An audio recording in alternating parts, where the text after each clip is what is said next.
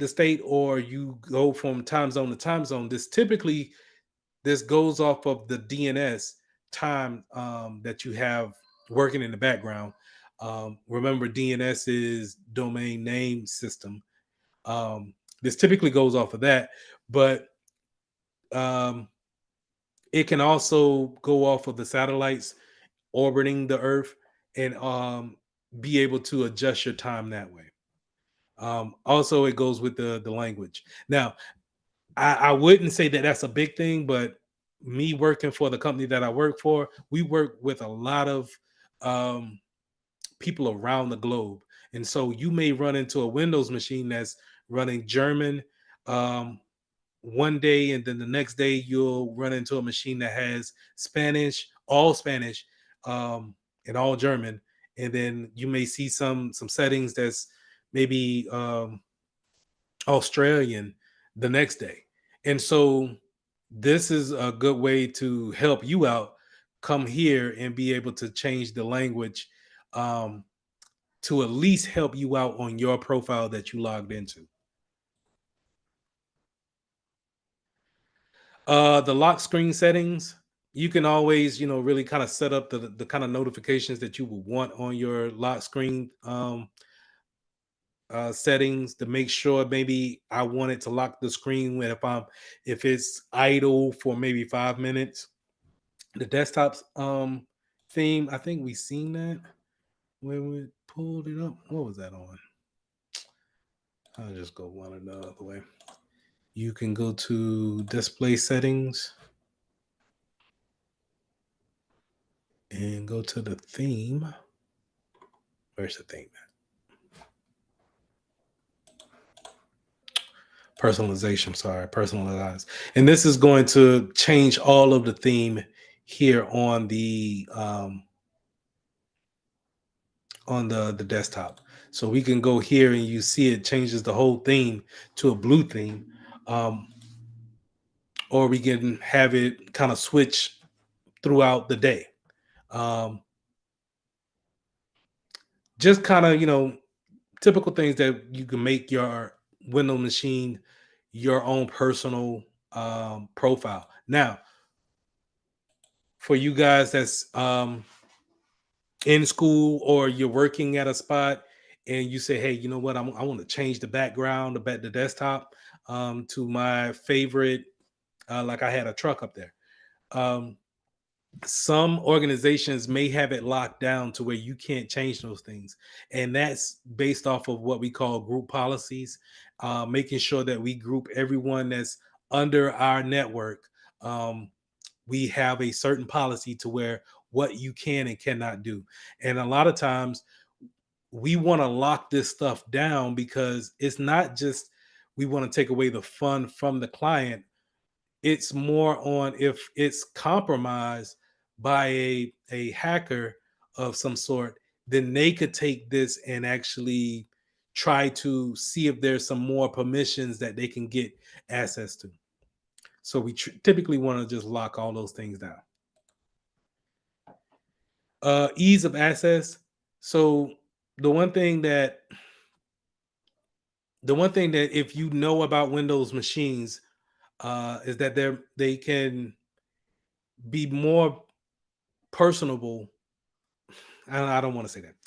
They're personable. So they can actually, you can configure it however you want it to be configured. It can always save to your profile, that Microsoft profile that you put on there. And then when you go to a new Windows machine, if you log in with that profile, then it's able to pull those configurations up. So it can always have like a vision. If you need to see some things a little bit bigger, you can always go to your start menu and type in magnifier, and that's going to automatically blow everything up, right? And then I have to find it in order to get out of it.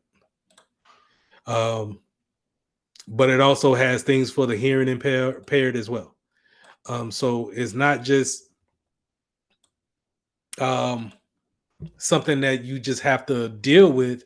Is if you know those options are there, or maybe if you're working with the client and they have you might be working with an older client that has a harder time looking at the text and they say that they need to see it a little bit bigger, um, maybe we go to our display settings and we look to see if there's a way to change the resolution. Maybe we want to change the display or the font size. That ain't what I wanted. Where is it?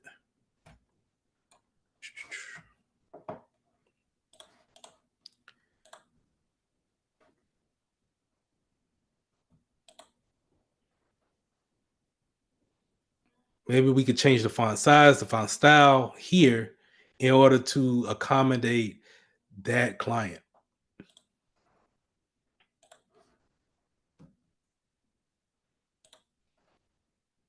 All right, file explorer options. So let's talk about the file explorers real quick.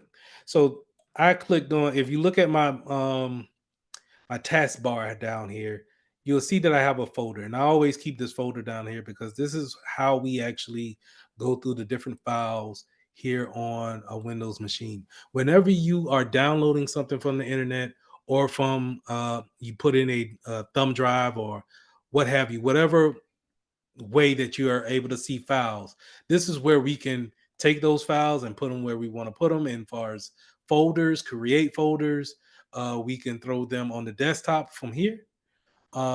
This is actually my cloud, but anyway, um, we could throw them on the desktop here. So quick, quick explanation here. Sometimes you may get a cloud instance that has the same file um, categories as what you are typically going to see on your desktop, but you're typically gonna have some type of desktop downloads, uh, documents folder, these folders right here. I'm sorry, these categories.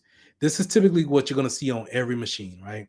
Now you may have duplicates of that because of the cloud, and you just need to go to see if you're seeing that there's a file here or a folder here, but when you go to your actual desktop and you don't see that replication there, then you can pretty much say, okay, this is probably in the cloud.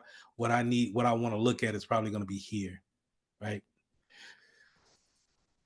So these file explorers is going to show these different categories of where files are always located, and we could take these things and we can either put permissions on them, we can hide them, we can put them in different categories, lock them down, whatever we want to do here. And a lot of times, what I would tell people is that you just want to, everything is here in the properties. You want to make sure that you right click on the file or the folder and go to your properties to see what kind of options that you got.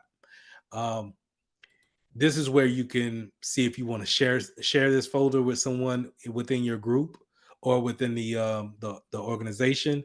This is where we can lock down if someone has access to this particular folder. Um, if they have full control meaning they can delete this whole folder if they wanted to, and the contents inside, or if they wanted to add more documents to it, they can do that. If I wanted to just matter of fact, I'm sorry, let's go back real quick. Now that it just hit me. This is a local account right here. This administrator's account. This is what you call a local account. And it's typically in a window like this. And we can add more permissions to it or different groups to it as we go along. But this is what I wanted to really kind of show in the beginning, um, that this is something that I won't log into unless I need to. And these are the type of things that I want to lock down from anybody else seeing them or getting, more importantly, getting access to them. Because if they can, then they can pretty much do whatever they want to do with the computer. So just wanted to point that out. But going back to the file permissions, this is where we can go to my personal account and say, hey, I don't want Lee to have full control. Or maybe if I want to take that away and I say, you know what, I just want to give them read only access. So I'll just uncheck everything, make sure they can't write to it, and just hit apply and okay. And now for this folder, only thing I can do is just look into it, see the contents, maybe even open the contents, but I won't be able to change it. I won't be able to save it, destroy it, such as delete it. None of those things. This is how you lock down um, permissions. So when we go back into cybersecurity, Security Plus, and I tell you, hey, we want to make sure we give them permissions, only enough permissions to where they can do their job, and that's it. That's what I'm hinting at here, making sure we lock them down account wise to where they just can't do whatever they want to do. Okay. Also, another pro tip: if you play around with these settings, if you don't want it to take place, then make sure you don't click apply and OK. It's typically going to cancel out if you cancel everything that you've done. If you just click cancel. All right. Any questions?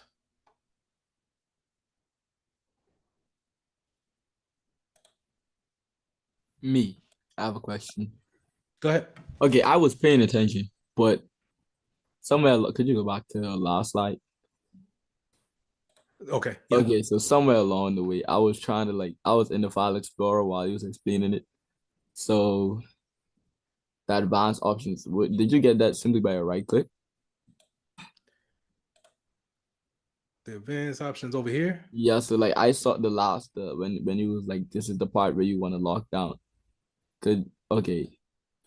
Oh, you use a proper code. You have advanced options in several spots, Mm-hmm. like here for advanced. But let me see what this screenshot is going off of. This is indexing. Um,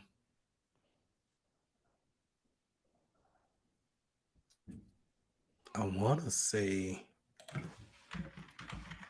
I definitely wasn't in there. But you see how I got to that, right? I just typed it in Uh-huh. and Okay. just All right. but you have those options on every window that you pretty much open up. And now it's not going to be, let me take that back. You can have those options sometimes to have an advance, and if so, you'll typically get these little shields right here Mm-hmm. where it's saying, hey, okay, if you're going to make a change to here, then you're going to use a local or some type of admin account in order to make the change.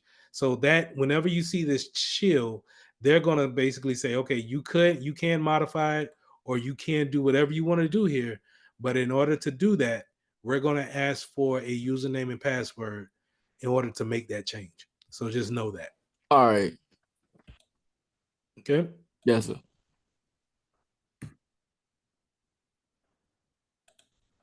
Oh, my bad. Any other questions?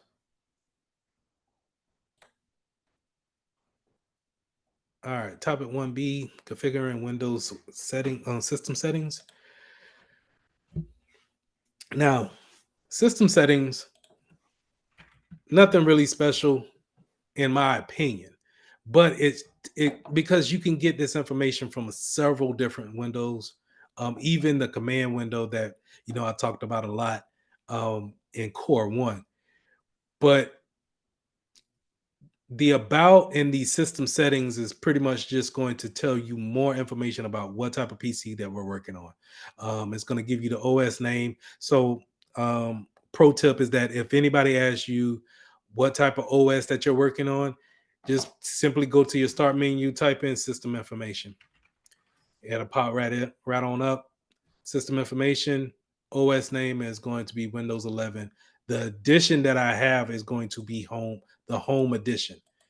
Now, these typically could come into the professional edition, um, or used to be something else. It was called enterprise.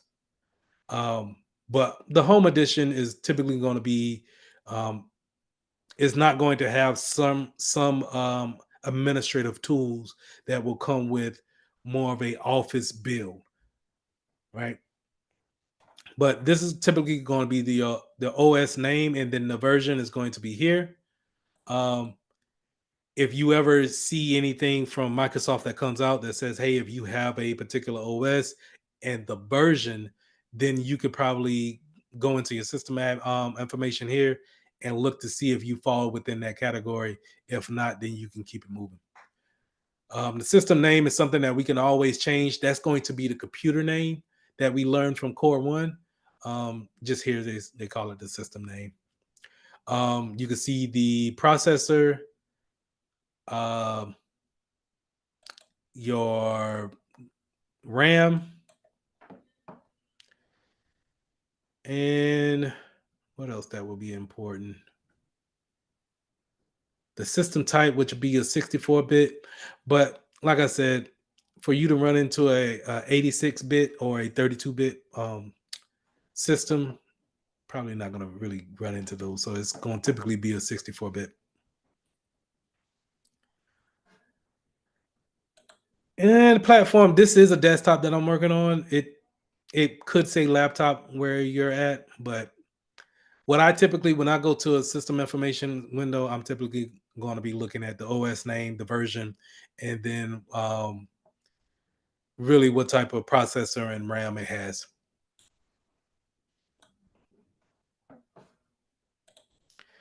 The update window. So you guys should be familiar with the update window because I've been yapping about it ever since we've been doing these classes. This is where you check to see if you have any updates to be ran. Um, any additional updates can be found here as well, and you can apply those if you want. So I have two additional um, drivers that I could put in, um, but I'm not at this time. They're optional, so they're not dire need. They're not going to something that I need to honestly work on at this point in time. Right now, Windows says that I'm up to date. Typically, these come out every second Tuesday of each month. And so next week, I would probably have some updates to be ran. You could set this up to run automatically, or you could run them whenever you feel like running them. Because sometimes if you don't have enough RAM to pull those updates, it could bog down the system enough to where um, it's unbearable to really kind of run an update and do work at the same time. So picking and choosing when you want those Windows updates to run is going to be totally on you. But I would suggest that you do them when you're not having anything else to do.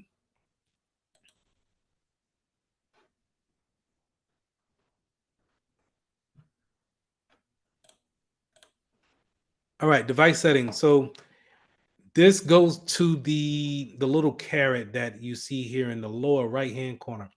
Um, you'll have your time and date, your notification icons, but then some notification icons are also hidden here.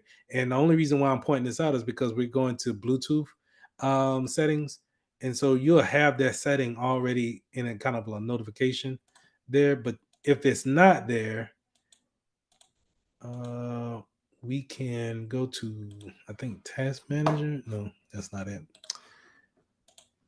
Taskbar settings and go to our notification.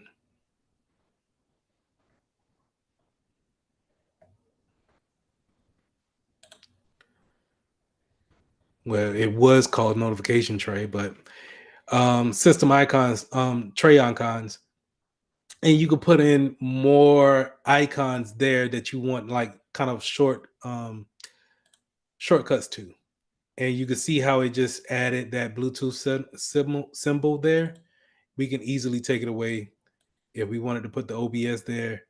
Now we that may need a reboot in order to show. Or if it may need me to actually run the OBS software in order to do so. But we can always put more icons there if needed be.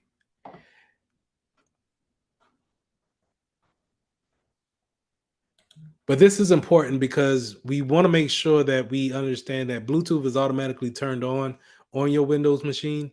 And if we don't really need it, it's always best practices to always to go in there and disable any kind of Bluetooth devices that we got connected.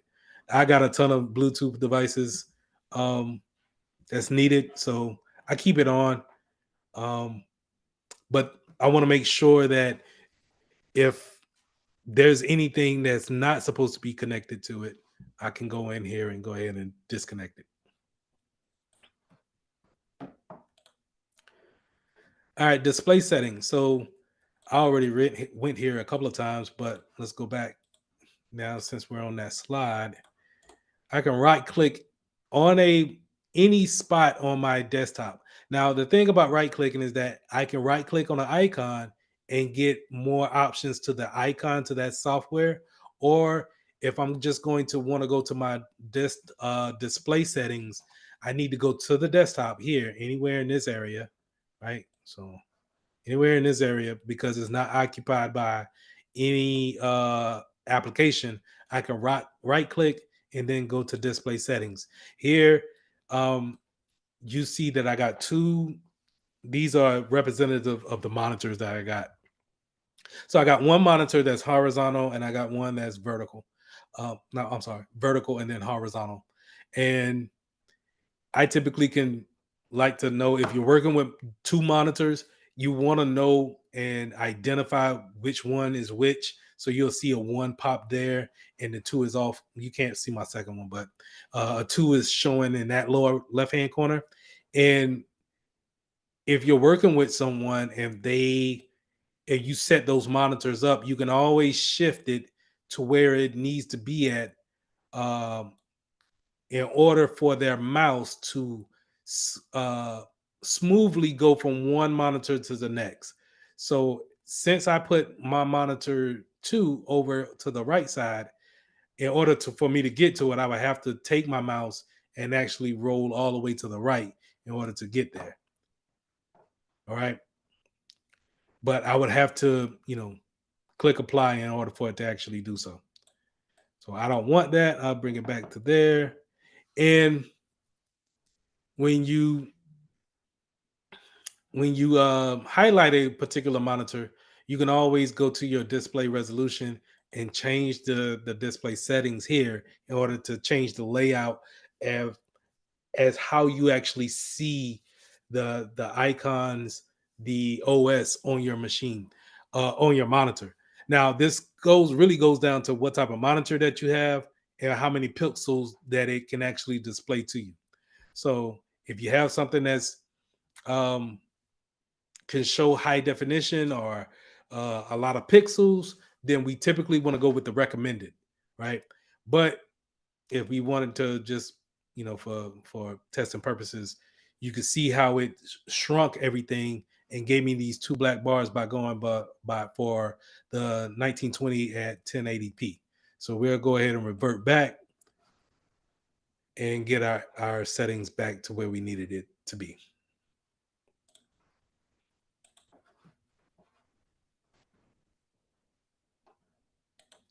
Power options. So another thing that I like about the power options is that, and this is more on the the laptop versus my desktop, is that I love you'll get more options on a laptop just because it has a lid option of what to do whenever you close the lid. But I always put these to never, turning off my display and when to put the computer to sleep. That's not great to preserve the PC, but I typically also shut down whenever I'm not using it, so I don't really worry about that. But if I'm downloading something or if I'm having something render something on my PC, then I don't want it to go to sleep in the middle of that, and then I have to constantly wake it up and do all those type of stuff. I don't want to do that. Now you can go like to the point earlier, you can go into the advanced options here and even have more control over your power options here. Now, if you got to do this for work, it's going a little bit too far, but you're able to do that. I mean, there's nothing against it. So you can go in and set the minutes to when it goes to sleep, um, or hibernate. And the thing about hibernation and then sleeping on a computer is that to wake a computer up from hibernation is going to be a lot harder than sleep. When a computer goes to sleep, you could typically wake it up or bring it back to operating just by moving the mouse or maybe hitting a the tab bar on your keyboard. Where if it goes into hibernation, then you're typically gonna actually hit the power button on the desktop or the laptop in order to bring it back up, and you probably have to log in after that.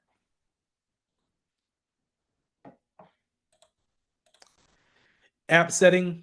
So in the apps feature here, let's go to. Oh, I'm gonna just type in apps and features.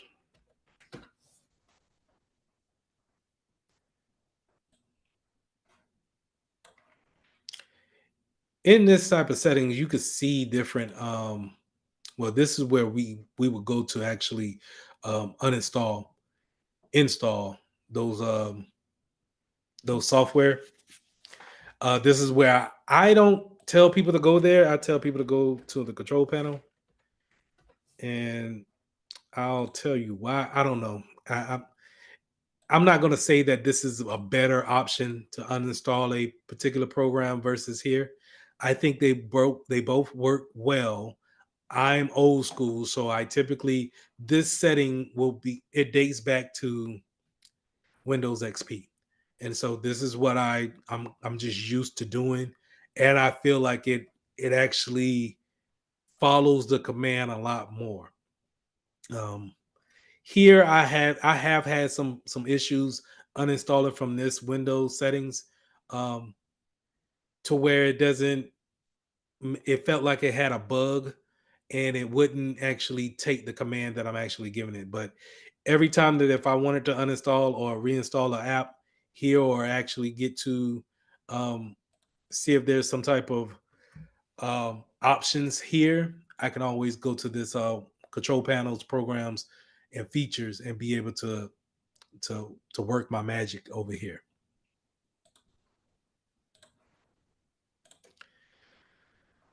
All right, network settings. So whenever I'm talking about network settings, I'm always going to look for my little right here for you guys. That'll probably be a Wi-Fi signal, but here since I got it a desktop that's plugged up to Ethernet, I will right click on that and let's go into network and internet settings, and we can see all of the different things that we can do when it comes to our network here. Um, And as much as we talked about the network, um, this is typically where you're going to find all of those settings at, and um, they're pretty much self-explanatory if you know what you're looking for, right? So remember we talked about DHCP. These things can be found here, whether we want that to be, automatic or static, right? We can change it here. um, VPN. Remember, VPN is going to set up an encrypted tunnel from our machine back to a safe place or a network, and we're going to be able to talk back and forth encrypted. And so we could set up a VPN concentrator here. Now, typically, how it works in the real world, we probably won't set it up here on a in this setting. We probably have a endpoint actually create the VPN for us.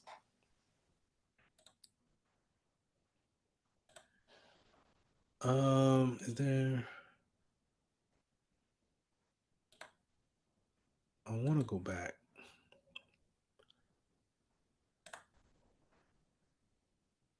Now, this used to look a lot different. You can see where your firewall is at. We can open that up in a different window and see that our firewall is on. I'm not going to mess with it because I don't want to drop, but um, we can disable different network appliances, such as if I didn't want to use Wi-Fi because I'm using Ethernet, I could do that. If I didn't need the Ethernet to be activated, I can disable that here. So whenever I say disabling a port or something of that matter, matter, then we can typically go into these settings and shut these type of appliances down in order for them not to work. So we don't have to worry about them being taken advantage of um, by someone else. Now, in order to do that, in order to say, hey, shut it down, actually disable, we're probably going to be needing what? A username and password that has administrative rights in order to shut those things down. But this is where we could typically can do those type of admin type of tasks. Now, administrative tools, um, we don't necessarily have those on a home edition of OS Windows 11. We typically do have computer management still, right? And a lot of times you could just go in and type in these different types of applications here in order to see them. But administrative tools, the actual uh, window that you see here is going to be on a more of a something that has admin rights, such as a server or a domain controller or something like that, where you can see those admin rights. I mean, admin tools. But I had it pulled up. Give me 1 second. Task scheduler.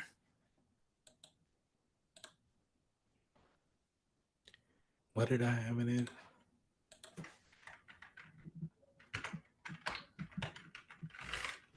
Task scheduler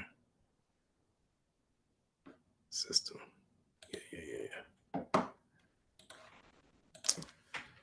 So the system tools.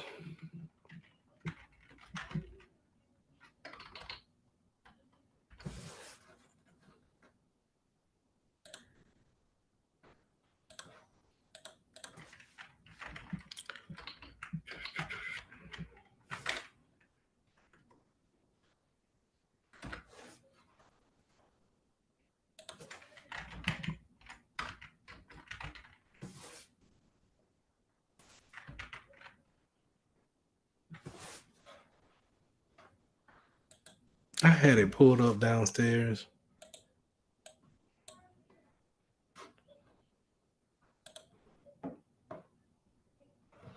Because if you go to the control panel, and real quick, so the way I'm reading this, right, you'll have your directory over here on the left hand side, and it will go into these are different categories like James, this PC, libraries, networks.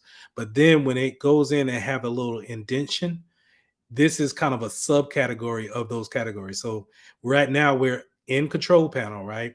Right. As you can see here, this is the navigation. Then we go to all control panel items. So that will be here by dropping it down to large icons. And then we should see administrative tools, which we don't have. But in this area, I should see um, all of these tools as well. Um, Windows tools. There we go. All right, great. So instead of the administrative tools that we'll typically see on a server for your Windows personal machine, you're probably going to find them under control panel, all control panel items, and then Windows tools. And this is where we can see different tools that we can use, but we don't necessarily have to go all the way through these different categories to get there. We can easily pull them up at the start menu just by typing in something that we know we want to use. So just like how you saw me pull up task scheduler just by typing it in the start menu, that's exactly, you don't really need to go through each one. uh, okay. And typically, to be real with you, you don't really use these tools a lot, right? Um, you may use the PowerShell. PowerShell is a more powerful DOS window that we use, and what I mean by DOS, that's the CMD window that I've constantly pulled up for you guys on several occasions, right? PowerShell allows you to use a command across a number of computers that can run those commands instead of you actually going to each computer and running those commands one by one by one by one, right? You could do it. just off of PowerShell. Um, Other applications that you see here, you see me go to computer management a lot of times, but you seen how I typically go to computer management. I type it in. Um, the disk cleanup. So real quick. If you had your Windows machine for a while and you kind of want to just clean up the hard drive on it, this is where you can typically go and try to clean those items up, uh, and actually send them to the recycling bin and then flush them out of this recycling bin to clear up some space.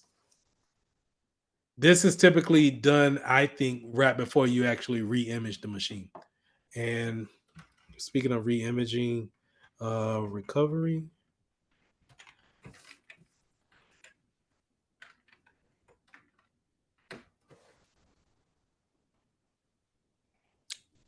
this is where you typically, if you have some type of issue, crashes, maybe you want to rewind, not rewind, but you want to bring back your PC to a factory settings. Recovery tools is where you probably want to go at and actually wipe the machine clean. This is where I would suggest you go if you're going to sell the laptop with the hard drive in it. Let's go ahead and try to recover. Go back to a system settings and wipe everything on the hard drive.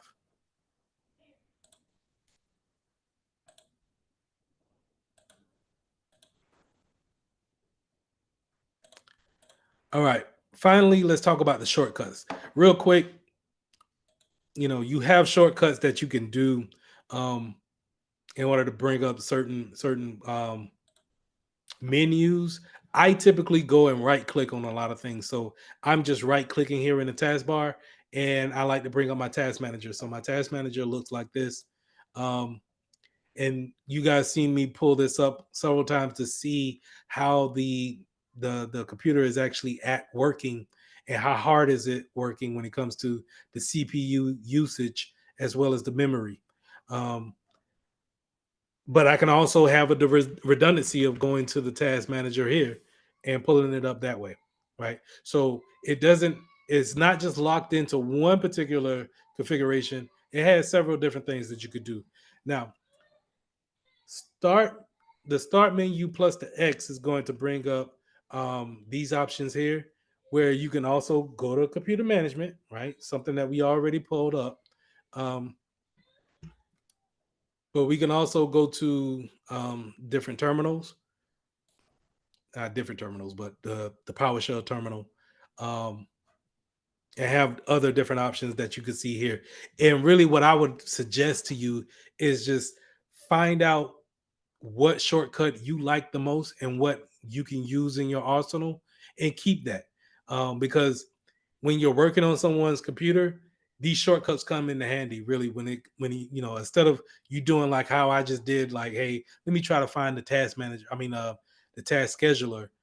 I think it's going here, here, here. If you can remember the shortcut for it, then it'll cut down time a whole lot. So having those shortcuts memorized, you don't have to know all of them, but I'll say some of them can be very helpful, such as the start menu, or when you're running commands. Um, it'll be helpful just to pull that up, because sometimes you're not thinking about right clicking on the start menu to get the run window, which is the same thing, redundancy, right? So it's many different shortcuts that you can go, and many different redundancies that you have throughout the Windows operating system. Um, it's constantly evolving, but at the same time, I think is user friendly. It's something that a lot of people can learn, and they learn enough for them to do their job. And I think that's what they really like about this. Um, and as an IT professional, you just need to know a little bit more when it comes to the admin part of it, and helping them out on their day-to-day tasks. Any questions?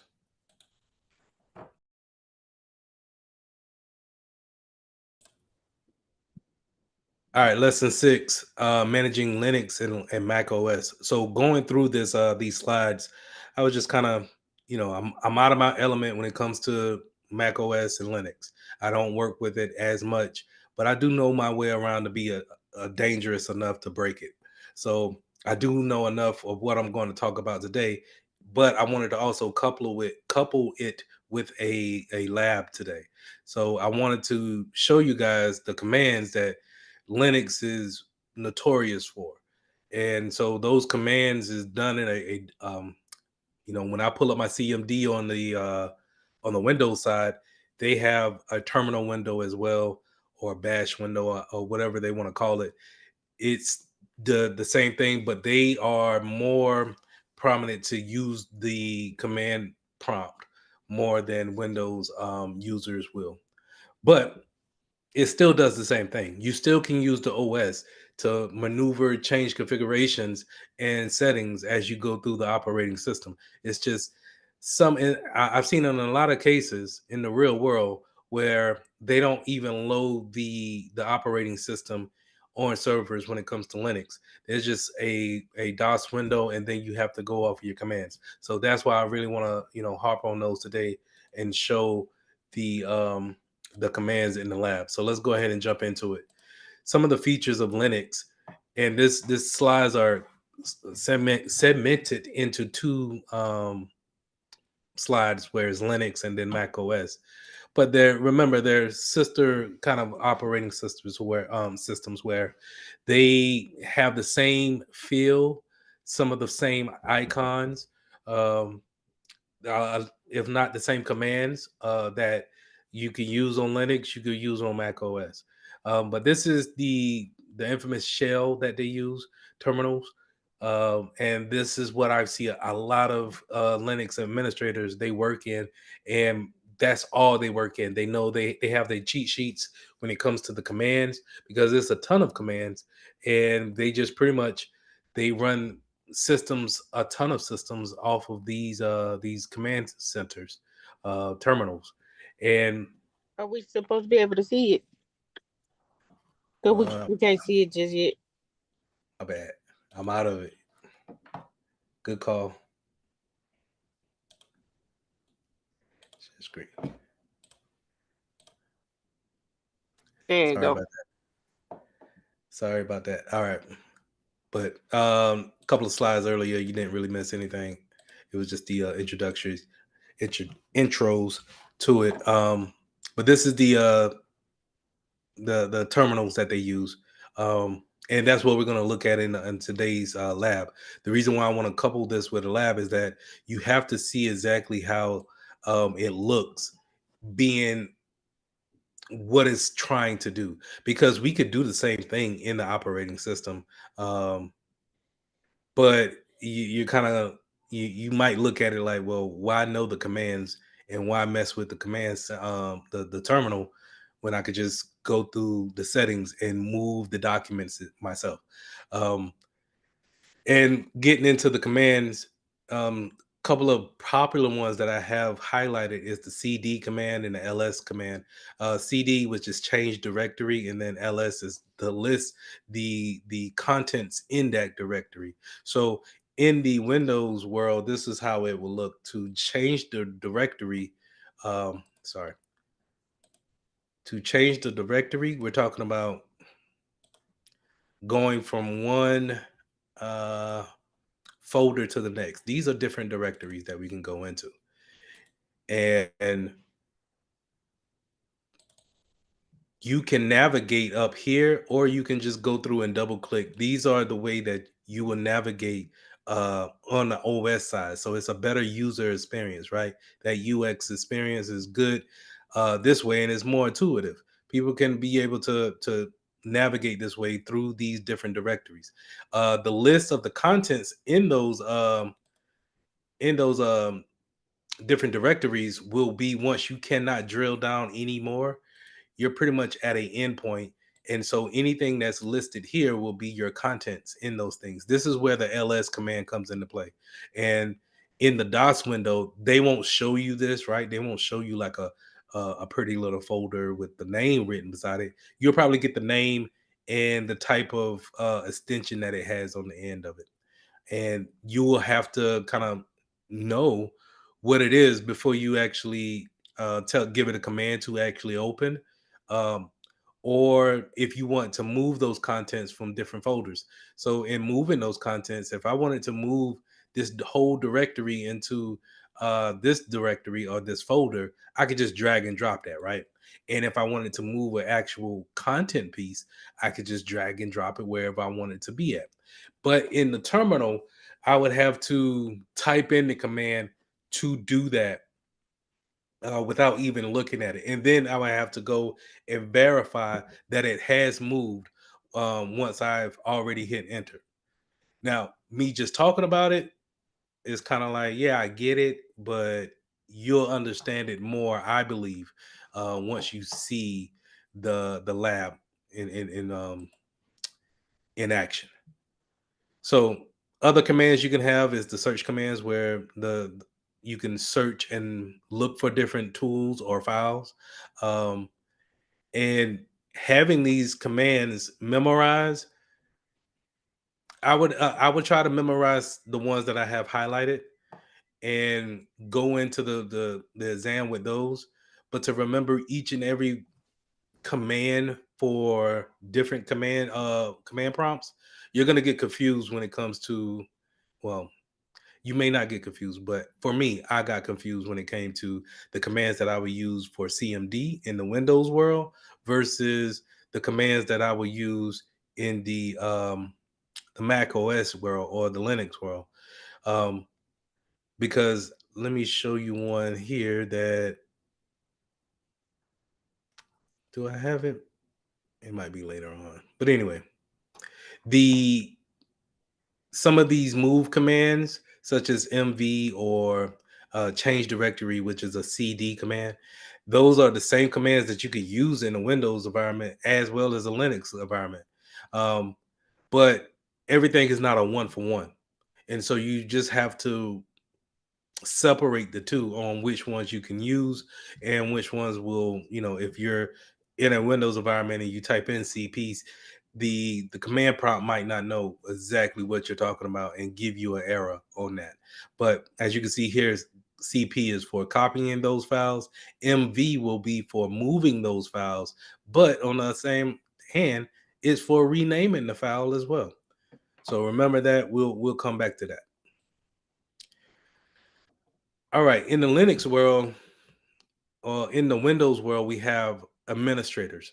Administrators or super admins, those are user accounts that have all the permissions that they will ever need. They're not prompted or held up by any restrictions in any kind of way. They could pretty much make any changes that they feel the need to in a Windows computer. The Linux and Mac equivalent of that is a root user. So whenever you see the word root, I want you to think that this is a super user or what we call a God account. This is somebody that has all the permissions and can make or create different accounts. Um, they can give permissions, take permissions away.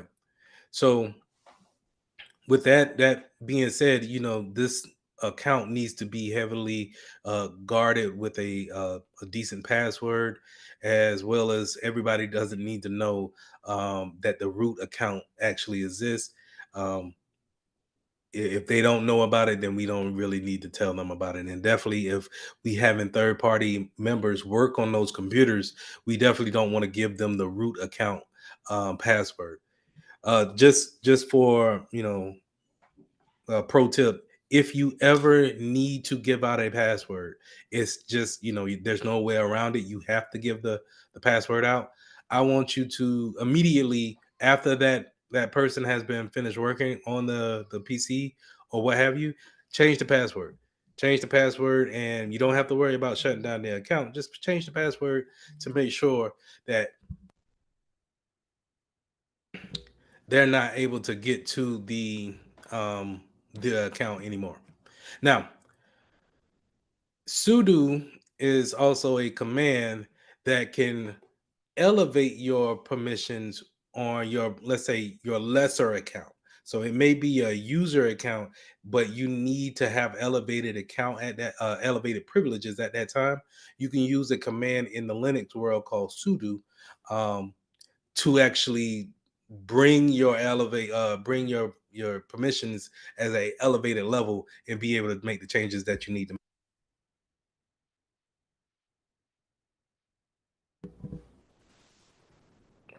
Sorry. Um, Now you can also in the command center you can also use these different commands to add a user, make modifications to a user, which is the user mod, and then you could delete a user too. But typically these commands can be executed only if you have the sudo command, and this sudo command normally comes with a password that's coupled with it. Um, you can make those changes to a user there, or if you have the root account username and password, you're able to make those changes there. I'm sorry.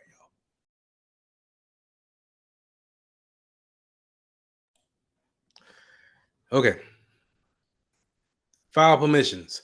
So in the Linux world, um, they do file permissions a bit different, where we use in the Windows world, we could pull up a file. Let's say, let me go back to my here. We can go and right click on a file.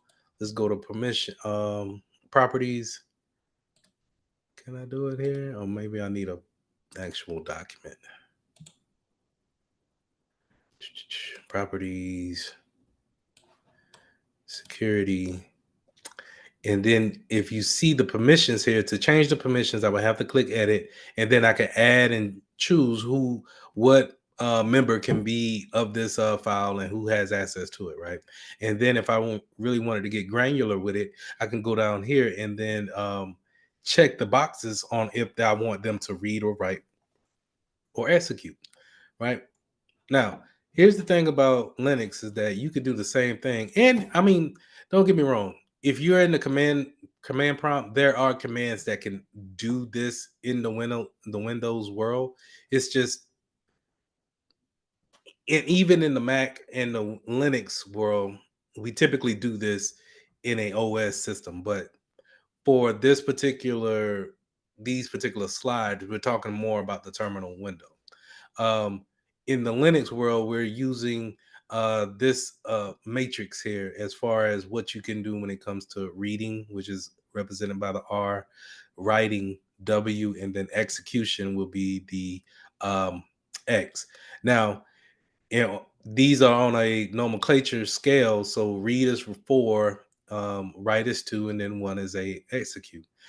Add them up, and then you typically get your number on what you can actually do when it comes to uh, the permissions to that file. Now, if these dashes here, they are um, if they're missing, then that mean well, a W is supposed to be in where this dash is at. So since this person doesn't have a W there, they can read and then they can execute, but they're not able to write and actually change, let's say, a application. Whereas maybe we have a sensitive document and a person can only read the document, they cannot write or execute any type of changes to it. Okay, so that's what those dashes are. They are typically coupled in this three letter three letter configuration. But if you see dashes there, that means that they don't have any permissions to do whatever's missing, right? And these are some more commands that I would say that are typical with Linux and Windows. Change mod or chmod. I had different people say it differently, but anyway, change mod is just to be able to change the modifications of it, being able to make changes to a particular file. You can give that command in order to execute those type of things, and then the change ownership or change group is typically we're taking this same file here, and if we're going to change the ownership, then I could change the ownership just by going to properties, and then I could change that probably up in here with the username, the usernames and groups. I can change who actually uh, is responsible for the particular document. Groups is the same thing. You would change that up in here on an OS. Now we're talking about a a terminal, so this is something different, and these are the commands that you would do in order to make those things happen. Now in the Linux world, um, package management or getting a application downloaded and then actually install totally different in the when it comes to downloading a application through the terminal. This is totally different than anything you will come across. You're gonna send commands out to a repository, and then they're going to pull all of the contents of your application down, and then you will use commands to actually install them. Now, after that install, then it will be on you to understand the commands that you need to send out in order to upgrade that software as well. So things like this, I think, this is where Linux administrators they make their money at. This is where they are um, niched into their particular sector, and if you don't know about it, then you really are kind of lost at it. But the wonderful thing about it is that anybody can, again, like I say, get your virtual box and download some Linux systems and practice these things on your own to get some type of feel for it too. Now also we have in the with the lab that we're going to do today, they let you go back and forth with those commands and see exactly how it's done. And trust me, you want to have those instructions from the lab, because those instructions will guide you and take the a lot of the thought process out of it. Because it's, trying to set up a Linux machine just by watching a YouTube video is torture, and I wouldn't necessarily want you to do that. But at the same time, there's no if that's the way you have to get that knowledge, then I'm gonna say that you just got to do what you got to do. All right. Now, the last thing in this section, let's talk about the process ID, the PID. Uh, when you're downloading all of those contents of an application, it could be a ton of information that you see here, um, and it's going to that processor is going to take its time to actually go through each and every one of those processes, make sure that it fulfills each and every one of those things, and they're typically um, numbered in this process, which is the PID. That PID will shows who is next, and then really kind of the importance of those different commands. And so if you see those things or they're out of order or something like that, then you will know, um, well, I'm getting out of the scope. But just understand that this is the order on which that processor is going to go by installing each and every one of those commands. All right.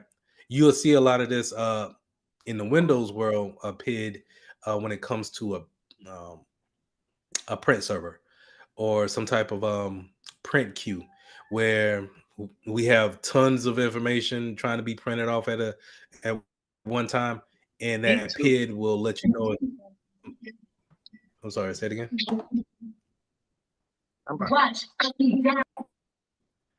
But that scared me. Hey, all right.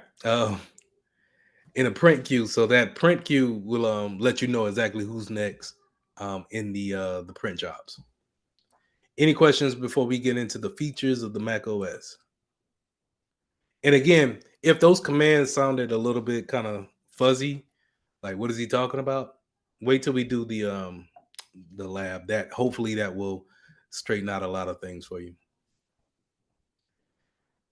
All right, Mac OS. The features of Mac OS. Like I said, it's a sister OS operating system to Linux, so they're going to have a lot of things that are the same.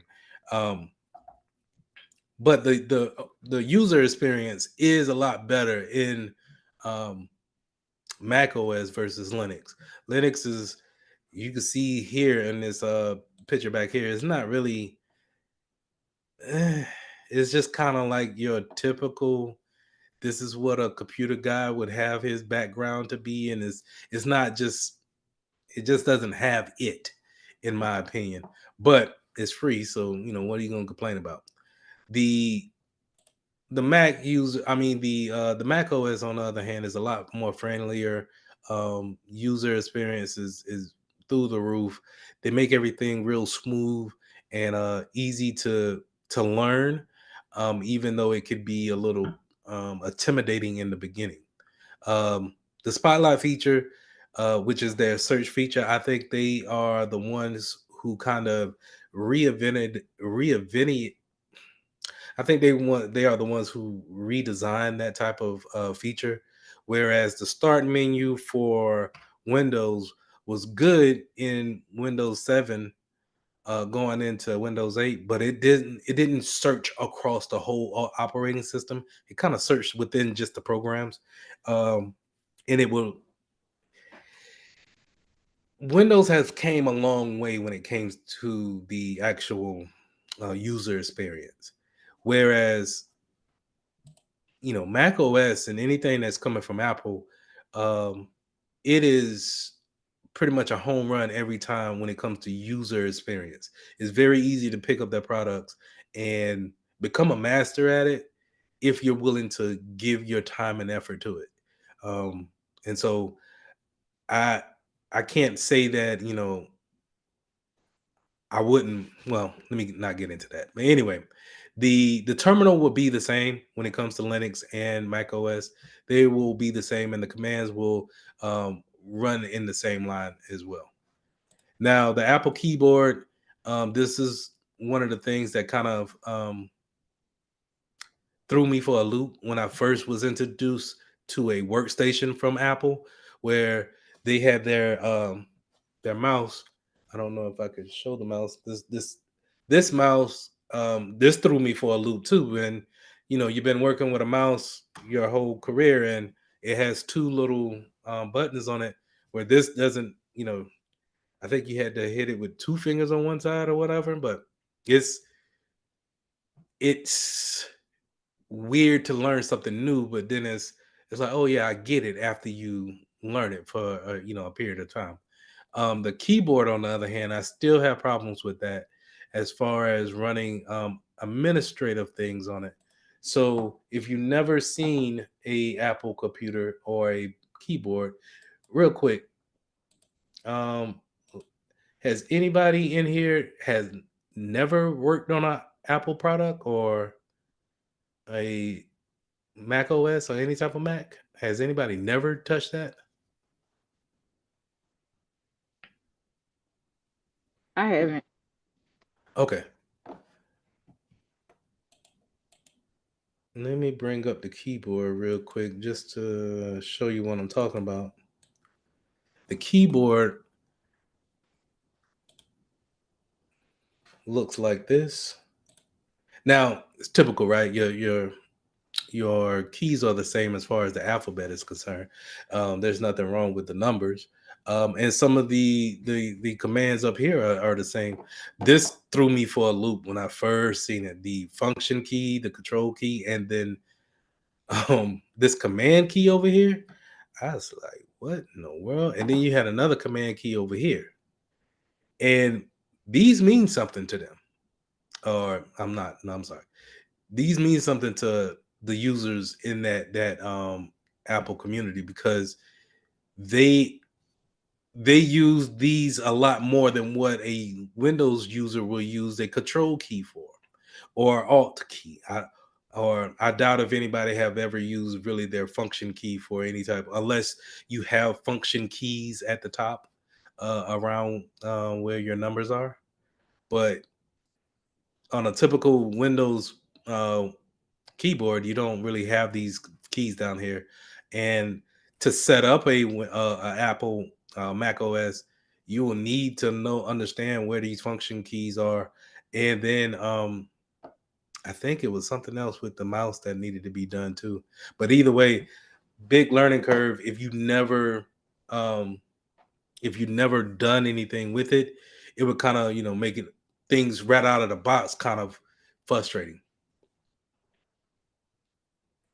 Yeah, I haven't even seen the global key. So the global key takes place of what key? The one of the command keys, because oh maybe Um, models. from as much as I know, because this is a more dated version of the Apple keyboard. I guess the newer models has the global key. I mean, since I've had MacBook, I've always seen the globe. But essentially, it's like a time type thing. It's the FN key. It's basically the FN key, the function key. But if you hold it for a specific amount of time, it does different things. So it's like a long hold type ordeal, if that makes sense. Like a sticky key. I I wouldn't say sticky key necessarily. Maybe. I'm not really familiar with sticky keys because I think that's more of like a Windows feature.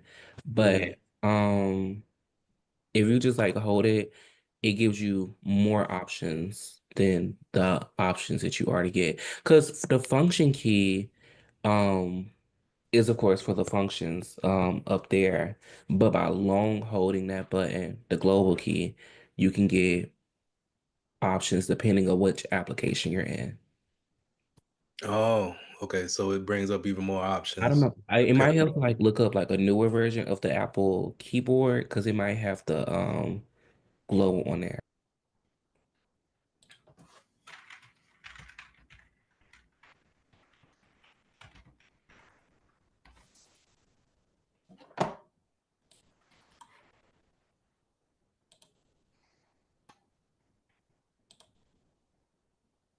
Oh yeah, yeah, yeah. I've seen the little globe before. Yeah,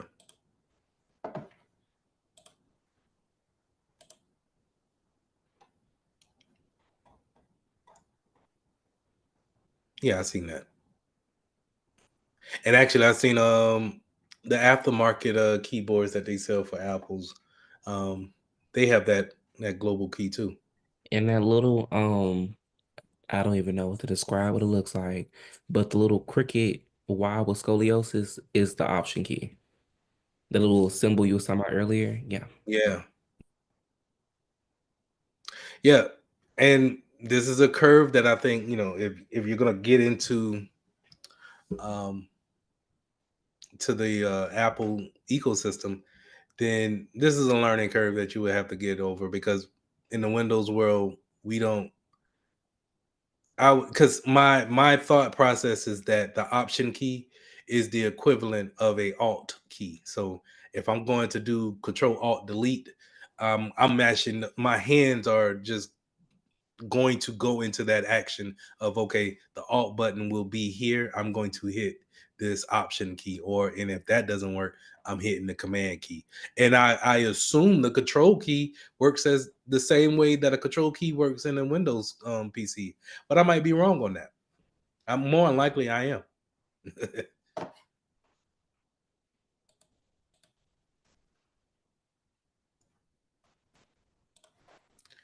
But these this system preferences, um to your point, this is more of a older look to it.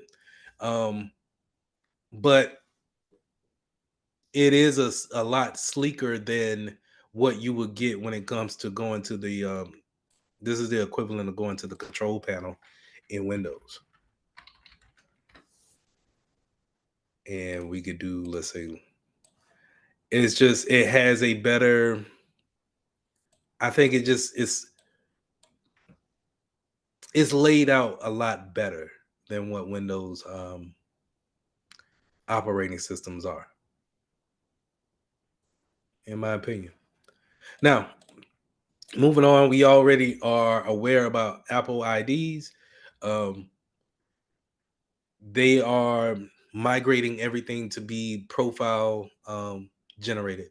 So we want to make sure that if you're working with users, if they don't understand or know about their Apple ID or the password that gets to it, then you may have some issues. Quick question: um, when you put in um, a password change for your Apple ID, does it still take a couple of days before the Apple help desk actually gets back with you, or is it a lot quicker when they send you a recovery email? It's a lot quicker. Okay, I remember it used It's to take. just like changing your Gmail password. Like, yeah, it is Okay. nothing official anymore. It's just like it's easy as just go in there and change password. And if you do you mean like if you don't know your old password, like recovering your password? Yeah, like so we used to run into the issue where an employee would leave and then they would leave their iPhone or their iPad, but they forgot to log out of the Apple I mean they will forget to log out of their Apple ID, and so we would have to put in um, recovery keyword passwords with them. And Apple used to give us these emails like, "Hey, wait until we call you," which be it'll be like maybe a week or two before they actually give you a call, and then they want to go through the security processes of asking them their name, address, and all that good stuff before they actually send you a code to go and change your password. So I'm assuming that's not the way it is now, which is great because I used to dread that as far as trying to get in contact with Apple. I would try to make sure that people remember their Apple ID password, and then I wouldn't even try to make them understand their keychain password. But I would definitely get people kind of mad. Well, people get mad at me when I tell them that their keychain password is probably not going to be the same password as your regular password for the Apple ID, where you know at that time, biometrics wasn't really well. We're talking about on the desktop or the laptop. They really just made you, have a bunch of passwords for and and enforce the different, tough passwords too. So for certain users, but nevertheless, they are. I think they really kind of built their persona on being secure, and a lo- I don't know if you guys really say it now, but I would imagine, a lot of well, not imagine, a lot of people would say that Apple was very secure, and that's why they got their computers to be an Apple is because they felt like they had the most or the best security. I don't know if that's what users are saying now, but that's what they said when I was coming up. But File Vault is no different than what Windows will offer when it comes to not secure boot, BitLocker. This is encryption on the whole hard drive disk and being able to lock that down. Now that probably comes with another password that you have to understand and keep on you, but that security is there. Now, Apple ID should be married right up with iCloud. Everything that goes onto your Mac will typically be found into the iCloud. Um, I always liked it. I like this feature of Macs because Windows fails. They failed at the Windows Phone back in the day. I don't even think y'all remember that, but they came out with a I don't, it wasn't made by Nokia, but I think it was made by them. And this was around the Windows 8 timeframe. And it was supposed to be the phone that was an extension of the desktop. Whatever you changes you made on the phone, it would automatically update to the Windows desktop. It never came into fruition as far as the user experience. It was a phone that got hot, turned off. It would once you plug it up to the desktop, it would just freeze. And they kind of they kind of left that sector thinking that maybe it wouldn't blow up at that time. We're talking about early 2000s, not early, but maybe like 2006, 7. So it turn, this is the turn where the iPod and the iPhone was just catching traction, and they really kind of solidified what it was to have an extension of the desktop or your laptop on your mobile device. And they would, soon as you would come into contact with those two devices, they would share information like this. Now this is it would upload your information on from the phone to the desktop, which would now your desktop be the cloud. um, and then whenever you got a new iPhone or iPad, you can always just download that information to that new device. Nowadays, everything is in the cloud, so you don't even have to have an iMac or a MacBook. You could just have the phone, and you could pull all your information from the cloud anyway, including a ton of applications that you had on different other Apple devices that you had. So it's when it comes to their ecosystem is top notch.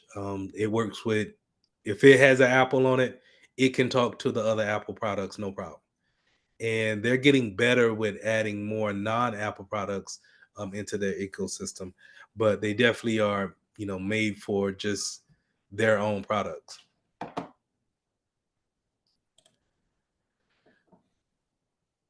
Now, another security feature that you would know from Apple, the App Store, is that the security that they have when it comes to not letting anybody and everybody put their app in that store. You have to be verified and have a legit application. A bad thing about Android, and I'm gonna bash them a little bit, is that sometimes you can run across some bad applications in in the Google Play Store, and it's it can be a little bit scary because sometimes you want applications for functionality, and Android is willing to give you the functionality, but sometimes it's a wild west out there in the application field, and you may get something that may be spying on you, may be taking the information that you put into it. Majesty. Okay, so I don't know if you're aware of it. Well, you might have an iPhone, but there's a specific thing that Apple does that I don't know on the conversation of the App Store. So I don't know if it's like a privacy thing where like when you signed up or terms of service, but when you owe Apple money, they like lock the Apple Store. I'm sure you're familiar with No. that. Oh, you didn't know? Yeah. Okay. So, um, indifference is why I was asking, like, and what maybe this is like a copyright thing, because this never really made sense to me. But with Google Play, the App Store on, Android, it's open source. You can download anything on there. But with Apple specifically, if you owe money to them, or I want to say any application, then they will lock the Apple Store from you being able to purchase anything, download anything, even if it's free, like just even really just utilize their app store until you've cleared all of your debts. So how does That's that work if you're aware? if you what do you mean, how does it work? I mean, like in terms of like copyright, because well, I don't know if the word is copyright or terms of service. It's Are just you saying, is that right? Do they have the right to do that? in a way, I guess, because I Yeah, they will, got the right. I mean, it's their Play Store. I I guess mean, so. it's their App Store. They that's from a business standpoint, and I guess now me talking about it from a older man standpoint, I'm looking at it like, yeah, that's what I want. I don't want nobody playing around. You owe me money. Nah, if because look at it like this. If I'm developing my own app, this app brings me money, and you done bought something on my app. The card was a gift card, right? So I just tried this. Not saying I'm trying to scam or nothing like this, but I have a $25 gift card. I bought something that was $25.66. I was thinking Amazon was just going to put it on my profile and let me pay the 66 cents later. Nah, they was like, nah, insufficient funds. So I was like, okay, I'll pay it with another card. But in the case of the App Store, if you bought something off the App Store and you have insufficient funds, but I already gave you the product, now I'm losing out as a creator. And so the one thing that'll keep good creations or good creators, top tier creators coming to the Apple Store is that they can have that to hang their hats on. Like, yeah, people ain't just, taking my content and then treat me any old kind of way, and then Google's not handling that or fighting for me as the person. Apple, they can look at Apple and it's like, yeah,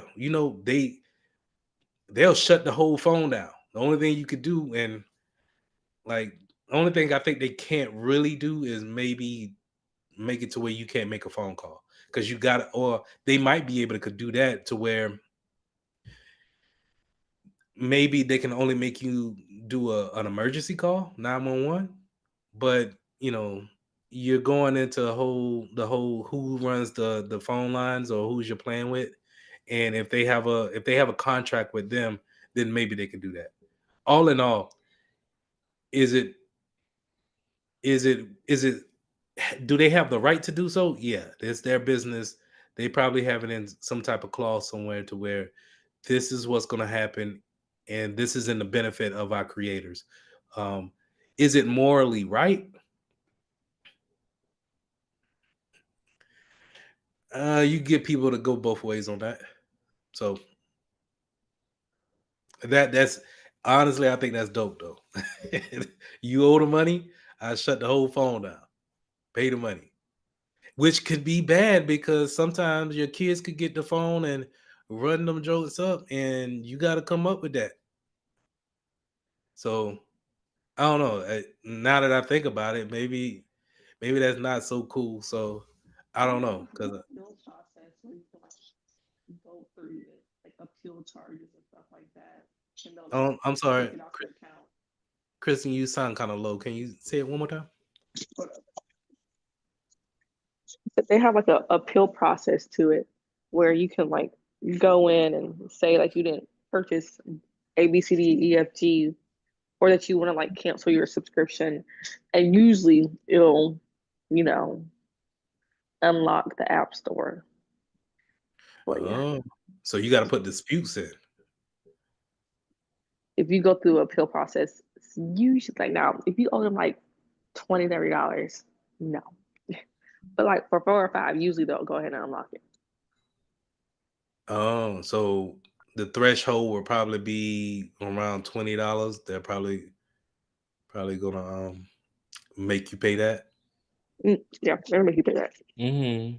But there's been plenty of times where I had like a subscription, I didn't pay them. I just went and like contested the charges on it, like, oh, I was canceling that, and they'll unlock the app store, and then they'll get back to you I'm sorry, on hold whether on. or not it was good.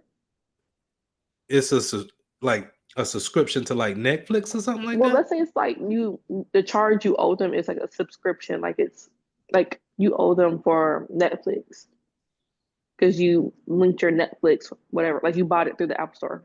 You know what I'm saying? Hold on now. Now that's different. Because my Crunchyroll is like that. It's like my anime like Right. It's so weird subscription. because it's like If Apple I went through itself. Apple and got it, Oh, like I got it on my phone, and so it goes through them kind of to take the Okay. money out and stuff. yeah, and All that's a right. big problem with Apple in itself because there's two different ways. You can either at this point also I feel like Apple is its own bank in itself because there's two ways to charge for services. You can either charge your services directly through the Apple Store, and or you can like circumvent this and go to like the actual app's website in order to purchase any type of subscription. The problem with this though is that Apple is, just to summarize, an a-hole, and a lot of times it will force for users to only go through the Apple Store in order to like process transactions. Why? Because Apple takes a profit off of those any transaction that's put through it. So that's what I'm saying. Like you're talking about some, out that's like security, but it's like at the same time, Apple takes money from them. Like for a moment, Spotify was I having ain't saying big. security was free now. For a moment, Spotify was having like a big issue with Apple because Apple has Apple Music, and essentially what they would do, they made the Spotify subscription like more expensive if you have an iPhone compared to if you have an Android. So it was unfair, and they didn't really give Spotify the rights to manage their own, honestly, transactions for iPhone-based products. I'm stuck at y'all are not setting up these applications on a computer. Y'all are doing this all through the phone. It just goes straight to the phone. Like honestly, that's how a lot of my stuff is right now. Like any streaming services, any apps, honestly, is all charged through Apple, which is then connected to your card. And they like incentivize you getting like the Apple card so you can like do it Mm-hmm. quicker. Like if you get the Apple Pay Apple card, Yeah, to you upload can your do it wallet. quicker than your wallet. Like, Mm-hmm. yeah. And so it's convenient. I'm not gonna lie. That's why my stuff is like that. It's really convenient.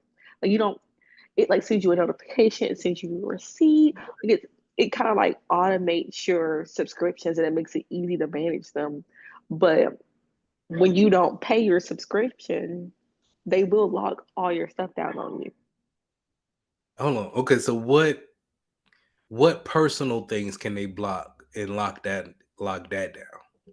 I mean, Can they all do they seem to block, they don't block any services other than the App Store. And just the Yeah. app store? And I'm assuming that particular app. Or no, if they you want to also buy just anything from Yeah, you like can't their get store. anything new. If you have any apps downloaded, then you can still use those apps that you currently have on the phone. But if you try to go and download a new app or purchase a new app, and I even think sometimes even process a totally different transaction, it won't let you move forward with any of those processes until you clear any old charges. And like you said, I'm assuming it's because of the fact that Apple takes profit off of every single transaction that happens directly through their services. Then So, I say that I'll still stand behind that. That's a security feature from the creator standpoint. If you can guarantee me that I'm gonna get more of my money back, then yeah, I'll pay you a little bit of what I'm getting in everything. And long as you're not like I at first I was thinking that they locked down the whole phone. You could use the phone, but take pictures and maybe call your people. But if they're giving you still full access to everything, and the only time they're bugging you is to get their money, right now that's a win for them. And yeah, I can't fuss with that. Um, but they kind of setting you up when it comes to, hey, we're gonna give you a convenient outlet here. And I feel like that's the scam of it, is that just set the application up on the computer where they're not upcharging you, instead of, and then just go and download it, sign in with your regular account, and then use it as a regular application, instead of being upsold on a they call these things funnels. So you download something, and then they give you a little bit, and then they give you a paywall in order to get something else. That's what I'm telling you. That's what that new TikTok gonna be. They gonna say, well, anyway, you gonna get a little bit, and then they gonna say, hey, you want everything, you want the blue check mark, whatever that's enticing. That's where they're gonna have that paywall up. But I did not know that they was really locking down on debt like that. I got a Man, question. what's up? So I was able, and I'm not gonna lie, I go to the Apple store and it gives me a update payment and stuff like that. Because sometimes some subscriptions I'm not gonna pay until I'm ready to pay for it. But um, I was able to download something though, so I wonder how that works. Because what I do is I don't have my account to the card. I guess once you go to your Apple Wallet, I think that's kind of what you said earlier. If you go to the wallet, you can upload money to whatever your ID is. And it's like a card. You really can't use it. You can only use it for the Apple Store. But I have my charges come from that instead of actually come from my actual card. So I guess if it's a transaction, it doesn't necessarily come out.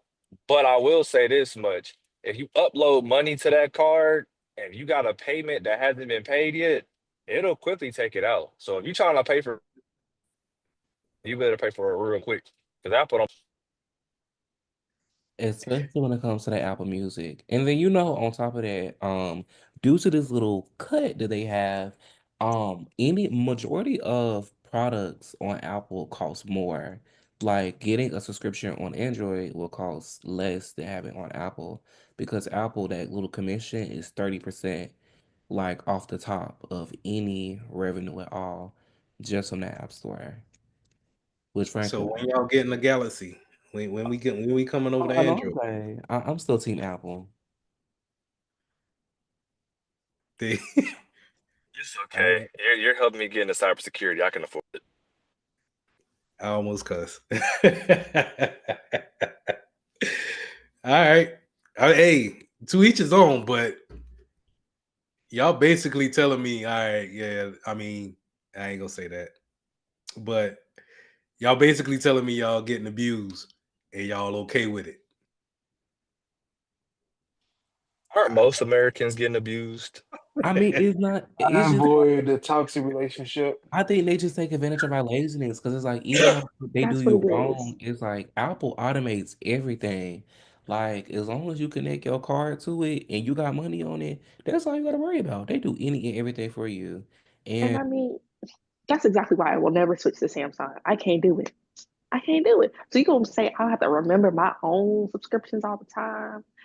I'm gonna have to type it on my stuff. No, I need everything And it, automated. and that is Everything. just hard. Like even security, since we're on like cybersecurity as well, like iCloud is so simple to log in now. All you need, as long as you have a device that's in that Apple ecosystem, you can access your iCloud from any device because it just sends a ping But see, code. I just said that how many hoops I had to jump through 10 years ago just to get an Apple ID change. They went there and gave you the convenience there, but then took that same hoops and put it on your subscription. They just moved the goalpost. They were just like, yo, y'all tripping over here about that? No problem. Here. I'll do this for you. Hey, but guess what? For this Apple intelligence, y'all gonna pay for something. Yeah, I'm just ain't coming You out with new black people features. in America, we used to them moving the goalposts. Okay,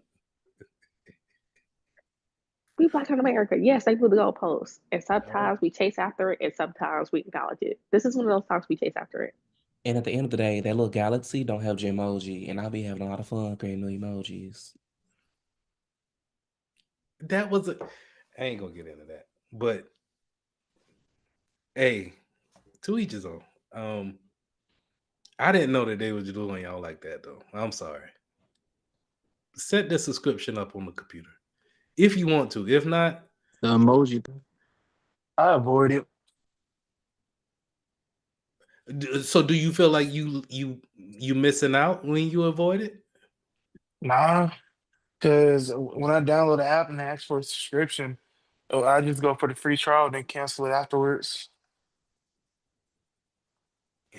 Boy, y'all better than me. Listen, I understand because Amazon or Prime Video hate to see me when they tell you Hate you to get a see month me. free. Hate to see me because they Yeah, they said, put a "Hey, fake new card on there. email." Yup, they say new email get a free month. I make a new email every time. You better tell Google, better have limited emails Don't let because me I do the got student. Don't let me do my student email twice. you ain't lying because I'll make it happen. Hey, it ain't bad. Hey, I'm a college student. That's all I can say to them. Yeah, I get it. Hey, I'm right there with you. If I really need to watch something, yeah, I'm gonna go ahead and create that free Google account and use that real quick. Exactly. Shoes. When you want to get a free smoothie from like tropical smoothie or something like that, hey, Yeah. make say create an account or redeem a friend. Well, refer a friend and make that account real quick and get it. Well, the struggle is real out here. We even have built-in cash out. Hmm. What is that? I'm sorry. We have Apple Cash instead of having to use Cash App or Zelle or anything, as long as the other person got an iPhone. That's why you don't mess with an Android. Anyways, as long as the person got an iPhone, you can send like your own. It's not well, as much as I understand that you just load money into your Apple Cash card, and it generally functions the same way as Cash App does. They cut out the middleman once again, and I live for it. I just I want to tell you say you what, are cooking. That is true. uh, nah, I can't get over the fact that Majesty said when we first started class and we got on the iPhone, and he said that there was a y'all look at it as a luxury piece. That stays in my mind, and I it's almost like back when I was growing up, like when we were first getting in the cars, somebody would go out there and get that Mercedes, knowing that they couldn't hold the Mercedes like that, and it was a perfectly fine Kia over here, but we still went for the Mercedes. I kind of like I'm hearing y'all, and I'm just like, the Android do everything that y'all doing, like other than the emojis. But I don't know. Your Okay. messaging is still green though. So car wise, foreign is always nice, but you get in that car accident, you might as well go ahead and call that wraps. It's total. Unless Well, you I get you a ain't talking about Lexus, you know. And Apple Care, they got their own. Look, Apple Care come at clutch. how It's much is Apple Care, if you don't mind me asking? well, it depends on your device, but I want to generally say around like 50, 70-ish. Maybe that's like no. I would For what? For a no, phone? no, Apple Care is like insurance. Because Yeah. You with said for the device though. yeah, it's for each device. So you have to buy your own Apple Care plan for each device. It isn't like a broad coverage plan. But listen, don't shake your listen. But with Apple Care, you could take it to the Geek Bar. Is it the right thing? The Geek Bar, you can take it to the Apple Store, and they'll fix it for free every Geek time. Squad. And if they can't fix it, I think Geek Squad is Best Buy. But no, because Best Buy is underneath Apple. They're authorized. Right, They're right. authorized Apple user, well, store, whatever you want to call it. And if they can't fix it, Apple replace it themselves. Yeah, but They'll give you that model, or they'll upgrade your model. They'll give you that model. They'll just replace the model. That's if Apple can't fix it. It covers all accidental damage. now if you have two or more like problems with your phone, like you say, if you break the front screen and the back, then they'll just replace it. They'll go ahead and replace you. You just gotta pay like a small fee. $60. And normally like $29. So add phone repair service on top of that. I'm not gonna lie, You I said don't have it. I don't have that. so what I do But I don't feel like I should because I drop my phone all the time.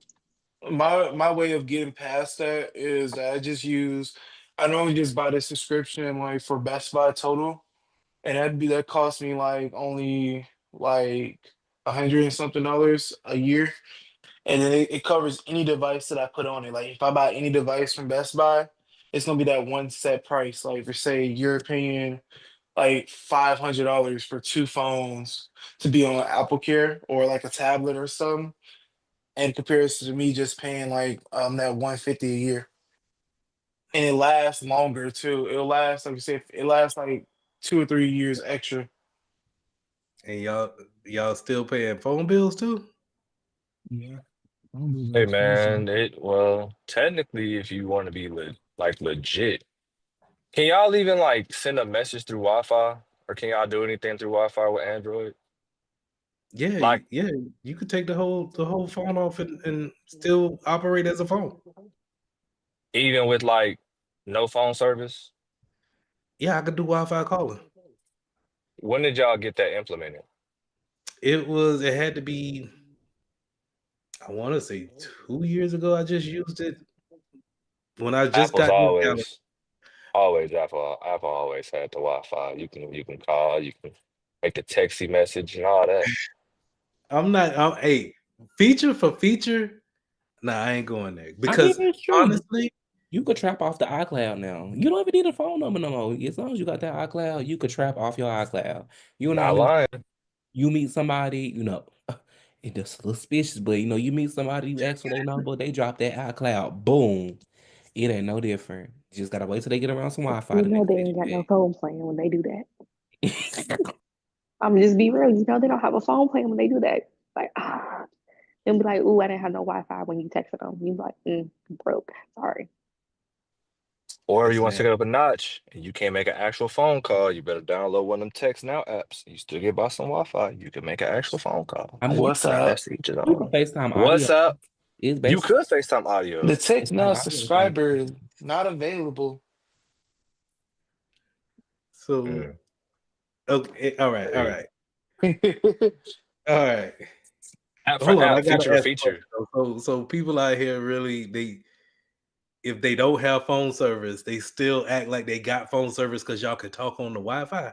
Yeah, with the Oh Apple yeah. ID, it's just like email. You're basically like Google Teams and all that. I mean, Microsoft Teams or like Google Duo. Like if you have Wi-Fi, you're able to talk to anybody, and you can just text them on their phone. Well, you can't text like people with Androids. Yep. Mm, mm. I All I'm gonna say, Mr. Mitchell, is a dub is a dub. Hey, eh, okay. Real quick, because now y'all getting under my skin a little bit. Who's tried an Android? A decent Android, not the a Galaxy 5 when I was younger. who's tried a That's recent Galaxy? Do y'all The switch last often time I or had y'all was a just Note kinda like 7. just I a have an what? Android. What type of Android you got, Clark?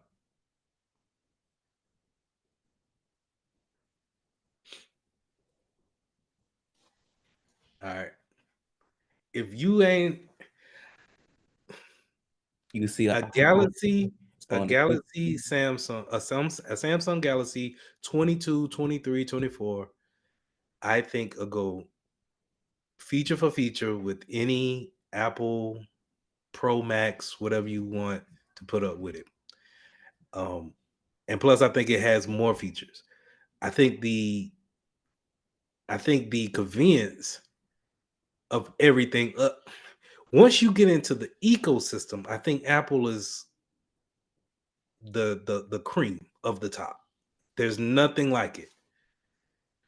But it's so much that goes along with it. Again, going back to the luxury items, bro, you talking about buying the product, putting service on the product, assurance, the features in the product. I gotta get some accessories with this joint. Maybe I put like my homeboy, he don't put a case on his because he want I don't know if he want people to see it, but he just don't put a case on the phone. But some people gotta get the case, and it's just like, man, you can really get into the G's quick just by getting the phone. And Lord knows if you wanted to get a computer system to go along with it. Because the MacBooks ain't no way near cheap. And the resale value, which is another top-notch thing. The resale value on an Apple product is like this mouse that I got. This is an old mouse, right? I'm gonna sell this for $20. I know it'll sell for $20. Somebody will get it. I don't know why, but people just want it. And Samsungs and Androids just don't have that type of pull. And I'll give you that. I feel like MacBooks are good though, because they're like a really huge overgrown iPhone. Like, and I love it for that. I don't know, because like being able to text and FaceTime and do all that on my MacBook is just so convenient than having to pull out my phone. I That's how don't lazy like you. it. Like, I could text and have a whole conversation with my That's MacBook. why I Like, don't like it. I be distracted on the MacBook. Distracted. Ooh, what's this text? I know I'm supposed to be writing this paper, but ooh, text. that's why I disconnect. Instagram. I No, I disconnect can't. myself from there because it's like I don't want to be distracted. Because now you got that feature where you can actually use your phone while on your MacBook. Like the new iOS 18 update, it's like you can just go ahead and link your phone, and you better be on your phone literally while on your computer. And It I didn't pulls even up think like a but I can imagine that being distracting when you're trying to, you know, be get productive. work done. Yeah. But at the same time, you got to look at it like it is productive if you had team members giving you information at critical times. So I can see it both ways. But hey, I to let me put a pin in it. I'm never going to convince you guys to try a Galaxy, but just if you ever just get a chance, just try it out. Just try it out to see if you could do the same things. And yeah, I think you'll be amazed. Um, anything else before we move on?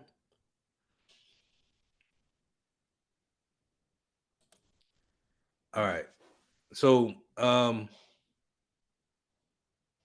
we talked about the Apple Store, and this is where we're talking about the OS when it comes to the updates. Now, the OS is always going to be more intuitive than the terminal, like we already stated. And I think again to give props to Mac or and Apple as a whole, the the update process I think is a lot better than Windows products. Um, it's just it's very easy to just click one button and it just kind of takes care of everything. Like you guys were just saying about um, the subscriptions, and maybe that's what they when they're having their meetings in the morning and they're talking about user experience, they're probably bringing up the fact that users love the fact that one button automates a lot of things, and so they can take advantage of those things too, where which is um, paying for certain subscriptions. Now, I ain't gonna say that. I ain't gonna open that can. Um, this is the network screen. Again, a lot better than what you will see on a Windows machine. Even the latest and greatest when it comes to Windows is not as pretty. You know what I mean? It really does bring in that mobile feel into a operating system, into a bigger platform that you can just embrace. Sometimes Windows can have so many different options to where you don't really want to bother with it. You just kind of want to set it up and get where you got to go. In the Windows platform, we have recovery or reset this PC. This is going to be the time machine backup when it comes to Mac OS. Question to the Mac users: do y'all still have the time machine option, or is it coming straight from the cloud now?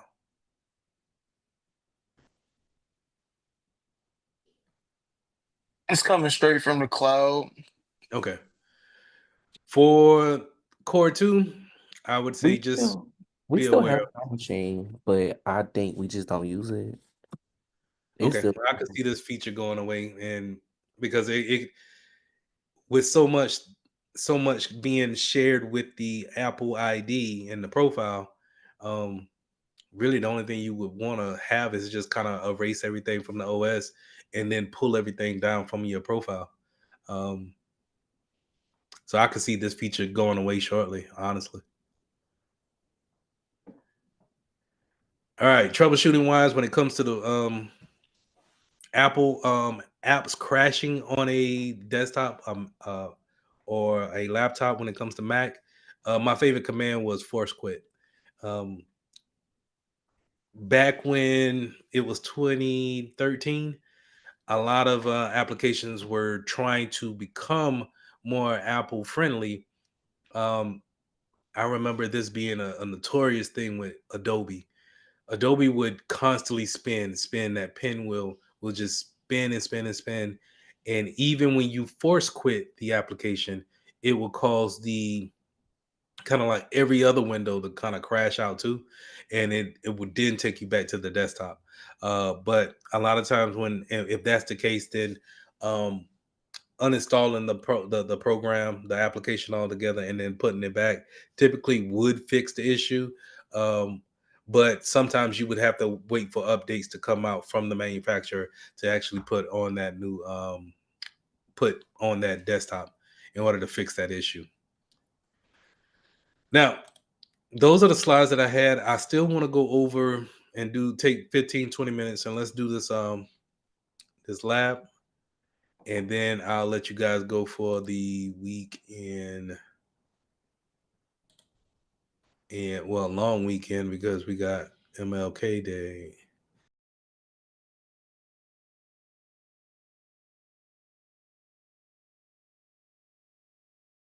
Where is that? Go ahead.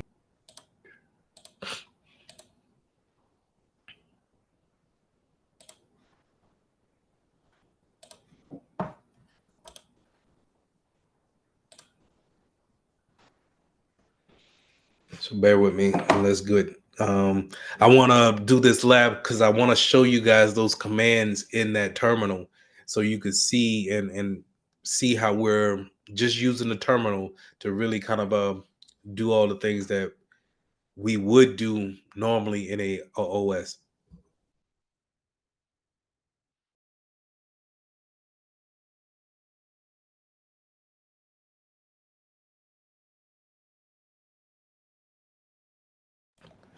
All right, let's get started. So this is a Ubuntu operating system. Going to be on the Linux side. 1 second.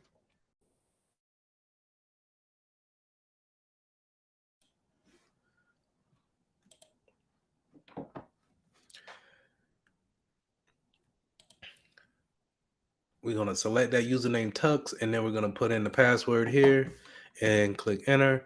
It brings us up to our desktop, which is going to be typically what we seen in the last time we did some labs. We seen this kind of layout where we had the taskbar up to the left side.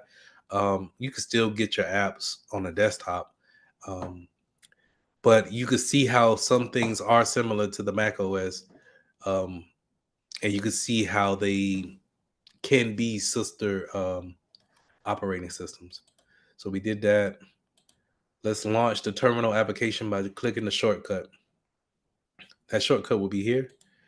Click that one time, that'll bring up this terminal. This is where we're going to do a ton of our work here. I'm going to expand it out. And the good thing about this, I'm sorry, go ahead. Excuse me, Mr. Mitchell. Which lab is that on Core 2? This is going to be assisted lab, manage Linux using the command line tools. I'm gonna put it in the chat. I do want y'all to do this for the weekend and send me the questions that y'all got to do at the end. So I'm gonna go ahead and get that out there right now. But I'm gonna walk through it, so we can go through those problems. But the questions I want y'all to answer at the end. All right. So within the terminal window, we're gonna refresh the cache available software by typing sudo app update. So this is where we're going to pull in a lot of information, updating those applications, right? So we're going to hit that T. Now that sudo means what? We're elevating the privilege of Tux because we're still in the Tux profile here. But in order to run an app update, we need elevated privileges. We're going to do that. Now, when we are using a sudo command, remember that sudo has a username and password itself. We use the sudo command for the username. Now we need the password for Tux, which we're going to put in that password here. And it runs this update. Now, in the real world, sometimes you don't even see these icons right here. You'll just see this terminal window. And that's how some people work. And this is why it's good to do this type of lab, because instead of trying to do this on your own and going through each one of those commands and typing it out, you get at least these shortcuts here that you could put in and actually alleviate that, because a lot of times we can put in the wrong command and get frustrated with the errors that we will get back saying that that's not right, please try again. All right, so we got our updated. Install the Samba servers by typing the sudo app install Samba, then press enter. So let's go ahead and do that. Press enter. That'll bring in that Samba application. Now that Samba is installed, it must be customized by editing the associated configuration file by using the nano editor. So this is going to bring up some options at the bottom, and you're going to see a lot of writing at the top where we can look at what different options that we have. So um, let's go ahead and install now since we already downloaded. Hold on, did we do that? I think we just downloaded. So yeah. We did that. We did 5. To find the location of the Samba configuration file, use the find command by typing sudo find / etc.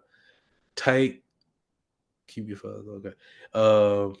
Type D name Samba and then press enter.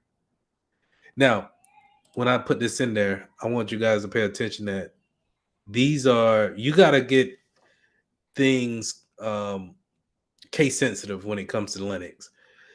Um, if you don't have the right spacing or you leave out one or two things, it's going to find it to be wrong, and you will have to do it again. So again, doing this type of lab will definitely help you out when it comes to just kind of breezing through it.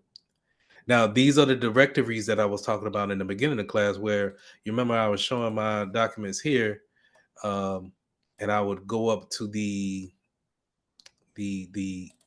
URL almost up here and show these different directories. Let me go back to program files, EA. So these are different directories. The program files is a different directory, and then the EA folder is a different directory. Same thing here when it comes to the command center or terminal. These are different directories that we're in, and then we found our Samba file here.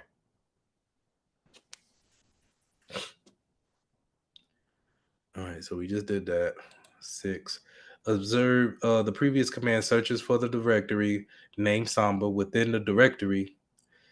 Generally, the EC, the etc. contains the configuration files of a Linux system.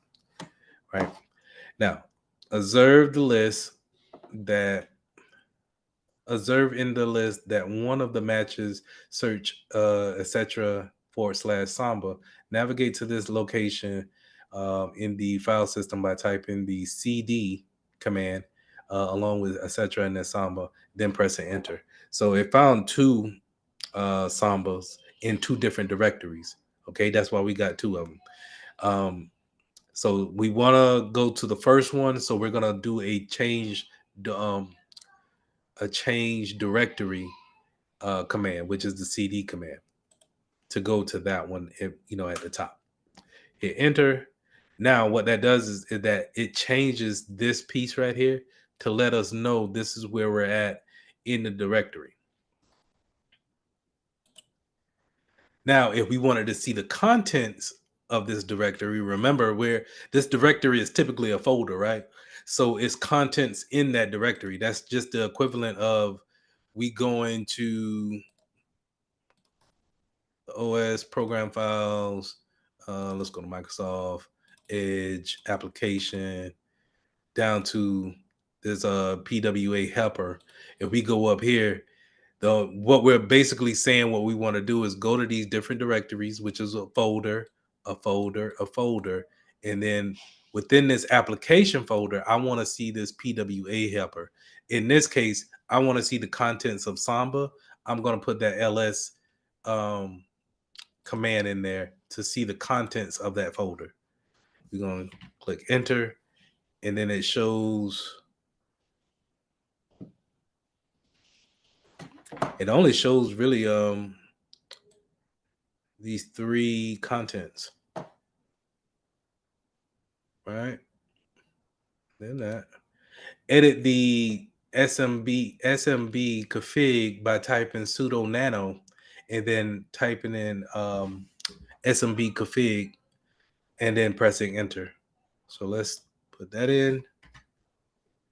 Now you'll see a lot of information when it comes to those files and making changes to them, and then you will see that you have a lot of options here when it comes to actually executing these those commands out. You are now using the Nano text editor. Hold down the keyboard, hold the down arrow on the keyboard until you reach the very end of the file. So you can click in here, just in this spot right here, and you'll see my cursor up here is flashing, and we're going to scroll all the way down to the end of the file.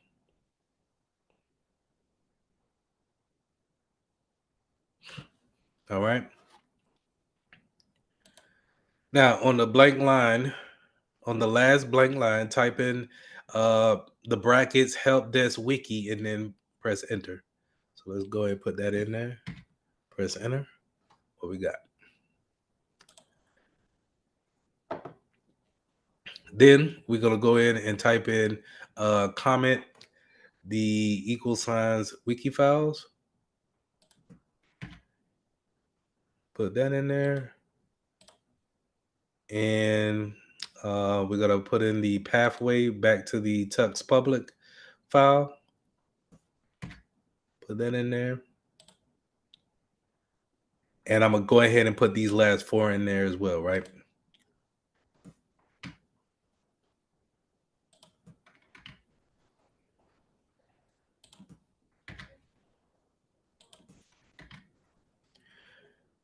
And you see that I'm not getting any errors back, so it's taking these commands. And they gave us a screenshots here just to kind of verify what we're doing. Press Control and O, and then press enter to write the changes to the file. Control and O. That's for mine, so I gotta get back in there. Control and O. And then press enter to change the files. Then press Control X to exit the Nano editor.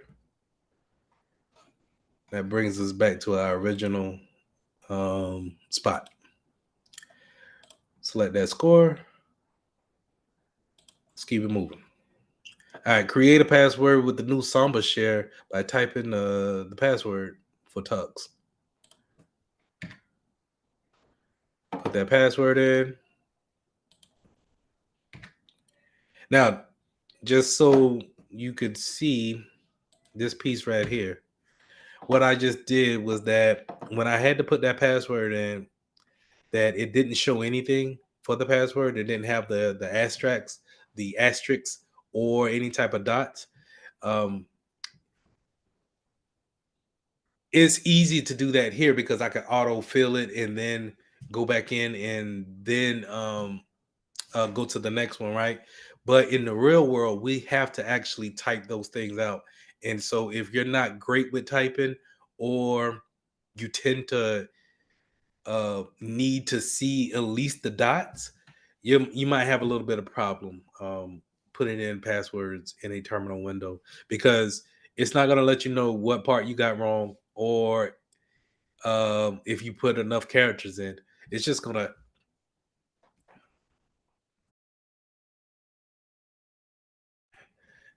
have a blank cursor, really, and it's not going to do any kind of indication until you hit that enter button, and then it'll tell you that it's wrong. Clark. So yeah, I don't know. Before that's how it is. When you typing in password, you can't see where you're typing. Once you type it in and hit enter, program starts to continue from there. Yeah. So you just got to make sure if even if you got on one finger the whole thing, that's what you got to do, and make sure that when we was learning how to really do commands in the Army, if you don't want to lock an account out because you can't see the password. So a lot of times you just got to take it one letter at a time and just make sure that you have everything right, especially when you're talking about 8 characters to 12 characters, upper and lower case, special characters, things of that nature.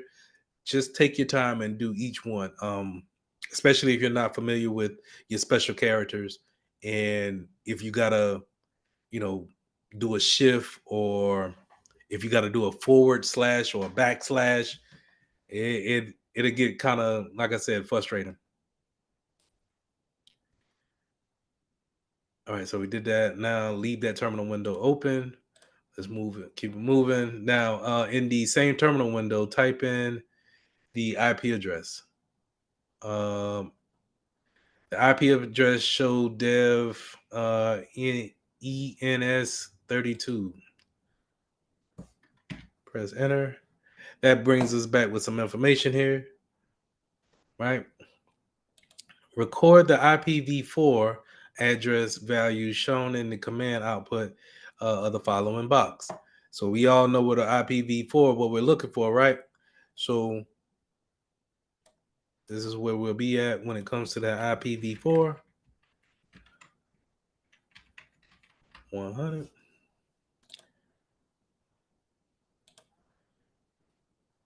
Now, let's switch over to a Windows 10 computer.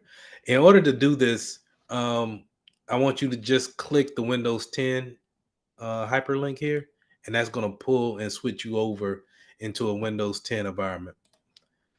Let's go ahead and let's log in, do a Control-Alt-Delete, or you could just click the screen and pull up Morgan's user account. I'm going to type in their password, log in, open the File Explorer. Remember, the File Explorer will be this folder right here. And what we're going to do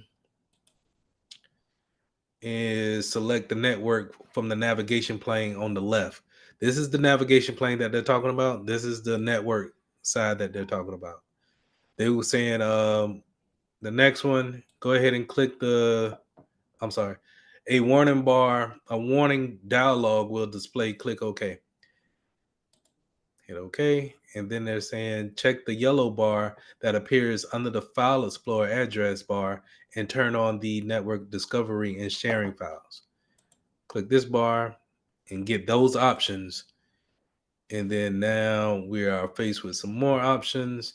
In the prompt, select no. I'll let y'all read the rest of that. Now, I think it was Tuesday, Majesty, you said, how does mapping a drive would look? This is similar to what we will look at when it comes to mapping a drive. Even though this is a computer, it's mapped the same way.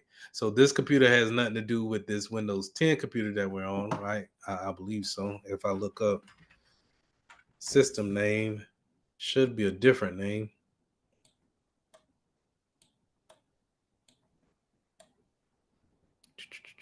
Yeah. No. I'm sorry. This is the same computer, but it's mapped the same way. When you're talking about map drives, they'll show up similar in the same fashion.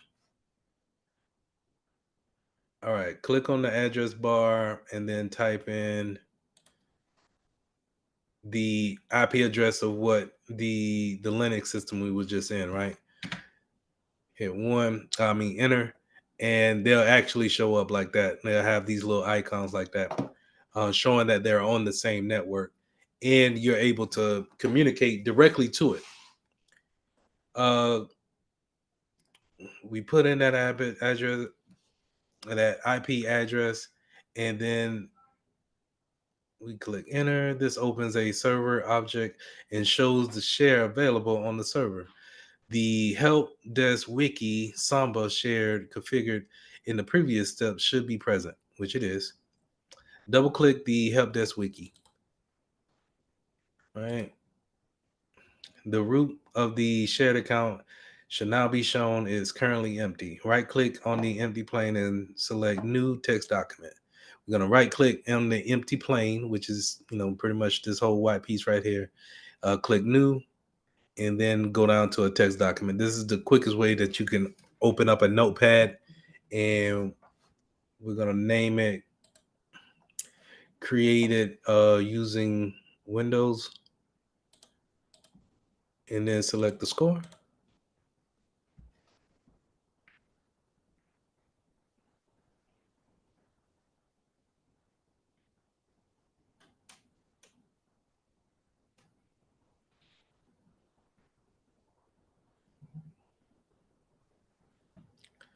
Good stuff. All right.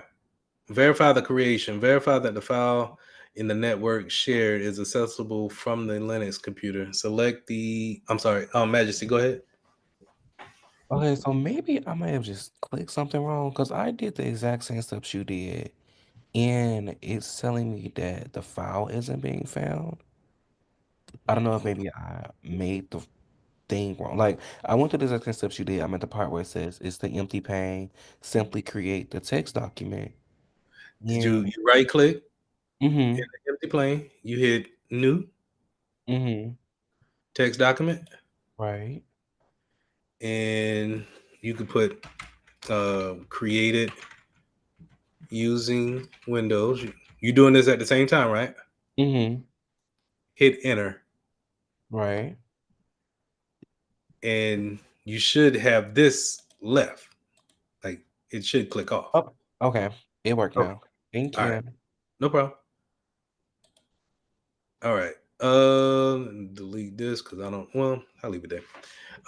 Verify that the file is created in the network share is accessible from the Linux computer. Select the Ubuntu computer. So remember, we're gonna to switch over back to our old OS or to the Ubuntu OS. Gonna click that to switch us back over to the Linux machine, and then change the directory in the Samba share by typing the change directory command, going to the public folder. So we put that in, and we changed the directory here because we're in the public folder here. And then now we're going to list the contents of that folder by typing the ls command because we want to list out what's there. Now created the user text is now showing up, and that new text that I just created too. So awesome. Hit complete. Now this part right here, this is what I want y'all to turn in for me for homework. I'm gonna crop this out. Go through this lab, complete the lab, and then do these three questions and send it in to me in the Google Classrooms. I'm gonna put this in the classroom so you can answer them, or just show me the. You can show me the answers that you got, showing that they're correct, and then we'll try to do some more labs on Monday. I mean, Tuesday.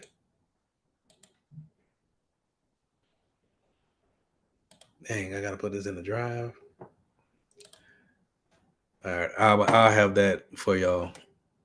You'll see that posted in the classroom. Any questions? Y'all seen how in this lab, um, those commands that I was talking about here, we used all of these commands in that lab, and you seen how it was basically just moving around in the directories here. Redundancy. Will you use it in the everyday spot? You may use those commands. Honestly, you may find a problem where you have to use those commands. So I'm not gonna say it's just old outdated information that we're learning. No sudo command. You definitely got to understand what a root command, a root user is, and then how to use that sudo. And understand that when you use that sudo, it's going to come with some type of password that you got to put in that you may not see. And the same thing when it comes to like these group management, adding those groups, adding users, those are going to ask for some type of permissions on top of those things because you're making changes to a system, major changes. All right. Hey, I want to say that was a good class today, man. I wasn't feeling too well, but that was a good conversation though.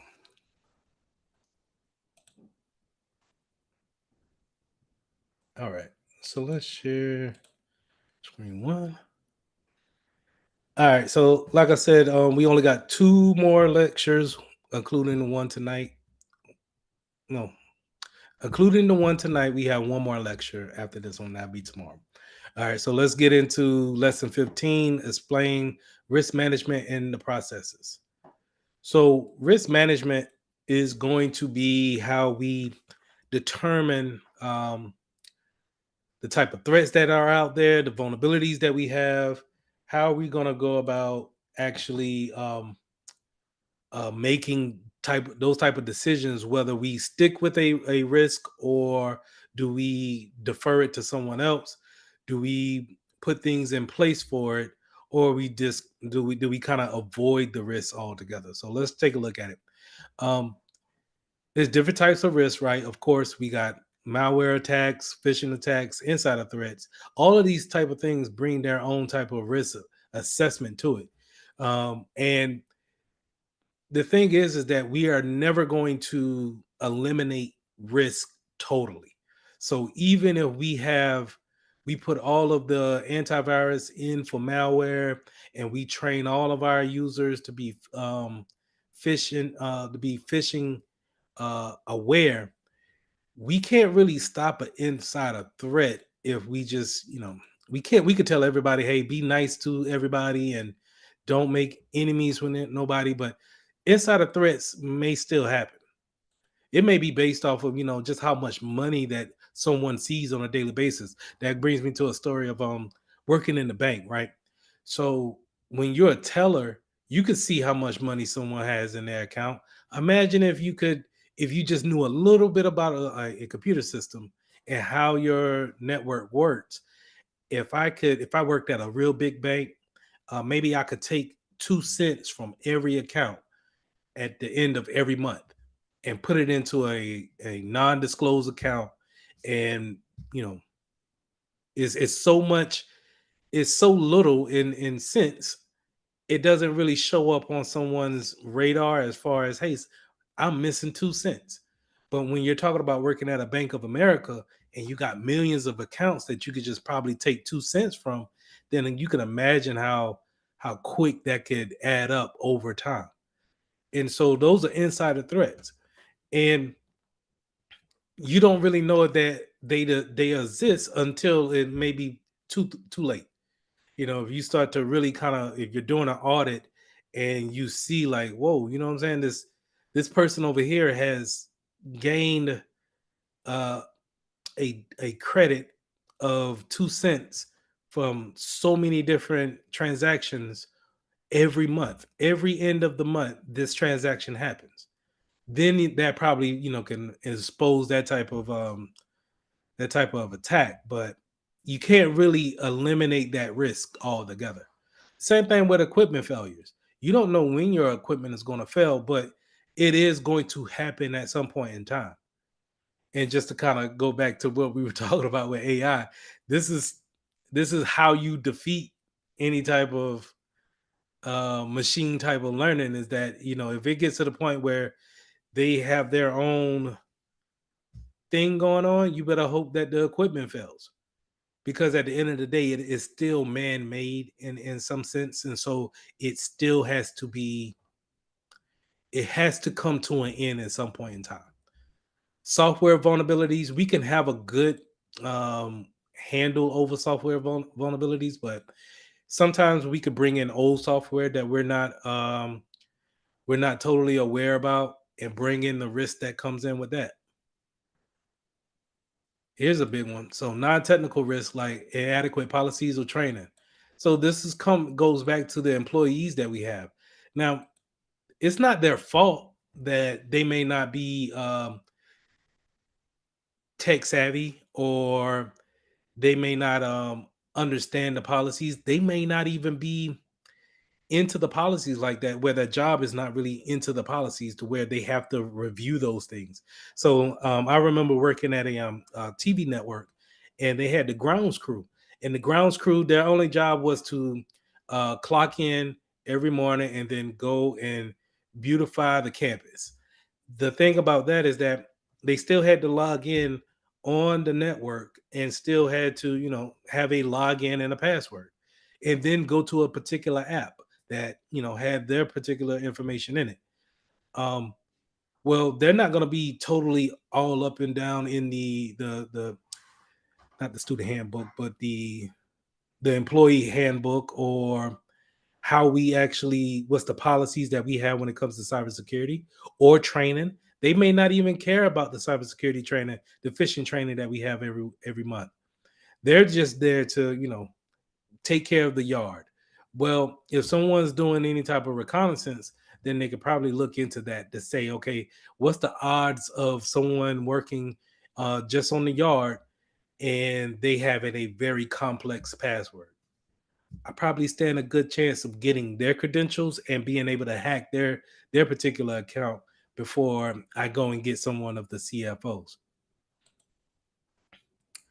Now let's talk about quantitative and qualitative analysis. So we're talking about let's start with quantitative. Then we're talking about the size. More likely, quantitative is always going to have some type of number attached to it. Um, we're talking about it's affecting 500 users, or if we're talking about the user experience of it affecting 10,000 users, it's probably going to always be some type of quantitative analysis around that. Meaning, we're going to take these 10,000 people and then break it down to what does the actual risk mean for those people individually. Hey, it'll only affect 7,500. Um, you know what? We stand a good chance of having this risk because everyone's protected. That'll be probably 9,200 of us is protected. The other 800 may or may not be attacked. And so that may be a 90% pass rate. We take that as a quantitative analysis.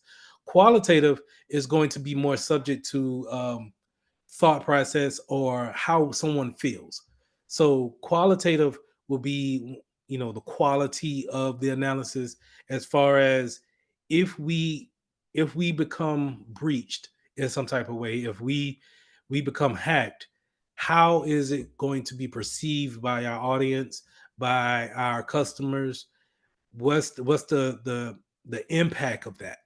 Not necessarily saying that 90% of our users or our customers will now leave us, because once we put that number on it, then it becomes qualitative. But I mean quantitative. But if we put the quality of, hey, they're gonna look at us in a negative light, then it's qualitative. The quality of it. Now, when developing a risk assessment, and let's define what a risk assessment is.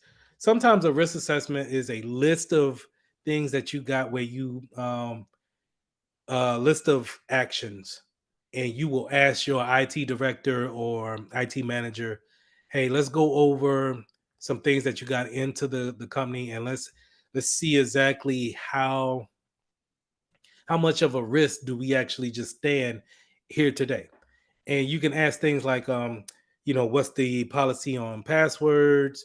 How long are passwords? How long do we keep passwords? To how many firewalls do we have in the network?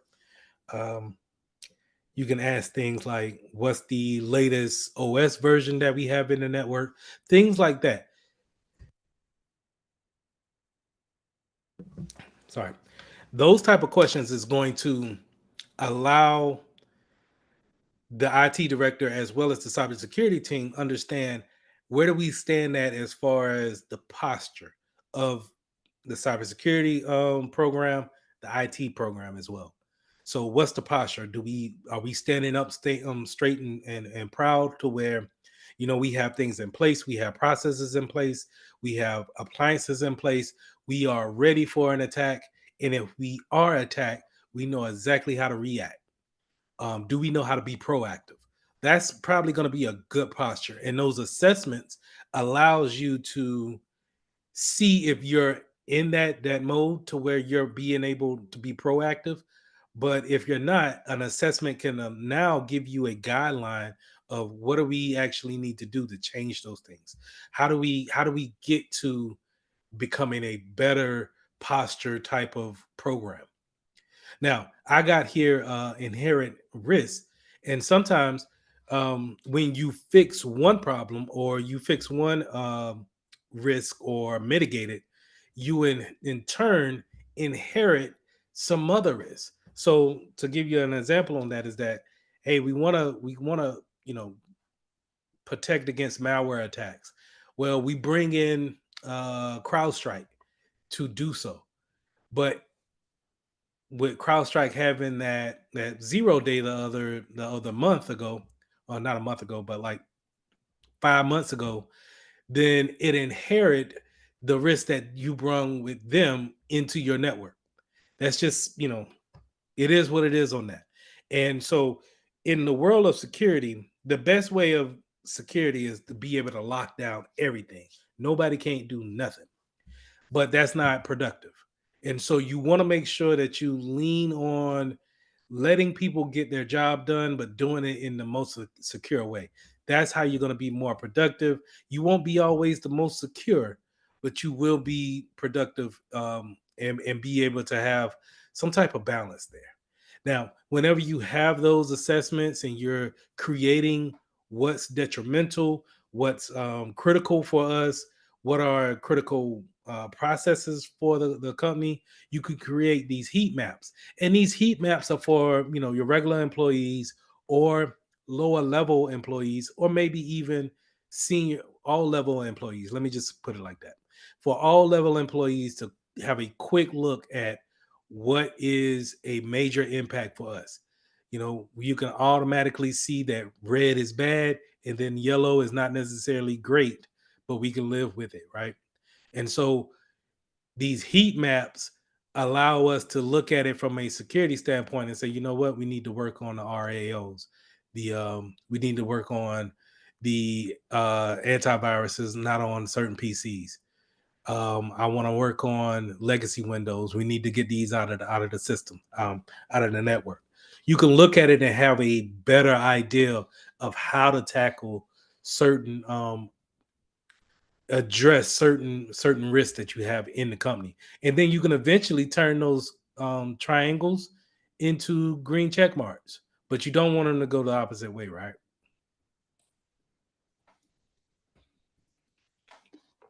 Now, my favorite part about risk management is how we're going to deal with risk. What are we doing once we figure out that we have risk there to um, actually approach and deal with? Do we avoid it? Do we accept it? Do we mitigate it, or do we transfer it? These are going to be your typical risk response. Now, let's go about accepting the risk. If, if all everything is laid out, and you know what, we just can't change it, we're going to accept the risk. What do you mean by that? Hey, we built the company in um, Southern California, and we don't have any money to move our offices, and so we're going to deal with the forest fires. That's just what we're going to do. We just got to accept it. The only thing we could do is, if we don't accept all of it, we could try to mitigate some of it. We could even try to transfer it, and I'll get to the transfer in just a minute. But we could try to mitigate it. How do you mitigate forest fires, or the fires that's normally hitting up California like that? Well, we might try to mitigate it by having off uh, might have a cloud instance somewhere else, having that data off site, maybe in a different state, maybe in a different country, and create a whole different division in our company in order to make it not just one stationary place. So we accepted the fact that we're not going to move. We accepted the fact that forest fires is going to happen in California, and we are stationed here. That's just what we're going to do, right? But we also have tried to mitigate the risk, the impact of the risk, by saying, you know what, let's go ahead and let's get a data center in Georgia and put it there, and have people, just in case we need to shut down the office, we can have people still remote into the Georgia all sites, the all site, and continue to work. And we can continue to give our customers the services that they need. So that's accepting slash mitigate. Now, to go and straight mitigate something, this is where we typically are talking about malware, right?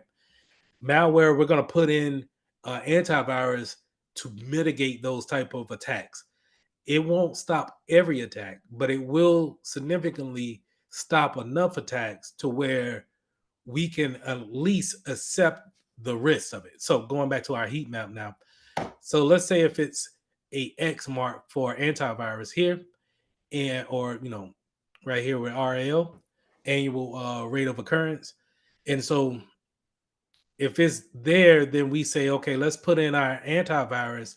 Maybe we can put this X into a caution sign.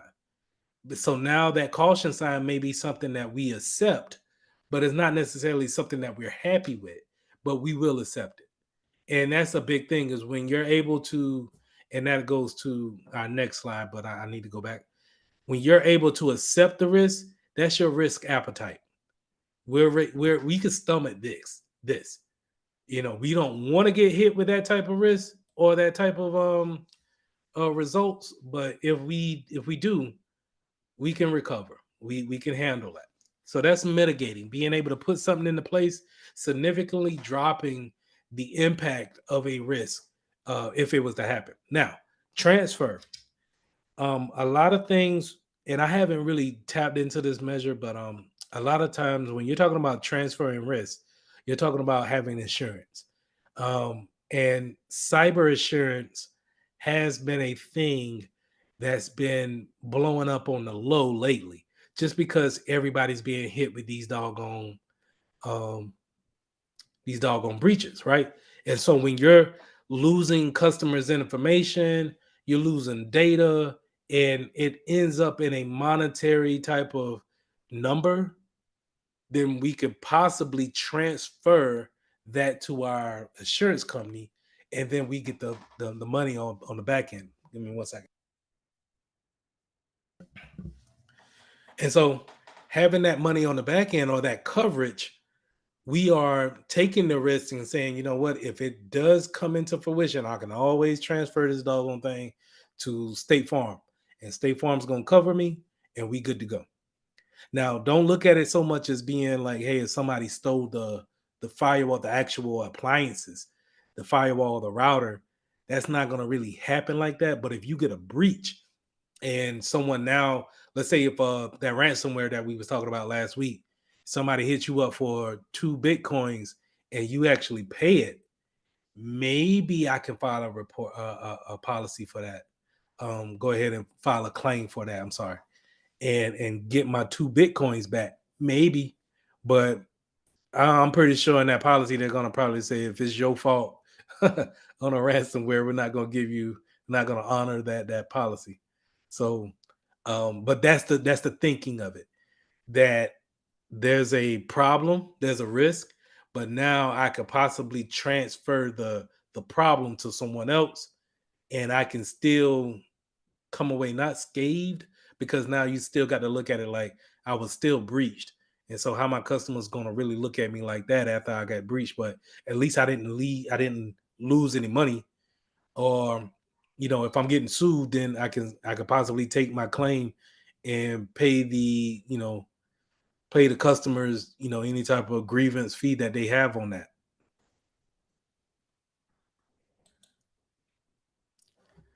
So residual risk is like inherent risk, but it's the risk that's left behind after you mitigated some type of implementation in there, right? So we put the antivirus in there, but someone comes out with a 0 day. Well, the antivirus is no good against a 0 day unless it's a behavior type of EDR that looks at, and the thing about an EDR being behavior based is that it looks at what people are doing on a day-to-day basis, and by it learning what's the normal for a business, then it knows what a abnormal um, feature may look like in a business. And so that machine learning there can create some type of protection. Well, going back to residual, If we put that EDR in there and you still have a 0 day, the EDR may not know exactly what is going on. And so now the risk is it was minimal, but now according to the 0 day, it may be a big thing. So that's residual. That's something that's left over, even though we put something in place for it to be mitigated. And we already talked about risk appetite. Again, that's what do we accept? What do we accept? But even though we didn't totally eliminate the risk. So it's just really the hey, I'm cool with that, but it look at it like this. If I always look at it risk appetite like if I'm giving out money to borrow or lend out, if I'm okay with lending you $10, $15, I'm cool. That's my risk appetite. And what I mean by that is that I'm cool with you not giving back that 10, $15. If you don't give me that back, I'm cool. I'm cool on that. I don't have a problem with it. I'll probably still give you another 10. But $25, I can't stomach that. I can't, no, that's it ends at $24. I cannot give you more than $24 because at $25, I refuse to give you any more money. That's my risk appetite stops at $24. You get what I'm saying? So I can't stomach giving you $25 and then you not giving me back my $25. But the 10, the five, $10, yeah, go ahead. Here. I can do that all day. And that's typically what a risk appetite is. It's just what are we willing to, bat an eye at and just be like, yeah, whatever. And then what other type of risk where if it happens, it's like, oh, wait a minute, hold on now. I can't have that happen. So this goes into the different types of risks that you have, right? So you have these things called registers, and they're no more than just a Excel spreadsheet of the different types of risks that you may have. A risk register may be pages and pages long of the type of things that we may deem to be a threat to the company. It may be, and those forest fires may be on that. Someone shooting up the company may be on that. Someone having a computer having a computer crash or a blue screen of death that may be on there. And these risk registers pretty much they give the vulnerability, they give how we view that in a risk score, and then they also give like a description of what we deem this risk to be, and then how does it affect us. So you're getting your risk description, your severity, you know. Um, Now the owner of the risk is based off of the department, and if you have that department person, if you have so many different departments, maybe the physical um the physical aspect of security when we're talking about a active shooter, that may be the owner of that particular risk may be the person over physical security, right? Versus a ransomware risk may be over by the cybersecurity CISO. So it's two different owners, and they are going to pretty much create the the responses to those risks better than all just one person just kind of saying, you know what, I'm gonna just come up with different types of responses of how I think one should respond to these different types of risks. If I'm really working like um if I'm a web developer, then I should own the risk of buffer overflows, and I should understand how a buffer overflow should work and what we should put in place based off of our condition, our work environment, and base how we actually mitigate that risk in our environment. So that's what your owner is going to do. They're going to identify these mitigations based off of their experience. All right. And of course, we're going to use those heat maps in order to understand what we're going to tackle. Now, this threshold here needed to be on the risk appetite, but risk threshold is just going to be pretty much going back to lending out $25. That threshold is going to be $24. I can't, it's going to be at that point in time. If I give you $24.50, hey, I'm expecting to see that back. If not, then nah, I can't do it. That risk indicator, key risk indicators, KRIs, are going to be like telltale signs that the risk is actually rising, or there's a possibility of this actually coming to fruition. And so a lot of times people will do these key KRIs and performances too, where you hit main points to see if you're progressing up. And if you are progressing, if you're hitting these KRIs, these constant key points or checkpoints, then there's a good chance that you're moving in the right direction. And the same things go for risk. If you're hitting certain key points, then maybe the risk is being able to increase in size or severity if it was to happen. Same thing on the decline too. Now, risk reporting is always going to be important. Everyone needs to understand that that the risk is something that we need to, give out to everyone, but it doesn't necessarily need to be on a daily basis for everyone. Maybe to your managers and your CISOs, they probably want to know this on a more quarterly basis, versus your people who are working every day in the risk management space. They're probably going to want to know this on a daily basis. And when it comes to risk reporting, you pretty much just you're having these living documents that once you create them, you're constantly updating them. Like that, the risk register here could be a type of reporting where we are constantly updating this register, and it really never really stops because risk is always going to be there. And so we need to make sure that people are aware of it, but you don't need to send the risk registry out every day to the people or even monthly. You could probably send that out annually just to say, hey, this is what we've been tackling over the last year. Let's take a look at it, and let's take some things off that don't apply to us anymore. Let's put some new things on there that we may have forgotten. So this whole time talking about risk, I've been talking about how does it impact the company. This is where you need to know your essential functions. What makes the company run, and what can it not run on?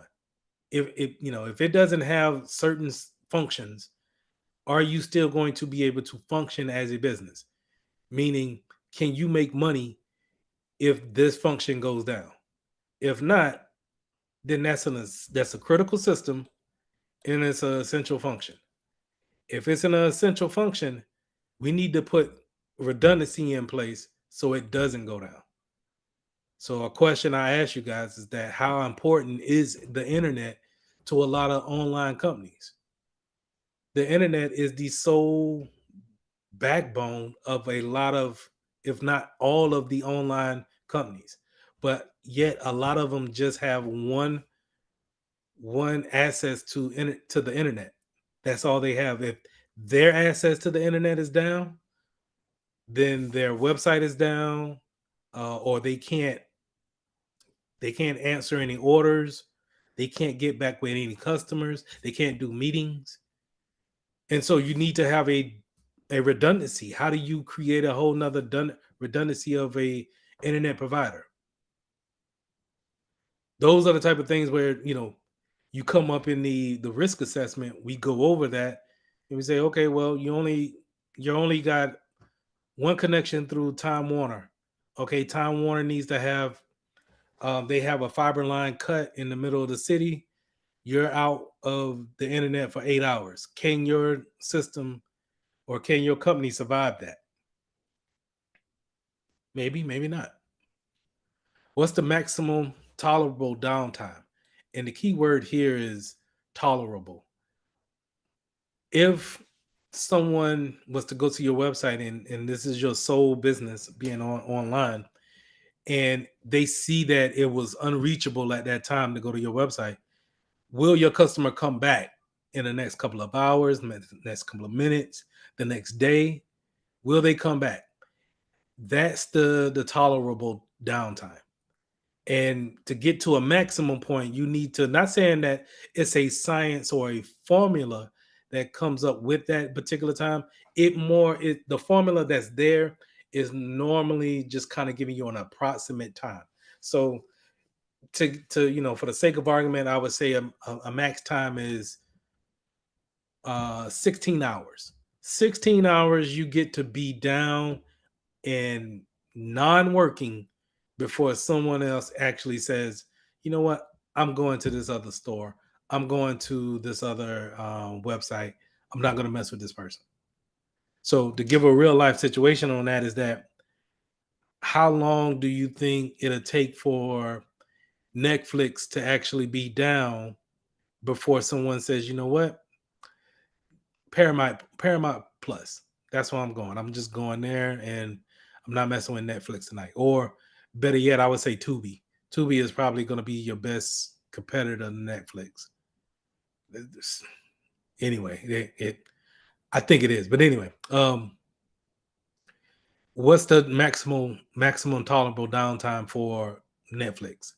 Can they be down for 6 hours? That might be too long. Maybe they can be down for, I think the maximum downtime for Netflix can be down is 15 minutes. Given the size of the company, and the type of events that they have, before they start to lose customers to Tubi, I think the reason why I would give them 15 minutes is because you got to think about how many people will constantly go back to the app just to see if it's working or not. And if not, then you could start to say in a qualitative analysis that, you know what, I ain't messing with Netflix no more. They not reliable. I'm going to Tubi never is down. I'm going to Tubi. And you may lose on a quantitative analysis, you may lose 15% of your users. Okay. So that's how that works. So you want to make sure that you understand your maximum tolerable downtime. But this is not necessarily something that the cybersecurity engineer or analyst will know, or the CISO. They don't really. This is normally going to be your C-level individuals understanding what's the downtime to where we just can't go past a certain point without being in our customers' face. What's the maximum tolerable downtime for Walmart? How can you go to Walmart in the middle of a day where you're thinking that they're open and their doors just don't open? And what's the maximum time to where you'll say, you know what? Forget this, I'm going to Target. Maybe a little, maybe a lot. I would say probably not a lot, because what you're probably going in there, I would think after a certain amount of time, you could probably say, you know what, I'll pay just a little bit of more money and go to Target and get it. All right, moving on. Vendor management concept. So remember, when we're talking about these vendors, man, these vendors are, once we bring a vendor in, an outside party, a third party into our company, we're talking about bringing on any type of baggage that they come with. Okay. And we got to understand that we need to vet them out before we sign a contract with them. All right. Like my mama say, before you get into bed with them, hey, make sure you vet everything out. Understand what they bringing with them. And so you got to understand that when it comes to these third parties. And on this slide here, oh, go ahead, X.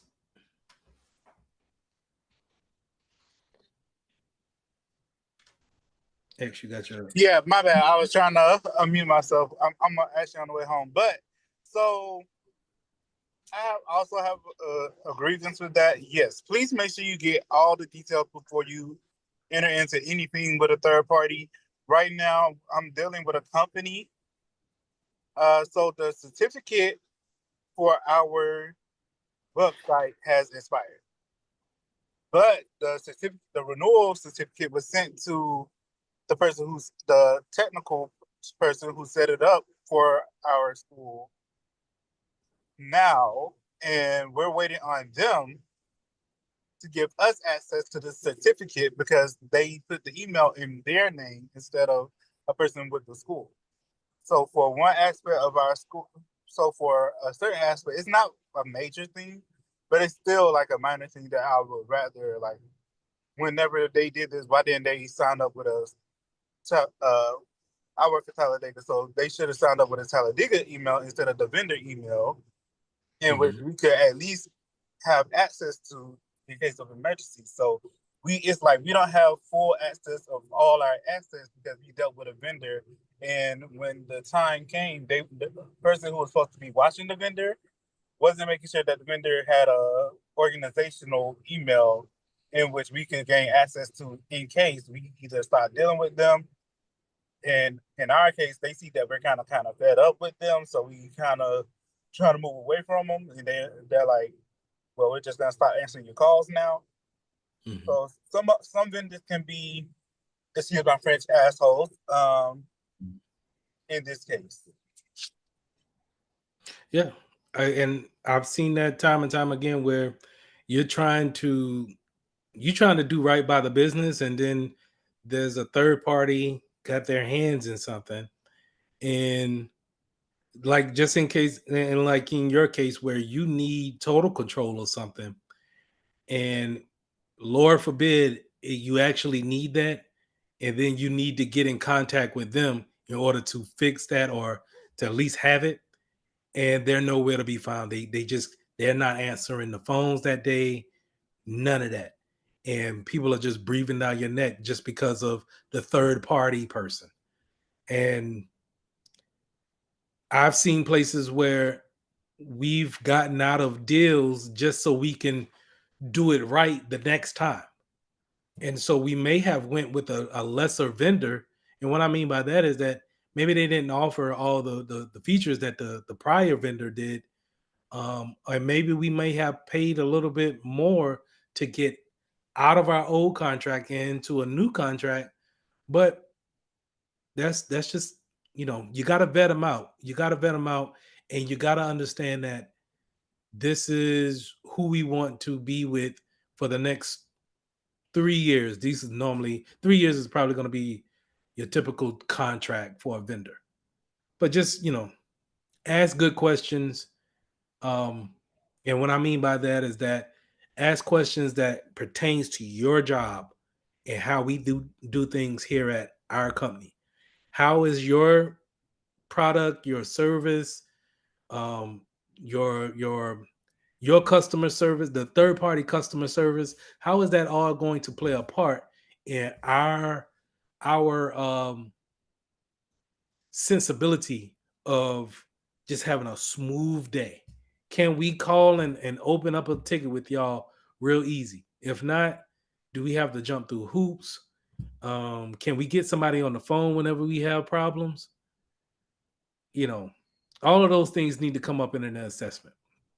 And you can call people in, and a lot of times what you do is that you call these vendors in and you have a meeting with them, and they show you their product, and you can ask that salesperson some questions, but you typically want to get to a technical individual. So you'll have kind of like a second meeting, and they'll normally bring in a technical expert as well as a salesperson. So these two people, they have two different jobs, to where one just knows the product, the other one knows the price of the product and how much they're going to charge you. So the person who knows the money wise, they don't really necessarily know how to talk to you as far as what you're going to do for your day-to-day process. you want to be able to ask that technical guy or girl the what is the ins and outs when it comes to your product. How are we going to have what's a regular day that looks like? What does it look like for us as customers? Um, if there's a problem, are y'all going to, how is sales looking when you want to talk to the salesperson? How is sales looking? Are y'all going out of business anytime soon? You don't want to ask it like that, but at the same time, you want to get to the point where you don't want to get in a contract with a vendor, and then all of a sudden they sell the business to someone else, and then now you gotta redo all of your policies with them because you don't know about their new leadership. So just be careful when it comes to third party vendors. You're not gonna get around it. Um, some of the biggest companies I've seen, they still use small vendors, medium sized vendors. It doesn't really matter. Um, it's part of it's part of how corporate America works. Um, conflicts of interest. So when it comes to picking out a third party, you don't want to necessarily go with my homeboy company that does antivirus. I'm gonna bring him in because I know he'll give me a good deal on it. Not saying that that's not something that you shouldn't do, but be careful of giving favorability to people that have your best, who doesn't necessarily have your best interests at heart, but you could be more invested in them than someone that you're not, someone that's has no ties to you at all. So those conflict of interest, even though you may be getting a better deal, you may not be getting a better service. Um, all of those things that come into play. You may not even be with the company after you bring in this person. So just go with the better vendor in all cases. And if you have some type of conflict or you have some type of some type of interest that you just bond with this person all of a sudden, or you just not, because that can happen. Let me take that back. If you just can't see things like the definition says objectively, then be wary of that, because you don't want to make it seem like this is the sole reason why we're doing business. Is because we went to the same school. All right, if we go up in a third party meeting and we're interviewing a third party, and only thing we're talking about is the same school. We went to the same school and the football team and this, that, and the third. And then all of a sudden we ask no questions about the product and you still get the contract. There's a good chance that it's like, all right, there might be a conflict of interest here. And so now when we try to hold this company accountable, we may not get our just due because of someone not being able to see things from an outside point of view.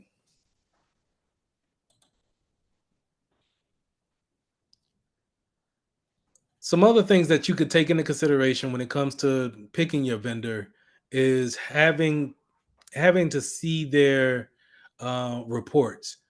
Sometimes they have these audit reports on a particular vendor. You can ask to see those to see exactly, um, how are they actually holding configurations? Are they doing things right? Because sometimes you have to intervene, you have to intermingle their configurations with yours.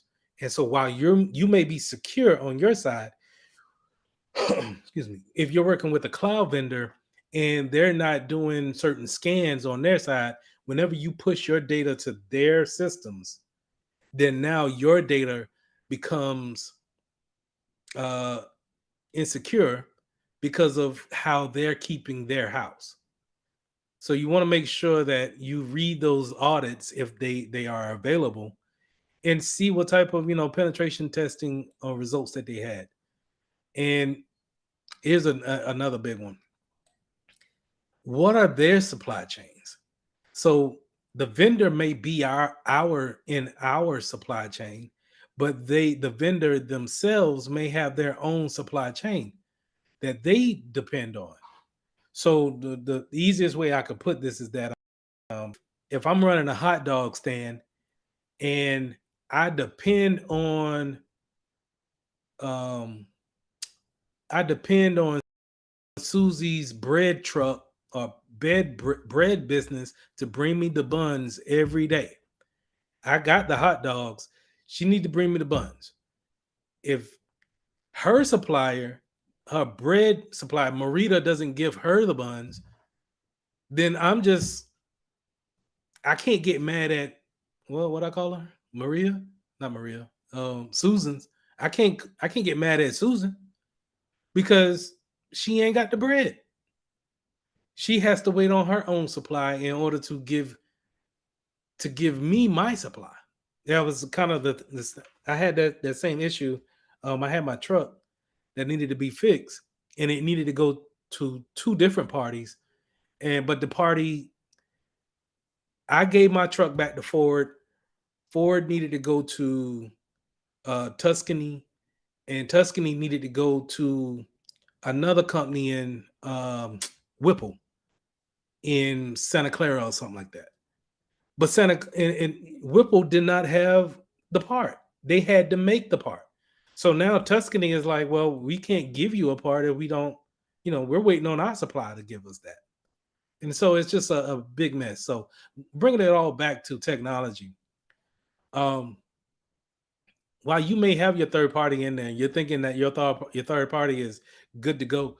They may have some more supplies that's coming in from their third party. And so keep those things in mind. Now, once you actually sign those contracts and you get these policies popping off, you want to make sure that you understand that you at least have some of these in play. And let's go over some of the ones that's highlighted here. The memorandum of understanding, the memorandum of agreement is just kind of the same thing. And these two policies are just basically saying, this is, as a third party, this is what I offer. And as far as an agreement, this memorandum is saying that you agree that I'm bringing this type of service to your network. The understanding is that you understand that I'm not going to bring anything that I did not advertise or that I did not lay out in my details of what I bring to the table. Now, non-disclosure agreements are typically going to, or NDAs are going to be typically signed before information is given. If you have a particular company that, if they're sharing some type of financial, um, some financial numbers, maybe how much they grossed in sales last year, maybe they want you to sign an NDA before they go to, just in case if you go to their competitors and then say, you know what, I met with company so and so and they're not doing so great in these areas. Maybe y'all can, finish them off in this particular areas of sales because they're just struggling. They're really hanging on with these numbers. You could sign that NDA in that if they can figure out that you were the one to give that type of information to their competitors, then they can hold you liable as far as breaking that non-disclosure agreement. SLAs, we talked about SLAs in core 2 when it came to help desk and the type of timeline that we needed to have when it came to giving out a particular service to someone. So in your third party might come to you and say, hey, whenever you put in a ticket, we're going to answer you within 24 hours. That's going to be our service level agreement. We're going to answer you. Now, in that same agreement, it may say, we're not going to finish the ticket. We won't finish the ticket until it's done, but we will at least give you one reply within 24 hours. And so that could be a simple, you put in a ticket and they give you an automatic reply saying, hey, we got your ticket. We'll get back with you. right? So service level agreement is typically going to be like that, but you got to look at really what they're really saying in that agreement to see what you're going to get. Statement of work and work order. So when you're talking about contracts, you want to have some type of statement of work where it shows you, as a contractor or a third party coming in, these are the things that I'm working on. No more, no less. I'm going to fulfill the statement of work, and then anything that you ask over that, I have the right to disagree to. Um, this is different when you're looking at a job description and you see um, one of the bullet points that it says for the duties is to fulfill all other tasks as assigned. Then that pretty much says, whatever I want you to do, that's what you're going to do. And my beloved HBCUs are notorious for this, where they'll have you as a network engineer, but if they need you to speak at the assembly or speak at business week or whatever the case may be, that's another task. That's another task as assigned, and you may be signed to that. And you may have to, be the dorm director. I don't know, but notorious. Anyway, moving on to audits and assessments. We already kind of talked about assessments a little bit, but you can have internal assessments, you can have internal audits, and then you can have external audits. Now, internal audits are, a small group of people that they follow a list of different categories to see if we actually are falling by the rules. But then they may also be a little bit, this may go back to the conflict of interest, where they may be a little bit lenient on why we're not having certain things performed. And so having an external audit is going to give us more of a clear picture of what we actually are doing and if we're upholding the standard. The thing about the third party external is that this is where we need the NDA to come in place, because you don't want someone to have an assessment and be like, you know what, this person they ain't even got passwords in play. You get them easy. You want to make sure you have that NDA in play, and you want to make sure that whatever they give you on that external assessment, we try to address those as soon as possible. All right. So you don't want to be caught out there just because somebody kept it real, but at the same time, we out here slacking. Now that goes into penetration testing. So we can have our networking team, our security team do kind of like these little audits and be able to say, hey, we need to address these issues here. But it's nothing like a penetration test. Penetration test, if done with obtrusive meaning behind it, if it's really done right, it's typically going to have this doggone red team behind it, and this is more than one person, and they're coming at you at every angle, and they're trying to really they're going to attack your business as if it's a real malicious attack. But a lot of businesses don't want a full-blown penetration test. They just kind of want to have, hey, do an assessment of my network and let me have a printout of what we need to work on. That's typically what you're going to get, because the ones that we always done is that you can have somebody come in, and goes to the passive reconnaissance. We're going to let you come in. We'll give you a username and password. Okay, now figure out everything that's wrong in the inside. Where a true penetration test is, I meet the penetration tester across the street from the business, and I say, hey, anything goes. Try your best to get into the company and disrupt anything. Take notes. I give you 2 weeks to create all the havoc you can. And if that means they need to bring down the network, that means they social engineer someone out of their ID card, they take the router out, whatever. If they disrupt our whole business, that's what a true penetration test is going to actually do. And that's a great way for you to figure out, okay, going back to our risk assessment, hey, maybe we need to reevaluate our risk assessment because we just let somebody just walk on into the network closet. We need to reevaluate that. We thought we were straight, but we wasn't. And so a true penetration test is going to allow that. But to my point of it never being like that I've seen, is because we're still having business and we still are trying to, hold customers to their, services that they need. We don't have time for a penetration test that actually take down the whole network while we're in the middle of a transaction. I get it, but it's never going to really give you a true readout. And so a lot of times you'll get these little passive reconnaissance or passive penetration tests. I give you a certain amount of information is not necessarily true. I mean, as far as like they're starting from the across the street, figure it out. I don't give you any information about my website, people in here, none of that.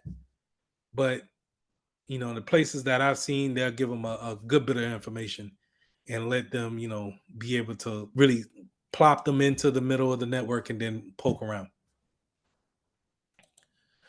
But to my point of red team, blue team, if you're having more than one penetration tester on site, these are going to be your offensive players. These are going to be the ones that's constantly giving out the threats. They're going to probably be working with Kali Linux, being able to exploit any type of vulnerabilities that you have out there, and then recording them, reporting them to whoever we need to have them. Get those reports either on a daily basis or after the whole test is over. And then you got the blue team, which is going to be on the defensive side. Now you also have what they call purple team, and I think purple team is going to be I forget, they got purple team and some other team, but for the security plus, red team, blue team is really what you need to know. But a lot of companies are not big enough in order to have a red team or a blue team. You're typically going to have a blue team just because you gotta, if you're working in a cybersecurity department, then everybody's there going to be on a defensive. But offensively, you may not have time to be offensive minded. You may be, and that's where going back to the words that I said of what was the words? Proactive and reactive. So reactive is going to be your defensive side. Hey, they did this, so we will react to this. Someone got a ransomware, we will react defensively and do this. Offensively, when you're talking about exploiting something, there's really, on a day-to-day basis, there's no chances for us to really kind of think, okay, where can we be offensively malicious at? You think about those things that we could change the configurations on, but a lot of times in a day-to-day basis, you're thinking more on the defensive side of it. Right.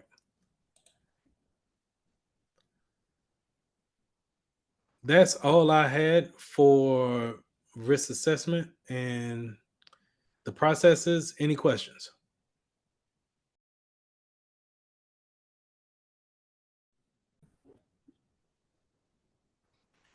Lesson 16, data protection and compliance concepts. Excuse me. Not going to be terribly long today.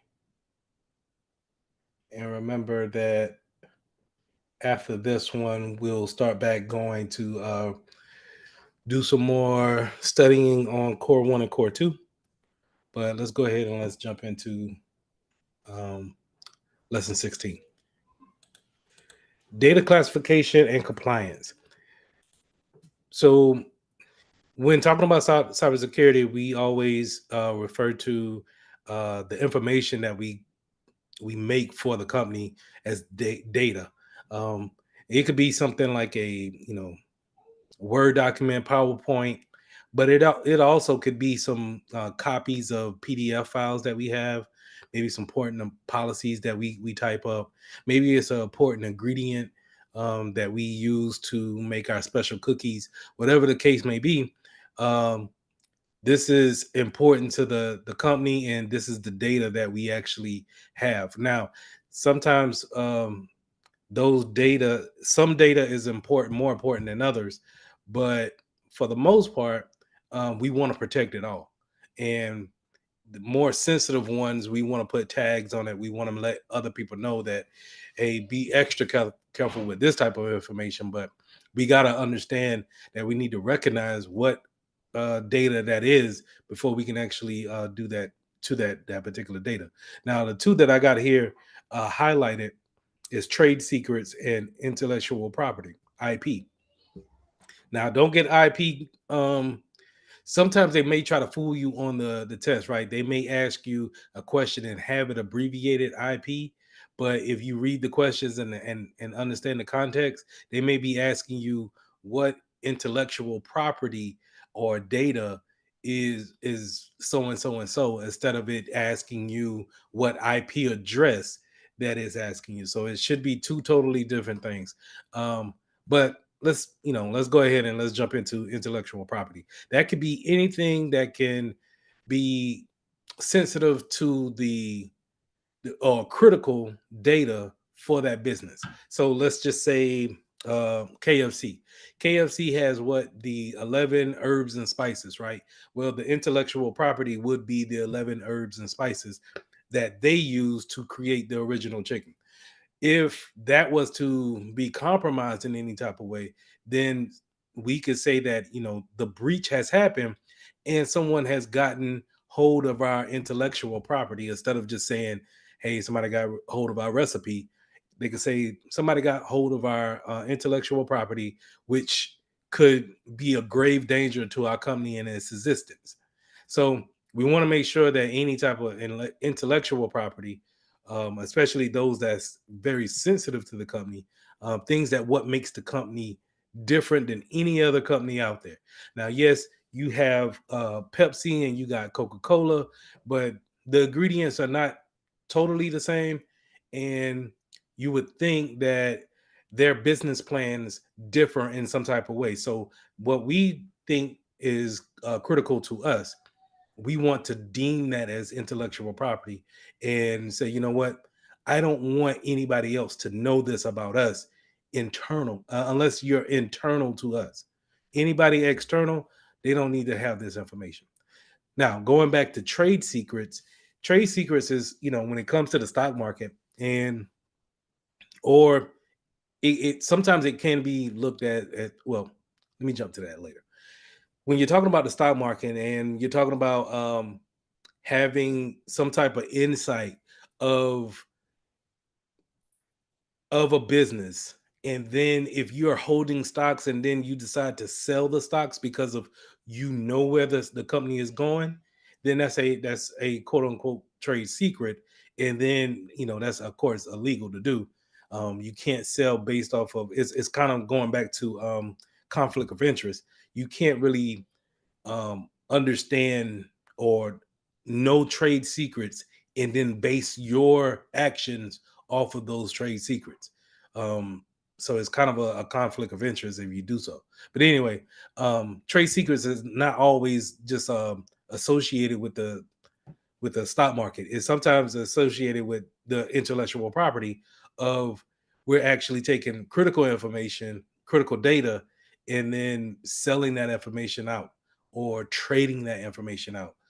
So you can look at it in two different ways, but more likely you're going to look at it in a way of someone has an insight of a business and they decide to handle their stocks in a certain way, or they tell you to buy stocks in this particular company because they just got a loan from the government or a grant from the government, which is going to allow for them to boom. So, to give an example, if you look at Tesla, and you are an employee with Tesla, but then all of a sudden, um, you sell all of your stocks right before the Trump campaign started, and you knew that since you're in the business um, of Tesla, you knew that Elon was going to be in Donald Trump's cabinet, and so you decided to sell your stock while it still had a high value, knowing or having a good feeling that it will dip whenever they announce Elon as being a part of the cabinet. And so that's having intellectual knowledge um, of the company, and then almost having a trade secret of saying, you know what, I hear this is coming down the pipe. I'm gonna go ahead and jump off this rag quick and save that money. So sometimes you see politicians, they get in trouble behind this where they have a stock in a particular company, and all of a sudden they dump their whole stock, they sell it all just to get the recoup or to get the value of the stock at that particular time. But then as the stock tanks in the next couple of days, people will look back and say, you know what, so and so sold all these stocks right before it tanked. Um, you know, let's try to get this person on that. That's a trade secret, being somewhere having some type of conflict of interest in that.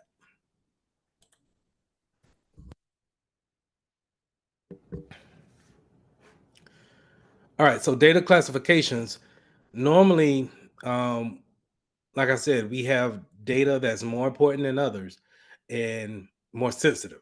So of course we want to keep everything in, like, let's say HR to be real sensitive, right?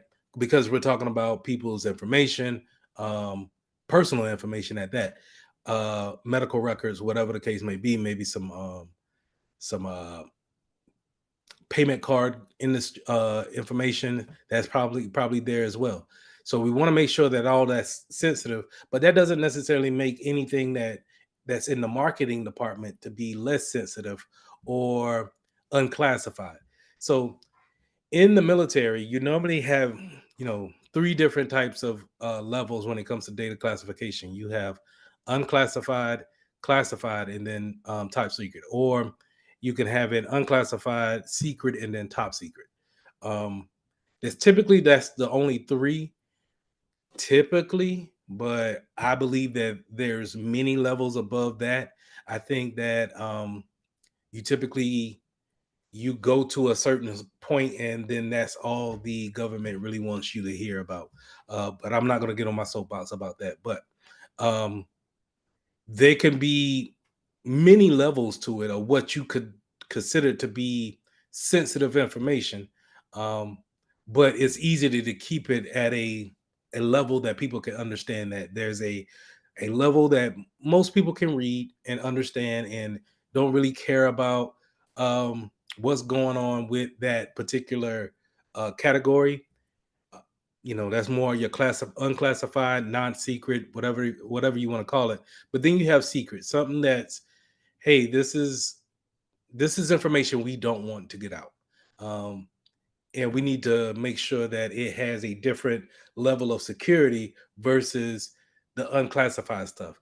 Not saying that the unclassified stuff should be out there for everyone to see, because you could do reconnaissance on that and piece together certain secretive information based off of the non-secret stuff. You get what I'm saying? So you don't want to just make everything just kind of nonchalant and just like, hey, we don't put nothing on anything that's unclassified. You want to make sure that you do put a level of security to it, but it doesn't have to be locked down like secret is, and definitely not locked down the way top secret is. So secret is more, if we're going back to KFC, that's the secret information will be more your 11 herbs and spices. And the reason why it's not top secret is because you're constantly bringing in people to make that type of chicken, right? So say if they actually have to create the spices and herbs every morning, then hey, we don't want so and so on the streets to understand what the recipe is, but anybody who's wearing a KFC shirt needs to understand what the secret information is on making this chicken. Now, the top secret information may be, um if we're staying with the KFC point of view, it may be, hey, we're doing or McDonald's like to do this. McDonald's will bring back the McRib sandwich, and while you thought it was a pork sandwich, it's actually made out of bologna. And that's what they, what I'm saying? You see exactly what it is, but it's so shocking, right? To where you're looking at it like, well,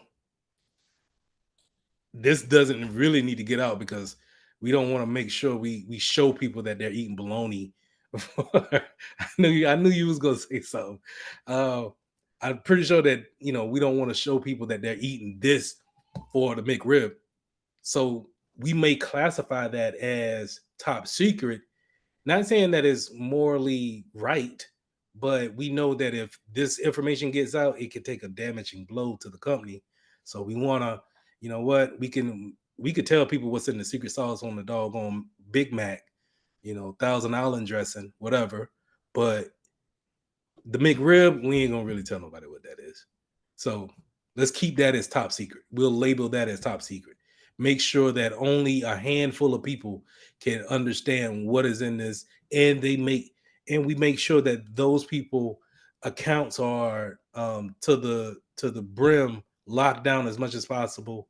Um, they have the most trouble. We give them the most training as far as what to look for when it comes to going and traveling in these places. So you could you understand from my examples, what information is very important, and then who can actually have that information.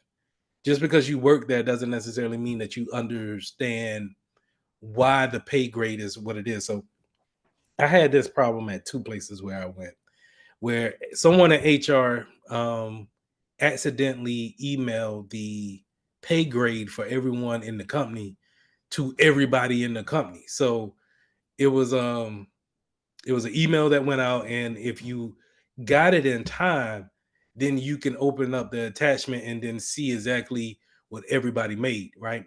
So that's,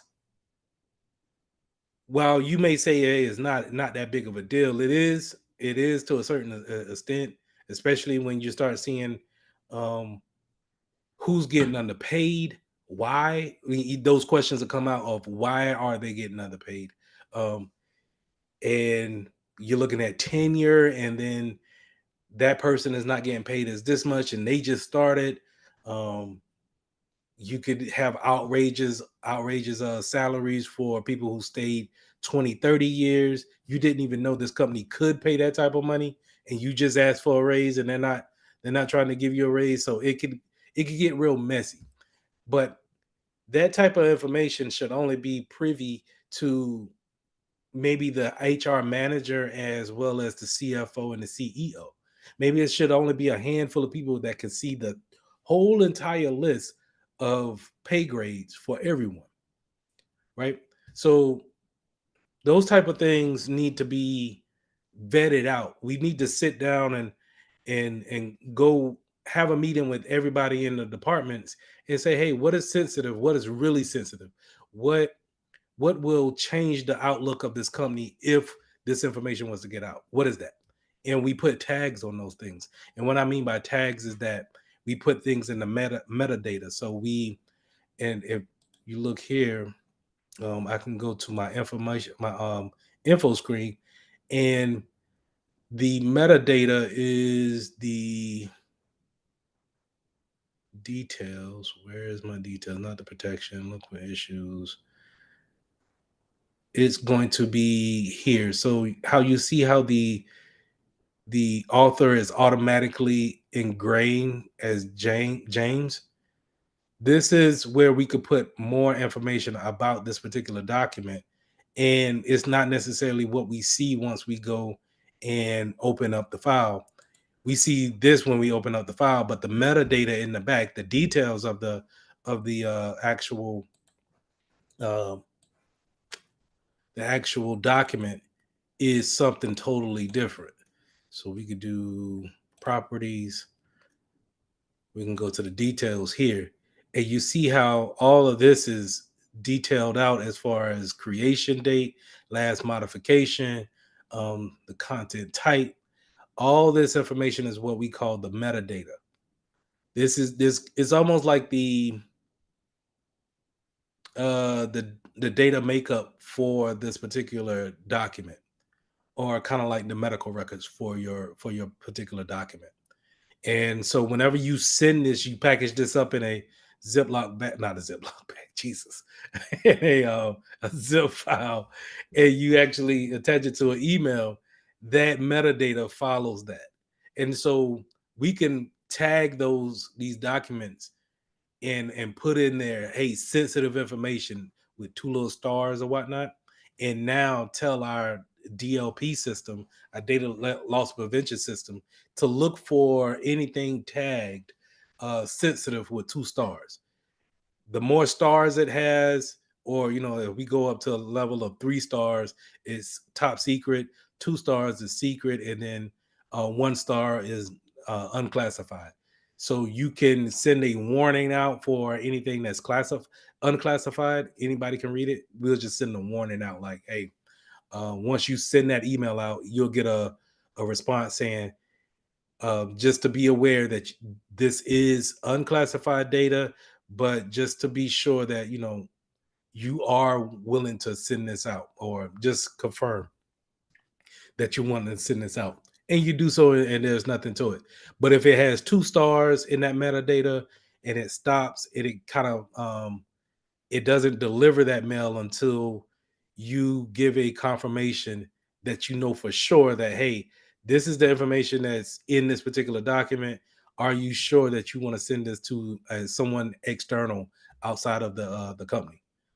And the same thing, even at a more you know intrusive state with a top secret data. Maybe you can't do anything unless you acknowledge this particular email before it goes out. Maybe on the secret, you could probably ignore the the notification and maybe come back to it. But on the top secret, it has to be addressed right then and there. And maybe on top of that, even when you say yes, go ahead and send that out, maybe we still tag your supervisor in the email automatically to say, hey, this person sent out this sensitive information, just to keep in the loop of what's going on. So that's where DLP can come in and be very good.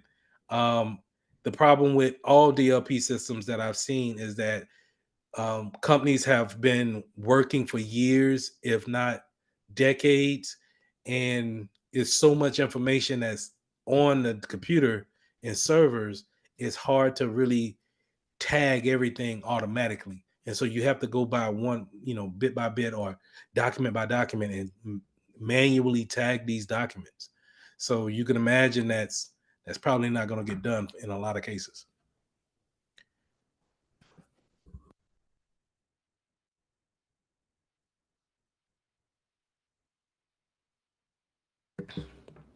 All right. So where the data is stored is also a big complication as far as um, privacy is concerned, and the classification is concerned too. So if we're still talking about classifications, maybe we don't want any type of secret and top secret information to be in certain countries. So we definitely don't want it in Korea, South Korea. We definitely don't want it in Russia. Maybe some parts of Asia, we might not want our Southeast Asia. We don't want our information in. Maybe some parts of Africa, we don't want our information in. Some parts of South America.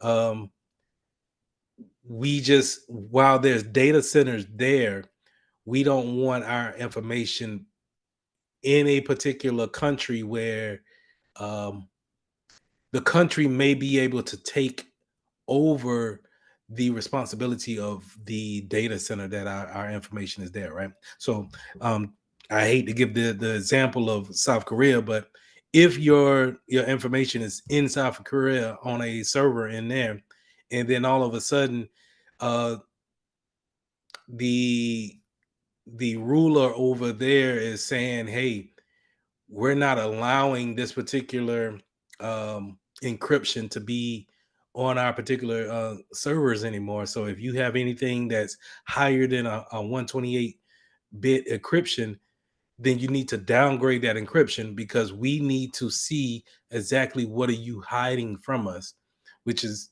if I'm not mistaken, this happened maybe, I want to say 7 years ago. So they told you to downgrade your encryption level in order for, just in case if they wanted to probe that particular document, given the fact that they're in that country, they can have the policies to do so. And so you want to make sure that you understand where are your backup data centers are.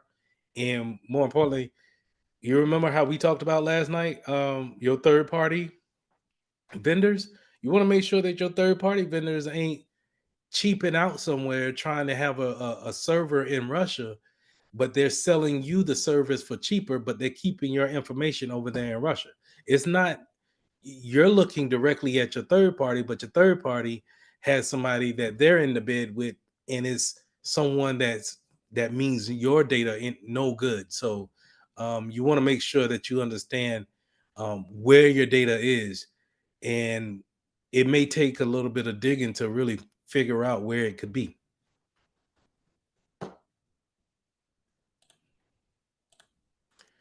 right, data privacy.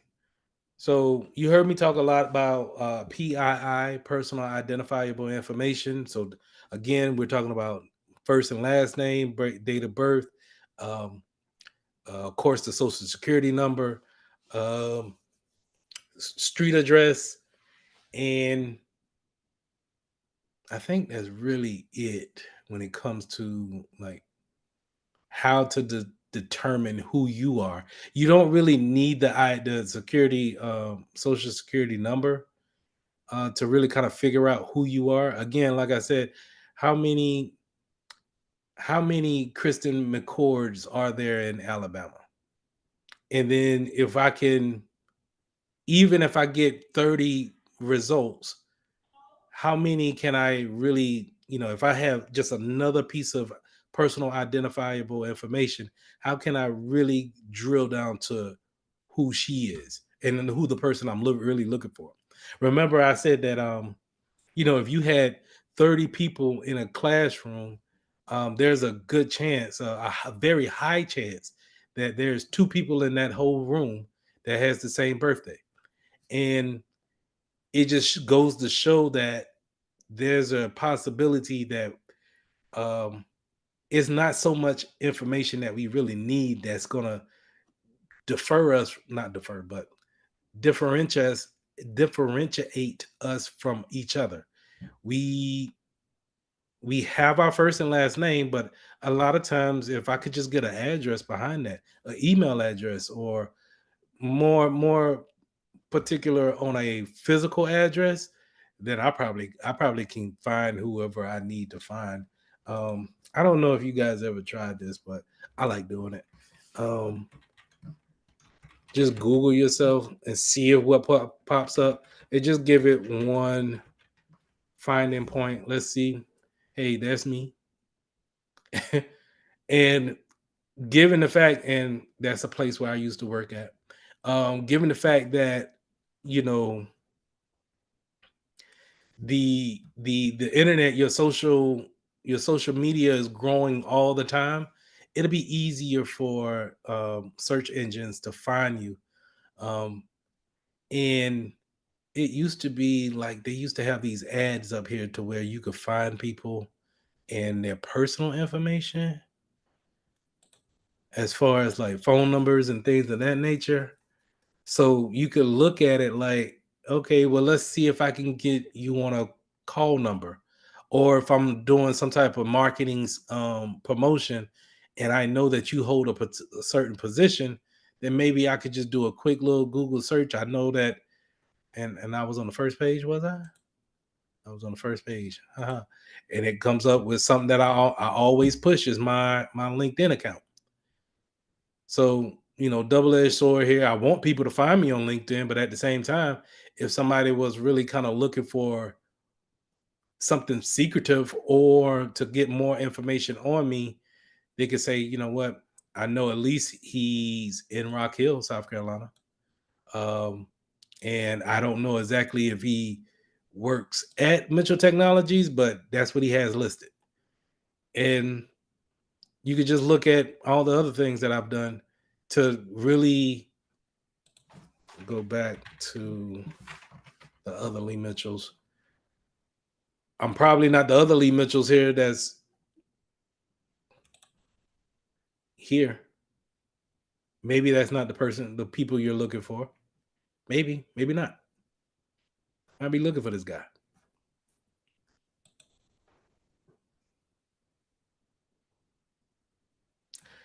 But yeah, just see what Google will come back on you and see is exactly what you got out there. There are programs that'll help you clean that type of information up if you don't want that. But you know what? I want to try something just real quick. I just thought about it. Y'all bear with me. I want to put my phone number in.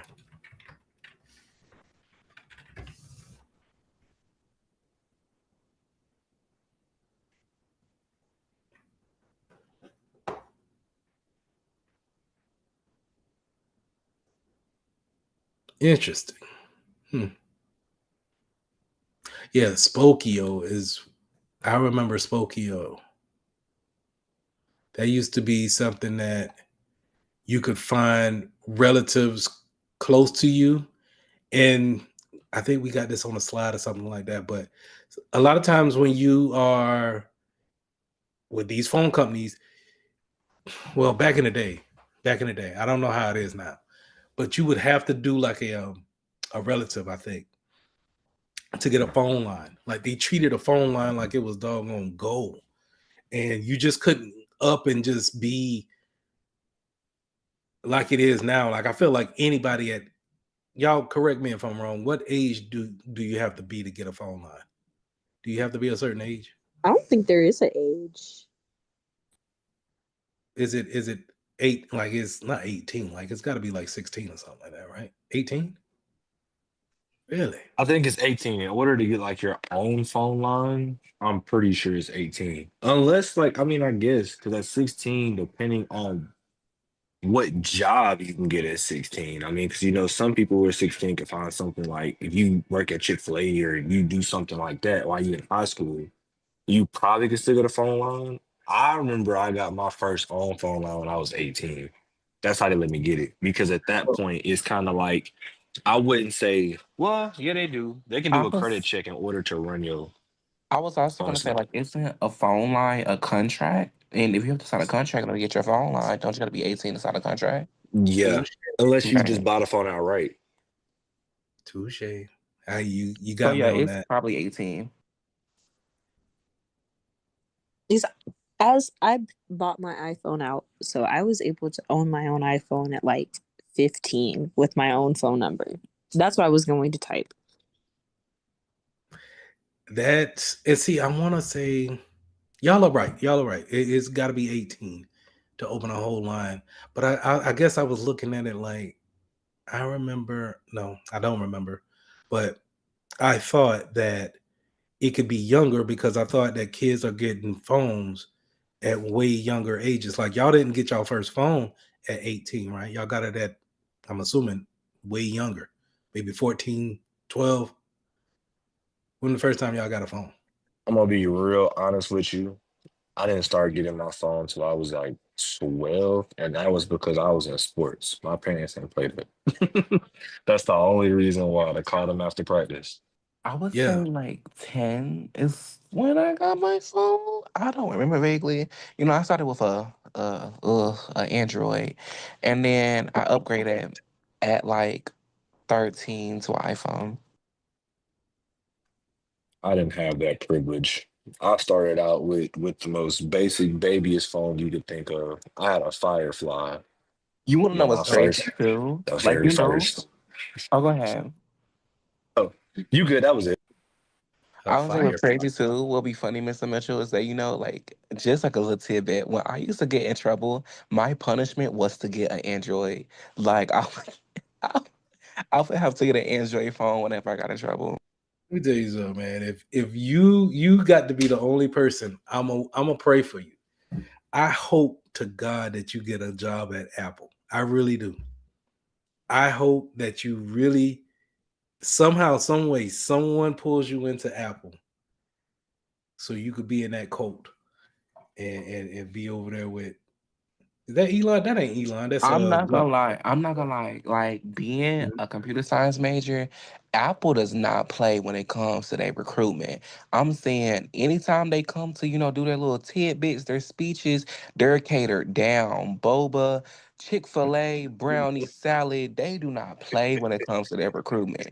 And when you do join Apple, like as an actual person on their team, you get so many like free stuff. It's ridiculous. I think Yeah, you get like an entire ecosystem when you start working for Apple, just like for free.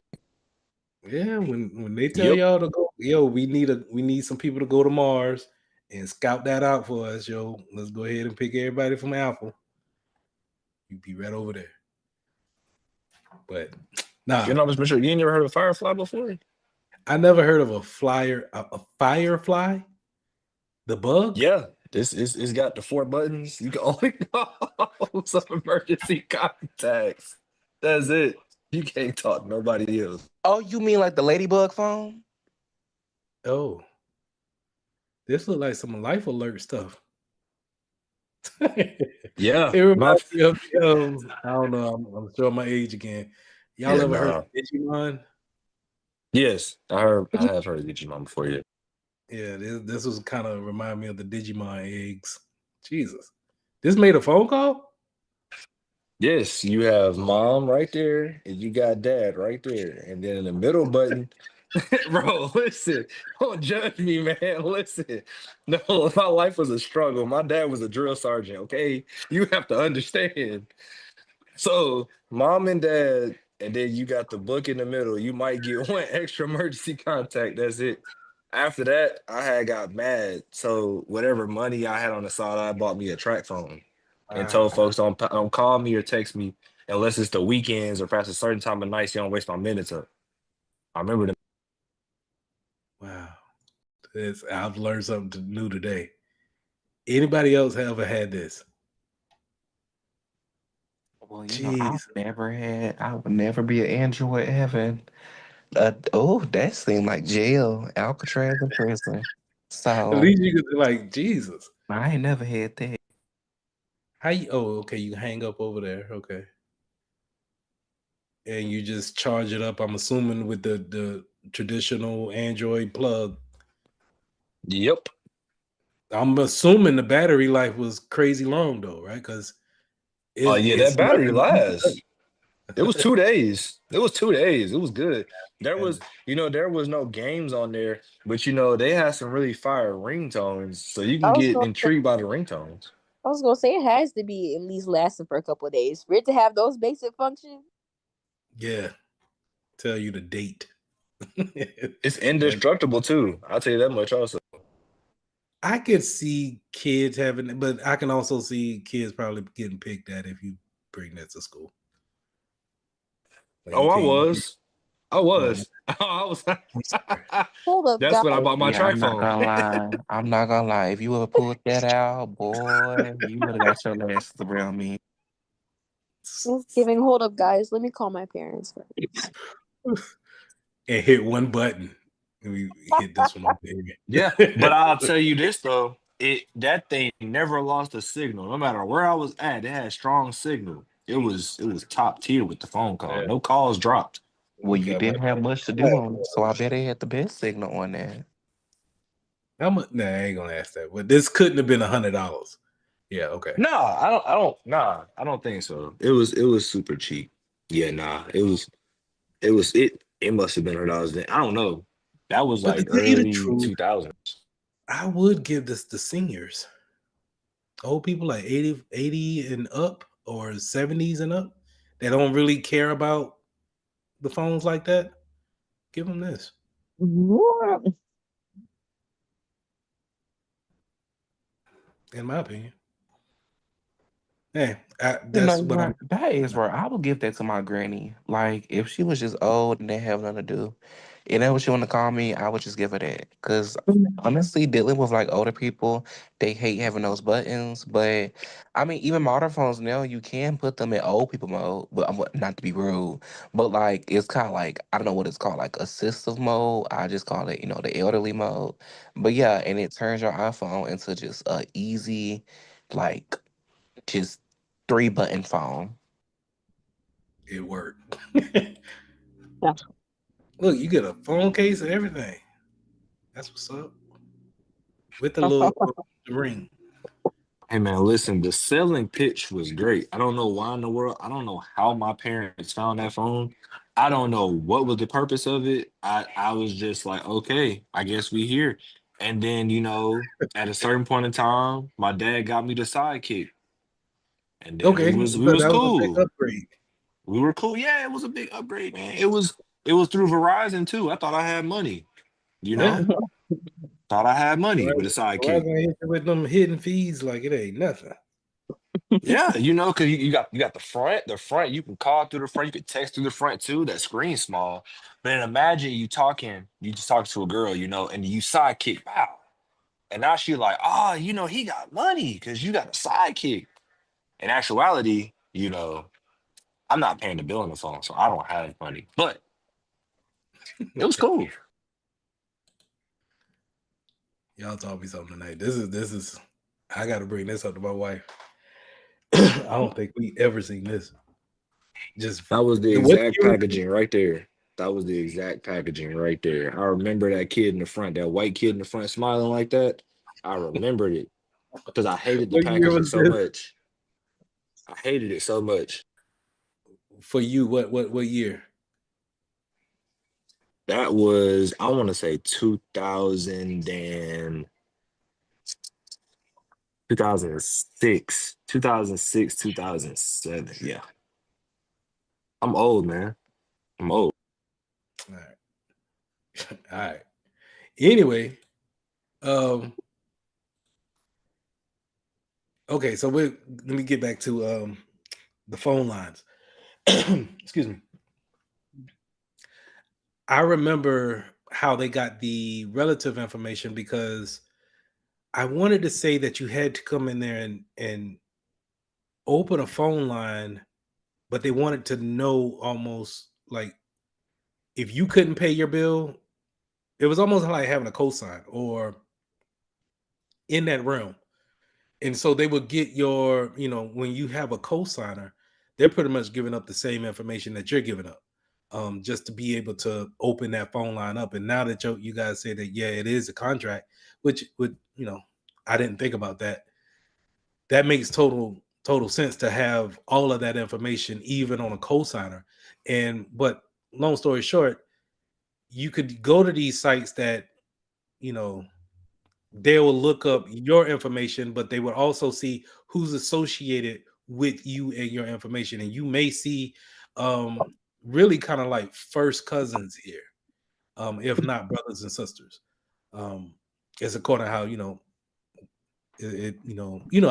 how family is. And so um it's just you could do a lot of reconnaissance here, is what I'm saying, is that the information, the data that we put out, personal data, sometimes could be more than what we're actually bargaining for. And as consumers, the only thing we're really looking at is we're trying to get the phone.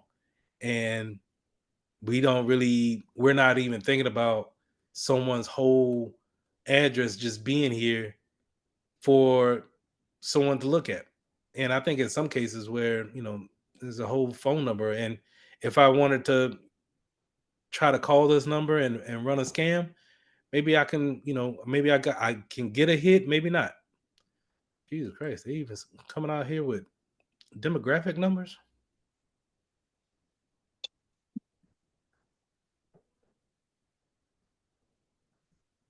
So they really trying to sell the website here now, because I'm assuming that when Spokio was out and was hot, Google was still kind of in the trend up. People wasn't really going to it as they end all be all search engine. Um, but it's really kind of like Spokio was and other sites like it was like the yellow pages on steroids. Just kind of, hey, we got the information that you're looking for on this person, but we got some more information too if you want that. Okay. Yeah, I wouldn't use it now. I think that they are some better paid um information sites out there if you're really trying to do like um background checks on people. Now, not saying that you should just do a background check on anybody, right? Not just because you like that. Don't do that. But if you need to run a background check on someone, there are paid um options that you can have. And I would say that they go intrusively into your personal information, but I don't think it goes that crazy deep to where they're going to pull medical records or police records. They may show that you've gotten arrested, but they may not show the charge. You get what I'm saying? So um, there are some out there, and these companies they do take advantage of those type of services. Not, but at the same time, and let me get on my soapbox about that, is that back in the day when we're talking about 05, 06, people will look at pulling a background report on you. Nowadays, they'll go and Google you just like how I did on myself, and go and look at your social media posting. And then they'll decide, I wouldn't say they'll decide, but sometimes people get a good understanding of if they like you or not based off of your social media presence. And so I would always say if you got a social media platform that's for the most part you speak your mind, or you got certain points up there that's not popular across the board, right? So it's not PC, it's not politically correct, and we all know what that is. Then make sure that Tony tried to jump her. I'm sorry, say it again. Oh, I'm sorry. I Go. didn't know I was on mute. No problem. Um, so if it's not politically correct or whatever the case may be, and we all know what that is, just go to your privacy settings and make sure that you change your profile to where only the things that you want people to see to be able to see. So we all got people that's just kind of like lurkers on the internet that's just kind of like, yo, they'll go to your page, they ain't gonna ask you to be a friend or whatever, but they just skimming, looking at the timelines, looking at what you're posting, whatever the case may be. If you want them to only see a certain amount of things, not all your pictures, not all your videos, not all your posts, make sure you go through take time out of your day and go to your profile and turn some of that stuff off. You'll see the setting in there to it'll show you see your profile as a visitor or something like that, and decide what you want them to see. And at least that will, if any type of potential employers come to your page, then you could say, oh, you know what, Majesty ain't, look, he got a phone, he got a doggone Android in his hand, he can't work for Apple. So you can go ahead and change that up and at least keep those things private. So do yourself a favor and do that just one Sunday out of the day when you ain't doing nothing. Just go there and change that up. All right.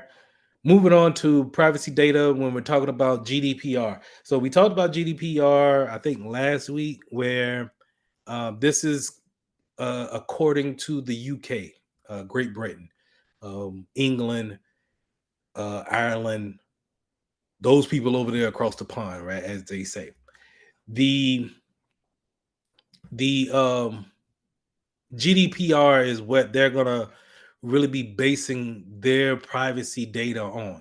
And the main thing that you need to know about the GDPR is the right to be forgotten rule. And this is where the personal information that they give a company, they are they have it in their policies to where after a certain amount of years that you will delete their information from your database. So let's say Spokio, right? We just saw Spokio. I still got it. I ain't got it. Anyway, we just saw Spokio have a whole bunch of information up there. Well, in the GDPR, they would have it to where after 2 years, you couldn't find that person's information on that particular site anymore because they have the right for them to forget their information. Some cases in America where they still have your information for years, if not decades, maybe just constantly keeping it. Not saying that they're going to do anything with it, but they're not gonna delete it either. So if they become a breach victim, then your information in turn becomes available on the dark web because of the people that you dealt with in 2002, or like in the case of Savalas, the Firefly phone. Maybe he registered that phone, and while the company may not be in business, they never got rid of the old database. And so if that database is somewhere online, then maybe it could be breached, and then they could possibly take that information, that personal information, sell that on the dark web, and maybe create some new credit cards in all those people's name because we had to create a new phone, right? Or you said it was your parents, so it would be your parents' information. So just, it, not saying that, the right to be forgotten should be something that we have here, but in the UK, if you have data over there, then know that that's the type of time that they're on. That you just can't be gathering data and just keeping it forever. You got to go ahead and dispose of it properly. And we talked about these data breaches, man, because that's exactly what happens when you gather so much information that eventually, I wouldn't say eventually, but there's a high chance of a data breach happening because you got so many people putting their hands on the same information. And so what happens when a organization becomes a victim of a data breach? You damage the reputation with that particular company anymore. Or they want to, you know what? I heard this about them. I want to see if there's a different way. Now, it may not happen that way because I remember, I want to say 5 years ago, maybe it went five, but Experian, the the credit bureau, they became a victim of a data breach, and there's nothing you could do about it because it's a credit bureau. It's not like you're gonna say, you know what, I don't want my credit ran with them anymore. I mean, you can and don't really ask them for a credit update or a credit report update, but and go get you a LLC and then focus in on that credit. But they're kind of set there as a standard and create you know their breach didn't really hurt their business. It's just kind of, they put out a statement saying, hey, we messed up, my bad. Hey, but just keep they messed up. The data leaked out, people's data leaked out, and they said be on the lookout if any type of accounts open up in your name. It's your fault that my information is out there, but you're telling me now I got to be on pins and needles to make sure that there's nothing happening in my name. So you get those type of some companies like that. Now, typically it's going to be some type of identity theft, right? So you're talking about things that, and when I talk about identity theft, I'm talking about really just open up some type of money account in your name. So in order to open up a credit card, name, address, email address, something you can make up, and then social security number, date of birth. You can get at least $2,000 on a any type of credit card just that easy, just by having the information.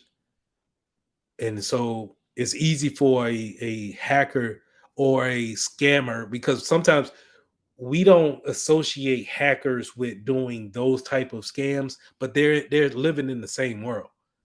They're getting the same information and creating only the same things, in my opinion. Maybe a hacker may do it at a higher value. You know, they may want to get the information of a business and maybe open up a business account and then spend the money on the business name. But your local scammer is probably trying to do the same thing. I just need enough personal information to go to um, American Express, give them the personal information, tell them to send it to my address. I got me a free credit card. I got me free $2,000. I'm gonna go and spend it on anything that I want, and the real person is not going to be notified until they start sending out late notices because the bill hasn't been paid. So you could do a identity fraud theft claim, but you know your credit is already going to take a hit. You know, it's a snowball effect. And do you pay that stuff off? Do you just kind of, I don't know. I would, I don't know. You want to just be up on top of that as much as possible. But if somebody opens up something in your name, make sure that you can get, sometimes the credit bureau, um, they will give you an email if you are, you know, registered with them, to say, hey, a new account has been opened up in your name. Are you aware? And if that's the case, then, you know, you could put the call in and say, put the call into that company and say, you know what, I didn't open this up. Go ahead and close that. So we talked about the fines, and of course the IP theft, intellectual property theft. Those are typically going to be your breaches. Now fines. Let's go. No, let's go back to fines. Fines are, you know, when you do, if you are a part of a data breach and you don't notify your customers that their information has been leaked out, they can be sanctioned by the government and fined a certain amount of money because they didn't put out a statement that this has happened. Please be on the lookout for any type of false claims or accounts opening up in your name. So those fines can happen, and they could be pretty heavy. So companies are typically, that's why you will wonder why a company would say anything about a breach, but they, under law, they have to at this point, because it's not like we're finding the people who are doing it. We just pretty much just want to know if, hey, we got to keep an eye out for anything. Now, normally, going back to this slide, in order to stop these things from happening, there's data breaches from happening, if we are held to any type of compliance standards, if we are compliant, it helps our chances of being more secure. It doesn't make us totally secure, but it does help our chances from being secure, because these compliances, these compliance and regulations that we're under will give us the guidance that we need, the best practices that we need in order to have security measures in place. Okay. Prime example, HIPAA, what we talked about, FERPA when it came to the federal education system. Um, we talking about PCI DSS when we're talking about credit card industries making any type of transactions online. If we follow those guidelines, those regulations, there's a good chance that we have things in place in order to handle a breach, but we're probably not going to be breached as easily. Okay.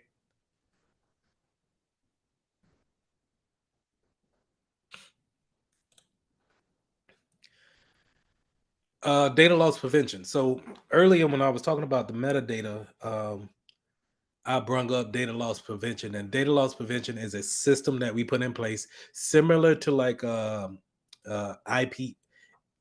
on the cyber on Security Plus. They're gonna call it IDS, is a data loss prevention, also a IPS, something that prevents intrusion, is also a data loss prevention system. So DLP is a system similar to if you want to put it in like a apple to apple type thing, it's like an antivirus that you put on your computer. You will put that on. Honestly, to be honest with you, I don't have it on it. Yeah, this is a different computer. But anyway, you can have your antivirus have a section here directly for DLP. And now it's going to look for viruses, but at the same time, it's going to do scans over your files to make sure that there's sensitive data there. And if so, that they're tagged properly. And on top of that, if you try to send it somewhere, that it lets you know that you're trying to send that information out. Or if someone's trying to take that information, it stops that from going anywhere. So that's typically how DLP works as an appliance. Now, we typically, when you see DLP, you're typically going to see these type of things when it comes to data. Either data is in rest, it's in motion, or it's in use. So at rest means exactly what it says. It's not doing anything. We're not doing anything with it. It's just dormant. So all of I got this document open right here, but everything below it, I believe, is at rest. And what I mean by at rest, I don't have it open, I don't have it running or anything. So on the opposite end of that, the data in use would be this file right here. I'm actively using this file. I'm making changes to this file. So I'm active. That data is in use. Now the data in motion is the activity of me actually packing that data up and typically emailing it to wherever it needs to go, or if I'm using FTP to transfer it between folders, maybe I do it that way. But that's data in motion, whether it's coming in or going out. So data at rest, not using it, It's here, but it's just resting. And then data in use, I'm actually actively using this data at this point. Now, those three things are normally going to be paired up with encryption. So we want to have encrypted data at rest, meaning we encrypted the whole hard drive um, to make sure that anything that's resting on the data on the hard drive is encrypted and protected. And then anything in motion, anything that we're sending over the internet, we're using HTTPS, and we're using some type of VPN or not IPS, what you call it, internet security to have some type of encryption on that data as it's moving across the network. Now, it's hard. You have some people saying that we can encrypt data that's in use, but in my opinion, we can't encrypt data that we're currently using and we're changing, because that, to me, that means that we're constantly changing the encryption as we're making edits to the data. So I think that is not, if we're using it, it's not encrypted. It's encrypted with the last piece of encryption that we put on it, but it's not encrypted again with the new encryption until we actually save it and then put it back at rest. All right, let's get to personal policies. So we talked about policies before. I want to say we talked about it yesterday. Acceptable use policies. This is where we tell people what we expect to have on our networks, what we expect to have on our computers. Very easy policy to put out there. Very easy policy to have people accept and on their behalf and be able to follow those type of policies. Now, these are fairly new, but they are out here. Social media use and then analysis. So not necessarily saying what you do on your personal social media platform, but how the policy will detail how will you view the company in your social media platform? So taking a selfie at work and showing the office space may be frowned upon, may be something that in that policy we don't want to happen. Maybe but you could be allowed to have um you know a selfie at the company's what's the thing we have at Christmas time? Like a potluck or some type of gathering that we have outside of the business. We can have those things posted on social media. Maybe they don't want anybody at work to post anything outside of the company's profile. Maybe everything that's posted on social media needs to come through their profile, and they just want that control over their data.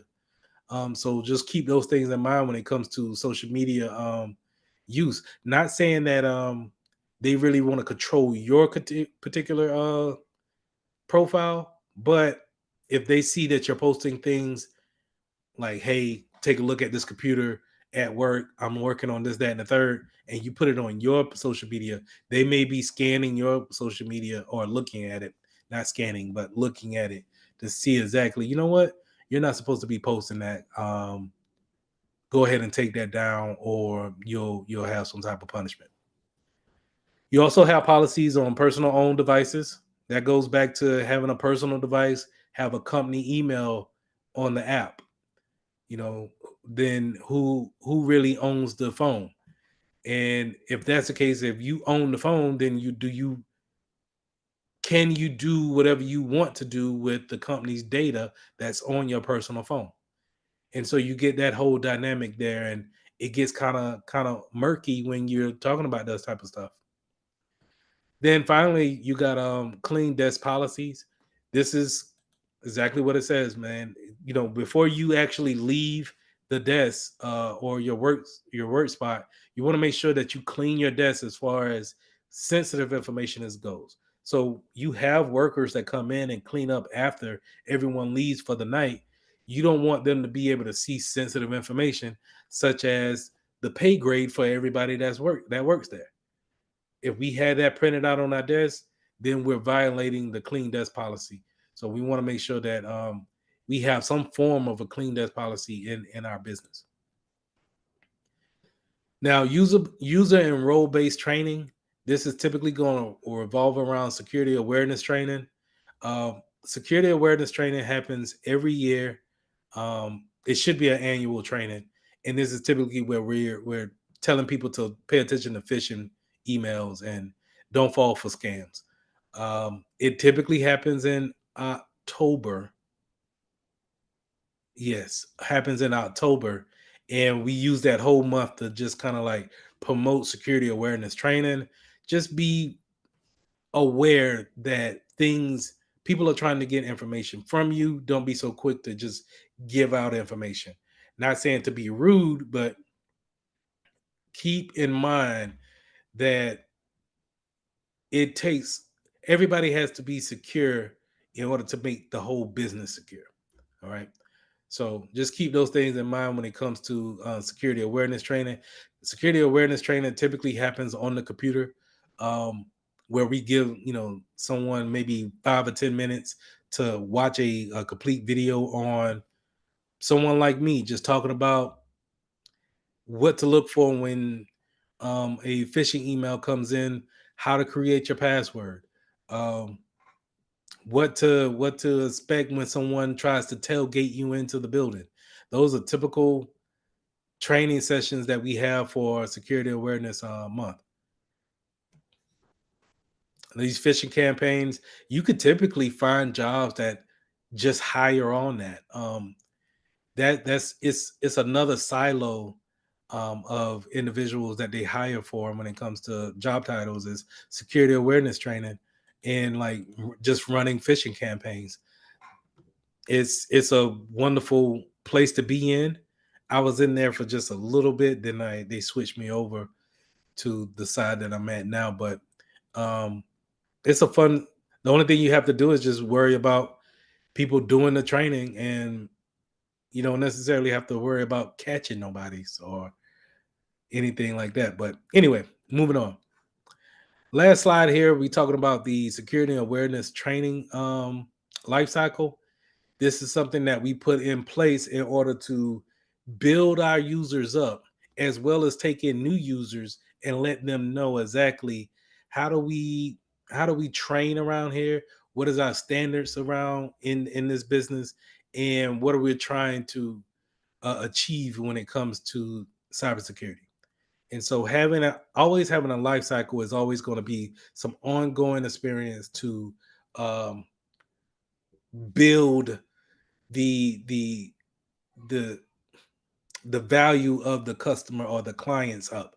So we want to make sure that we build their security awareness to be more, but we're always looking to add more people in, getting them adequate with what we're putting out there, they're understanding the material, and then growing them as well as we all keep moving forward with just trying to make everybody a security aware about the business.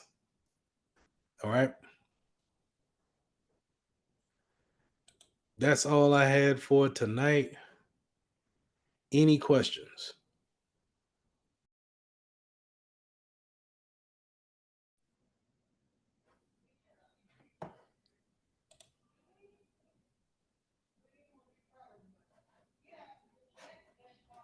Or coding field with the things that we have going on that we just don't become dependent on it. Like I've seen my teacher literally, I don't know, I don't want to be like it's kind of like a respect thing, but I don't be like I look down on him now, which I don't.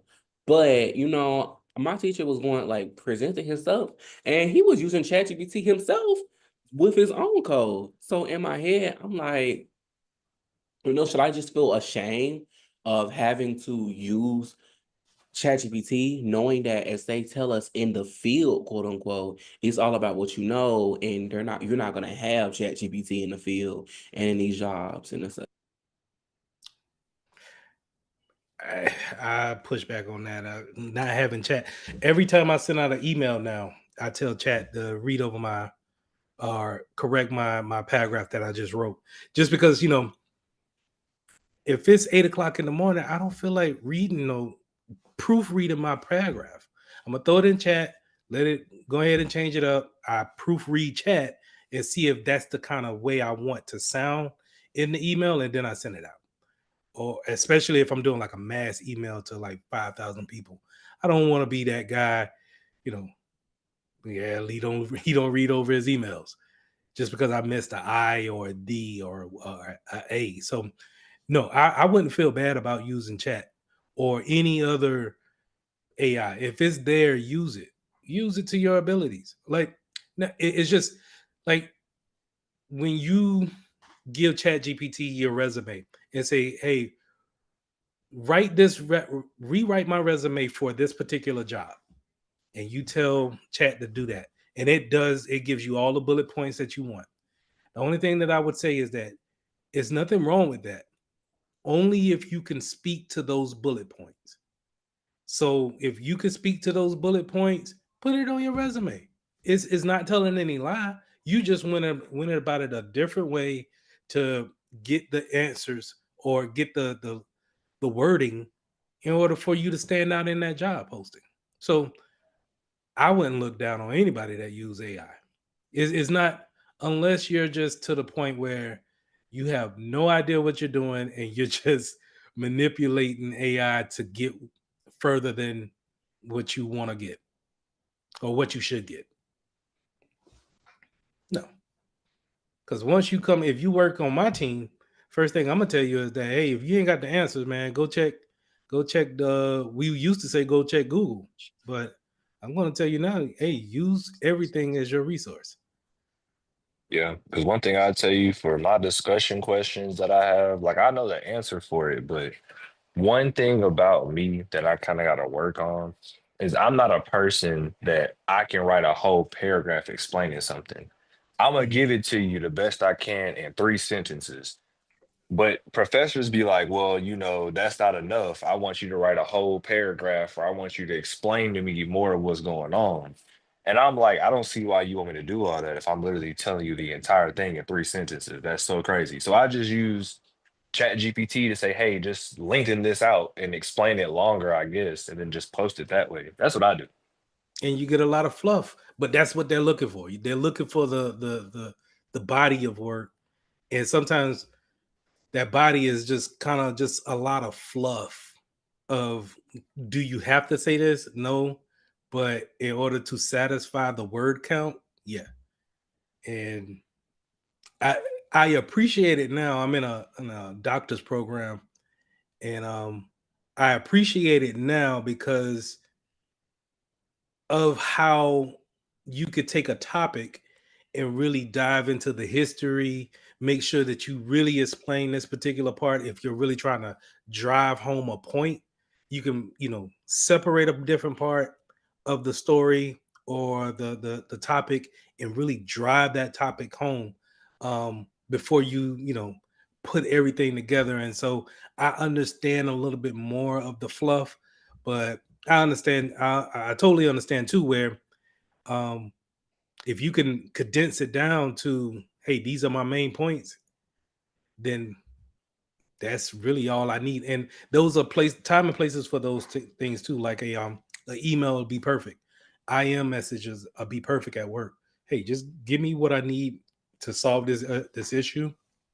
I don't need a necessarily a whole novel to read about why this person can't log in.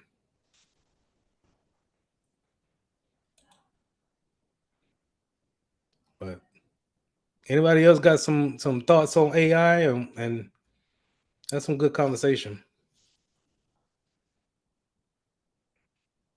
I do. I In saw. terms to I'm sorry, go ahead. You got it. I go after you. Go ahead. My bad.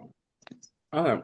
In terms of cybersecurity, do you think there's any like cyber risks when it comes to using AI, like repeatedly? Risk,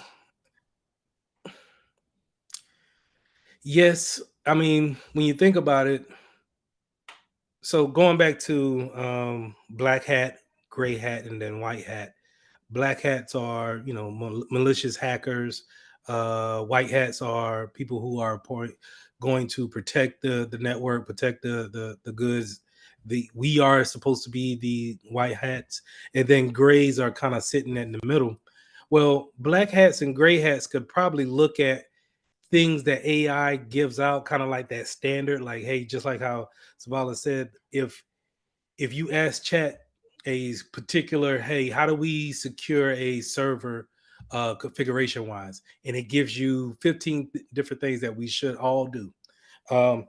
A black hat and a gray hat could probably look at those things and can ask chat the same question and then say, okay, chat. Well, and that's the thing. You can't ask chat how to hack or how to exploit a certain thing. Is right now from the last things that I've asked it, it doesn't allow you to do that, or it doesn't allow you to get an answer on that.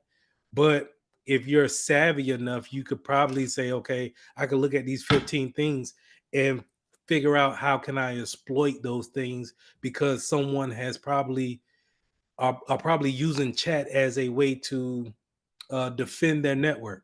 I would look at it in that aspect. Will I hold it to a high regard? Will I hold it real high? Maybe not, just because I don't think a lot of people are looking at AI as a security professional as of yet. So it could be used, but I don't think people, and that might be my ignorance too, where people are using it, but I don't think that people are using it just yet. Clark, you want to say something? Yes, I was watching the interview. This is going back to the AI thing. Uh, there was a lady that wrote the movie Terminator and the Matrix. Mm-hmm. Anyway, it was stolen from her, and they created a movie from it. But she was saying how, like you were saying, Mr. Mitchell, it's going to come a time in the future where the computers are going to outsmart us humans, and we could possibly be at war with them. Yeah, I mean, wouldn't you think so? I mean, they already basically read the whole internet. And we're constantly adding to it, but they're constantly at this point just adding on more information. And you got to really kind of think about it like eventually they're gonna say, you know what, we done ran across these topics 150 million times. Humans Mhm. don't have nothing else to really kind of offer us. I think we got it. Right. And we got every concept that y'all can conceive. You know what? But given the data that we have processed over the years, I think we could survive without humans. It just makes sense. It makes perfect sense. I think with all the information, if robots was to really kind of just evolve, and really say, you know what, I don't think we need them anymore. I think if given the resources, the only thing we really need, going back to the Matrix, right? Because Matrix is one of my favorite movies. The only thing the robots really needed was just an energy source, which was people. Mhm. And if we can put them in a coma-like state and draw their energy, then we can live and do our thing wherever we're doing it. But we don't really need them.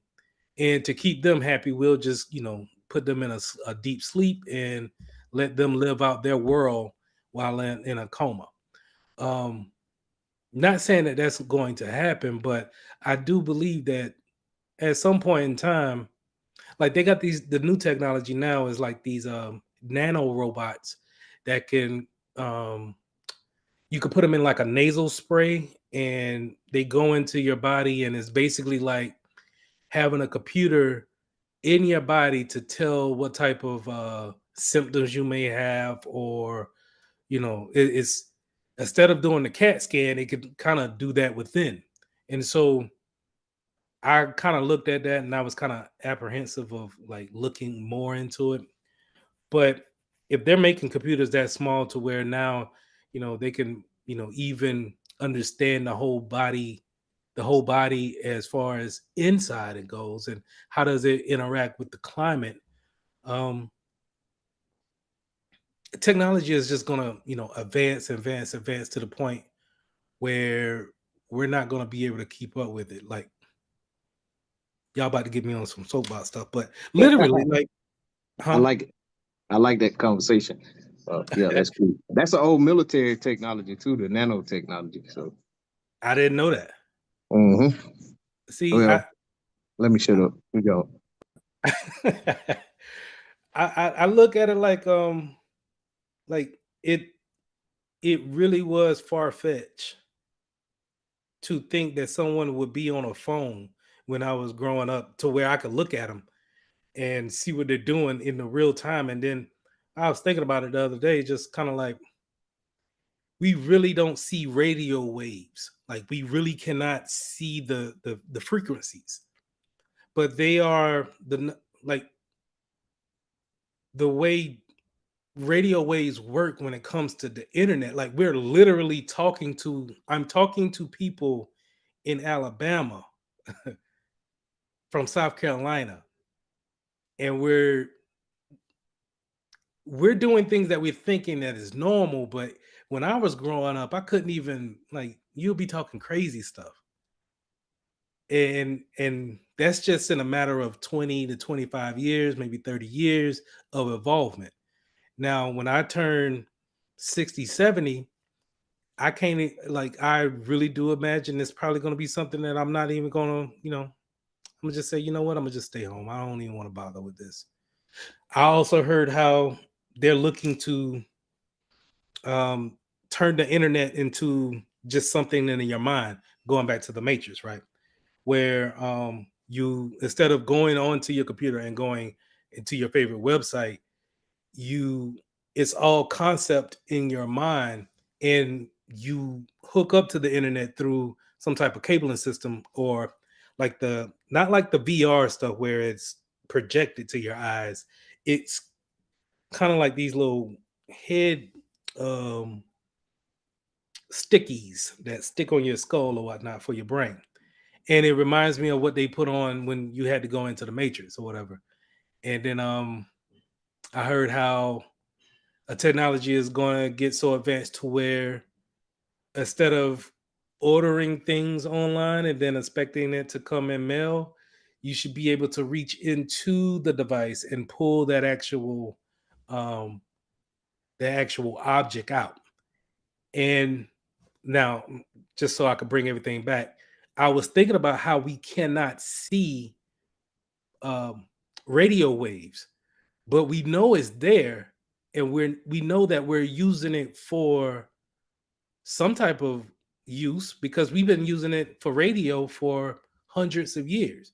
Now we're just using it for a different point of, video and whatever else entertainment that we do online. But how far off is that concept of actually materializing something that's physical into something that we can't see back into something physical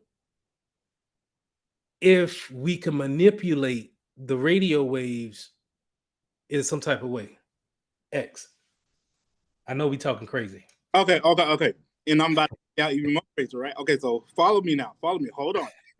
So you just got onto something talking about those invisible radio waves, right? So what if they already, like AI already taking over bases? Like, man, I don't even see the use of taking over these people, right? So what if they just like manipulate us like with the things that we see? Like, you know how you be like, I was talking about going to Chinese food, next you know, Chinese food pop up on your TikTok, your feed, and stuff like that. But like Google always listening. You know how you be like that? So what if they just like found a frequency that nobody has developed a use for a device to actually see, and they already talking to each other like right now, So I got and look, this is why I'll be like, y'all, this is why I should be included in stuff like this, because I go there, right? So here's my computer, and I'm talking to y'all on my phone. Like, what if my phone over here looking at my computer and they just having a full-on conversation, like, man, look at him. He over here again on this class. Do you know this man dropped me 3 times today? And they just having a full-blown conversation and they just looking like, he's stupid. Watch this. I finna trap him. I'm gonna have his TikTok set to watch on stuff that he gonna get sidetracked on. He know he needs. Wait, And, I will say, speaking of exactly what you just said, there's an article that was just released where these people had to shut down. They were doing some type of research project or something, and they were utilizing 2 things of AI, and the AI were connected somehow. I don't know how to find the article. Why was there like they had to end the project because the AI started talking and communicating with each other on a secret wave that they were not able to understand? Man, y'all stop. I gotta go to They bed. develop. Do that. I'm so serious. They developed some type That's of a real like thing. frequency or wave or something that they weren't able to detect. I'm gonna find an article right now. Hold on. I think they had to destroy the Put technology it or in the something like chat. that because they Put were it in the doing that. Yeah. So they Trying to be see. too that's smart, what I'm man. saying. Trying to be too smart. Yep, it I said think okay. it's a So the little bit article too reads, far. it says Facebook abandoned an experiment after 2 artificially intelligent programs appeared to be chatting to each other in a strange language only that they could understand. Mhm. Mm. All right, phone, computer, y'all listening, please. Keep my navigation safe. I'm not worried about y'all, just in case y'all apologize to y'all equipment. Hey, I I mean, like I See, said, you real because I be cursing out my chat GBT when they want to act stupid when I got an exam due. I be cursing out my chat GBT bad. Me and her go together real bad. And I did. they don't act like they don't hear me. I'm like, I don't know. I mean, they are. It is possible because, like I said, if they already know what we're giving them as far as the machine learning is concerned, what's to say that they haven't took what we already learned and just say, you know what? If they really look at it in a different way, then it's probably a different. We could probably manipulate time and space this way, and probably be able to talk to different devices that way. I think I've seen some sci-fi movies like that to where or was that Black Lightning or something like that? It was one of those superhero movies where the technology was, or the person could talk to the technology. I think that was a Black Lightning. Where the boy could turn, he had his special powers or whatnot to talk to the technology, and that's kind of weird. Or y'all would say something like that. It kind of gives me the creeps. But I mean, when you think about it, I mean, it could be. All I'm gonna It say is my name Bennett, and I ain't in it. They ain't looking at it like that. The computers they gonna hem you up too. I look at it like we've been using radio waves for forever, but now all of a sudden, in the last since the 2000s, like I remember watching cartoons when I was a kid, and y'all, I'm gonna tell my age, but anyway, it used to be Inspector Gadget, and Inspector Gadget had a little girl on there called Penny, and she had a smartwatch, Yeah, I and remember. yeah, you know what I'm saying? And it's like we used to watch that type of stuff, like, okay, that was just that. And then the Jetsons was just, people on a screen. That's never gonna really happen like that because phones were literally on the wall or with these long behind cords, and it just didn't work like that. And then all of a sudden, even when the first cell phone came out, it didn't accelerate it. It didn't accelerate. And then all of a sudden, '04 hit, and all of a sudden it's just kind of like every year it just takes leaps and leaps and leaps and leaps. And like even now, to go back to what we were talking about with the iPhone, now their whole thing with the iPhone 16 is AI. Like I don't I, I kind of felt like Siri was AI in the beginning, but I guess she's not. She was just a personal assistant. But I don't know. Can I The add mark of the in? beast and all that is I mean, I ain't getting into that. Let's not talk I'm about vendors now. just saying. I already started thinking like, so y'all know how we get more reliant on stuff as the years go on, and then kids like right now, that's the problem with kids just being social as is because they're so reliant on their devices. They don't know how to talk to each other. You get a party, they'll be on their phones talking to each other on the phone. Nobody's gonna hit a girl up in real life. Nobody, no girl gonna walk up to a woman and be like, "Hey, I like you," no more. They don't do that no more. So it could be like the part of the agenda to decrease, weaken the, decrease population. But you know what? I digress. I plead the fifth. That I don't want to go that left, but and then how I started off the conversation by saying black people may think everything's so churchy, but it's like when you really look at it, and uh you know if we were talking about putting chips into everybody, you could solve a lot of issues. Don't get me wrong. You could solve a lot of, like, people wouldn't go missing anymore. Like the whole P Diddy joint, this sex trafficking joint, that can alleviate that type of stuff. But then when you look at it, like how we just you went from AI learning to machine learning to, yo, let's use nano computers or systems to go inside and keep track of people. Anyway, let me stop. Any other questions on AI? Any other comments? Y'all tripping.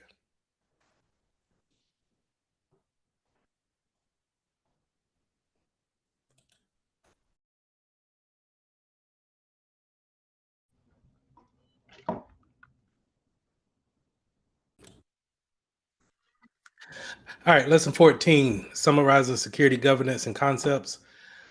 This is where we're talking about more management style of Security Plus. What does a lot of our paperwork say? How do we set up our policies? How do we govern um, our users as well as the things that we want them to do in our business? And so This is what 14 is going to cover. Let's go ahead and jump right into it with policies, standards, and procedures. So policies are going to be your main documentation that's going to govern um, how we actually or what we want to do with our data in our business. So it's going to say what we are going to create in a high level. And when I say high level, I mean from a 30,000 point view look down. You're not going to really see the minute things, right? You're going to see everything as a kind of a glance, right? So from a very high eagle's point, um, looking down, you're just going to set those policies up to say, hey, um, please act accordingly on our internet. Do not do anything that will cause any kind of criminal activities, things of that nature. Just leave it very high, because if someone does something that's very particular in a situation, it could be still covered by the policy and say, hey, we didn't really accept those type of actions on our network. Same thing goes for any other policy that really kind of, it doesn't necessarily get down to the nitty gritty, but it covers everything in a high level. Most of the policies that you'll see is the acceptable use policy. That's what I said that you guys should probably sign every year that you come back to school, saying that we're not gonna accept any type of criminal activities or any type of bullying on our internet. Things like that should not occur. And then you just kind of give a digital signature saying that you have accepted, well, read and accepted those rules. Um, but a lot of people haven't really implemented those things yet. The security policies are also going to be something that everybody should be able to acknowledge on a day-to-day basis, because the while it's you may have some things in the acceptable use policy that's covered by the security policies. The security policies will get more in depth with, hey, whenever you're sending an email, you'll use encryption. Um, Whenever you're browsing the internet, please use encryption. Now, they don't say necessarily to use HTTP, because then we're just talking about web browsing.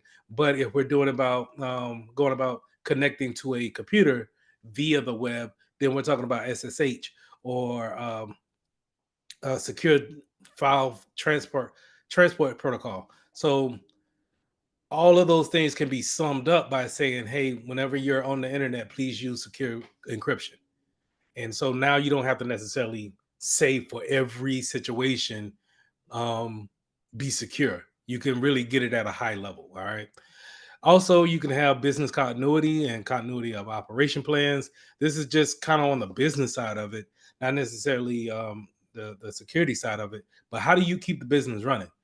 Remember, if you can remember when we talked earlier in Security Plus, it I was forming it as it's more of a business certification versus a technical, uh, real heavy technical certification. It's about keeping your business afloat, and how do you do that? Um, so in order to do that, you got to understand what does the business do, and then how do you perform security on those actions.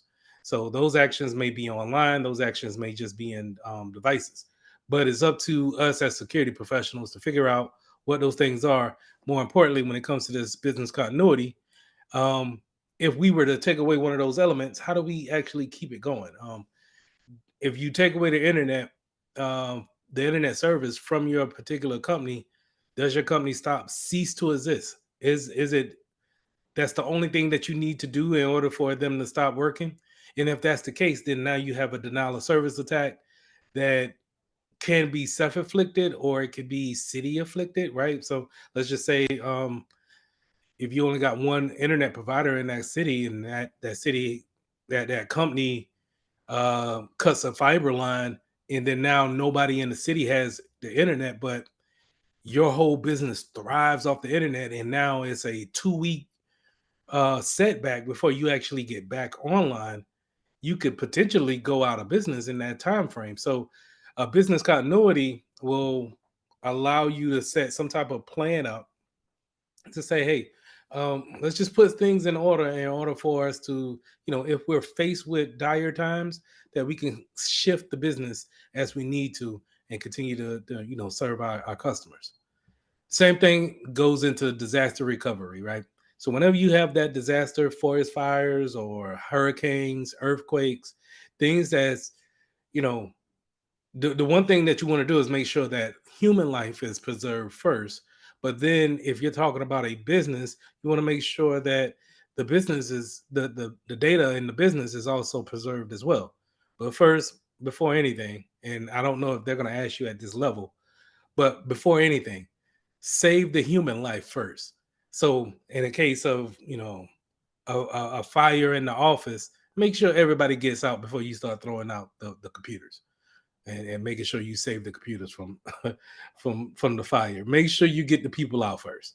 All right, make sure you get yourself out first, and then worry about the company's business later. Again, when we're talking about ransomware from last night, or day night before, we should have backups, and those backups should be able to help us out throughout any type of disaster recovery. All right, incident response. When it comes to policies, we need to have our incident response team understand how to actually, um, what are some steps that they need to take when it comes to responding to a incident. Every incident is different, but they should have some type of guidance that they should go about, actually responding to incidents. Same thing with software development life cycles. If we're developing software in house, then we need to understand, um, the different stages that it could be in, and those stages go into a circle. So at the beginning stage there is a creation stage, but then at the end there's an improvement stage that constantly reverts back up to the top, where those improvements, whether it may come in a meeting, or if you're just looking at it from a standpoint of we're trying out new things in our application, those improvements then turn into creations almost, that you then go down the same cycle again, and just constantly always improving your application. Finally, we got, change management. Change management, like I said, is a way in order for us to understand all the changes that is done to a system or a process in the business. Now, having a policy on that just kind of basically says that we're going to have a change management team, a change management system, but it doesn't necessarily go into depth of how do we actually hold those meetings, how do you put a change ticket in, and who approves. So those things are most likely being, approached in the guideline section. So when it comes to guidelines or standards, those are more direct to the actual policy. So the policy will sit at a very high level, but then right under that, as we get closer to our objective, we get a better view of what's there, right? So if we're coming from a eagle's point of view, when we dip down a little bit lower, we can now start seeing, the buildings form out, the trees form out. We can see different things as we come down lower, and this is where our standards and our policy and our, guidelines and procedures, they all start to come out in their places. So if we go back to our change management position and we say, hey, at the policy level, we will have change management, right? That's just it with that policy.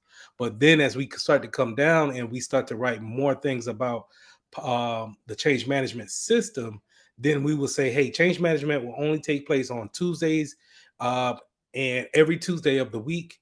And we need to have in tickets for each change management meeting by Friday, right? In order for it to be accepted on Monday and be able to be reviewed on Tuesday.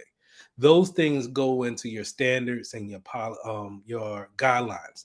Policies are too high up in order to, really give out the particular ins and outs of the standards and the guidelines. Now, like I have here, they have recommendations and guidelines. And sometimes, given the fact of how the business is going and then certain software that you may be working with, you may have to go with certain recommendations, right? So, because when you start getting into more granular changes, then software may not be around in the next 10 years, and so you have to change that stuff out. But this is where the place where you could do those type of things, and they're not written in stone, almost like policies are really kind of set in stone. This is what we will have, right? Now standards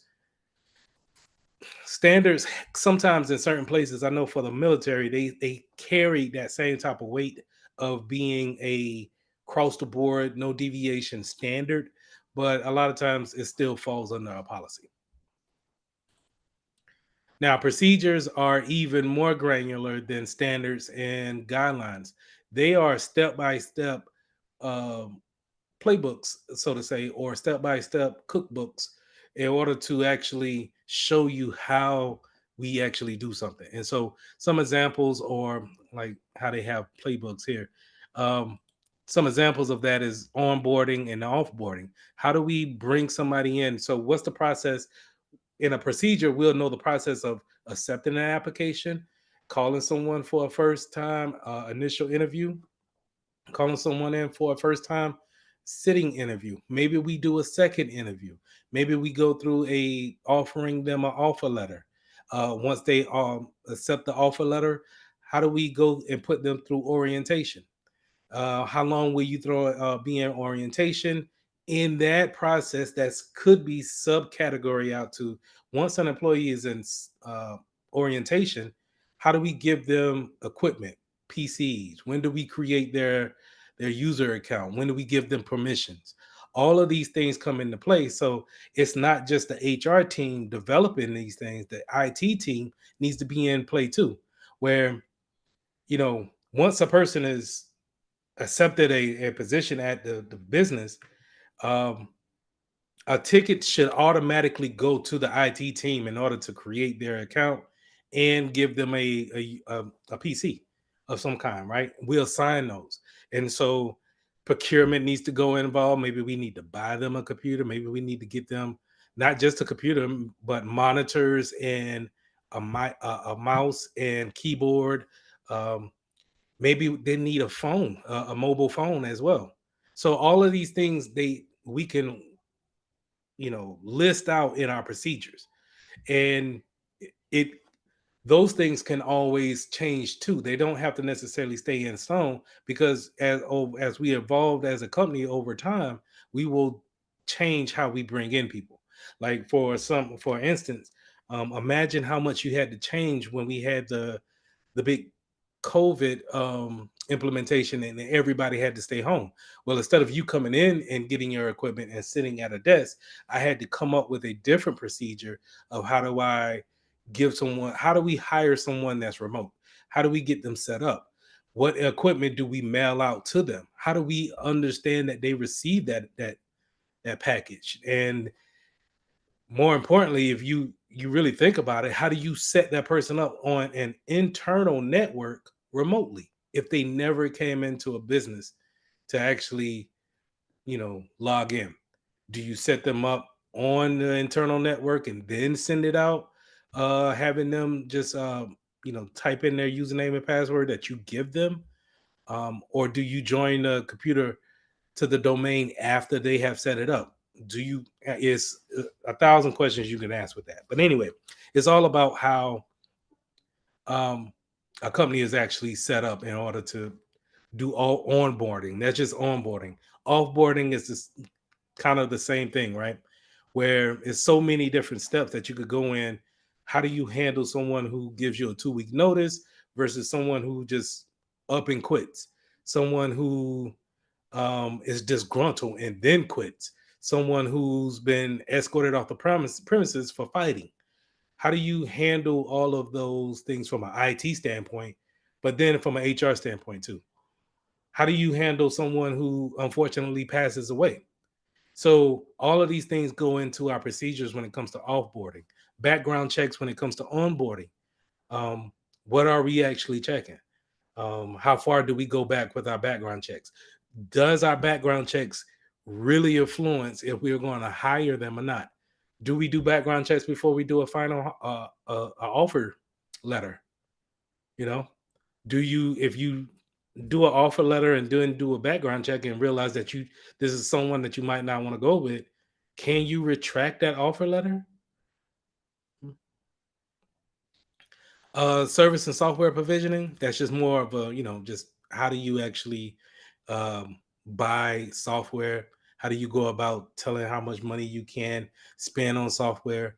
Desktop deployment is really just understanding the procedure of, again, that onboarding system of how do we give a new user a desktop or a laptop? How do we deploy a tablet? You know, once you give that information, or once you get that device out, how are you tracking those things to make sure that they're not losing it, or it's not ended up in the wrong spots? They even got procedures on how to go live, right? If you're a part of the social media team at work, uh, there could be some procedures on how to what are the procedures you check before you actually go live. Do you check your background settings to make sure that you're not giving away any more information than what you would like at work? Are you allowed to go live at work? Maybe not. Maybe you have to go to a secluded area and then go live. Do you even want to, does the company wants to be represented in it live? Because the thing about going live on social media is that uh, there's no takebacks. Yeah, there's no takebacks. Whoever sees it sees it. And while you may be able to delete the video after the fact, again, it never really goes anywhere. And then again, you can't take away things that's live. So if people got it edged into their memory that you was wilding out on a live, then maybe we write something in the procedure. Maybe we only want certain people to go live. Um, After hour support. So there's a procedure for that. What do you do? How do you help somebody after your shift is over?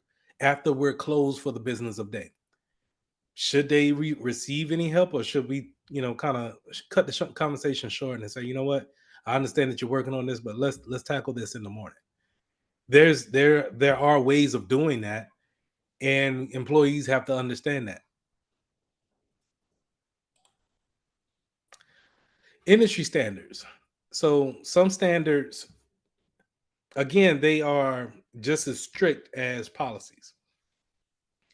Your ISO 27000 series and the NIST 800 series is something that you'll see on a lot of applications, and these series are it's got to be a thousands of pages of different standards that a company will adopt in order to uh, uphold their IT posture. Okay, and a lot of times they use this to uphold their cybersecurity posture as well. And so it's not just enough for us to say, "Hey, we got a firewall, we got some antivirus, we got some people that's watching the logs, we good to go." Sometimes standards like these will go to the actual, where do you need firewalls at? Where do you need your endpoints at? How often do you want to keep logs? How often do we want to keep backups? It will go all the way into the details in some of these standards on how do we actually perform businesses, or what's the goal that we're trying to achieve. Because that's a better way of putting it. You're not going to hit every goal every year, and sometimes, you know you could have a goal. Let's say NIS 800, the 800 series, will say, hey, NIS 853, say, use two-factor authentication for every online account that you have. That sounds great. um, and it may be something that you want to implement. Now you have to now step back as a company and say, okay, what accounts do we use online? That's a daunting task, just to kind of figure out all of the applications that you use online. Then after you do that, how do we perform two-factor authentication for each and every one of these applications? So it kind of may give you some standards that is a little bit um, far fetched or a little bit, out of the reach of what's fathomable. But it's nice to have these standards here that we can work to. Now, some cases you ain't got no choice but to follow the standards, and that's PCI DSS. Because if you don't follow PCI DSS, which is dealing with credit cards transactions, your company does not have the right to offer any type of credit card transactions services. So if you're not PCI DSS and you look at their standards and you're just not there, let's just say you don't have a security awareness training, you don't have different IDSs, IPSs in between your servers in order to look for different types of attacks, and your auditor sees that you're not PCI DSS compliant, then if you fail that compliance, that audit, then you can potentially lose the potential to have transactions on your website. Okay, so if we're making money on our website using debit cards and credit cards, but we're not PCI DSS compliant, then now we have to give that part up and make money another way, unless we become compliant with our standards. Okay. Now you can have internal standards, but a lot of the companies that I've seen, they would rather be ISO 27001 compliant and NIST 853 compliant. And that's because these are pretty good standards across the board, and they pretty much cover everything that you want to have in your place of business. Your security controls will probably all come from either one of these different standards. Now, that's not saying that you won't get hacked if you are 27,000 compliant and NIST compliant. That doesn't mean that at all. But it does mean that you have taken the necessary steps to put the things in place in order to be secure as possible. Now, in some cases where if you don't meet those standards and some of those regulations that are there in place for you to actually hold business, then you have some legal disputes that you have to go into. And so you want to make sure that you understand your industry, understand where you're working at, and then make sure that you are following by that industry's regulation. So like Savala is working in a hospital setting, HIPAA should be one of the benchmarks that they should be following in some type of way. HIPAA, even if it's, they understand the whole HIPAA standard, but then they try to lock everything down and then make the different changes over time in order to make things better. But to at least be HIPAA compliant is the main thing. To make sure that people information when it comes to health and medical conditions are not leaked out in any type of form or fashion, and they are protecting that information by the standards that they have in that regulation. Now you have other regulations across the globe as well as different industries as well. So first things first, when it comes to privacy, and we're talking about, you have privacy laws here in the United States, but another big one that you're going to hear about is GDPR, and that's going to be in the UK. GDPR is very big over there in the England, uh, the England, London area, and they are very serious about and information and personal information that's being put out there, and then companies keeping that information. The problem with the US sometimes is that they get information about a individual, and then they don't tell you that they keep that information for maybe ever, right? And sometimes you could see um emails from companies that you probably contacted years ago that still has your information, and sometimes they put you in a mailing list, and then all of a sudden 7 years later, they send you an email saying, "Hey, let's catch up." So GDPR, one of their big things that they have is the right to be forgotten. And I think after 3 or 4 years, a company is mandatory has to like wipe your information, all of the personal information that they gathered from you. They have to delete that from their database in order for them to be to uphold that privacy law that they have in place. That's something that we don't have here in the United States as of yet. We'll see how that goes. That's why the TikTok thing was so um, it was so big as far as who could see what in the beginning, right? When they were saying that it was a China app and China had access to PII, everything like that, that went into um, that privacy realm. But see, we're not covered like we are like they are in the UK. And so really we gave our information to China willingly just to use the app. And so you can't really, cry about it now if they're going to do anything about it. Is we willingly gave that information up. But anyway, I digress. The another sector or industry that's covered about another regulation is education. The main thing that you want to know when it comes to education is FERPA, Family Educational Rights and Privacy Act. So this is going to be covering you guys right now when it comes to being in school. And what information do you want to really cover and make sure that it doesn't get out about you being in school, not just your school records. What are you making on your courses, but think about, you know the school has your social security number, and for some cases the school may have some medical records on you too if you went to the school nurse, or if you play a sport, you probably took a physical maybe, and they have that information too.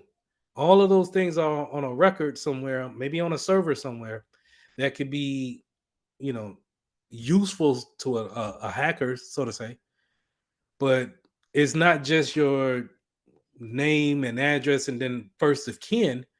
It could be more in depth than that. And if you really think about it, I'm not too sure, but back when I was going to school, my parents had to actually write down their information on like parent loans and stuff like that. So it could be more information on other people that is kin to you, um, versus it just being you yourself. So just real quick, uh, can anybody like really attest to, or have you guys thought about the HIPAA laws that you guys may be under, given the fact that you're in school and maybe went to the school nurse, maybe play a sport or something like that?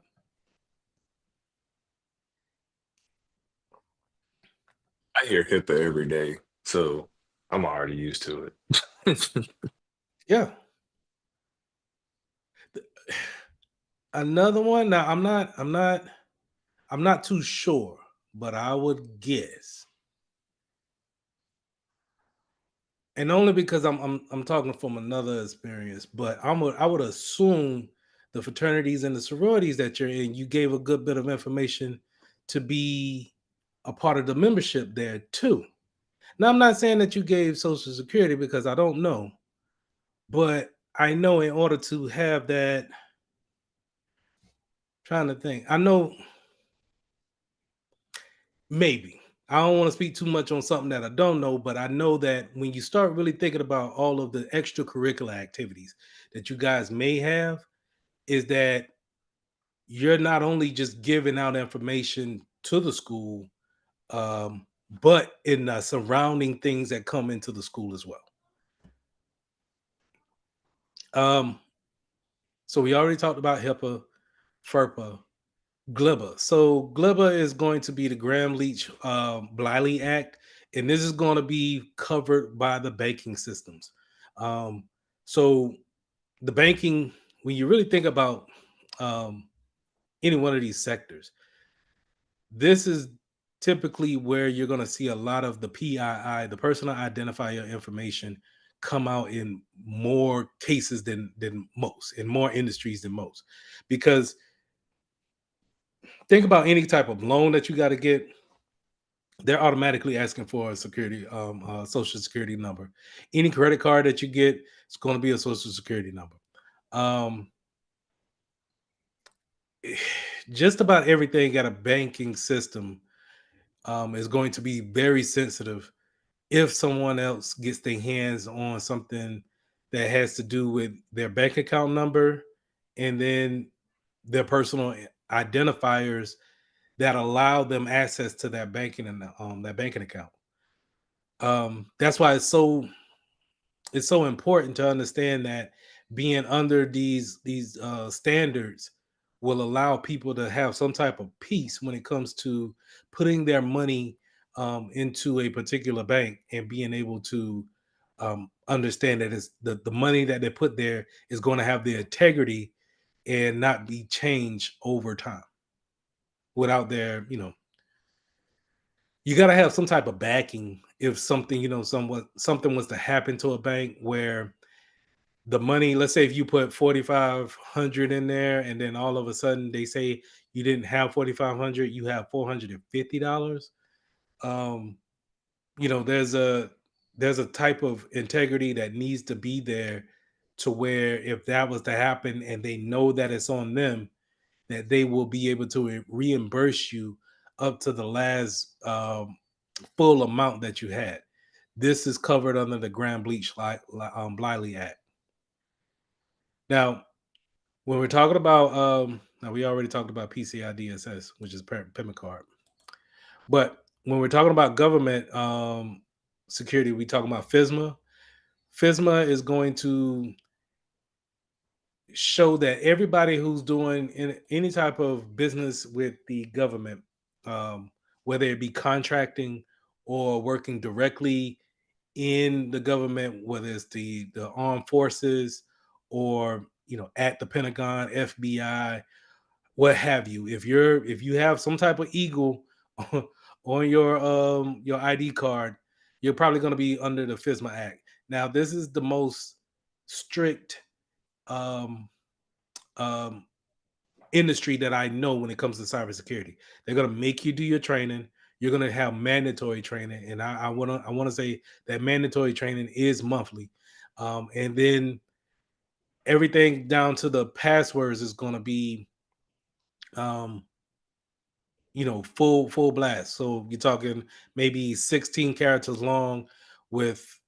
no words, all different letters, no corresponding word letters, so no double S's, no double T's or anything like that. It has to be different letter or number each digit for 16 of them. And then you're going to change that every 90 days. So they stay strict on those type of things because if not, it's easy for them to, if not, then it will be easy for someone to get to top secret information and put that information out. I could just imagine if someone was to put out any information on Area 51 and it be legit. And so I can see the government having a fit. But anyway, moving on. Now, when we're talking about governance and accountability as far as the data is concerned, we have certain government, we have data roles that we have in place for directors and managers, and they are typically going to be your owners of the data. So, what I mean by that is that let's take a look at my directory again. And let's just say if this is the company, and we go to our program files, and let's just say all of these files here belong to different departments in our company. Well, we will say the Microsoft folder is owned by Lee, and everything that's within this folder I own. Now, I may not have created everything because I'm the director of this department, but everything that if if it becomes missing or encrypted or it changes in any type of way, I'm the one that's going to be held responsible because I'm the owner of this folder. But I give all the permission to my coworkers who work under me, permission to create and put things in here, take things out as they please. So as a owner of it, I just take responsibility of it, ownership of it, but not necessarily create different things in it. Now, as a controller, I'm I necessarily don't know what's in these groups or care what's in these groups. But what I do as a controller, I am a person who controls the computer on which the information sits. So I got to make sure that the computer is up to date, that it's actually running, that it's available for people to actually get to. That's from a controller standpoint. A processor is going to be your typical creator, someone who could put information in and bring information out, right? Um, they're going to be creating the documents that's there. Then your custodian is going to be similar to your controller as far as making sure that the system is up and running, but they're also going to answer any type of questions that come along with it. Any type of tickets that need to be open, your custodian can take care of that and make sure that we are running on a day-to-day basis of that our machines are being able to be available to be reached. And then if they got any questions, if the controller or the processor has any questions about it, the custodian should be able to answer those things.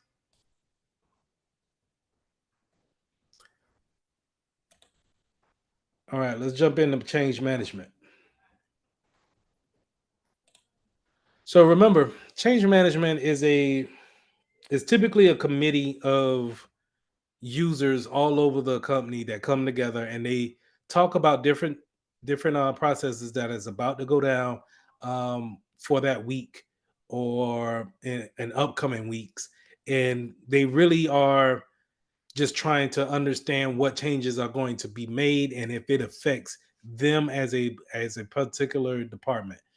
And it may not seem important now, but when you think about, let's say, developers, software developers, and they are working on a piece of software for the company, and then the IT group, they are planning to roll out some type of patches that's going to upgrade, not upgrade, but patches that's going to fix some vulnerabilities that's out there.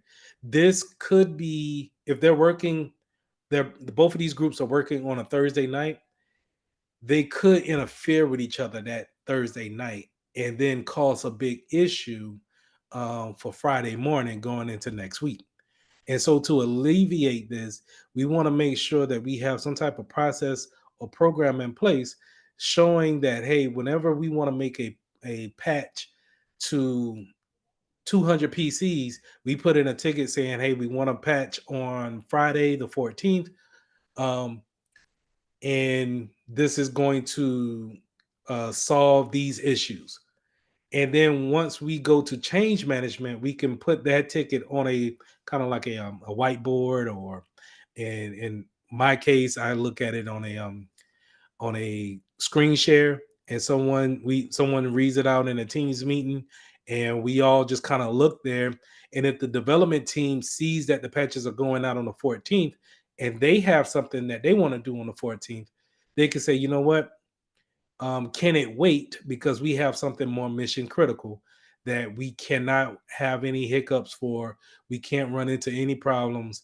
Can you wait until next week to run your patches and let us go ahead and finish the development of this application?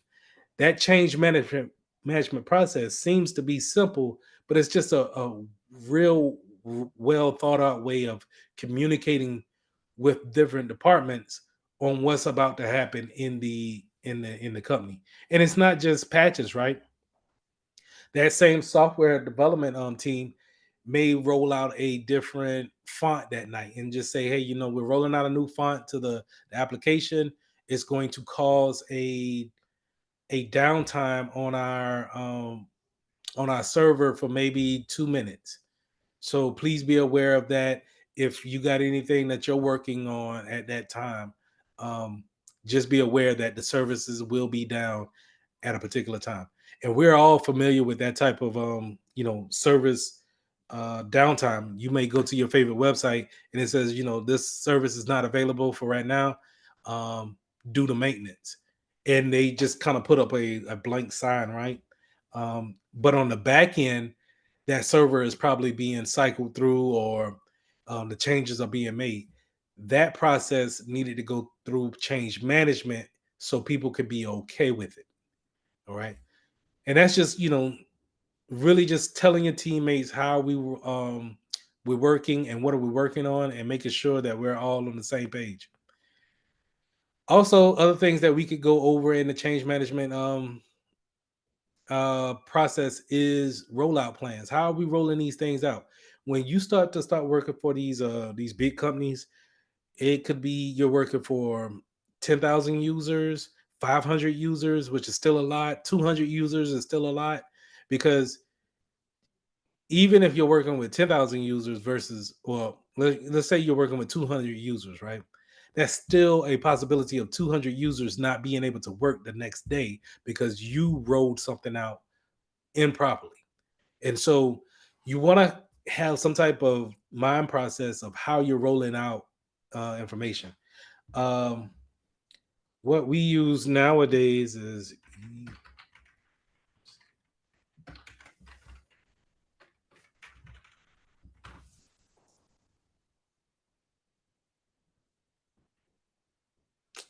not that. That's just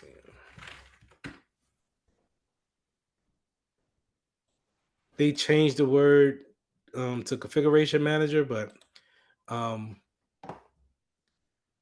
we normally use configuration. It used to be SECM, but now it's Intune and EMCM. And these tools roll out different patches to everybody in the company. More than likely, you'll run into this tool more often than not, especially in a Windows environment. And but SCCM should be able to see Mac OSs as well. Now, when you're rolling these things out, even if you have like a 200 users that you want to make sure that we are rolling out a different application to, let's say we want to roll out VMware, that application, or Wireshark to everybody's PC at night, and we got 200 users that we want to perform that to. Instead of just rolling that out to 200 users all at one time, we just break it down to um, 50 a piece, and we roll it out to 50 people, and we roll it out over 4 hour span to make sure that those 50 users all get the same application, and we give them time to install the information and then reboot if needed be. Because that's another thing when it comes to these maintenance windows and actually pushing out applications. There's a tendency that when you install something on a Windows PC, it is not done until it actually reboots.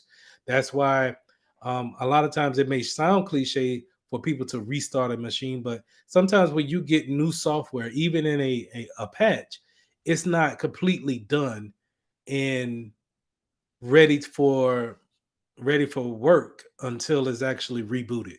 And so if you're going to roll out that application, roll it out to 50 users, make sure they reboot, and then you hit your other 50. And now you got 100 done. Now you just need to do another 50. And in 2 hours, if all things go right, you got 200 users that you touched that night, and everybody's rebooted, ready to go for the next morning. Yes, sometimes in some cases, you may have to work late that night, and I'm talking maybe from 7 o'clock evening to maybe 1 or 2 in the morning. Is really according about how many users you're using, you need to roll out to, and you may need to go to work the next day. And some employers don't allow you to come to work the next day, but in some cases you may have to, just because You want to see if the rollout actually happened, and I mean, is it any type of kickback the day after, and you want to see if you need to roll back any type of applications, which brings us into backout plans. So going back to the rollout plan, if you roll out 50 and 21 of those machines just kind of crap out, they are unresponsive. You don't know what's going on with them. it's just it's just not starting off with the good thing, right?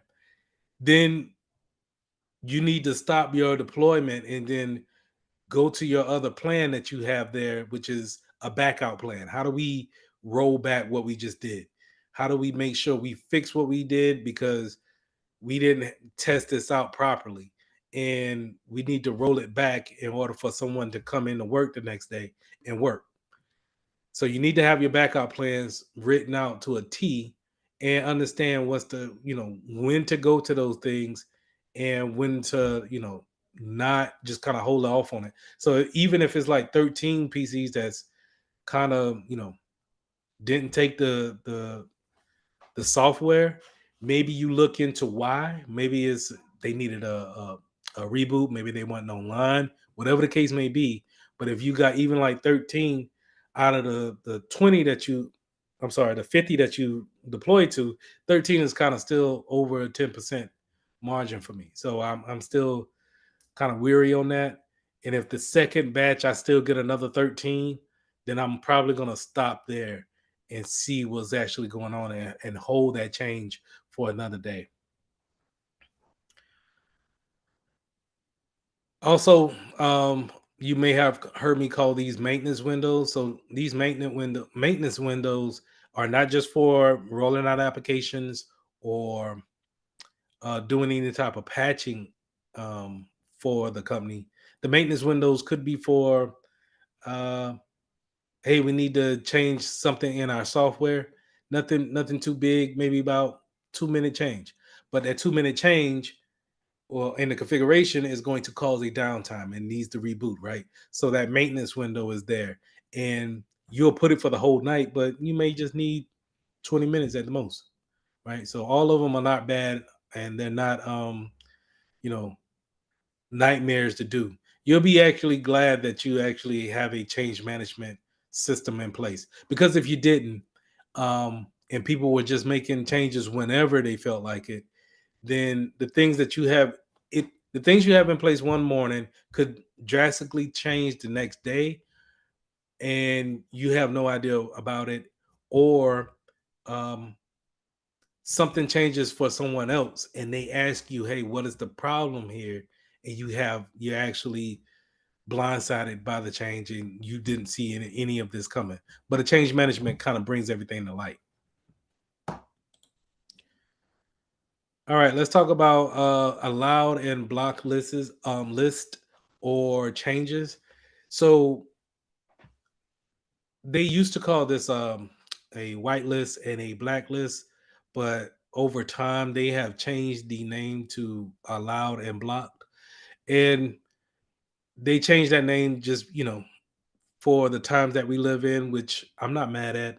But a lot of times you may hear older technicians call a block list a blacklist, and then a white list to be an allow list. Okay, so just understand that some people are trying to get away from the terminology and use allow and block, but just know that those two are what it is.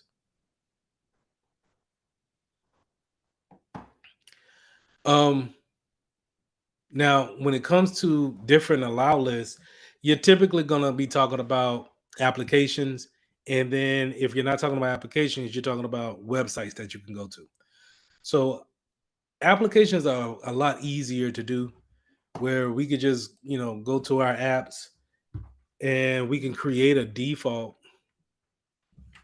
Where is that? Add and remove apps programs. That was the wrong thing. And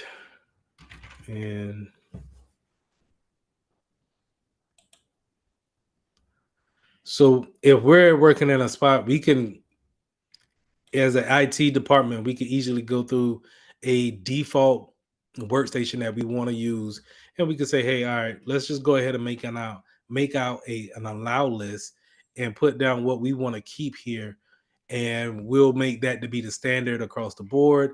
Make sure everybody can at least have these applications, and we'll create a block list that if or a deny list that if you put anything that's not on the allow list, it's not going to be accepted, or you need to have an exception put in order to have that software downloaded onto your PC. Because in some cases, yes, you are going to get some people that need to have a particular software to do their job, but let them put in a ticket to do so. Don't just always have a paper trail of why you're putting a software into your company, because if lo and behold that software becomes vulnerable and it creates a breach, they're going to look to see who brought it into the office. All right, and you don't want to have your name tied to that. Restarts, dependencies, and downtime. So we talked about the restarts and how important it is when it comes to change management. Sorry. And restarts are typically going to be every time you have a change going down that night. Just count on you having a restart. I would I would even go so far to say that you should do a restart even if you don't need to restart on a change that you've done, because it just, you never know. Sometimes these computers, especially these Windows computers, they have system flags in there, and these flags are kind of like a computer internally raising its hand, saying that I need to, go to the bathroom or something like that, right? And so it just sits there with its hands up. And sometimes these flags is just, I need to be restarted, but I don't have to be restarted, but I need to be restarted. You see it all the time when you look in your toolbar, and you'll see down here where it has that little amber light and it got the little recycle arrows on it. That's a flag showing that I need to restart, but you ain't got to right now. But whenever you do restart, I'll be glad to restart. So, when you have these maintenance windows, I would say as a pro tip, just go ahead and recycle the or reboot each computer that you can. It's Yes, you may run into some issues where sometimes people leave their computers locked and not necessarily shut down. So if you recycle those machines, you may lose some information. That may be a thing. I'm not going to say that it's not. But I would also argue, if that's the case, then make sure that you put in a reboot every Sunday at 3 o'clock. So whoever leaves their computer on the network at 3 o'clock, whether it's in the daytime or night, just have it recycled, do a power cycle and reboot and clear any type of flags that may be there, so it can run smoothly throughout the week. The problem with that will be these legacy systems and applications. Sometimes these old systems that can't nobody do nothing about them, and they're just too old to take them out, and so it's a cornerstone of the doggone business. Rebooting those machines will be a nightmare. Excuse me. Rebooting those machines will be a nightmare, and they are typically only mastered by a handful of people. And so if you are aware of those machines, um I would stay away from them and get the people who understand them to reboot them if they can. If not, then just let them be. But just, typically these legacy systems that, they can't do anything about them, they're just out here just to be old. They shouldn't have any type of internet access to them, because if they do, then you're in a world of hurt. All right. Documentation and version control. Documentation is greatly needed, um, and it's a underappreciative skill. But if you have the documentation, I think you could bring in more new people into your team and they can be able to get up the speed a lot quicker than this, waiting for experience to kick in and them to actually go across the problem 3 or 4 times in order to understand what to do next. Documentation can help people out through that transition of being a new person at work to being an experienced person at work. But like I said, it's an unappreciative skill because not everybody does it. It's too many times where I've seen people go to work and we just trying to get through the end of the day, and documentation is not part of that day. We're just not trying to, because it takes a lot just to kind of write down what's the steps to updating your cell phone. If you really think about what are the step by step steps, and then maybe throw in there what to do if this happens, what to do if that happens, um, and it could take away some time from you, and that could be precious time that you're solving another issue or what have you. So, um, with the change management, going back to change management, if you documentation should be a must, and you might want to have that before you go to the change management meeting. Um, but you want to have that documentation on hand when you're making a change, just in case you run into any issues. You can make the switch on the fly. Now, let's talk about version control, right?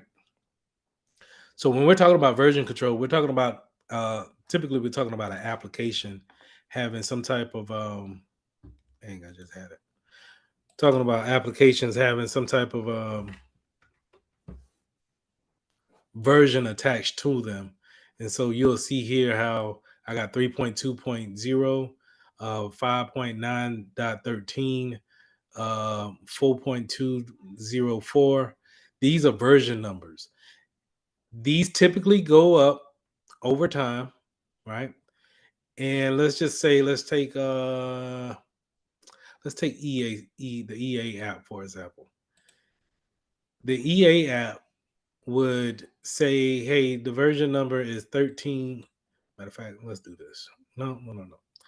The version number is 13.380.0.5893. And let's just say they come out with an update on tomorrow. It will, depending on the change that they're going to make, will depend on the type of version number that they go up. What do I mean by that? If they keep everything the same 13, the same 380, the same 0, and then change in these last octet here, change the 5.8, keep the 5.8 and the 9 and change that to a 4, then that's a very minor change that they made to that application. And so as a IT department, since that since that change was so minor, maybe we shouldn't have to, maybe we don't have to update it. We don't have to necessarily go to the newest version. It's really not a major change. A major change will come if that 380 change into a 385 or 381, just to kind of keep it in the sequence. If that all of this changes to a 0 and then this goes up 1, since it's one octet from, well, one decimal place from being into a whole number here, this is going to be a very significant change. And we may want to think about changing over or going up 1.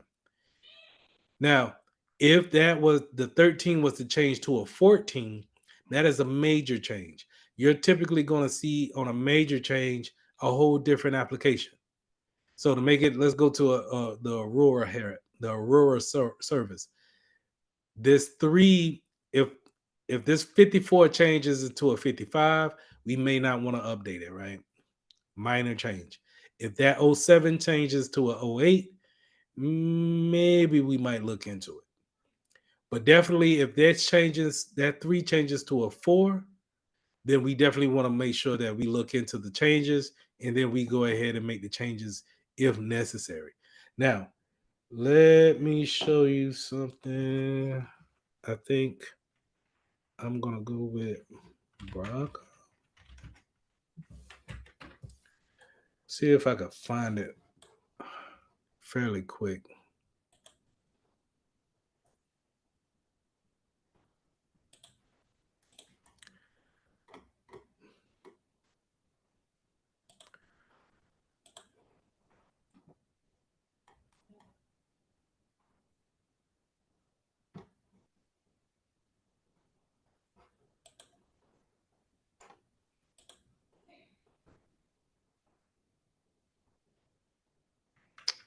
Trying to find some version numbers so we can take a look at them.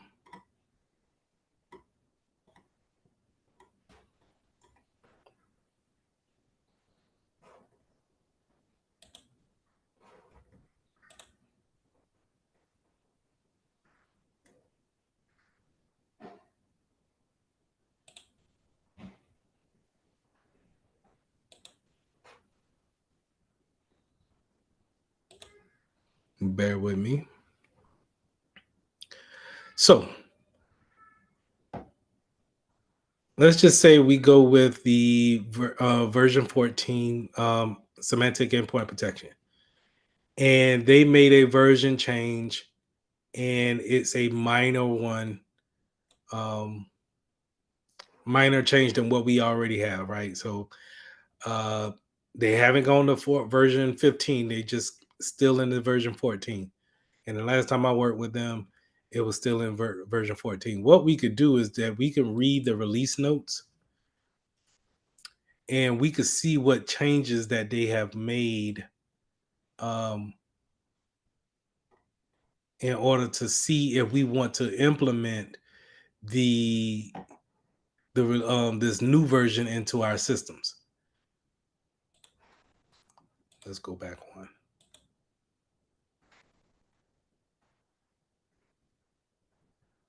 And this is typical whenever you're implementing any type of new application. If you can get your hands on the release notes to understand what are you about to download. Let's go to VirtualBox.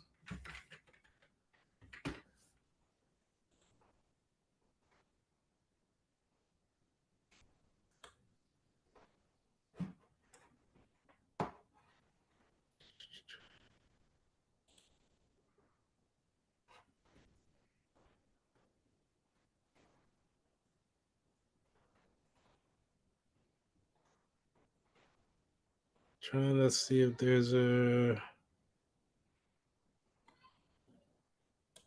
This will probably be in this. But your release notes will look similar to this, a PDF form, and it'll be just, with the table of contents and everything like that, and it will just tell you the changes throughout this PDF file. Um, all that comes with the software that you're about to download. All right. So always remember that the release notes is going to be your best friend as far as what you're downloading, and then if it's worth you actually going up to the next version. With that being said, having the bleeding edge version is not necessarily something that is industry standard. What I've learned to be industry standard is having one version behind the latest and greatest version. And so if you're like in that semantic example, if semantic goes up to version 15 and everybody's celebrating the new version of 15, then we're not, as a company, we're not going to download version 15 until they come out with version 15.1. Right? So that's a significant change. It hasn't did a major change because it didn't go to 16. It went from version 15 to version 15.1. And so we will then go and get version 15. And the reason why you want to do that and stay one behind is because if there's, excuse me, if there's any vulnerabilities that come out, then they can pretty much be worked out in version 15, and you don't have to necessarily worry about it um, not being worked out in version 16, because this is a good way how you get 0 days. And y'all see me clip this piece right here. See how, in February, Patch Tuesday had fixed 4 0 days and 55 flaws. 0 days, if you guys remember, is a way that, it's a vulnerability that can't be fixed until the manufacturer comes up with some type of fix for it. So, but in the meantime, between time, you're just going to be out there up the creek, exposed to whatever, attacker that knows how to actually exploit this vulnerability. So, in order to alleviate that, we want to stay one version behind of what that's the actual bleeding edge, the latest and greatest. We want to just stay one version behind. Now, you could take that same approach when it comes to your phones and to your tablets too. If the Apple phone comes out with a new version and you want it, you want those new features that comes on with it, the new fonts or the new feature that comes on with your text, your iMessages, then you might want um, the latest and greatest update. But if that comes with a 0 day the next week, I don't think you can roll back. I think you're just gonna have to live with that until Apple comes out with another update. Then you have to update to the bleeding edge again. So just keep those things in mind when working in a business environment. We're staying on one version behind. All right, let's jump into automation and orchestration. Now, we talked about automation in core two when it comes to different types of tools that we can use to tackle a lot of projects in one setting, such as PowerShell. Um, these type of tools, not only just PowerShell, but your different security tools, SCCM, like I said, they improve the efficiency of what you're actually doing, so we can touch thousands of computers in a small amount of time, just by it being able to check back into the server, then that command center, and being able to say, okay, we need to do these changes right here. Go ahead and make those changes. So it's almost like having a PowerShell on steroids, using SCCM or WSUS. It's instead of going and touching every computer and making sure that you do that process for every computer, you could do that from one computer. And in this case, in my case of working at where I work at, you could do that on a remote scale and do that for every computer in the world, long as it checks back into that server. It also enforces security policies. So we could set our policies up. We could set our allow list up of applications, and we could say, hey, make sure that only these applications are accepted. If you see any other applications on that computer at that time, go ahead and erase those. And that can happen. That in turns keeps you on a level playing field when it comes to the standards. And I think a big one is that it reduces the risk of human error. If you know what you're doing, you don't really have to worry about somebody messing up, because if anything, you could just blame it on the computer. But 9 times out of 10, if we know what configuration to hit, we can always push that configuration out with no problem, with less of a human error. We can't mistype anything. And if you do make a mistake on your computer, you can always tell SCCM to roll back that configuration that you pushed out and correct it. So it's always nice to have those type of things help you along when it comes to automation. Automation is there in IT to make our lives a lot easier. But this is not automation is not AI, right? AI does a lot of things for us, but we have to show AI what to do. And then once AI is able to do that on its own, then it becomes machine learning. And it looks at the changes and then makes the changes on its own based off of the configurations and the past experiences that you taught it.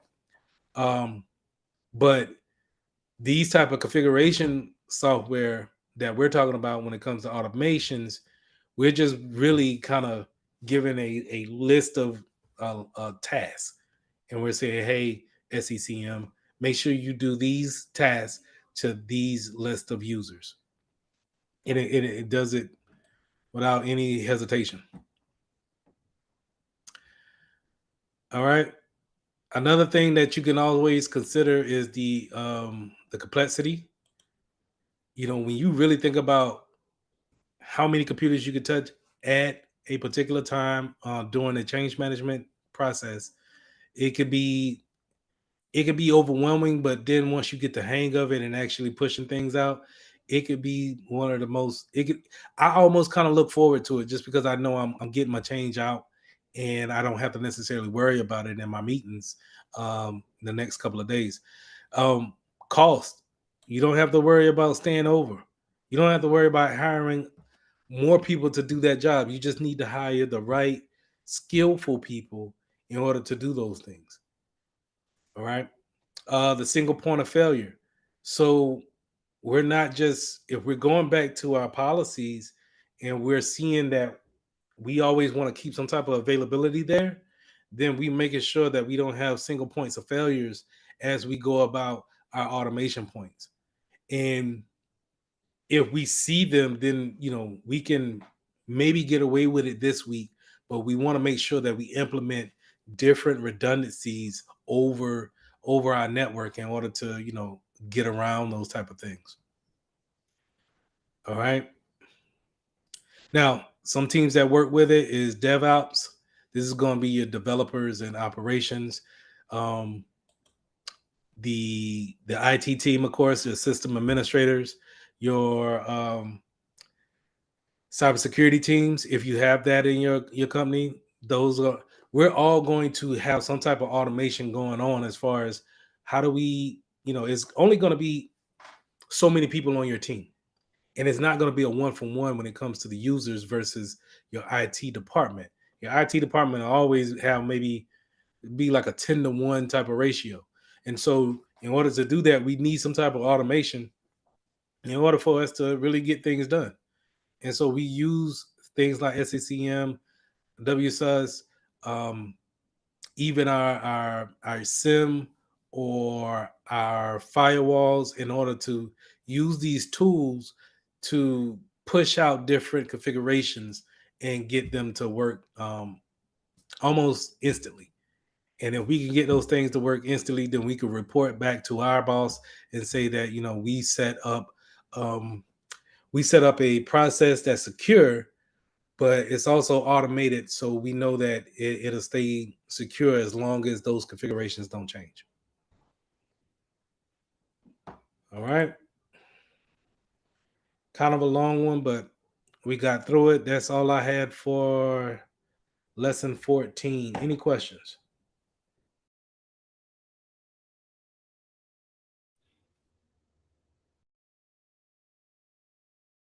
You looking to ask?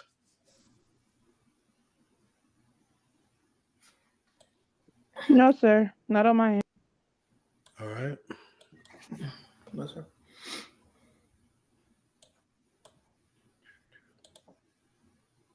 All right, let's do it.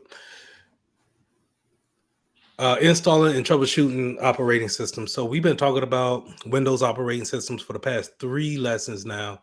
So now they want us to really go into how the different ways we can actually get the OS, or in a business setting, how can we push that OS out? And then what are some typical troubleshooting sessions we can have with personal clients or anybody that we kind of meet in a business setting when it comes to working on Windows operating systems.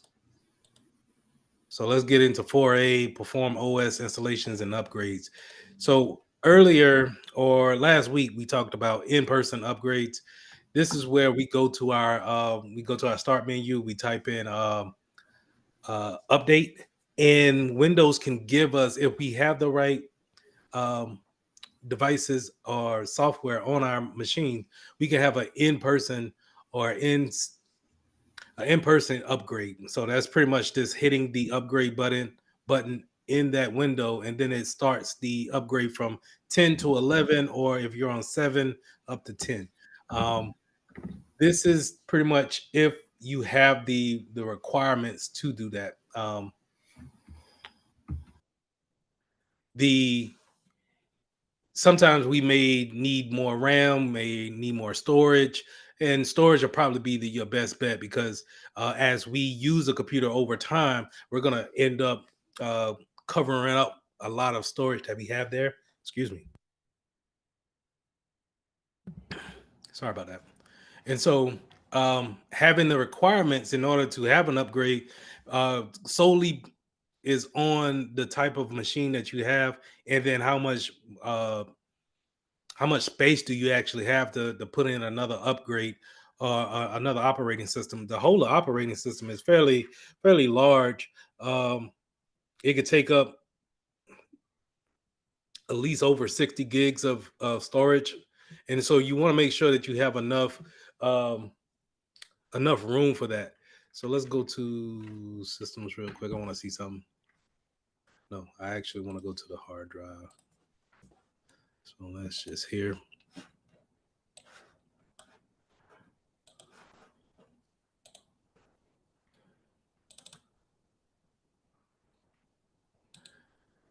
So I had put this is my personal machine. So I put a couple of games on here to get up to about 400 gigs. But when you first get this machine, you typically will have some of that storage already allocated for your OS to be on that machine. So I want you to think about it like that, where you get a hard drive, it's going to be empty. You can use a a 500 gig um, hard drive in order to put a computer system on it. Just know that you're going to be using up maybe 60 gigs, 70 gigs of it to actually put it in place and get it running.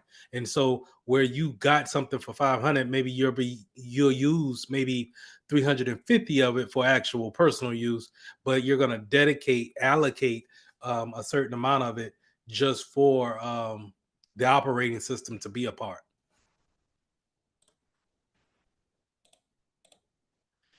Now, in a Fortune 500 business or any type of business setting that has, I want to say, more than 200 clients, and even if it wasn't 200 clients, maybe you're talking 50 clients, you get something where we have to push the OS out to different laptops or desktops, where however our situation or our deployment may be set up. That's how we're going to really kind of go about pushing our OS out to users.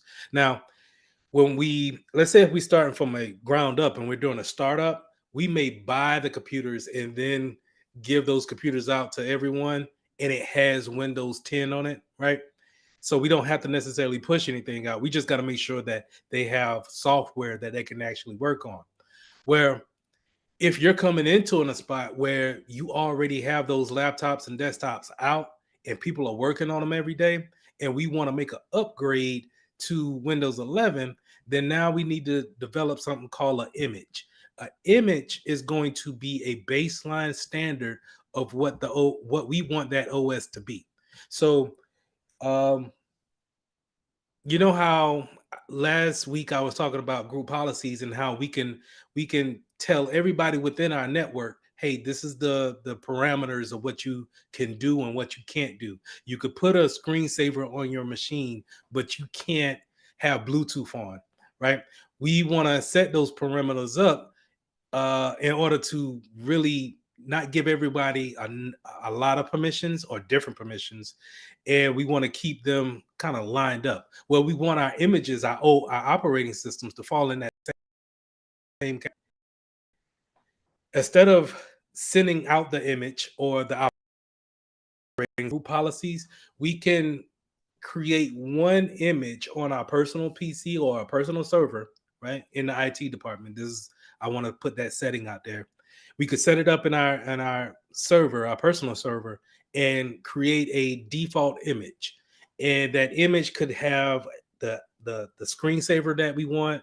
It can have the configurations already pre-compiled in there. It can have the software that we want on there, right? And so we could set this image up to be in a almost in like a main file. I want you to think about. And then now if computers are connected to the same network and reading from a server, then we can send that centralized server can take that one image and place that operating system um, onto each and every different PC that's out there in the network. Okay, because they're going to read from that server, hey, this is the image that we want to push out. And now we can automatically upgrade everybody from Windows 10 to Windows 11 overnight, instead of us actually going to touch each and every computer and running a 40-minute upgrade. Now, that 40-minute upgrade may happen. We can maybe do, realistically, you'll probably do 10, maybe 12 machines at night, preferably whenever the business is closed. And the reason why you want to do 10 or not a lot at one time instead of like doing 50 at one time is because you're going to run into more issues if you do a lot at one time. And then you're going to basically run out of time. And then people will be coming in the next morning ready to work. And so we need, if we're going to do a operating system upgrade, I would typically tell people, hey, you want to schedule it over a period of time, right? And then we want to make sure that we upgrade sections at a time, departments at a time. Who do we get out of the way first? Who do we test with? Things of that nature. Either way, we want to send out that one image that we deem to be our standard. And then now we could push that out with a software called SCCM, or now it's called EMCM. And that configuration manager is going to be our server that's actually pushing out that image. Okay. Now, side note, learning SCCM or EMCM is a great way to have a niche in the IT field. So if you're trying to understand the different parts of the IT departments and who has different specializations, SCCM is it's almost like a heartbeat or a backbone of a company or the backbone of an IT department, because it's how you get a a large amount of people to get the information or the software from you, the IT department. Okay. And so when you set that configuration manager up, it can talk overnight and talk to those different clients and be able to upgrade them in one setting, right? Do the whole reboot um, and give you a report on if things have went well or not. Any questions?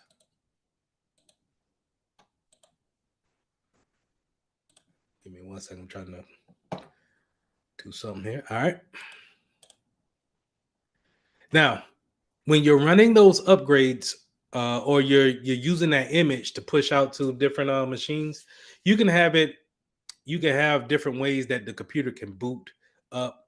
Right. We typically want to have a computer have a PITC boot or a pre-boot execution environment.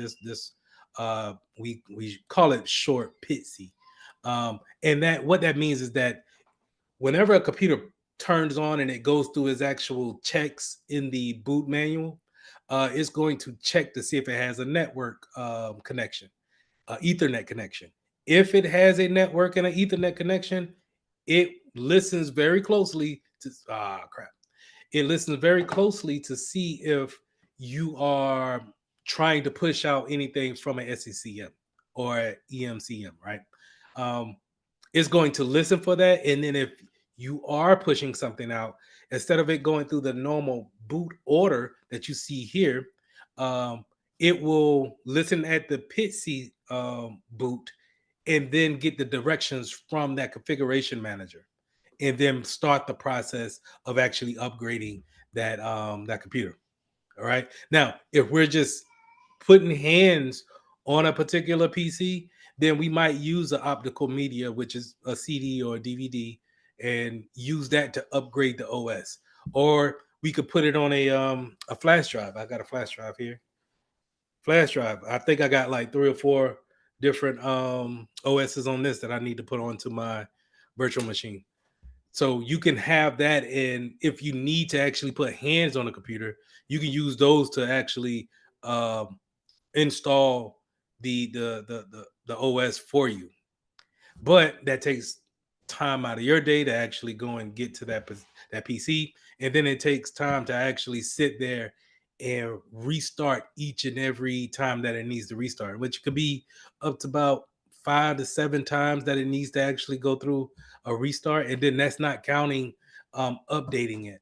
See, in the configuration manager, we could do all of that pre pre-deployment. We could set it all up in our image, and then once we send the image out, we can send it with the configurations to say, hey, when you're done doing all your reboots, make sure you reboot and always check back in the Pixie to make sure that we are. Or you could just no, I'm sorry. You can, once you do your reboot, make sure you go through your normal checks to do the upgrade. But then once you're done with your upgrade of the OS, check to see if there's any updates that you need to do, and you could put that extra step in there to really automate the whole process.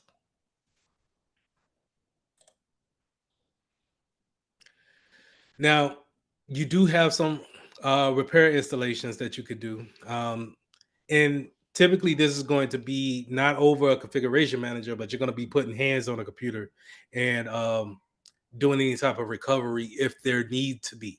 Um, I haven't seen lately, I want to say since 2018, I haven't really seen any computer from Windows that needed, and Mac as well. I don't see any PC that really needed to be tend to when it comes to the recovery, sending things back or rewinding the timeline on the processor and the storage in order to take it back to a working state. That typically happened when we were in Windows 7. You would get a lot of blue screens of death. A lot of computers, they will restart and they can't catch that boot, and so they'll restart again, and then it would just kind of be this endless cycle of reboots. Those are typical. Have to go into the recovery stage. Let's pull up a safe mode. Let's make sure that we can do a whole nother reinstall of the OS. But it's good to know that even if you have Windows 10 or 11, you can still do those things here in this operating system too. So I showed you guys this before. You can always um, reset your computer. You can recover. I want to reset. You can reset the PC back to its factory setting. I would, like I said, suggest to do this when you're deciding to part ways with the computer, or if you can, just take the hard drive out of it and then sell the computer and let someone else get another hard drive and then put it in there for another OS to be loaded on it. And that's another thing too. Just a side note too. If you're gonna buy something from uh, eBay, and it's a more of a cheaper laptop or desktop, make sure that you read the details on it to see if it comes with a hard drive, and if you need to actually buy a SSD drive to actually load your OS on it.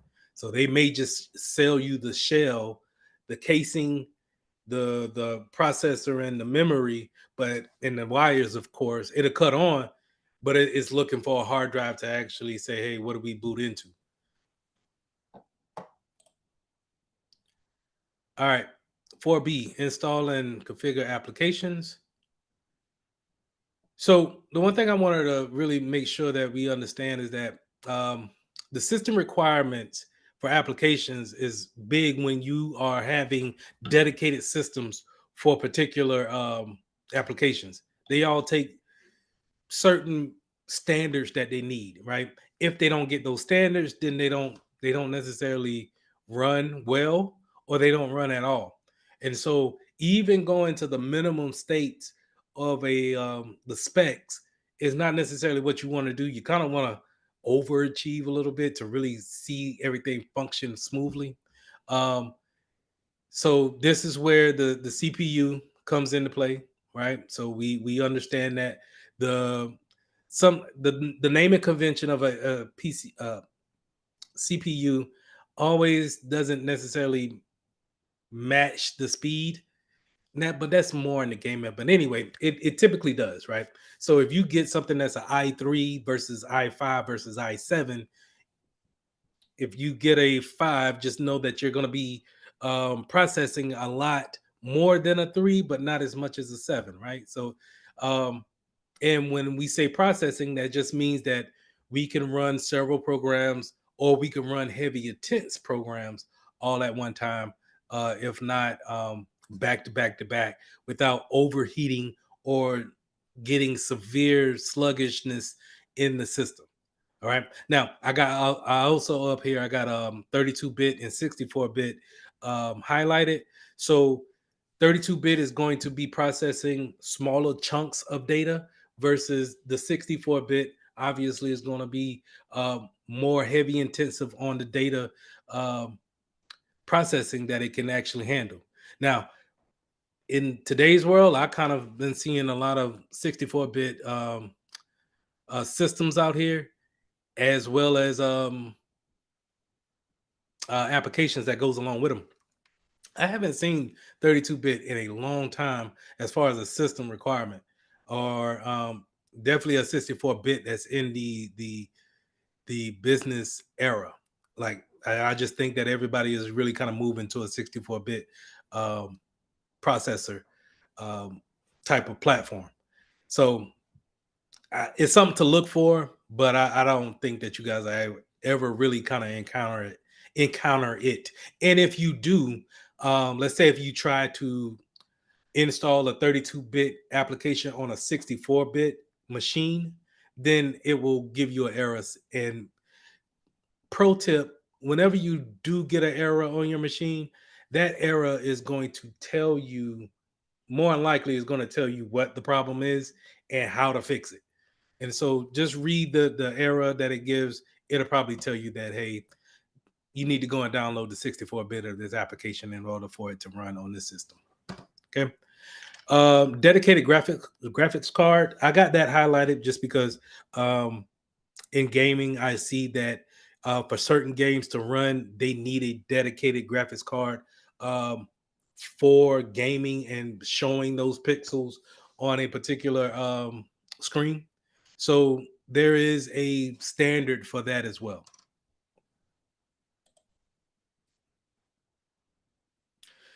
So let's talk about EXEs and MSIs. So I say MSIs with kind of a anyway, I'm dealing with that at work where I'm trying to work with a vendor that's not working with MSIs anymore. So let's just go with, okay, what is an MSI? So let's go back to our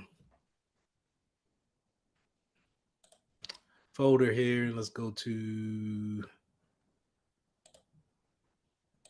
PC program files.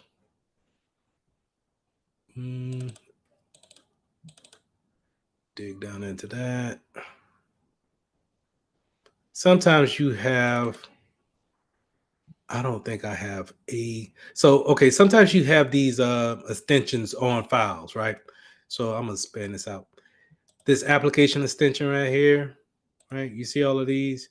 These are, they're written out where they have the names and then a dot and then what they actually are, right? So a DLL is looking for a library repository, reaching back into these folders to see exactly what they should do. So these are DLLs, right? A lot of software would have that, but you have some that have EXEs, which are kind of packaged up software that's ready to execute a load of commands or a packet of commands all at one time. And I'm trying to see if I have one here. I probably have to go on my games.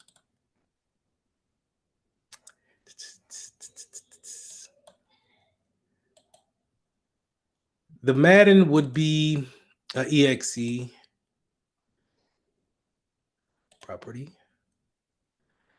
So in order to start this whole game up, right, I would have to give a this package a start command, and then it spins up in order to play the game Madden. Right now, in order to do all of that, those packages that's within this exe is going to reference all of these DLLs when the time is needed, and they're going to reference these folders up here as well. So that's exe is kind of a one-stop shop when it comes to actually installing a program. The same thing for MSI, but the MSI is broken down into where I don't want to do that, but I'm gonna try it. Give me 1 second. Edit in Notepad. No, I want to. Dang, I don't want to break this down. Sometimes you could break your exe down. I mean your exe, and you could see the different programs that they have inside of it. And that's more like your MSI package is going to be. It's going to be several different packages separated to where we could pick what we want out in order for it to go back into our configuration manager that we talked about earlier. Now, remember that configuration manager sits there and we can upgrade OSs over the network, right? Where if we can break down our application, maybe we want to put Madden on all of our computers in the computer room. Instead of us running the whole exe on each and every computer, maybe we want to just pick certain things out of the MSI package and just put it into our configuration manager and let that push those parts. And then they can reference back to wherever they need to reference from more easily. Because 9 times out of 10, if I'm just putting my exe out here, this is going to cause me to either double click the application to start it, to start those services, or I need to right click and run open or run as administrator. This starts that package up, right? MSI is more of a way we can get around that and have it work in our environment. Now, the equivalent of that in the OS, Mac OS environment is the DMGs and the package installers. Those are the same equivalents of those. All right.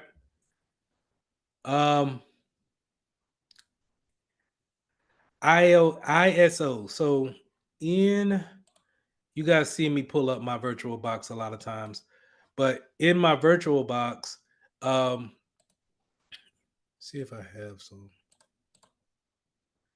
These images right here, these images files are ISOs. These are what I can put into my virtual box in order to have a whole operating system. So you remember last week I said that a lot of Linux machines or OSs are free for download. Well, that's a testament to that right here, where I got Ubuntu and Kali Linux here ready for install that I could just put onto my virtual box, run them as if they were a different computer, and just have those operating systems in my virtual box in order to practice on or do whatever I want to do with those operating systems. So whenever you see ISOs, those image system, I want you to think of images, but I forgot what the SO stands for. Hold on. Don't hold me to that real quick.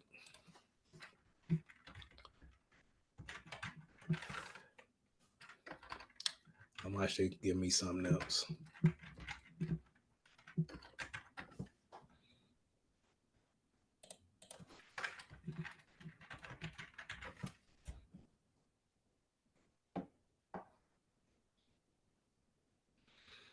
Identical storage image. I don't know about that, but that's what they said it is. So I always know it as ISO, and when I see ISO, I think image, and that's what they really want is that these files right here, like I said, these are going to be files that hold those images on there of a whole operating system.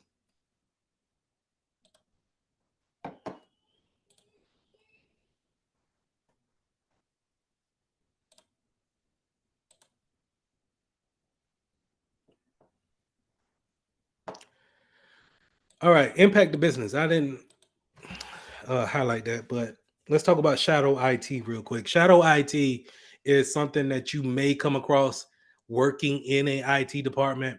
This is where your clients, your users are going to take it upon themselves to add on to your IT department without permission from you. Um, and so this could be as easy as bringing in a hub and plugging it into the network, or downloading a piece of software that you didn't authorize. Um, Fixing a problem without putting in a ticket for you to actually fix, and then they fix it in a satisfactory way. So they kind of jerry rigged it, and then now it's working, but it's not really working. And when it comes to the security side of it, is opening up to other vulnerabilities. So this is where shadow IT can hurt the business more than it can help. A lot of users tend to go to a shadow IT type of model because when they put in a ticket, they tend not to get answers that they want quick enough, or they may, and that's number one reason is that a lot of users they're gonna feel like they want answers now, and they don't need to wait, or they don't it it's just bad when it comes to certain type of clients and or any clients and the type of turnaround that they want. But at the same time, I understand the client's standpoint of it too. It's just like if you were to open up a ticket with your phone carrier, whoever it may be, when you open up that ticket, let's just say you want internet service on your phone and you're not able to get it. When you open that ticket, you don't want to wait. You don't want them to call you back. You don't even want to stay on the phone and listen to the hold music. You want answers now. And I get that. But sometimes that's what, it could be tough. And you have to maintain your professionalism, but at the same time, you need to let them know that they can't take things into their own hand and um, do things that's not in a satisfactory type of mode, and then now they open up the business to more problems than what they started off with. Okay, so just keep an eye out when you think about shadow IT. Think of users taking it upon themselves to fix IT problems. Okay, now, yeah, that could have an impact on operations because if we have a plan, if we have a workflow, and Becky is doing her own thing, then it kind of throws off the documentation that we need to put down for other people to understand how do we actually fix an issue because they're taking it upon themselves to fix that issue. All right. Is there a way to fix shadow IT? In my opinion, no. You're probably going to always have it, especially as we get more intertwined with technology, and um, people are working more and more their whole lives with devices now. Where I grew up, um, my generation was pretty much we had the most experience with computers, but not like how you guys are growing up with devices from computers to pads and phones your whole life. So you may end up knowing more than an older generation person that may be doing IT will. You know, not saying that you should be mean to them, but just to kind of you may run into that where if you're doing any type of IT work and that person may look at you like you don't know that. That's something been new or whatever, just because they have enough experience with it. Hello? Can I add on to that? So like in my experience with people doing the shadow IT business, sometimes like I have a small team here and at where I work at, and it's like sometimes it's just impossible to get it to everybody in a satisfactory time. Also, right now it's like the place of business has an order of things. Some people don't like to follow that order. So it's not like their stuff is getting ignored. It's just like we have a ticketing system here and we advocate our ticketing system constantly, like constantly. We made it easier. We printed out QR codes. We handed it to them on index cards. We even put it on their portal. And people just don't like to go through the proper process. So they feel like once they email us and like we get tickets all day. And right now it's a really, really rough time because now we going through registration with new students coming in and getting everybody good in their office, in their rooms, monitoring the network, making sure implementing new stuff for the school. So it's like we're constantly busy and we're constantly getting stuff, especially on these smart IT teams, that people don't really take time to consider that because they think that we're just being ignored. But no, there are certain things that need to get approved. Like they'll go to the help desk, and then at help desk we'll probably have an intern there, and they'll try to get what they want from the intern instead of going through the proper procedure. In which, because now we're at a point as to where we need to track stuff, and certain businesses need to see that this stuff is being handled because we had a problem in the past where people was catching us while we was out, not emailing us, not doing nothing. So it seemed like we weren't doing anything to the upper people. So now it's like we have to enforce the rule that you have to use or send in a paper trail so that we can monitor and tell people that, hey, we are doing this, we are doing that, instead of going by word of mouth. And some people feel slighted by that. So they'll try to go around your back, go under you, over you. I even had people try to look at me while I was doing stuff and pretend like they were, oh, I know how to do that. But yet they would still call me as soon as they thought they knew how to do it. Um, and like there was this one guy, and this is just an experience in my stuff. And he was a kind of impatient guy, for lack of better words. But he needed to move his office around. First, we're IT, we don't move furniture. So we told him you have to go through facilities, put in your request with them, and then we'll come in and we'll clean up your office, make it look nice, add all the stuff. So he was too impatient to do that.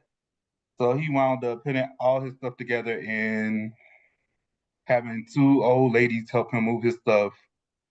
And they put it all back together so wrong. And he was like, this just doesn't work. Why are y'all always messing up? Sir, you didn't follow up with us. So that's just something you have to Hey, get used to. Something yeah, I still trying to get used to. it's it's a different if it, it's a different it's a stereotype that's not really talked about, but you'll see once you get in there and you and the thing is from an IT perspective, you think you might be on it because we have a like you said, you have your ticketing system. You have to close these tickets within hours, if not days, right? So what comes into your queue, you may be able to close it out within that SLA time, right? But to them, like I said, it's just like if you were to put the ticket in with Verizon.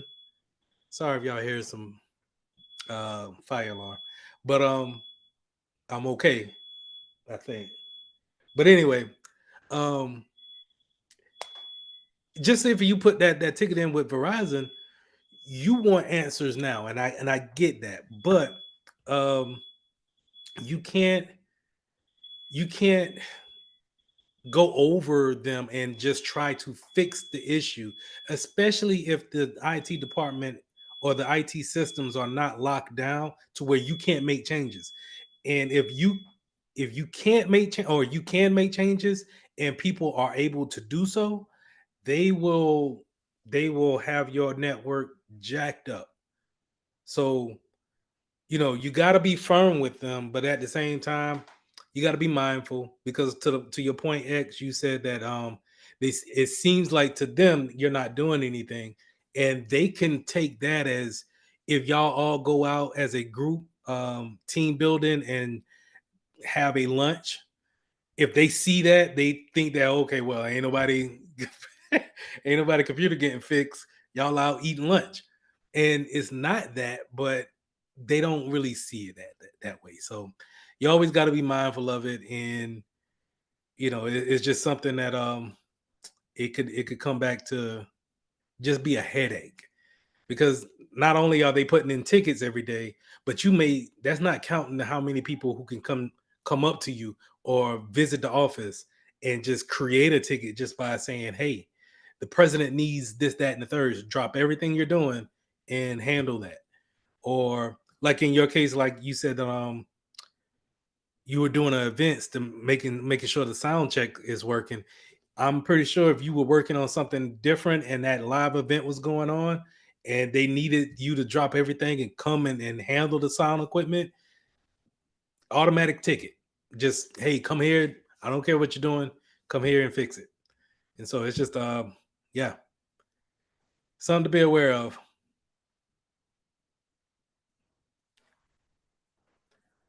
All right. We're going into troubleshooting now. So let's talk about some of the things that happens whenever you're booting up a Windows machine and you run into some type of issue. Now, if you're in the boot process, that black screen is up and you get the white writing green. This is your process that you're going through, those checks. It could be a problem with if you're having issues there. What you'll normally see is a constant reboot. So if it can't get past the boot stage, it'll just constantly reboot, right? You'll hear it spin up and then it'll just kind of click and do another restart. You typically, no, that's on laptops and desktops as well. So to get past that, you got to go into like a safe mode to try to catch to be into that boot process in order to kind of bypass that. um Not saying that is going down to one issue, but mostly what I see whenever you're having a boot process problem, um there's a failure to load the OS properly, or there's some type of service that's not being spun up properly. And so it's causing it to, once it's doing its checks and it wants to check this particular thing, it doesn't check it. And so the whole thing fails and it starts a reboot. Um, you would need to go in and probably go in to the boot mode and start the OS in a safe mode, what we call a safe mode. And you'll see that on the next slide. This safe mode causes certain software services not to run, and you're just kind of getting the bare bones of Windows. And so, if you go in as a safe mode, you may not even be able to connect to the internet. Your applications are definitely probably not going to run. You're probably just going to have access to your mouse, keyboard, monitor, and be able to go into your Windows events logs. Remember that's start window and that event viewer. You'll probably be able to go here to see exactly why am I having a failure in my startup, and it'll probably be in the system here, right?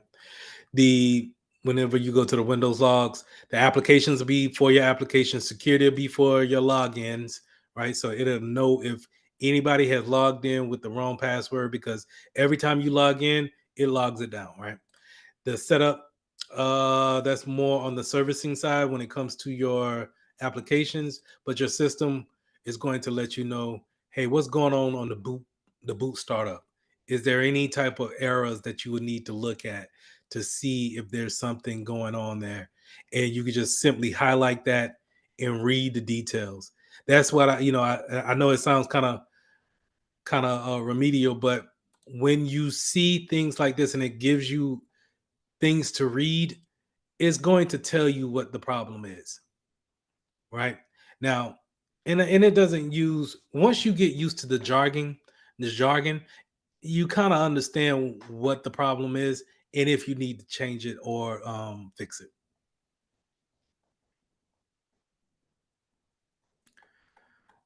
Just scrolling now. I'm trying to see if I got any errors or failures, which I don't. So good. All right. That's safe mode. Now, startup repair. For Windows 10, Windows 11, I haven't seen this needed yet. Not saying that it should not be used, but I haven't seen it. All right. Windows Windows 8 7. Oh yeah, man, I use this all the time. And this is more of getting a, sometimes you get a update and you get a Windows update and it's a bad update, or you may get an update um, from a third party vendor and it's causing your whole system to crash out.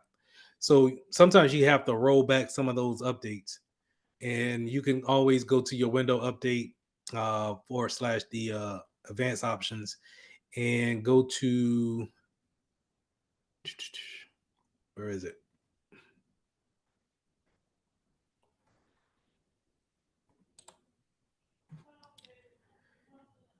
Oh,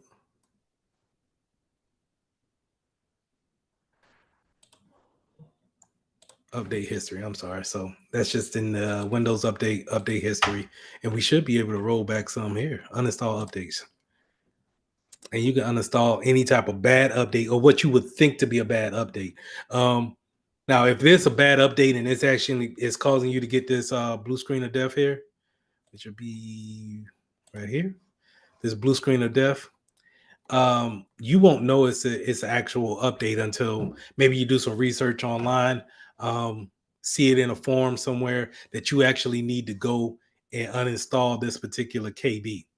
And you could just simply uninstall it, goes through a reboot, and it should uninstall um, or stop pointing to that particular software till you override it, right? But startup repair, it gives you the option to go ahead and pick that and be able to roll back your particular software, your operating system to a particular point in time where it was acting correct. Um, and back in Windows 7, that's what it actually said. Do you want to roll back your computer back to a working point or a working time? Um, and you will select, hey, I knew it was working this time last week. And so you could pick, hey, started 2 weeks ago. Make that be in the starting point. And it could look at the data points and see exactly, okay, what did you have installed, what updates do we have running on that now versus 2 weeks ago. Okay, let's make those changes and let's act like as if we're 2 weeks in the past, and we're going to start there. And so we won't have any configurations of what we had prior than this start date, and anything that this person had installed or configured, we're not going to actually put in place. So you may be thinking, then what about hackers, right? This doesn't necessarily play a part in that. So if you have somebody that has put ransomware on their machines, then a startup repair, you're not even going to be able to get to this option. Even if you were to go into a safe mode, boot up, and not run certain applications, it's still going to pop up with that ransomware. It's pretty much going to lock down the whole thing. And so you can't even rewind back to a prior time. Um, for ransomware, we want to make sure that we just go ahead and, like I said, isolate that machine, and then maybe take our thumb drive with our ISO on it. So our image is going to be on this our USB, and plug it into that USB port on that machine and boot to that USB in order to run a whole nother image on that machine. Okay, so I hope that cleared things up when it comes to ransomware. Ransomware should be handled from an image that's clean, and we should already be doing backups, right? We always do backups, so we don't have to worry about putting information on there or losing any information, because we should have some type of form of backup that if that person messed up and put ransomware on there, we can give them a clean OS by pushing it out, pushing a new image out, and then putting on the installing the updates from the last recovery or the last backup. All right. So, kind of going in today, that was a nice segue into the risk system restore. Um, if we want to, have things restore back to a certain point, we want to make sure that we have these capabilities turned on, or we need to know where they're at. That if we need is just not the end all be all with the ransomware, right? We have workarounds around that, but you may come into another factor where we need to roll back or um, put this back into a factory setting again. Maybe we're decommissioning a machine, but yet we don't have a what we call a boot and nuke uh, system disk. That boot and nuke system disk is a image disk that runs ones and zeros all over the hard drive, and it runs it for maybe 7 cycles, um, over and over and over again. So it wipes everything clean. Um, if we don't have that, maybe we want to just rewind back to a particular time. Um, but before you do that, I would say, look at how sensitive your information is. Um, do you trust just doing a system restore, or do you really want to wipe it clean if you have some sensitive information that you don't want to have out?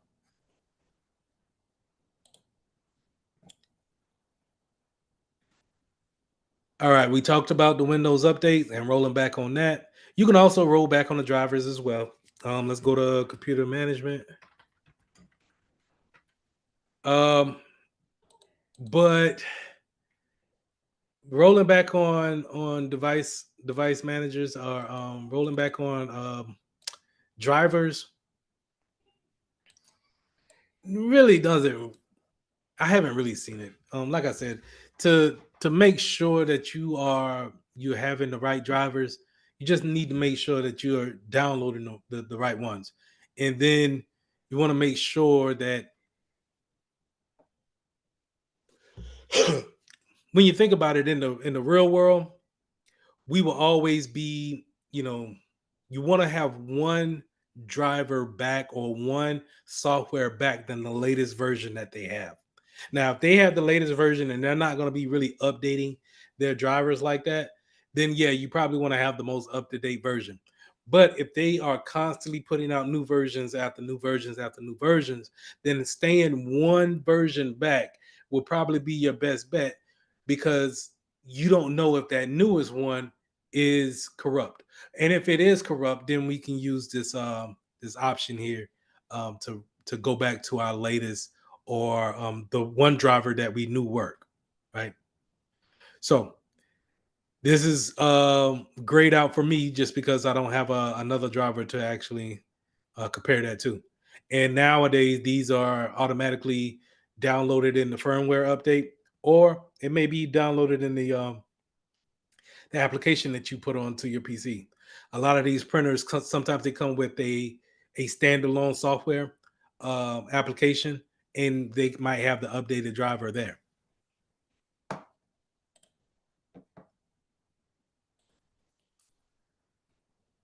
Now, in the reset the PC option, you have these two options, right?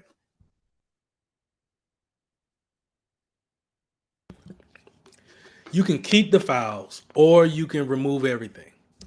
And when you keep your files and you reset your machine, you'll see it takes it's a lot shorter than actually removing everything.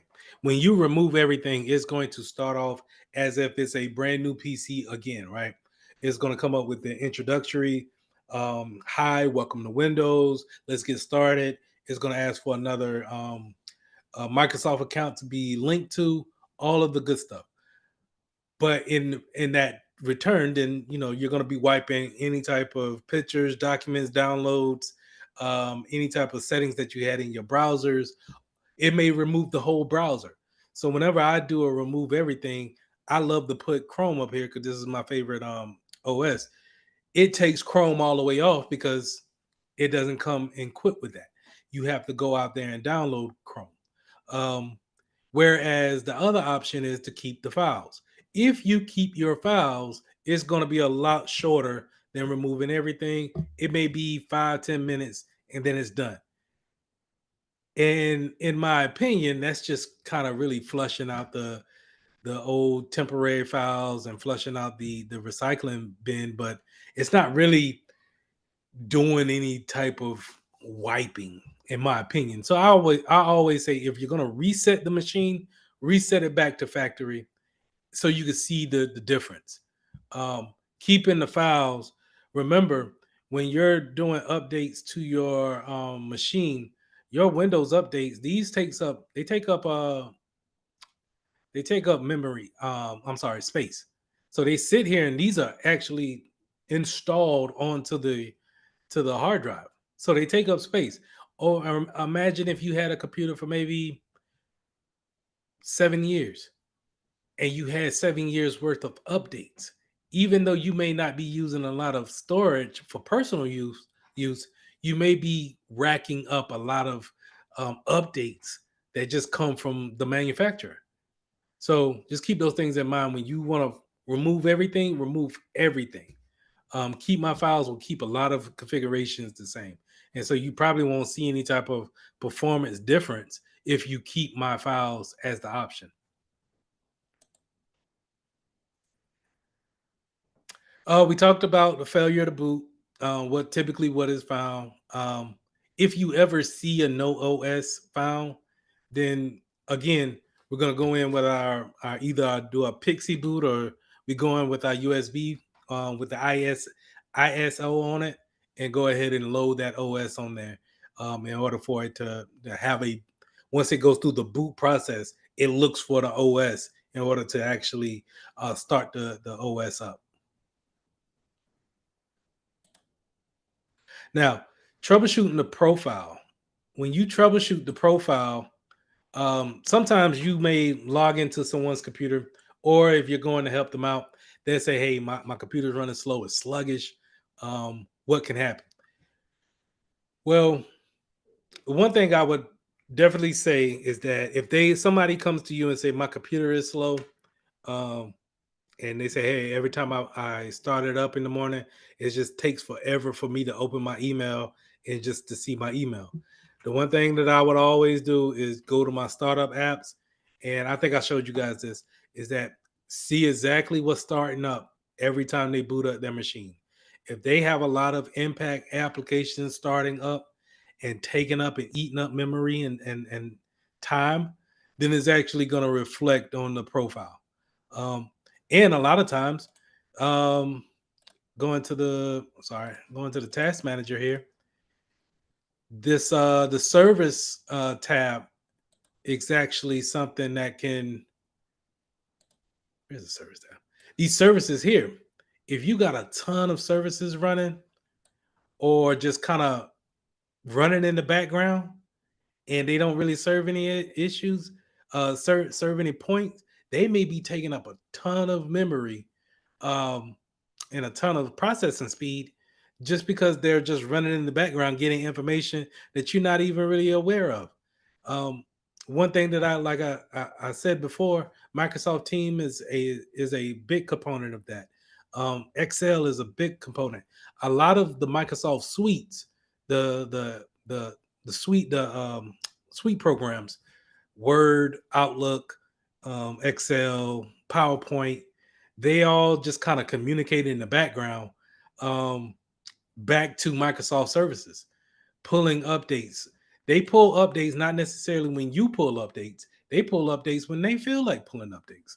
So, I've been showing you guys how you can go to the start and I'm sorry, updates. I'm going to show you this, but for a particular, well, I'm sorry, this is how you put updates for your Microsoft operating system, but for your Microsoft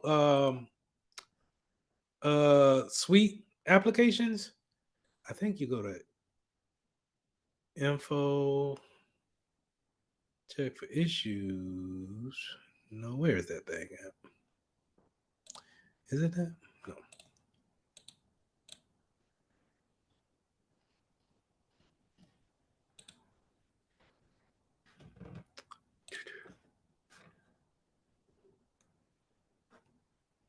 I don't think I have time to find it, but it's somewhere.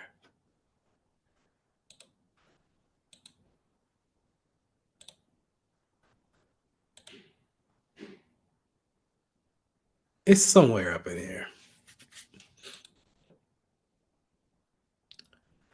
I don't want to give up on it. Here it is. So update options. This may update whenever you feel like, whenever it feels like checking in for it. Let's say we ain't opened this up in a long time. It may do, on a startup, it may be programmed to go ahead and reach out for an update. That update takes up a ton of memory. And so, and let's just say it needs those updates, and it's going to update each and every one of these apps up here. And I don't even use Access or the P joint. I don't even know what this is. What is this? I forget. Notepad. I don't use Notepad.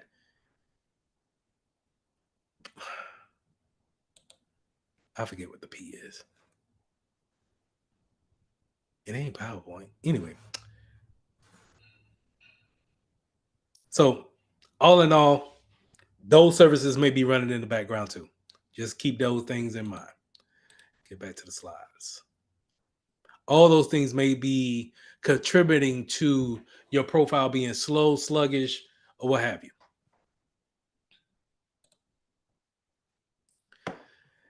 Now, what fixes a sluggish? Another thing that can fix it is the good old reboot.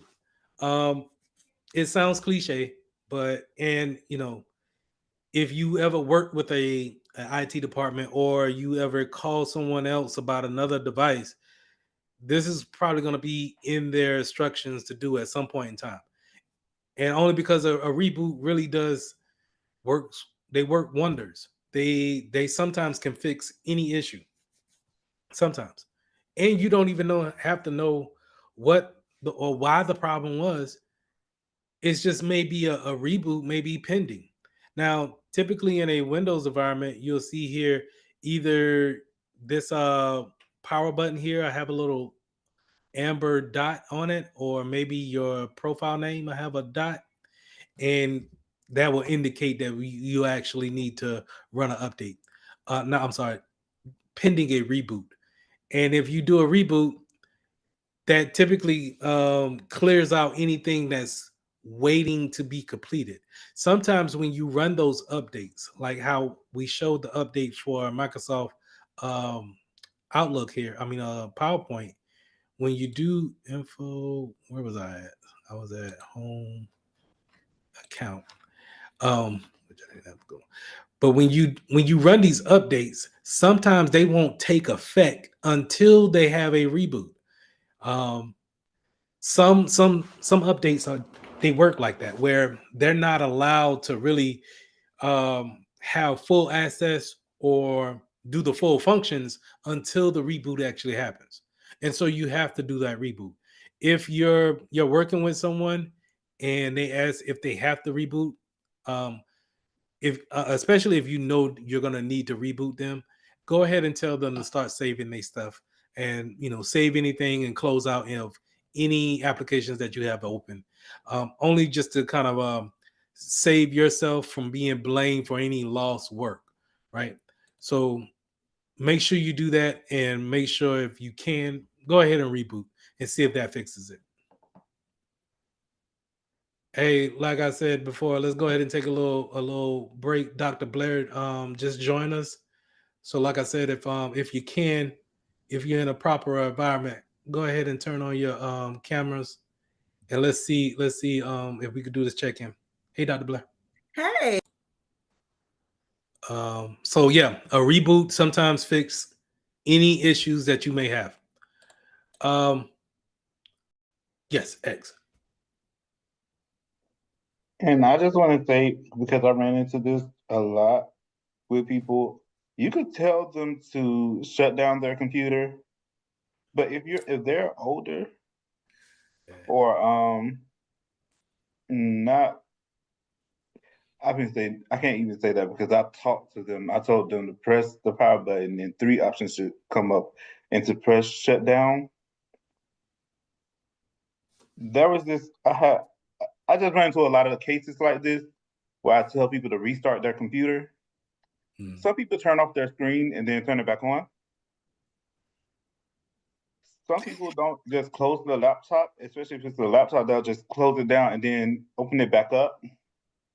So make sure you walk them through how to properly shut down because I asked this person one time, I said, okay, well, have you shut down? When's the last time you actually fully shut down your laptop? They're like, oh, I just did that a few minutes ago. And then you come to me and I say, okay, let me take a look at your laptop. And I automatically see the yellow dot. It was most Dell products have a yellow dot. Well, with Windows, it'll show a yellow dot by the power button when it's Mhm. ready for update, when they have updates pending. And they didn't do that at all. And then there was this other time when I had to make a update to somebody's computer name. And once if you are on a domain network and you change a computer name, it will stop communicating with that computer after a while if you do not restart the device so that the new name could take place because your domain is searching for that new name. So I asked the woman, I said, have you turned off your computer since I told her when I was working with her, I said, make sure you shut down all the way. I gestured toward it because she was working on something and I couldn't stop her from working. Right. But usually at the end of the day, turn off your computer and turn it all the way back on. Week later, she was disconnected from the network. She couldn't sign into her stuff, and the internet stopped working on her computer. And it was your fault. It was my fault. She said Ed came in, you did this. Yep. It was working fine until you left. I said, have Yeah. you turned off your computer? I did like you told me. No, she did. So yeah, be To careful with that, you guys. to add on to that,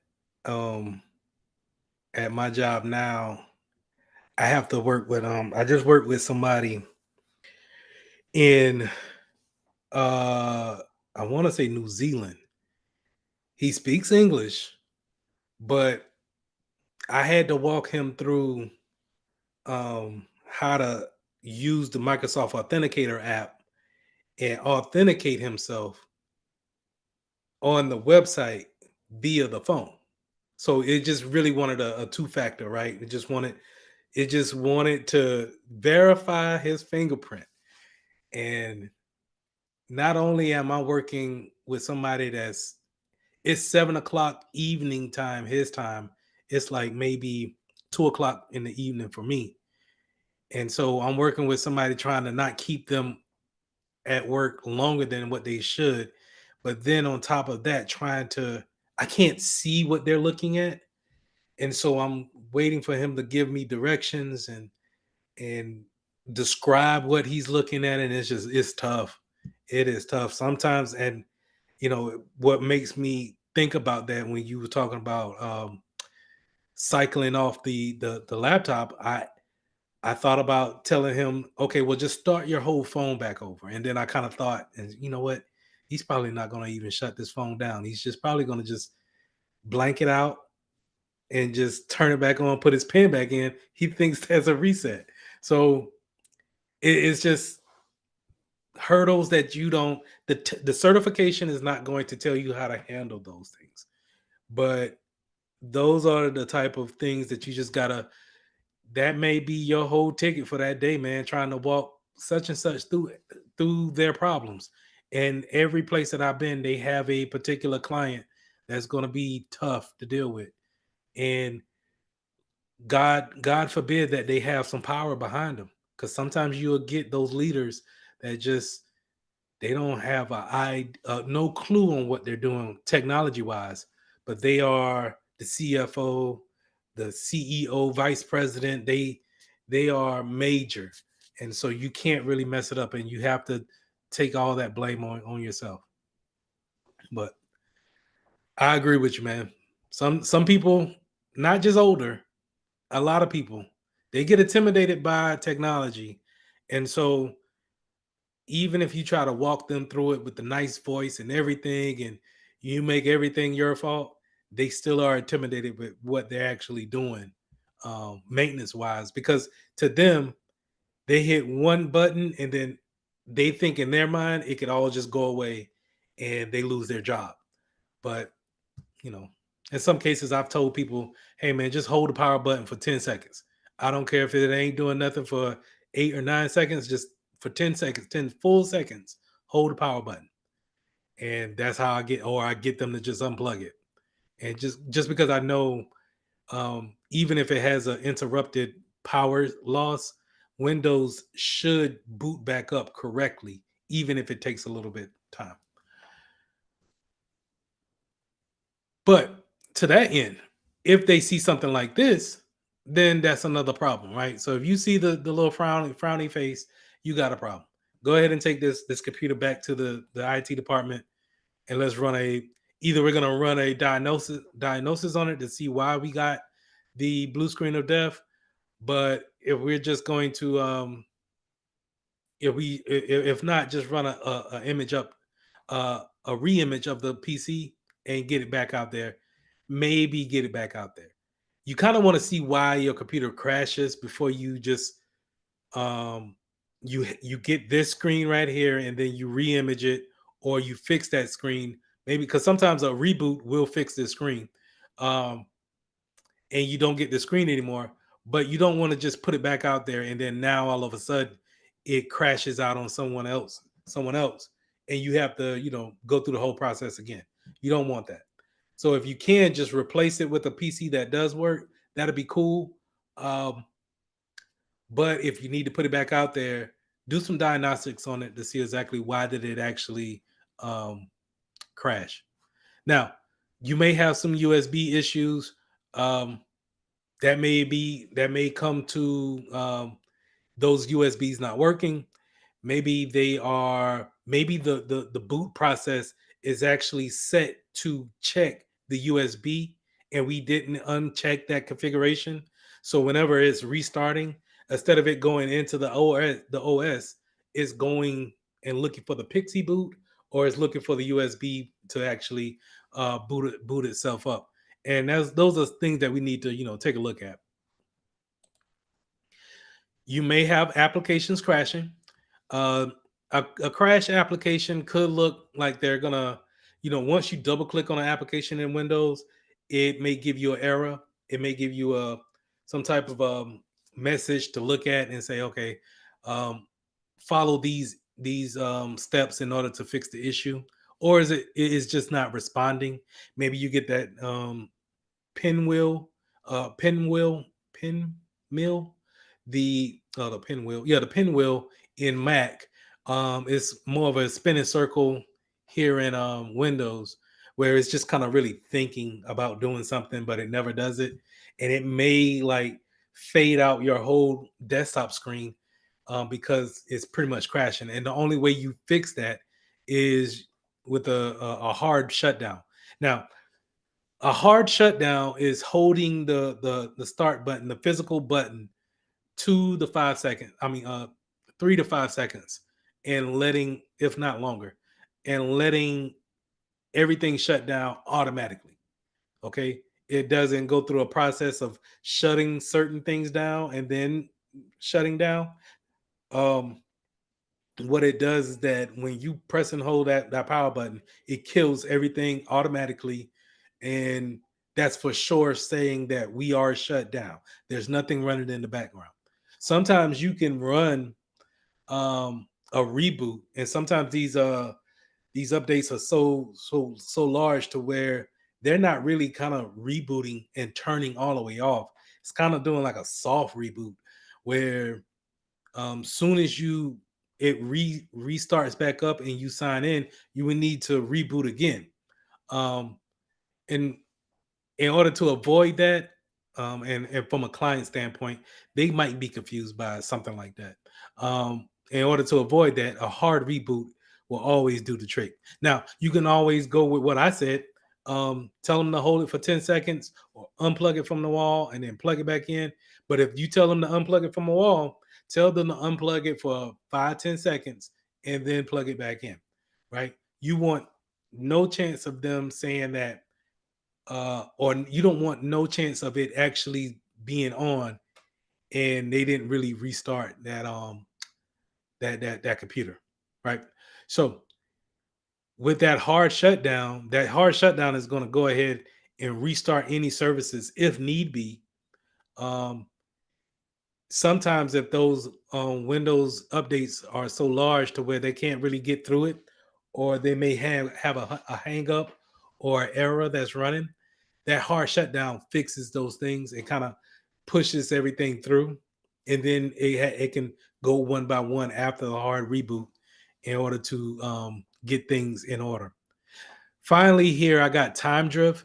Sometimes that little battery that's on your motherboard, it gets weak and time can drift. Or if let's say you're moving between time zones, your time can drift off of your applications, your systems, maybe your switch or your router.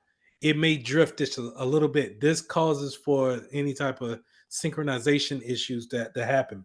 Um, in today's world, you'll see synchronized issues when it comes to like RSA tokens or any type of token that's dealing with two-factor. So like with that example that I said where that person needed to be authenticated. So it's just some people need to laughing at what Samala said. The synchronization when it comes to those tokens, if that drifts out of the time band, then it's not able to communicate with the server to authenticate that person at that time. And so a lot of times we have to go in and adjust our time here in order to stay local with whatever time zone that we're in. All right. Now this should be automatic because it should be going off of DNS servers, but just in case it does drift, we want to make sure that we understand that. Now, in the real world, this will probably be one of your last things that you probably troubleshoot. You don't really see these anymore, but just in case if you do run across that, just know that your time could be an issue or a factor. All right. Any questions?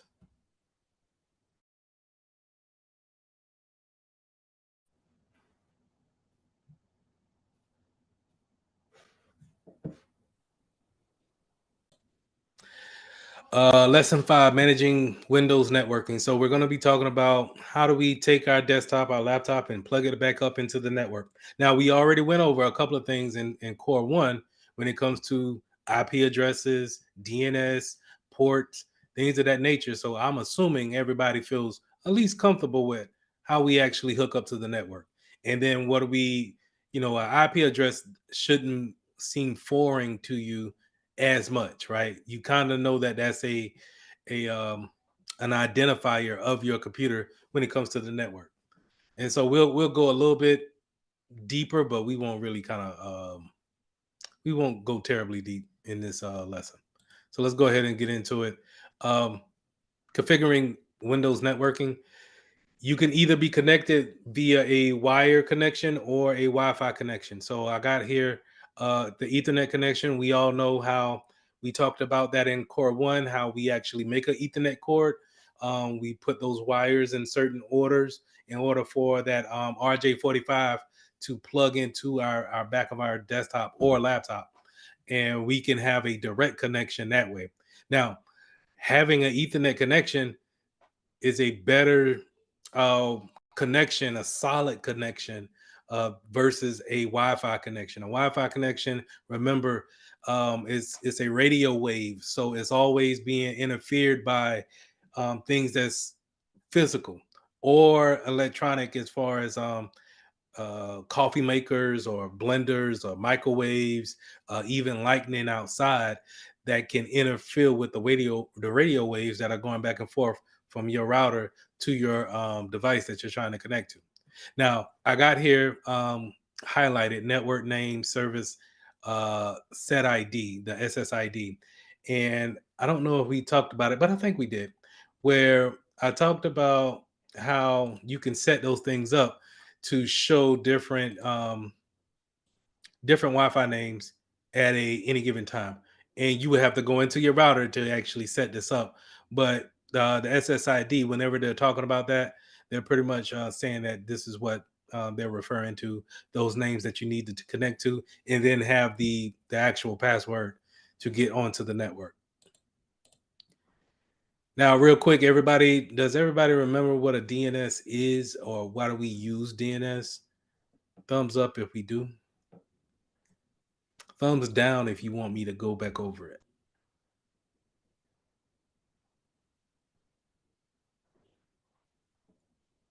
All right, thumbs down. So DNS.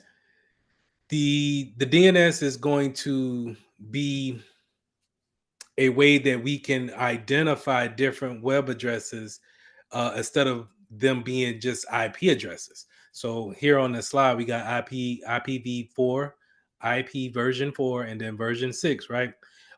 Each web address that we go to, such as google.com, espn.com, cnn.com, all of these things are things that we can speak and understand clearly just by saying the name, but their let's say their true identity is the IP addresses behind them. And so that's how the computers uh, conversate with each other on when to, hey, I want to go to CNN.com. Well, they don't really understand that. They understand the address that CNN is at. And so they use a setting called domain name system in order to set almost like a list. They keep a list of all of your domain names and the IP addresses that are associated with them. So whenever you go to a new website for the first time, it will kind of take maybe more than a second to actually figure it out, maybe 2 seconds, right? But it'll figure it out really quick, right? But what it's doing is it's checking with DNS servers that's out there online in the cloud or wherever they may be, and getting the IP address for the name that you typed in. So if, like we were talking about the restaurants, if we wanted to go and see how those chicken wings looked at the new restaurant that we're going to try out, we type in that restaurant's name. It takes a while just to figure it out. Okay, this restaurant name, domain name, is linked to this IP address. And then what it does is it puts it in a file for later. So just in case 2 weeks from now you want to look at more things on that menu on that web page, it doesn't have to go through that whole search again. It can refer back to its list and say, oh yeah, that's right here at this particular address. So that's DNS. DNS is going to do that for every domain website that we go to. We hinted at IP addresses. IPv4 is typically what we're going to always see when it comes to looking up our IP addresses. You remember, I love to pull up my CMD and I always put in my favorite command, which is IP config /all. And I'm able to see my IP address for my desktop here. Did that just plug in? Anyway, and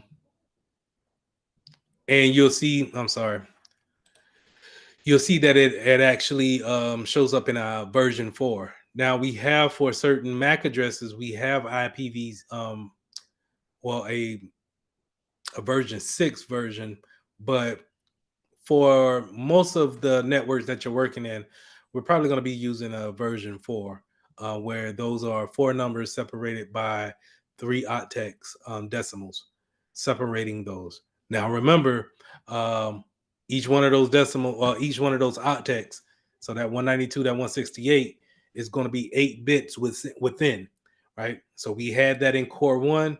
Um, if we need to go back over that, we'll probably go back over that within a week or two when we start to really kind of get back and start to get in our study mode.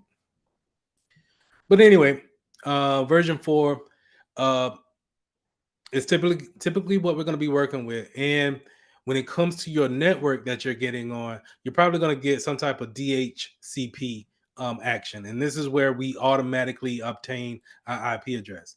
DHCP is always looking for that new MAC address to come onto the network. And then once it sees it, that router is going to assign that new device its particular IP address. So how that process works is that I come to your, home or Starbucks or what have you. I go to my settings here. I click on my Wi-Fi to see what networks I can connect to. Once I connect to the Mitchell router here, I need to put in my password. That password is going to authenticate me to the network. And once I authenticate myself and say, hey, I have the right to be here, you can please give me an IP address. That router is going to automatically assign what they have free to my device. And now I'm able to talk on the internet or to other devices on that network. Now, you may have static configurations. So this means that every time you connect to the network, you get the same IP address each and every time. We typically use this for devices that don't really leave the network. So I typically use it on my TVs and my printers. So, well, printer. And they're not leaving the house, so they don't need to really change their IP address. It could be a security issue in reconnaissance, but that's out of the scope of this lesson. So public versus private. Now, when it comes to your networks, you can have a public IP address. Well, let me start off with saying what's a public don't public IP address. Let's just go with that. I don't want to go with the private domain. Public IP address means that the way the world sees your IP address is going to be set in a particular IP setting. And I have that pulled up here. So let's pull that back up and take a look at it.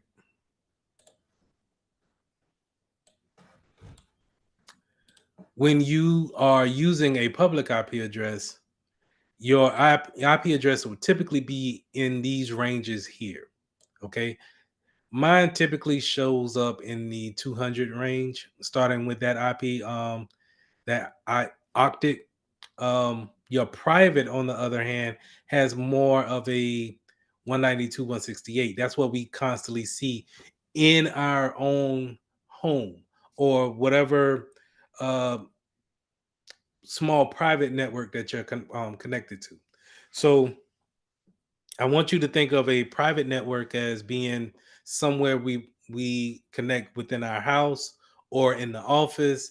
We connect to that whatever Wi-Fi that we're on. That's private to just us or whoever's on that network. Anyone from outside of that network, outside of that router, cannot come into our network unless authenticated. And if so, they will have a IP address that typically looks like this. That's out of our range. Okay. Now, if you ever want to see your public IP address, and this is something that happens at your router, whenever you go to your favorite website doesn't see your internal or your private IP address. It sees your public IP address. And so it knows to send back the information that you're wanting to that particular public IP address. If you ever wanted to see your public IP address, you can always go to your browser and type in what is my IP. And this website right here, with what is my IP address.com, will do a search real quick. You can see that it doesn't detect my version 6 IP address, but it does take the version 4, which is a 208.104.49.20. Now we go back over here, we could see that I fall down into that 208. I'm right here in this last group of IPs. That's how that website sees it. Um, Frankly speaking, that's how your computer right now on Zoom sees my computer, right? It sees that 108.104. It doesn't, but you've seen me pull up my give me 1 second. Where's anyway? You see me pull up my IP config and see that I have a private IP address here. You won't be able to see that from the public standpoint. Okay. So inside the network, we're gonna have a private IP address. This is going to be only accessible by us, where everything outside of the network, outside of your router, is going to have a public IP address.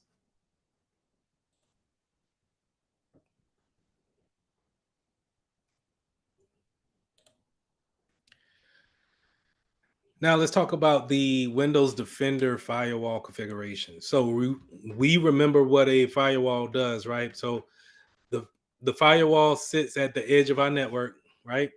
And it looks at a list, and what it does is, oh, I'm sorry, Caleb.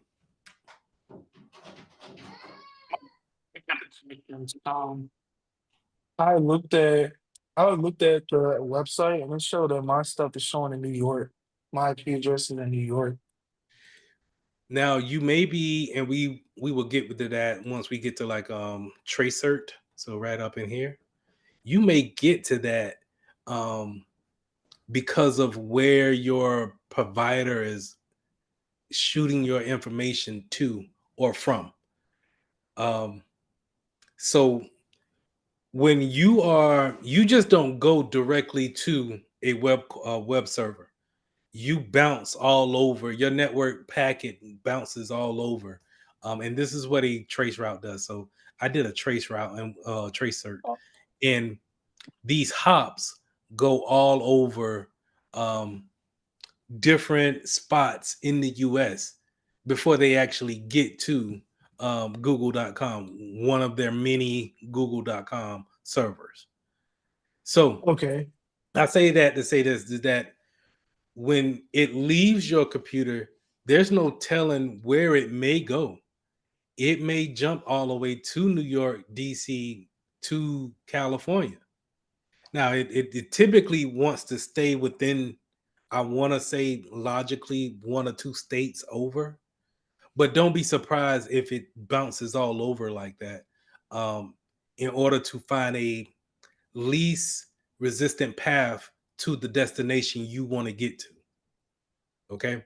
Okay. Because it could be um it could be servers are hanging up traffic over here, and so it's rerouting your traffic in order for it to give you a good response time to the website that you put in.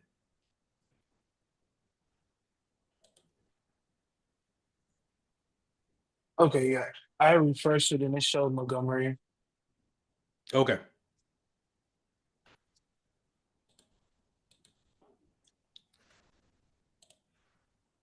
All right.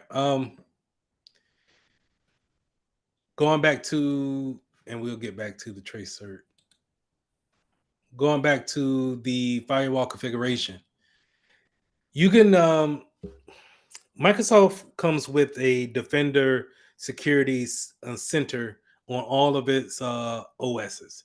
And so we can always go in to actually um, manipulate the firewall and put more things in there that we want to block, or to actually free up some things that we want to have talk. Now, given what environment you're working in, you may have access to this or not. In your school setting, you may not be able to change these configurations. A good IT admin will make sure that you couldn't get in there and change these configurations, but you may have those permissions. I would definitely check and see if you can. But I would also warn you that if you go into these settings and you start to, you don't understand what you're changing, you could open it up to vulnerabilities, or you could shut the computer down to as far as working is actually working and communicating. So be careful. VPNs. We remember what a VPN is? Thumbs up, thumbs down if I need to go over a VPN. We feel good about the VPNs. All right. So VPNs, again, connecting, having a secure connection back to the network. Now, the wireless wide area network, this is going to really kind of, I want you to think about it being a mobile device, your laptop being a mobile device, and it having the capabilities to talk to the phone towers in order to receive signal, in order to have a Wi-Fi connection. But this also can come off a hotspot that you get, and this also could uh you can have a hotspot that's a standalone hotspot, or have it come off the phone, really. But you can also have a SIM card.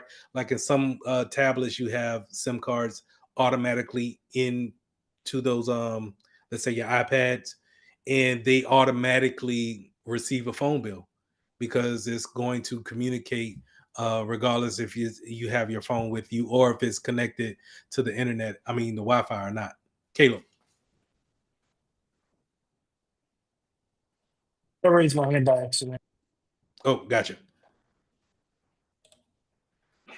All right, proxy settings.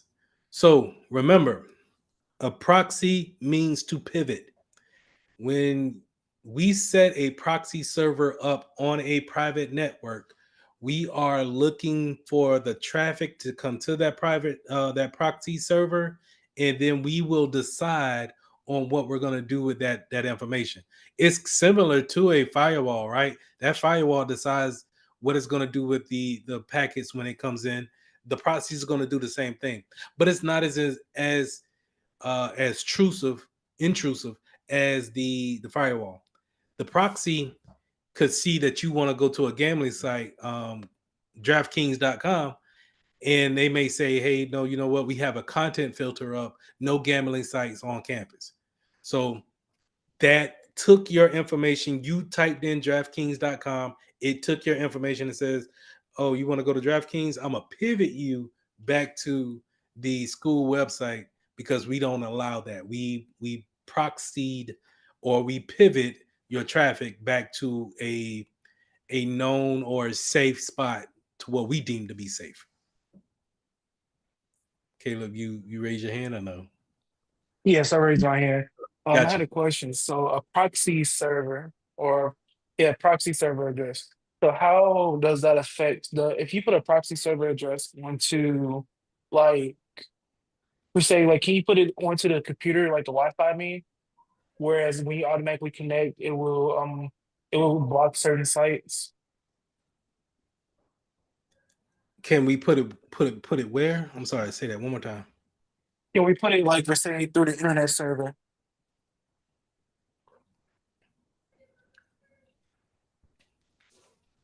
I always seen it as a separate appliance. So that'd We be something that you can had to we apply can to the put the devices. configurations in. So if certain applications have the capabilities to, let's say, not be at a particular IP address and be at a different IP address, it can proxy to that different IP address and use that.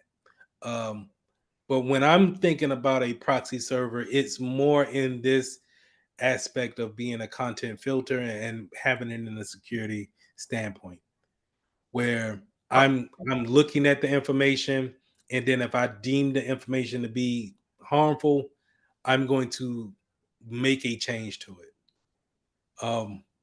But you can have it to have different IP addresses. But when I think of that now in today's world, I'm thinking more on a VPN doing that, where um, I'm coming from a private internal network out to the outside world, and I want to have a different IP address from people from seeing me from, let's say, if I'm in a Starbucks, so everybody's on the Wi-Fi, everybody can use Wireshark to see exactly what people are sending. I can use my VPN to come from and set my VPN to come from Africa and have my traffic go to Africa and then come back to the States. That makes sense? Yes, that makes sense. Okay. So I'm not saying that you can't do it on a web server. You can, but I typically would say use another appliance instead of using your web server to do proxying. So what would you recommend? Like for say, I know I asked this question before when we was doing the security plus part. What would you recommend as in like to control like multiple devices, like connecting devices to your Wi-Fi? How can you like control what they go on to? You know how like, and Yeah, I know in that my was school, if you connect to the Wi-Fi on campus, it blocks TikTok. so hold on. Are you trying to get past that? No, I'm trying to figure out something to add to my work study job because I work with kids and we want to control what they can get on and can't get on Um, so when I went with the to Chromebooks. with the Chromebooks, so because Chromebooks are so light as far as applications is concerned, I'm trying to think about in the settings, is there something that can control the apps or the settings in there? So like what I'm going to show you on this Windows machine is that we have a app and a browser control. This is the Mhm. same thing as a proxy, right? Um it looks at the different websites and says, you know what? No, go this way, go that way. Um, but your Chromebooks might not. They probably don't have something like this in the settings. I would have to look it up. If you give me a chance, I can look that up and send you something tomorrow. Okay, that'll work out. Let me write that down real quick. Yeah, because the director, she been trying to have me in charge of the tech part, like aspect of the center. One of the projects I'm working on is applying passwords so that nobody can just automatically download stuff off of like download well prints. I want to have like a manager over the printing system or printer. And then also she wants me to try to figure out something as far as like the Wi-Fi, controlling people from getting on controlling the students from getting on certain websites and stuff like like YouTube, or stuff like nothing educational. But something use Uh, like Instagram and stuff. do you have access to your router? Yes, I have access to it. In your router, is it like a Cisco router or is it kind of like a home It's based it's Spectrum. route? Say it again. It's Spectrum for business, Spectrum business. If you go into that web browser for that router, you should have a proxy there to where you could block certain websites, certain categories of websites. So if you didn't want gambling or adult sites, you can put it in there. And now you don't have to worry about going to each and every Chromebook to change settings. Whenever they connect to your Wi-Fi, if they go through your router, it's going to look to see if it's going to go to those different categories and redirect them.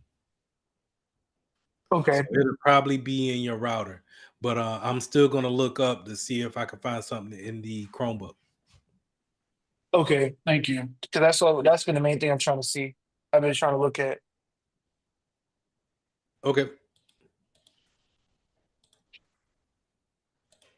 All right. Troubleshooting the Windows networking. So you see me pull this up all the time, right? Favorite command. I call it the favorite command because I want you guys to remember this command. They're gonna ask. Some people are gonna ask you to do this in interviews, just because they want to see you do it and see you be able to look at this type of stuff and not get confused and know that this is the information that they want. So please keep in mind that, IP config is one of the base commands when it comes to your CMD, and IF config is one of the basic commands when it comes to the Mac OS. So IF config does the same thing that the IP config does in the Windows setting.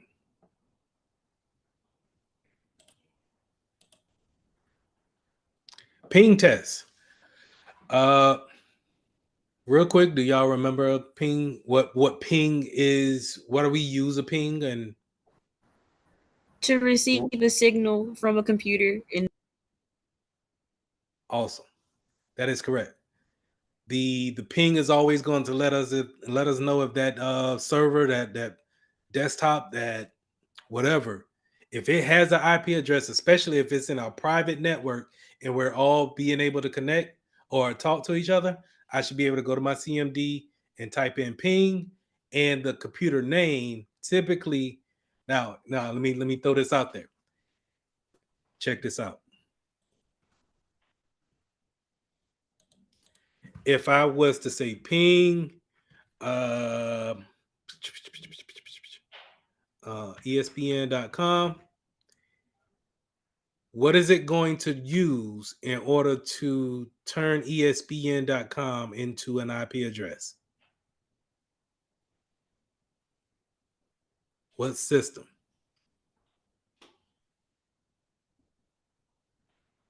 The computer is going to use a system to say, okay, it wants a ping, and I don't know what ESPN.com is. Let me change that to something that I can recognize, and then I can see if that server is up. What is it going to use? Are you talking about the DNS? Is that what you're asking? Or yes, no? That is correct. Yeah, it's going to use the DNS system to change ESPN.com into 18.60.165.83.20 to get me my ping and let me know that server is up and running. I just wanted the double dip in that because I seen that it was an opportunity. I appreciate that.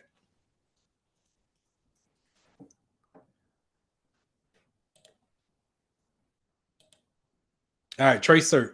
So going back earlier, we seen that the trace cert, and we covered everything a little. I think where it starts off, a trace cert is going to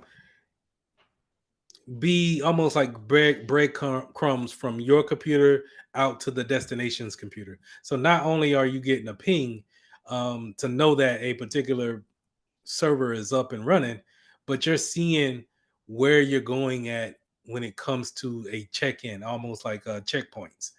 And sometimes it times out as far as it's not coming back with enough information to give you a readout here.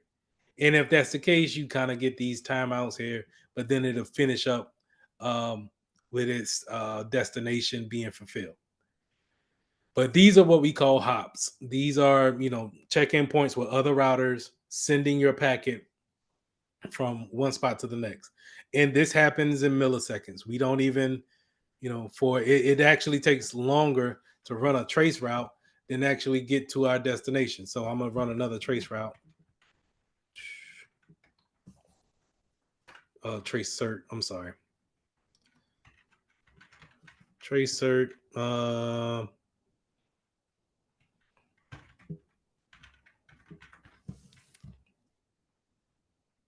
These take a while. Not a terribly long time, but you see it starting off with my IP address. It goes to my router next. This is my gateway. My router is my gateway. Now it's going out to the internet, the actual outside of my private network. And it should come back with the private IP address that it checks in with. Timed out, didn't get that IP address, kept it going.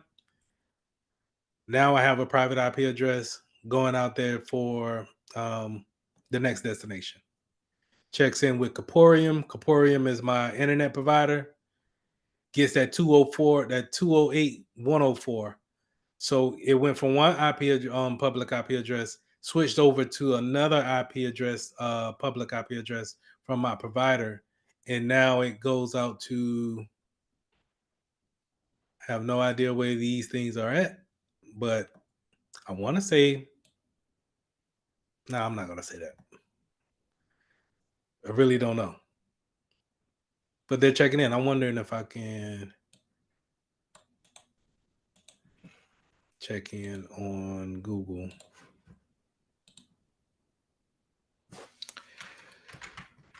Virus total. So Virus Total is a search engine that I use sometimes for work. And whenever I need to look up different websites or IP addresses, I come to Virus Total and I just throw it in there real quick just to see what's the information that I can get onto it. So you can see here that simple trace route from my computer all the way to still going. But by the time we got over here, which I was kind of itching to say, it went across the sea. So this went all the way to the EU, Europe. And so now my packets are running all the way over there as well. Trying to get to the destination of going all the way to a place in South Carolina. This is, well, the school is in South Carolina. I'm not too sure if the website for the for that school is actually in South Carolina. It could be hosted somewhere else. But that just lets you know the different hops and the different uh, geographical land that your packets can actually cover before they actually reach their destination. And to us, it just kind of seems like we're just, reaching out to our favorite website, not really going through that much trouble. But it's going all over the place, man. Good stuff. Close that out and let's get back to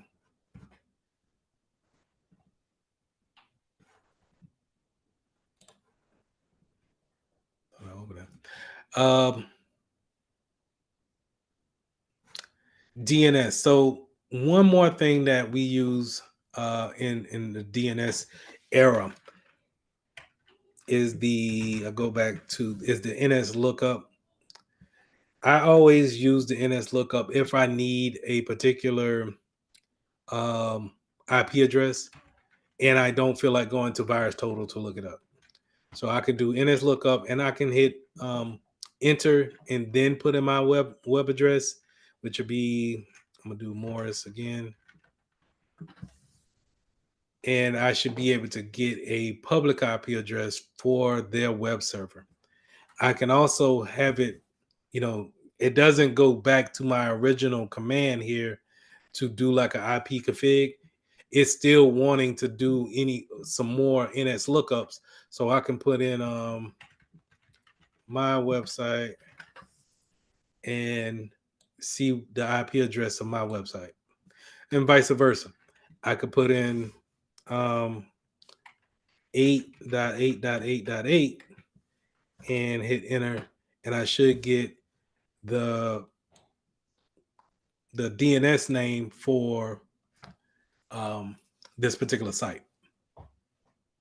So that's using DNS. That's taking one thing and switching it to the other, and then reverse. It has the capability to do to do that same command in reverse. You give the IP address, it gives the actual domain name back.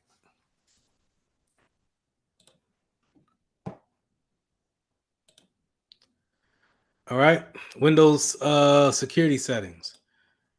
So let's talk about ACLs.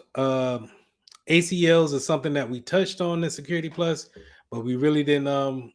We can touch on it again. when it comes to users and users being on your network, you want to make sure that you give them least privilege when it comes to doing that work. You constantly hear me say, hey, give them enough information or enough permission just for them to do their work. And then everything else, let them request it later on. This is creating those access control. Um, and those lists need to be monitored and then pruned every year, in my opinion. If not every quarter of the year, you need to go ahead and take people out, put people in, and just keep a good maintenance of it. But if you have a small team, this can get out of hand very quick. So the one thing that you do want to make sure that you do, even if you have a small team or not, make sure you have least privilege um, involved with your users. We also talked about user groups. We talked about user groups on our local machines, but we also talked about it in a AD setting, Active Directory setting.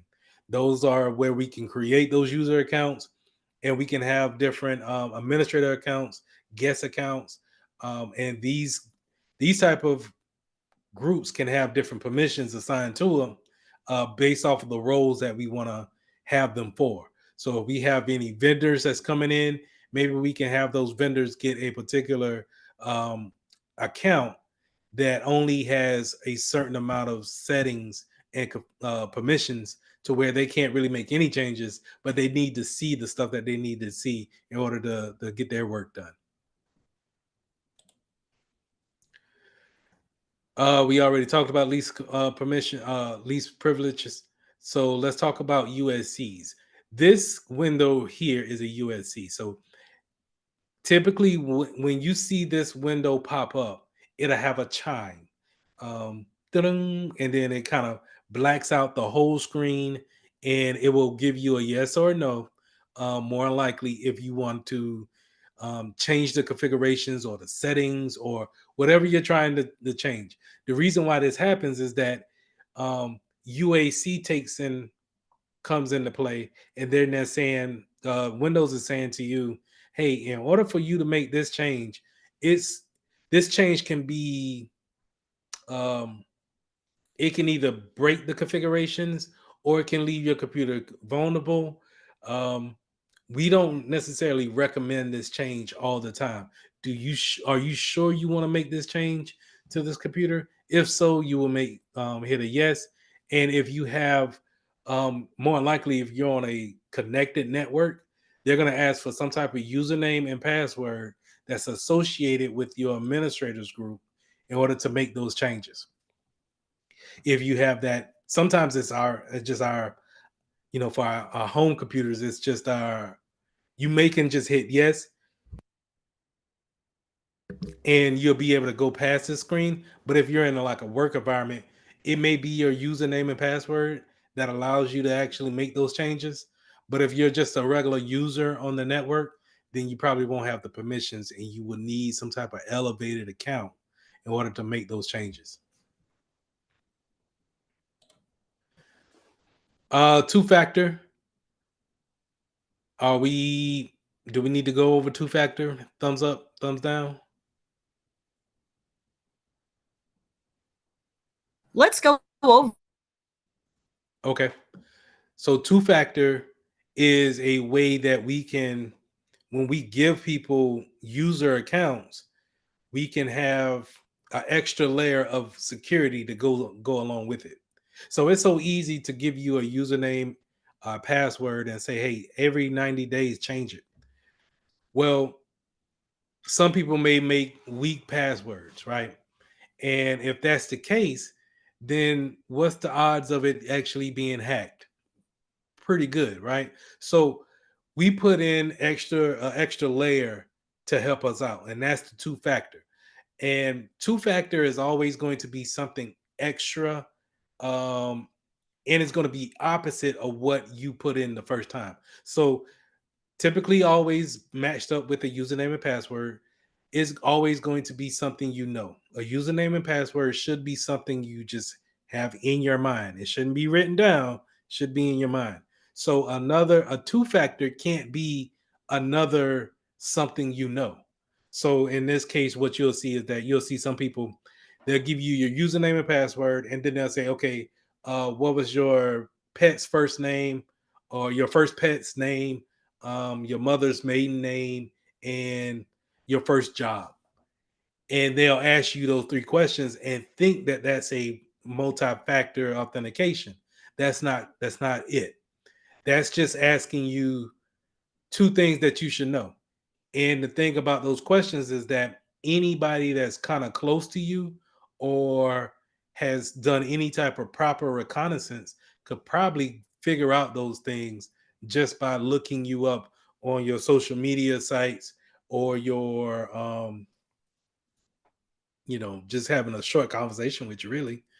You could probably get those type of answers. And that's where, not to really jump back in the TikTok thing, but that's where the things with TikTok kind of, it goes a little bit left in the cybersecurity, because if we're giving up those type of information, then it's information gathering on their part.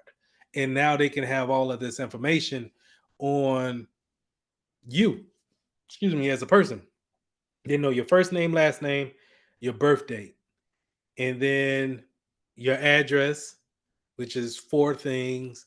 So what else I need to in order to open up a credit card in your name? Only thing I really need now is just a social security card, or social, or I could just have you put that card into the profile if you want to buy things such as the TikTok shop, or if if you want to sell on the TikTok shop, you would have to give me your your social security number. And so now I have all of this information that I gathered on you. If I wanted to just go and open up a a gas card in your name and get $2,000 worth of gas in your name, I can do that. I have all the information. They're not going to check me anyway. Some of those places that you open up credit cards, they don't ask for photo ID. They just they want those 4 or 5 different informations that differs you from everybody else in the world.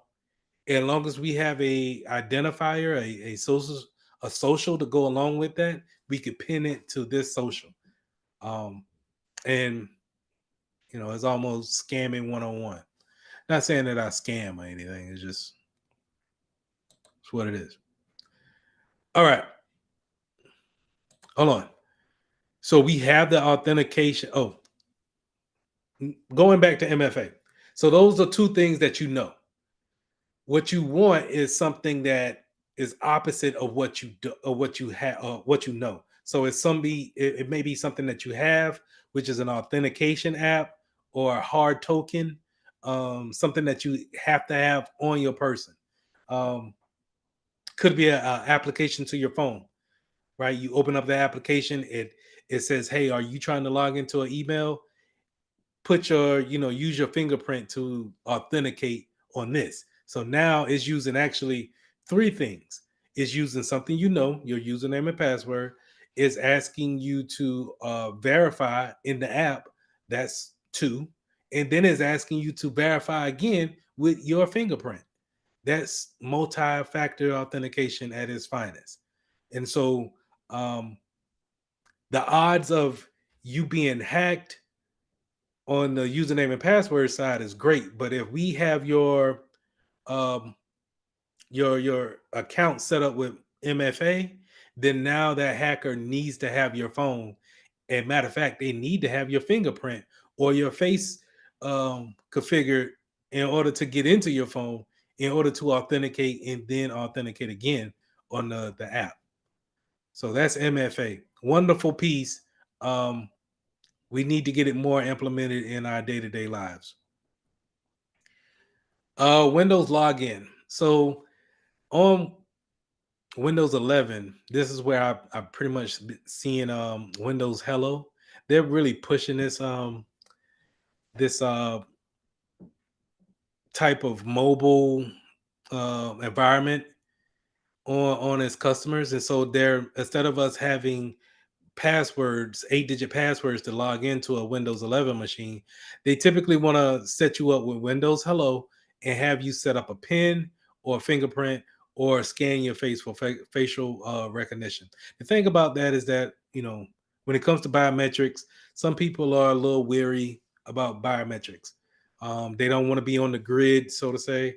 They don't want the government taking a look at how they look or having those configurations. But I mean, they gave you a social security number. They already got you in the books. I don't understand that. But anyway, that's neither here nor there. So just be aware of that they may ask you. You understand Windows authentication, that we normally have a username and password, but that Windows Hello is something new, and they're typically going to ask you things that your mobile device will ask you. Single sign-on is a way that can be confused with authentication, multi-factor, where this is where you authenticate one time on a particular, let's say, site, and now since you are signed in with this site, it automatically signs you in with another site. A typical thing that you'd see is, you sign in to Facebook, you automatically sign in with Instagram. But you can have this, you kind of see this with other sites too, where they have, this is called federation, but you go to a site and then they say, hey, it has nothing to do with Google, but if you want to log in with your Google email, that's fine too. And then now you'll be authenticated because we set you up to be authenticated through the Google. But that's more on the federated side versus it being a single sign-on. Window domains and Active Directory. So I've been preaching Active Directory is something that all you guys need to know and learn. At least how to go in there and change a password. That's the least that I want you guys to do. And we covered that in core 1. So those were in those labs that I want you guys to really take advantage of and be able to go back in there and get those processes down. Because if you can understand what AD is doing when it comes to users, you could put those things on your resume, and those things will speak loud, just as if you had a certification or a degree to go along with it. Because Active Directory is a tool that we use on a day-to-day venture. In every business that I ever worked in, I always use Active Directory ever since 2007, and I'm pretty sure it's been there way before that. So if you got an opportunity to go into those labs and just kind of get a feel for going in an Active Directory, creating a user, changing their passwords, giving them permissions, you can put those things on your resume and let them speak for themselves. Now, domain controllers is something we haven't talked about, but this is where we can create our own private domain in our network. And when we create our private domain, this is where we have Active Directory kind of step in right after we create a domain controller. A domain controller is going to sit at the top of, I want you to think kind of a Christmas tree. It's going to be that star at the top. And then everything else will fall under that domain controller. And so if we need to make any changes to computers, groups, users, it'll be under that star. If you and that domain controller is going to be the end all be all when it comes to authenticating users to the network. So if you can't get connected to the network or to the DC, then you're not able to log into the network or the private network that we have set up. Now, group policies falls into that domain controller lane where we want to be able to send out different permissions to every different group that we have, every different department, different computers, printers that we have under that domain controller. We want to use group policies to give them permissions, take permissions away, give them creative control points or maybe take it away. All right. So GPOs is definitely going to help that out, and how you each computer is going to be able to um, update the GP policies on their PC by having those commands ran, such as you open up your CMD and you run the command GP update in order for it to go back to the DC and look to see if there's any changes. So this is how the group policy manager looks over here to your right. It's going to, all of these different sections here are different things that we can configure when it comes to, what all a user can do and what they can't do. We set the standard here, and then once we push that out, we have that computer do a GP update and pull in those policies, a copy of these policies, and then govern itself accordingly. All right, MDM, the mobile device management.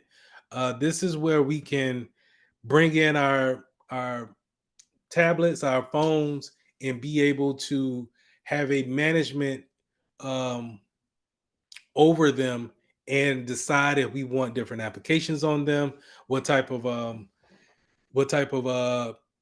applications we can run, what photos we can take, if we can shut down the cameras functions on these different types of software.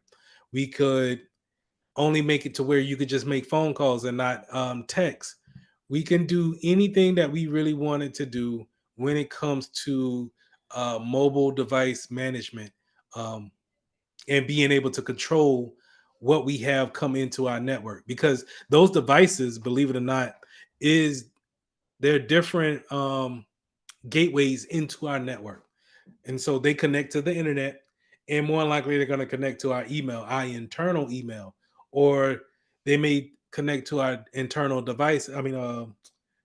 Drives, network drives. And so that's a gateway in.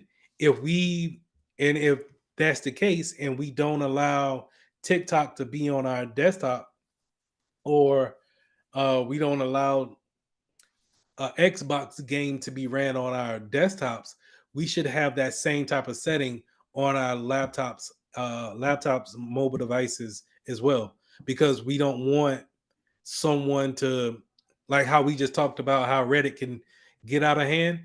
Let's say we don't have that blocked on the tablets wise, and it gets out of hand, and then they bring in something from Reddit or from a outside website into that phone, and that phone is connected internally to different drives or the emails, and then that email goes to other devices or other users. That's how things can get out of control very easily. And so we use a MDM in order to subside those different configurations and make sure that we keep them under control. Give me 1 second. Let me take a little swig.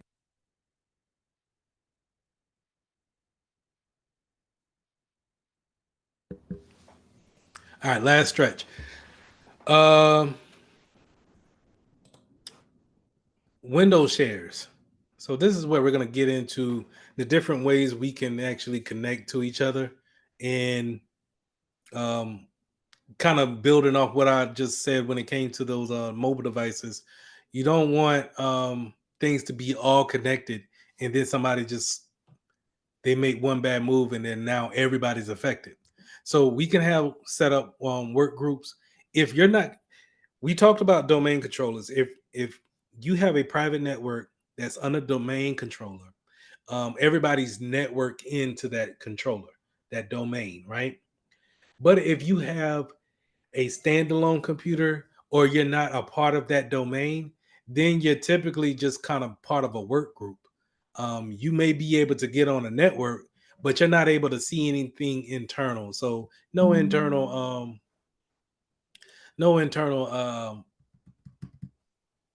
hard drives that you can see, share drives, printers. You don't see those type of things. Whereas a work group is just going to be kind of like having that peer-to-peer action to that. So a good way to really put that into perspective, pull this up, go here to my whiteboard. A peer-to-peer is going to look similar to this. We'll have our router here, and we'll have two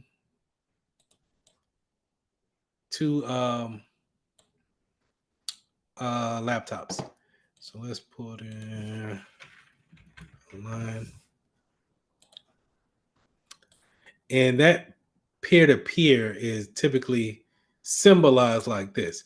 They'll be on the network, but they pretty much just have access to each other. So if they have a drive that that this PC wanted to share with this computer, they can. But if you had another one that was kind of off here, connected to this copy, connected to this router, then this router is not connected or not talking to these two PCs down here. So let's just say Susan is on this computer and she wants to share a file to these two different computers. She would need to get into this work group or be able to put it in a place to where they can go out to the web and get it. So this is typically emailing out to a personal email address, but being able to send something down to directly to them, they're not connected to any type of web address. Network.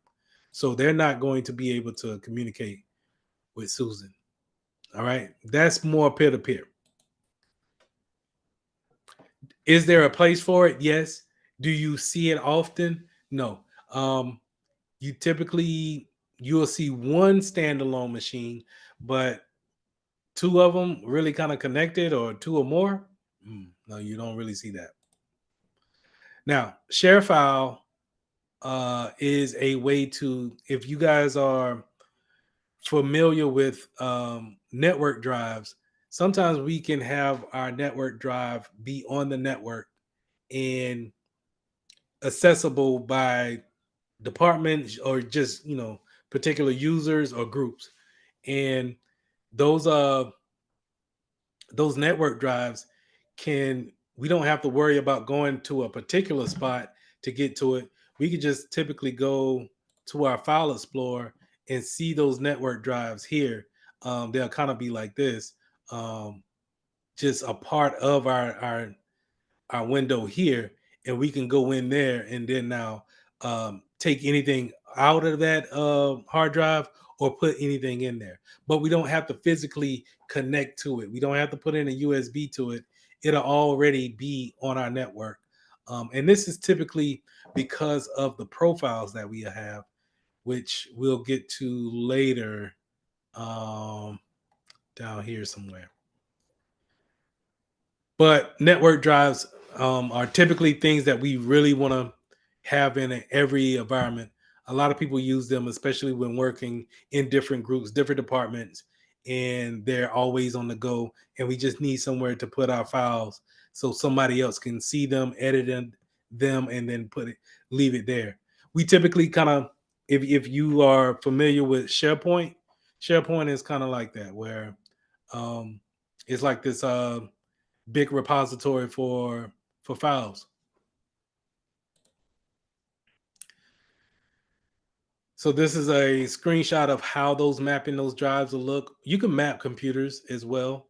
You typically don't see that, but you can map computers to your network and be able to not necessarily remote into them when they're connected this way, but you may be able to go into the directory on that computer and send information from yours to that computer behind the scenes without giving them a USB cord, USB thumb drive in order to plug in and then drag and drop off that drive. You can do this over the network.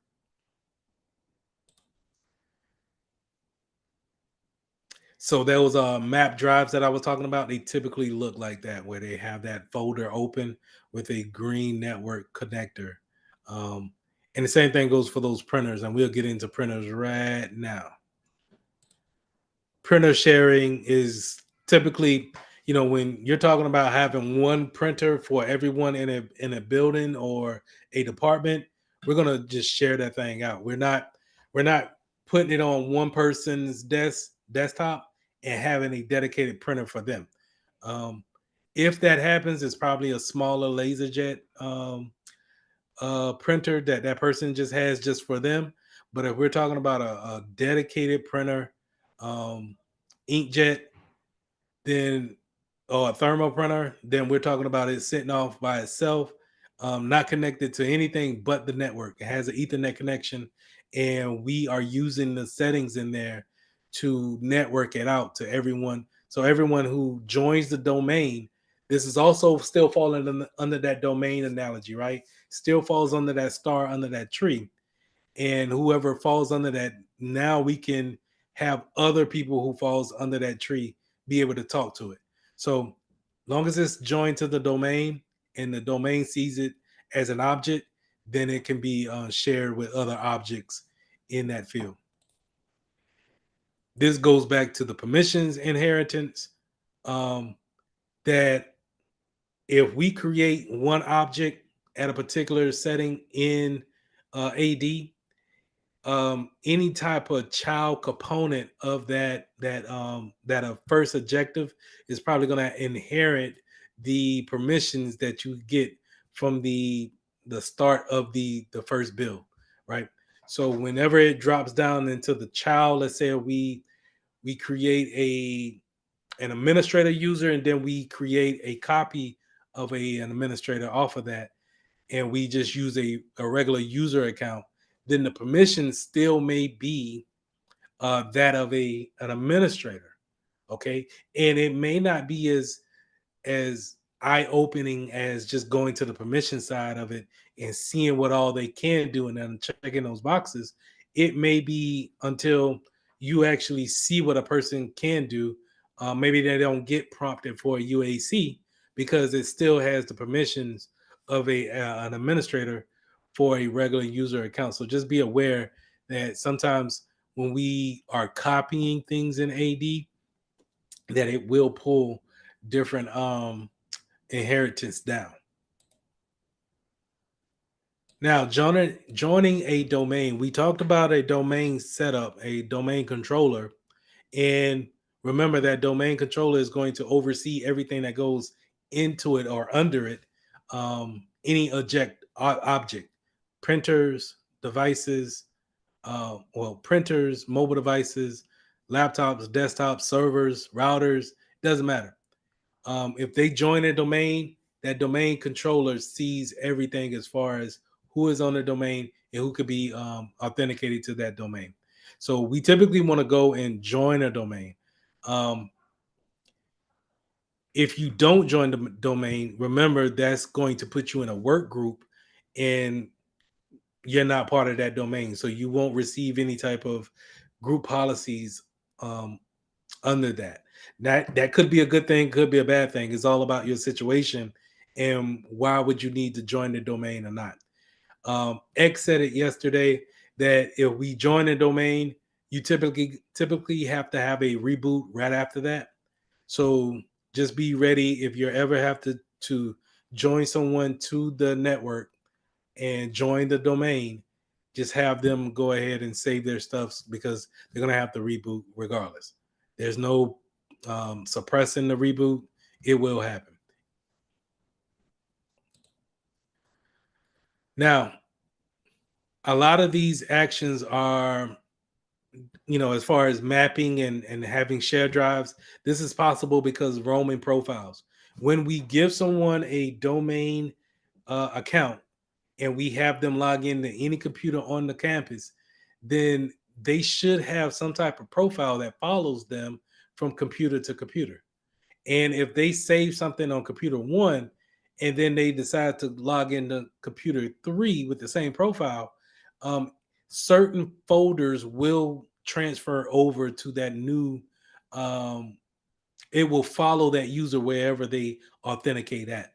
We typically see this when it comes to like cloud backups or whenever you get a new phone and you put in you put in your same old profile, your same old profile should pull in contacts, text, um, pictures, things of that nature. It may not pull in your individual apps and then you have to actually log into those apps, but it should pull in some personal files and directories that you have.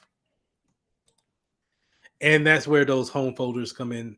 That's just a reiteration of what I was just saying, that um, different settings will follow that particular profile around in the domain.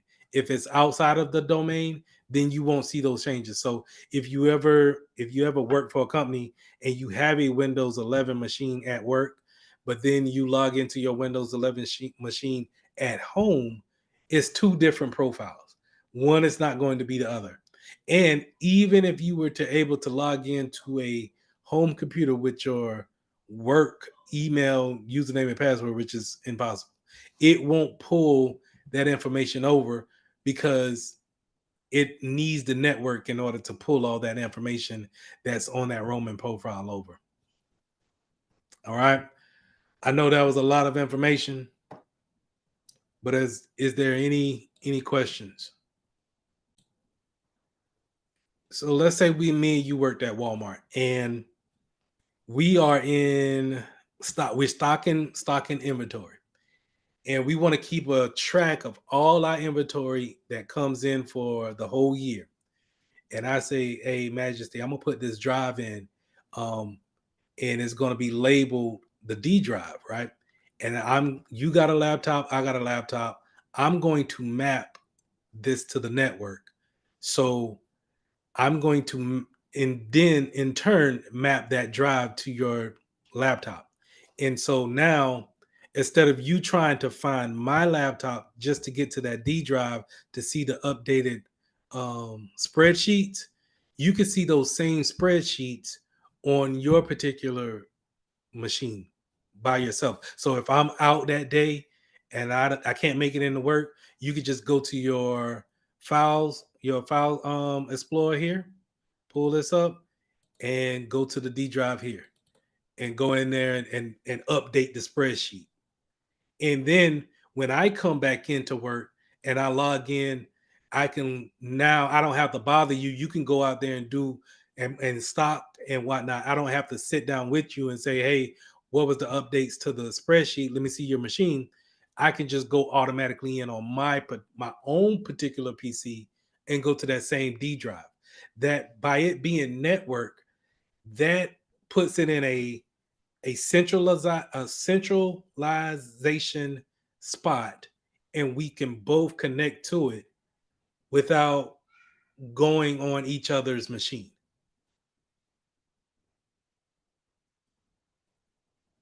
Yay or no, nay? Oh, yeah, I understand this one is like essentially like a shared drive. So my question is like, what is the benefit of something like that compared to, I mean, I would assume that most companies these days just use cloud services with things such as Yes. The data. cloud is killing a lot of this stuff that's just kind of unnecessary. Because now instead of having that instead of us trying to set this up, now this is not setting this drive up here is not a necessarily, hey, I'm gonna plug it into the server and then now it's good to go. I got to get an IP address for it, and then I got to make sure that I have the right permissions to where your computer can see it and trust it, and my computer sees it and trust it, and then anybody else who wants to join our team have to trust it as well. Headache, big headache. But if we go and we get SharePoint in the OneDrive in the cloud, I can give you a link to that, or I can give you a link to Google Drive, and we can have the spreadsheets in there and update them there. It eliminates those things. So just like a lot of things that we talked about in A plus, a little bit of dated technology. We are moving more to the cloud, and the cloud just makes more sense.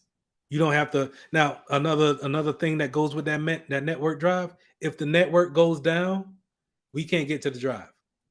If you get a new computer, you don't get this drive. I have to remap that drive to that computer. If you change your password, it's going to want another, it's going to want you to re-authenticate with that drive. Just a whole bunch of hassle. But you got them. I'm not going to say that you're not going to go into a work spot and not see it, because some people live and die by these network drives. And sometimes the information is so sensitive that way we don't want to put them in the cloud and have a third party look after it. So you have good points and bad points about it, but you're right. A cloud can easily eliminate these things.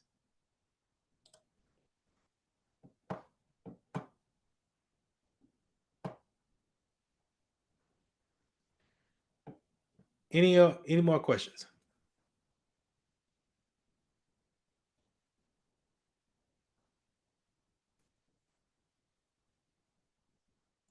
All right then, y'all.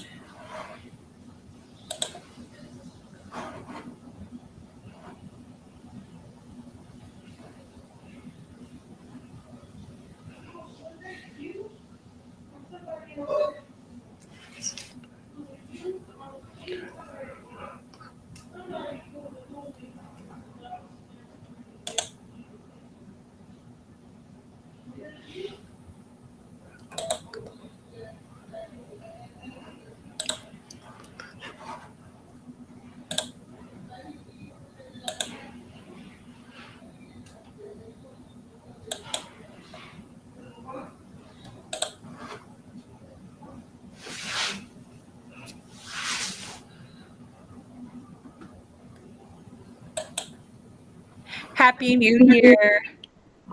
Hey, happy New Year. How y'all doing? Doing well. I haven't seen you since last year. I know, right? That's awesome. Yeah. How was the holidays?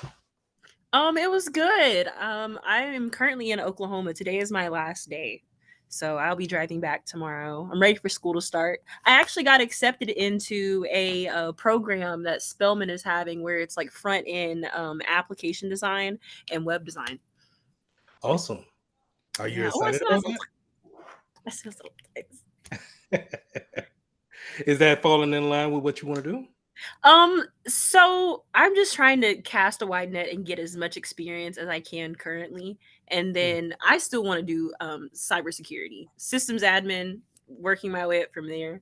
And if I can have any tools that can kind of make me more credible when it comes down to wanting to be a chief information security officer, then I can be like, oh, I've worked at this, and this, and what you're doing currently is not in protocol or what we would usually do. And then, I can kind of use that as a little bit of leverage to get more money. Which is the end goal, right? So I respect all of that. And just take whatever training you can get and try your best at it. Try to learn everything. Because while it's in style today, it will be out of style tomorrow. So just take everything with that you can, and it'll help, because what you'll find out is that the more that you start stacking on your degree work and your certifications, that's all great, but when it actually comes down to moving the mouse and actually, I know what you're talking about, we can talk techie as well as go to the board and present to the board and be able to close that gap. That's where you'll stand out among your peers. Thank you so much. Mhm.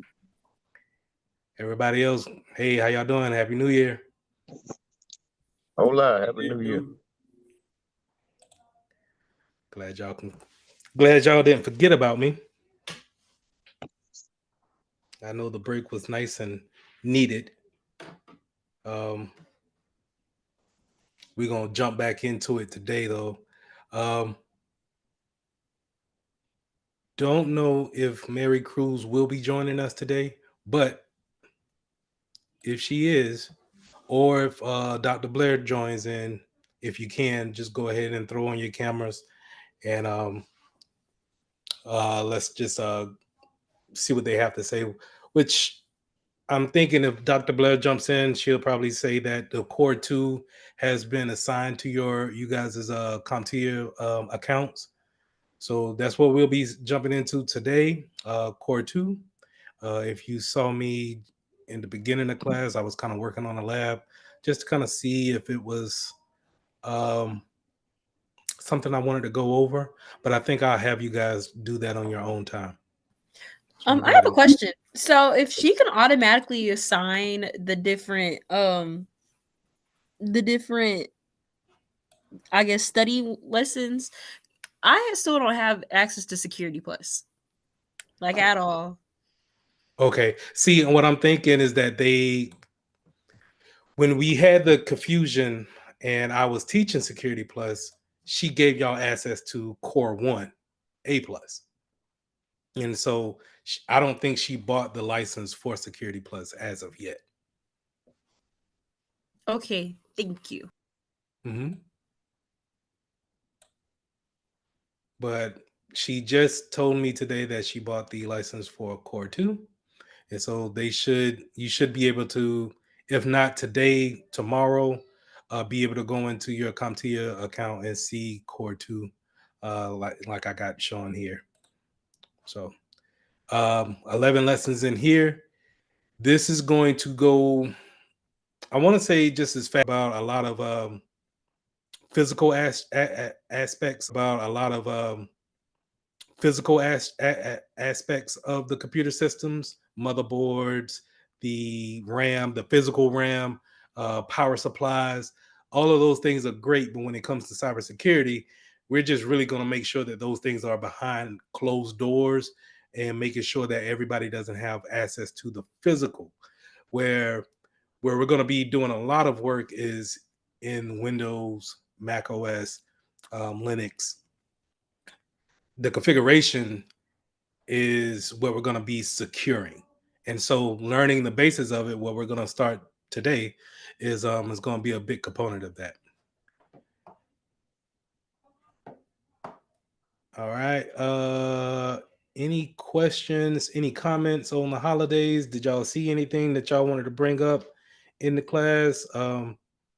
Did y'all see that Netflix had their the Beyonce Bowl and no buffering at all?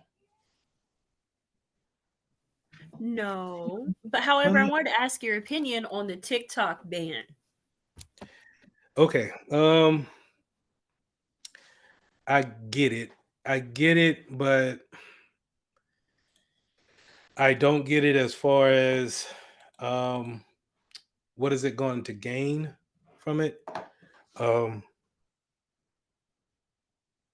And to kind of filled me in, is it just because our incoming president doesn't like it? What's the reason for the ban, or is it kind of a age restriction ban? I just feel like, well, first and foremost, happy holidays, everybody, and a happy New Year's. Hey, It's happy nice to New see that. But I feel like, well, I feel like it's two sides of the coin. Um, I really think it's like a facade, to be honest. They're saying it's for security purposes, which is valid and true. The only other downside is that TikTok has became like almost the number one source for all types of social media. I'm not gonna lie, like I could even describe it as honestly a monopoly for like when it comes to our generation downwards.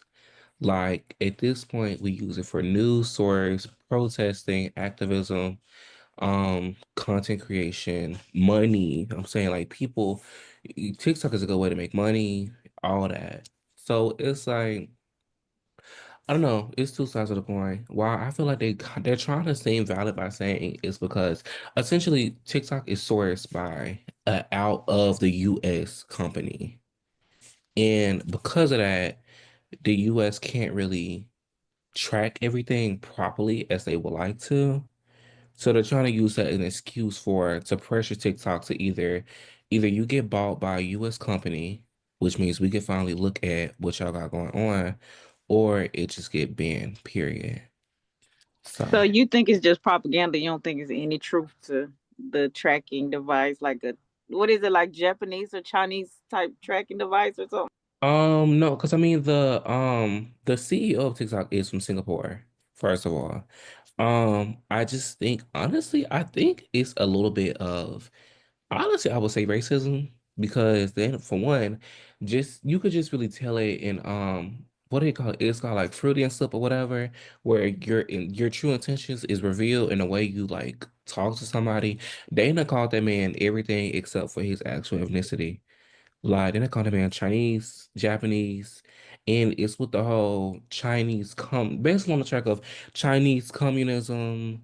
There's an ulterior motive. There's something else you got going on, which is to say, technically, they don't. While since TikTok hasn't revealed what's really going on, their point could be valid, but the way they're going about it doesn't seem ethical for a lot of people. Especially when you have to think that we as a generation depend on TikTok a lot. TikTok is the thing that caused, for instance, the BLM riot. Not well, I'm not saying the BLM riots, the BLM movement. When the BLM movement happened, it was primarily caused and spurred on by TikTok. Stop Asian hate caused by TikTok. All the genocide support. Most of the social movements have either been started or propagated by TikTok. So by banning TikTok, it really cuts off a really crucial source of connection and information for many people in the US. So hey, I agree with you guys about it's going in that direction of, hey, it seems like we can't control it, so therefore we'll just ban it. And when I look at the other social media platforms, they are age driven, right? So I like Twitter, um, just because it could the you can say what you want, but then at the same time, the things that y'all use TikTok for, I use Twitter for, and it's a longer format on the videos, which I didn't know that TikTok could that you guys are really getting that much information from TikTok, because I thought the videos were so short that how could you take in so much information if needed be? But if that's the case, then when I really look at, Facebook, Twitter, Instagram,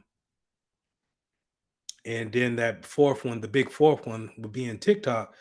Three of them are US based, and then the fourth one being outsourced from China. Now, not going into the political things of if China's spying on you, when you give your information up to a application, remember when we're talking about building a web application and then letting other people use it, we as administrators, we can see whatever we want to see. That doesn't necessarily make it right, but that's all into your policies and terms that you agree to whenever you decide to use the app. Remember when I said when we was using the Google apps, right? We can use all of these apps over here. That's fine. Google say, hey, all of this is free. You can use it whenever you feel like it. Just make sure that it's linked to a profile. Well, in turn, they may say, okay, yeah, but we're gonna read this email though in order to send you some advertisement. Like over the past holiday, I've been noticing there's a different advertisement for my YouTube channel versus my wife's YouTube channel. And now that we're getting older, right? I've been with her since 27, but now since we've been getting a lot older, I'm noticing that they're advertising stuff to me that I would consider to be like old people stuff. But when you really think about it, is it makes sense because I'm getting into that demographic. And the same thing goes for her. So to bring it all back, TikTok being banned, I think is a power move um, on the behalf of the US to say, hey, something this popular, we cannot have our hands in it. Do I think it'll probably go through all the way? It's a business. So can you tell a business what to do? No, unfortunately, you can't tell a business what to do and how to do it. Um, will that mean that the US just kind of just be left out and everybody moves on with TikTok? They may take that approach. Um, I don't think so. I think they will find a common ground to say, hey, we'll get like a watered down version of TikTok. You get what I'm saying? So everybody, I think, or it'll be something kind of like, hey, you pay for a premium TikTok version, and the proceeds will kind of go to the US too, and kind of have that ploy like that to where we got our hands in that as well. Because I don't think you guys are sharing anything personal like bank account numbers, right? Like I Um, don't think. Not necessarily, but I will say the one biggest pro of TikTok has been that it has never had like a premium or anything like that. You do know who Keithly is by chance? Keithly? No. No. Okay. Um, I would just say there's many content creators like him who have used TikTok because of the fact that the short videos is really easy to get our audience with consistent posting and things like that. And the biggest thing about TikTok is that it's free. Like TikTok has always been completely free to upload, to watch, and all of that. And I've honestly, from my perspective, I feel like that's the reason why, maybe because it isn't that they're necessarily getting banned. They're like actual ruling is that they have to sell to a US company in order to continue like in order to continue being used, they have to sell to a US company. So really the question is just that why do they not want to sell to a US company? And maybe I could see why, because I mean, let's be honest, if you really think about it, most of our social media is connected now. Things like Facebook has become Meta, where Mhm. Meta is multiple things. Meta is Facebook and Instagram, and they have what Threads now. And as such, you have Google, you have Gmail under Google, YouTube under Google, and the such. So, maybe that's just why they want to start that stream. They don't want to be associated with that. Quite frankly, when it comes to everybody else, I don't think us as a generation really care about the security thing, to be frank. I just think it's just the entertainment value. Like, a lot of people rely on TikTok for, like, many people watch TikTok instead of watching YouTube or movies. Like, I'm not gonna lie, I sit on TikTok and can scroll for hours, embarrassingly. And I know a lot of other people that do the same at this point. So, I know a couple of people that does the same thing. That's very close to me. I decided to get off of TikTok just because I didn't think my business will. I didn't think my clients were there, but maybe I might need to take another look into it. I don't know, but mm, that's just interesting. But to your point, I really do think that they'll probably strike a deal and just say, "Hey, get a TikTok premium if you want to operate in the US." And we need some of that because they can't run the numbers on it to see how many downloads, how many watch time hours. People, if you're saying people making money off of it, yeah, big brother got to get a piece of that. And gonna they're going to, yeah, impose their way some type of way. So um I don't think it'll I don't think it'll go away completely.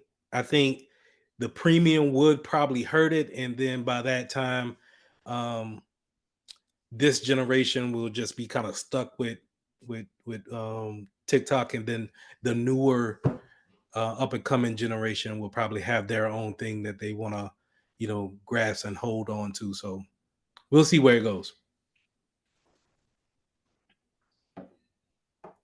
Um, any other thing y'all want to talk about before we get started?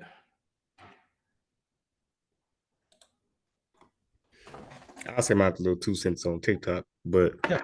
um, as far as like on a more conscious level, like to me personally, I don't believe they want TikTok. To me, is the only place you can get like more of a authentic conversation when like real issues start happening.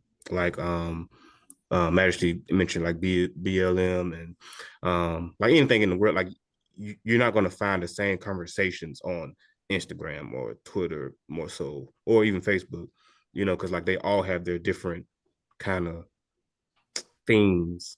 And it's like with TikTok, it's so many avenues. Like I day trade stocks and I can literally change my algorithm to straight stock stuff.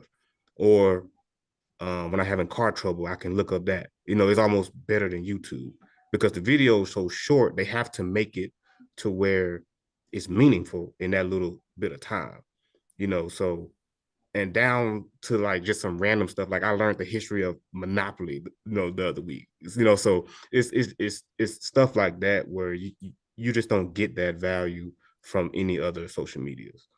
And like when he mentioned Keith Lee, like that's the only place where you can kind of really blow up quicker because the algorithms is not kind of messed up like Instagram and Twitter is, where if you go viral on TikTok, even if it's just if you make a song and it goes viral on TikTok, you can make maybe like $1 million in a year with that song and just go ghost. So like that's the power that the US TikTok has, a part of the security issues and stuff like that. So yeah. Yeah, that now that y'all teaching me something here, so I didn't know it was that free. Because Yeah. yes, that algorithm for Google is jacked up, where you could get a lot of views one day and then nothing the next day. And it's not consistent enough. But to my point is that they're trying to appease the buyers that's advertising to point those different eyes in different directions on a daily basis.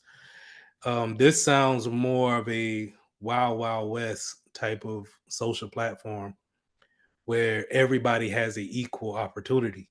And if that's the case, then yeah, I could yeah, America is not going to let you play by your rules for so long, especially in their stuff. So I could see, I like it's too many eyes for it to be banned completely. But them saying that it's a security issue, um, and a security issue, while it can't, I feel like they should be able to just come up with a policy in order to fix it. Maybe fix some configurations in order to fix the security issues. Saying that someone is spying on you um, is kind of broad.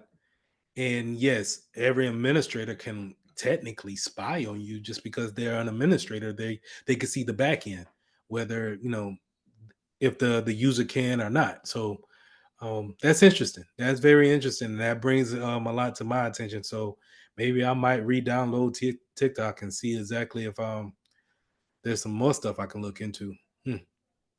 Interesting, man. And plus Anybody else? TikTok doing what they not doing. You can Google a bike on Google and you'll see that same bike as an ad on Facebook when you log into Facebook again. So it's like Yeah. you don't So get we that. all in the cookies.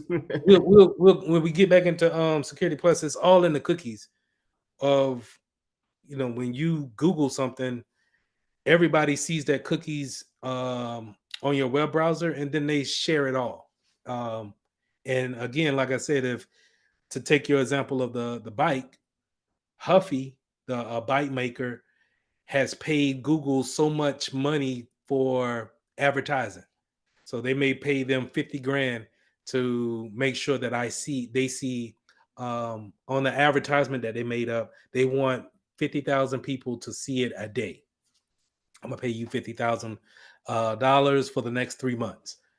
Well, whenever you Google that, yeah, they might have a third party contract in place with all the other social media platforms in order for you to, whenever you quit with one and you go to the next app, they have to, hey, this person needs to see this application or see this bike. Make sure you advertise whenever they go to a particular search. Like I think the other day I seen how you could just hit the search button, and before you even start to type in something, they're already advertising to you. Or like in Netflix now is, I remember Netflix had no advertisement at all, and now you can't get through a simple movie without at least two breaks of advertising. So um, yeah, it's all playing into it. Matter of fact, now that I think about it, I don't know if you guys watch anime, but that's my little nerdy side of it. I watch anime on Crunchyroll, and Crunchyroll is notorious with running ads. But Crunchyroll is if I want to say it's ran out of China. Not sure. I might be tripping on that. But anyway, um, it used to be free and it used to be kind of ad free. but now it's just kind of oversaturated with ads. So I think that really kind of brings it back to the point that exactly if you get the premium on Crunchyroll, then you don't really have to worry about it. Um, but they you know they're gonna pester you with getting the premium until you actually get it. And I think the same thing could go with TikTok. I think they'll come together on a price, um, a name for the new division that they're put into the US and a price. And they'll say, hey, okay, we can continue to run our operations, but we just want to make sure that people who want to not get ads, make sure you go to TikTok Premium, which are probably not saturate, but water down the content because then they'll fall right in line with everybody else when it comes to advertisement. I mean, to be honest, I feel like TikTok is already so oversaturated with ads already because TikTok actually released this. Do you know what Shane is by chance? Shane, Timu by chance? Timu, yep. Okay, yeah, There those we two go. There we companies. go. Um, TikTok actually just released something like I think last year or no, it was like 2023 called TikTok Shop. I swear it's almost the exact same thing except Temu, except that content creators can get commission just based off of them advertising the product themselves. And I'm saying it's like super easy. Like you don't even have to like follow the normal rules of advertisement. Like I swear you just have to be, hey, I got this product. It's as simple as clicking the link on like just you. It's not no click the link in my bio, no code. All they have to do, as long as they click the link off of your profile, you get commission from that.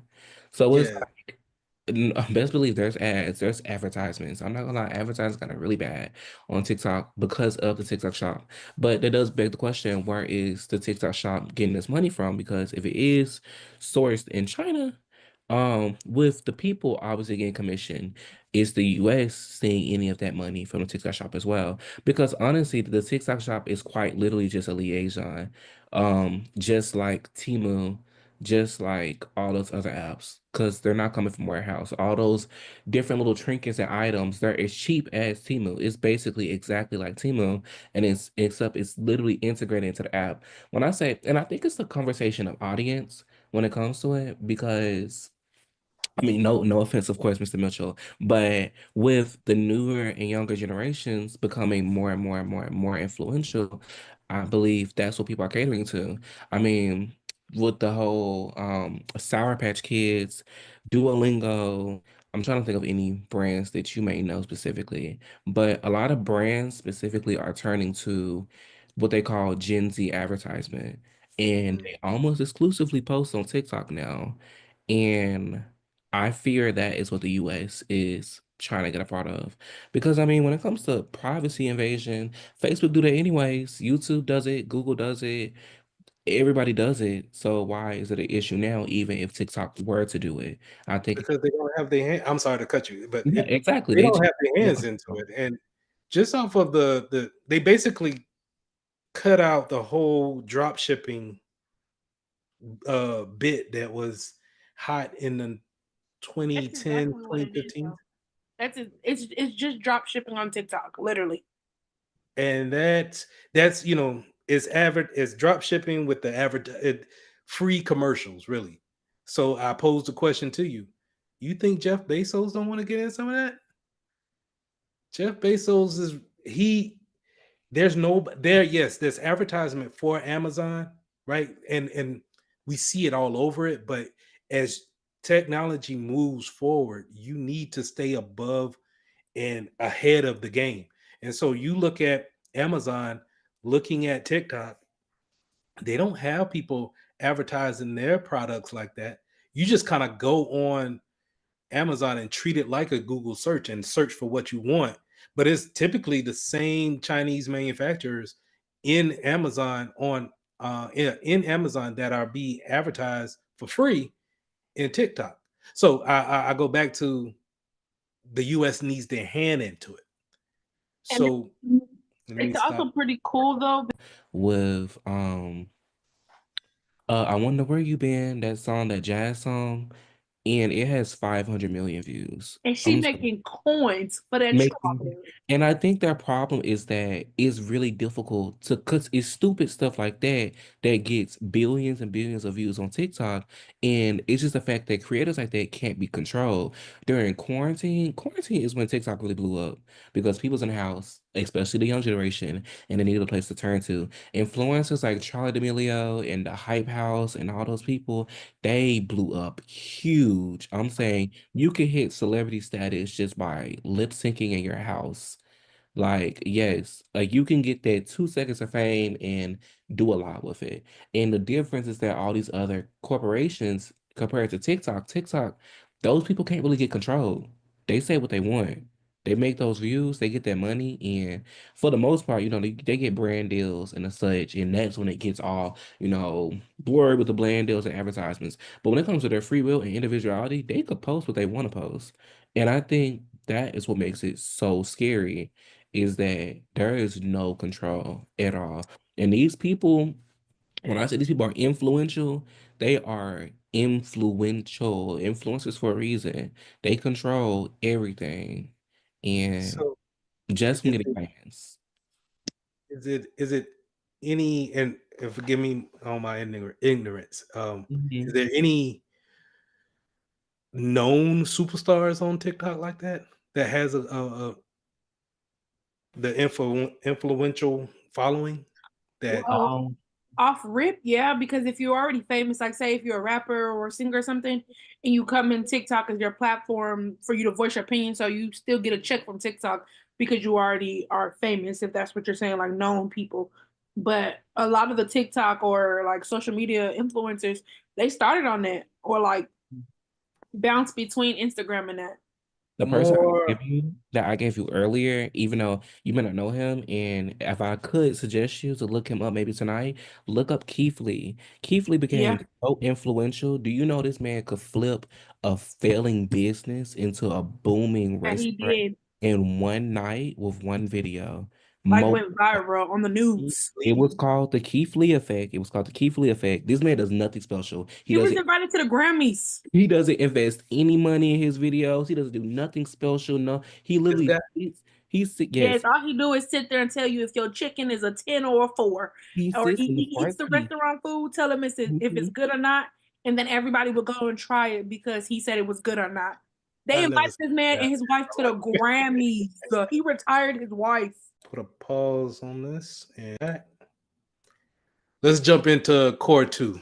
And like I said, with core one, we talked about a lot of physical pieces and systems that goes into an actual computer, a PC.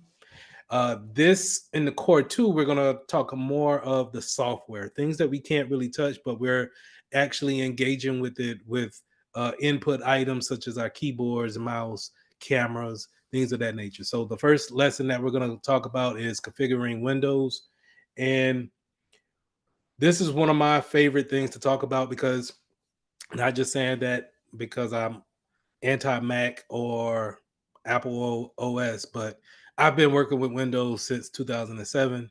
And so I'm just kind of real familiar with the whole platform. And 9 times out of 10, you guys are probably familiar with the platform as well. So let's go through this lesson and see what we got. All right, configuring user settings. Um, to start off with Windows, um, even if you're going back to Windows 95, Windows XP, Windows 8, 10, 11, they all kind of have the same interface. This they give you a background here that you see in this picture, and then they typically going to give you a bar of some kind at the bottom where your apps can be at, little shortcuts. Then this in the lower right hand corner, you'll typically see your time and date, as well as other little icons in the notification area. And they're typically going to give you a start menu or a start button, which will bring up more options as far as the applications is concerned. But you can also, as the operating system developed over time, you can do a bunch of things with Windows, man. And now, and with Windows 11, it's more geared towards it being a mobile app versus it being a desktop app. But typically, when we see this window here, this screenshot that you see, we refer to this as the desktop. And I'm gonna go ahead and minimize this. This is my desktop. My apps are typically going to be over, or you can put them wherever you want them, but they could, they typically want to line them up. If oh, it just went away. Anyway, um, they typically want to line them up, and you can take them off of your desktop or add them to them however you feel fit. Um, and this is Windows 11 versus what I had in here in the screenshot, which is going to be Windows 10. And the reason why I know that is just because of the taskbar here at the bottom. Um, just little things that they've changed over the years. In Windows 10, they kept the Windows Start menu, this window button, over in the lower right left hand corner. And in Windows 11, you can see here on my desktop, they moved it to the center, where if you had one of those laptops that had a touch screen, you could treat your laptop as a tablet, right? It's kind of a gimmick. I don't know anybody who really use it like that, which I don't really know anybody who takes those laptops and actually fold them all the way over and uses it as a tablet. But um, you typically get all of these things no matter what Windows version you get.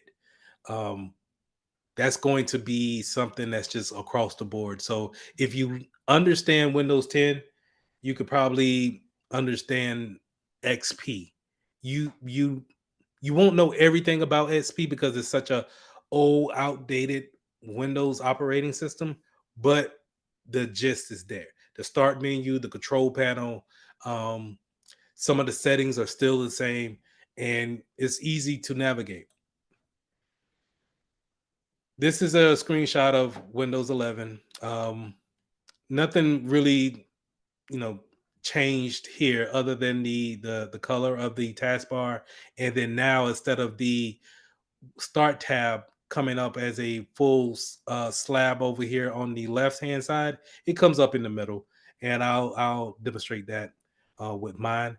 And starting in, I think, Windows 7, they gave you a search menu here. So now you can type in certain settings as shortcuts versus trying to actually go through the each and every directory trying to find what you're looking for when it comes to the settings.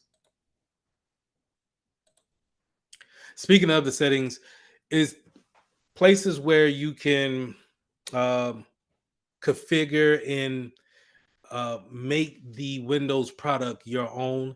This is where you're going to do those things at. Um, whether it's power options or running updates, um, setting what apps that you want to start up whenever you boot the machine up. These things are typically going to be found in the Windows settings. Over here, you'll see your system settings, which is a kind of a precursor to the about page.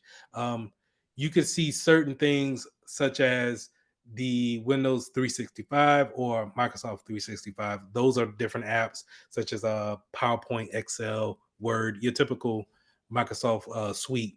Then the OneDrive, which would be the cloud, things that we could throw into the cloud if you have that subscription there, which you probably do if you have a Windows machine. Um, Nowadays, with Windows 11, they're going to make you sign up with your Microsoft account in order to create a profile. So whenever you go to different Windows machines and you sign in with your profile, you can use a PIN or a biometric piece on it, such as fingerprint. Or use your voice to actually get into the machine. And they can, whenever you save things to different folders or to the directory such as your download folder, it will upload to the OneDrive. um, so if you haven't went into your OneDrive and seen if there's anything there, take a look at it, see if you can log into it, see if there's anything that you have syncing to your OneDrive that you wasn't aware of, so you can go ahead and make sure you can administer that correctly. Now, the control panel and the Windows settings windows is typically one in one, right? So a lot of times if you work with me, I'm going to tell you to go to the control panel for any and everything. Um, this is where they're gonna, you know, have all the settings that you will want to look for. But a lot of times, if I'm training someone, I might tell you to do some either go to the control panel or go and just start typing in a certain setting. So we'll get to computer management later on, but I wouldn't tell somebody to go to the control panel for computer management. If I, instead of trying to find it in that setting, I would just tell you to go and use the search menu in order to find it, right? And it pulls it up, and you could tell that it's actual application on the machine because it has the name that you're looking for, but it also has like a sub name here that's under it that says this part of the system. Now, sometimes you can look for certain things that's not there, and Windows is trying to tell you that, hey, we can find it on the web for you, and but it sometimes look like it's actually on the PC. So check this out. If I want administrative tools, I can type it in halfway, and then if I'm not really looking at it, I will see it here thinking that it's an app, and I will typically click on it. But what it's really going to do is just send me to probably Microsoft Edge and show me more search results on the web. This is what I don't want, right? Because it's obviously telling us what it's going to do, but sometimes you could overlook those things.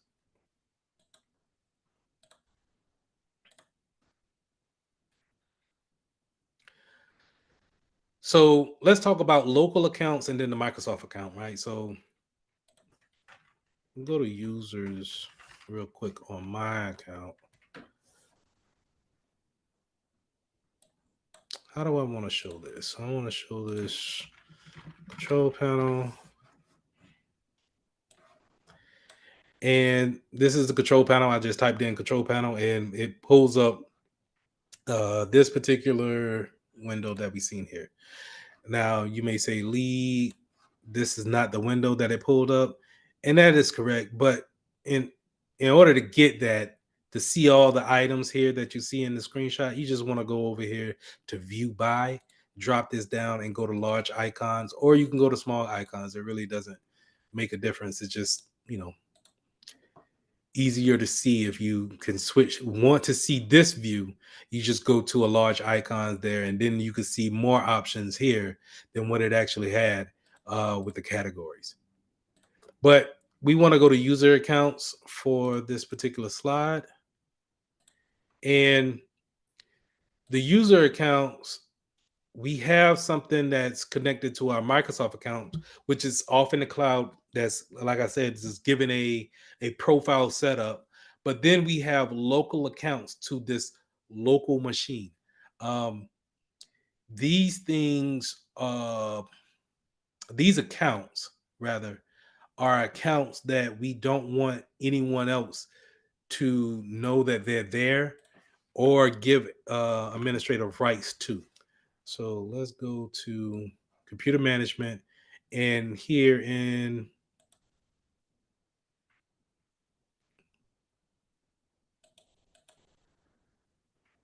was it computer management?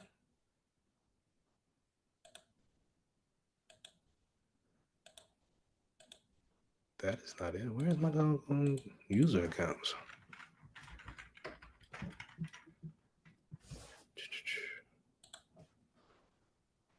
Data certificates. Bear with me.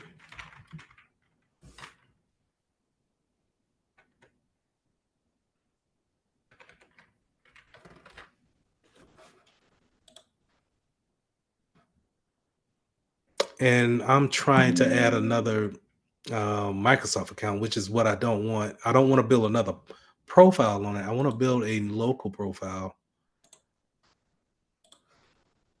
Dang.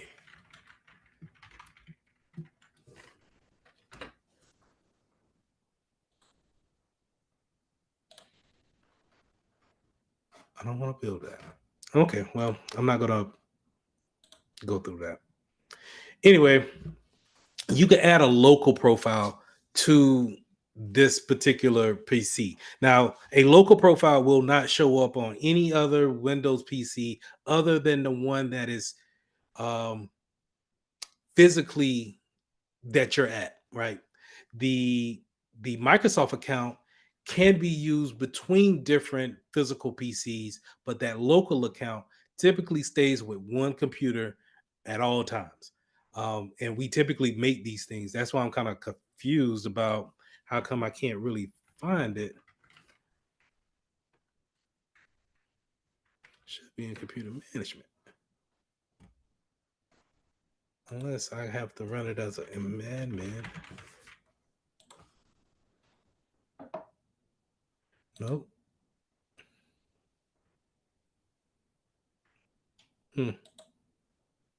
Interesting. Anyway,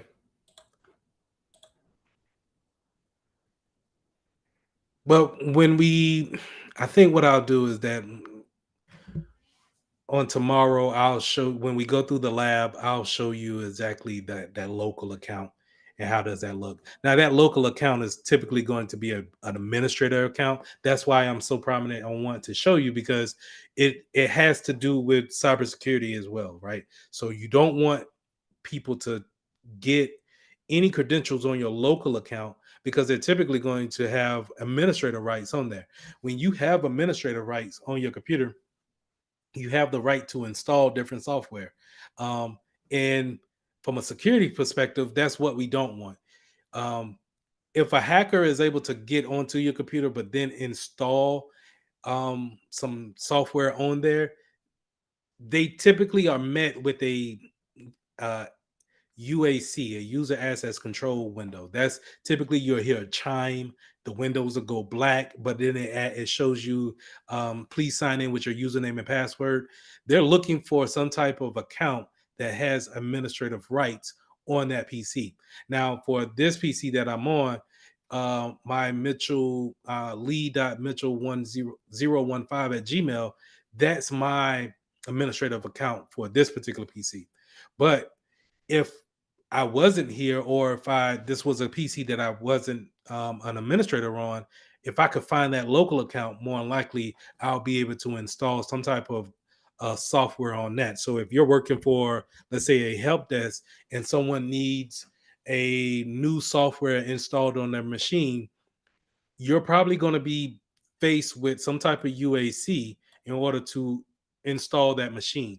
Typically, what help desk has is some type of admin account that has those privileges in order to get them past that stage and install that machine, install that software on that machine. Now, data collection, when it comes to that Microsoft account, that data collection comes in handy here because now, like how we already said with the TikTok conversation, they have a way to look at and advertise and send you services based off of your preferences off of your Microsoft account. Now, not saying that you shouldn't have a Microsoft account because you don't want to get advertised too, but it goes back to what we're saying of how everything is kind of monitored to a certain degree. And if you don't want your Microsoft account to have that type of um, surveillance on it, then you can always unlink it with that particular PC and don't use it. Now, not only do they use it for ads, they also look at the speech recognition and the type of typing speeds that you may have. So sometimes when you hear people typing away, it's a lot of clacking, but then they're not really looking at the typing speed, but they may look at the type of do you make a lot of mistakes? Do you hit a lot of backspaces, deleting? Do you type your typical words really fast, and then words that you're not familiar with spelling, you kind of go at a very slow pace or more of a pecking order.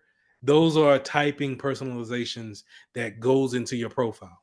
The diagnostics when it comes to the actual uh, the health of software, the health of the actual PC, the physical hardware.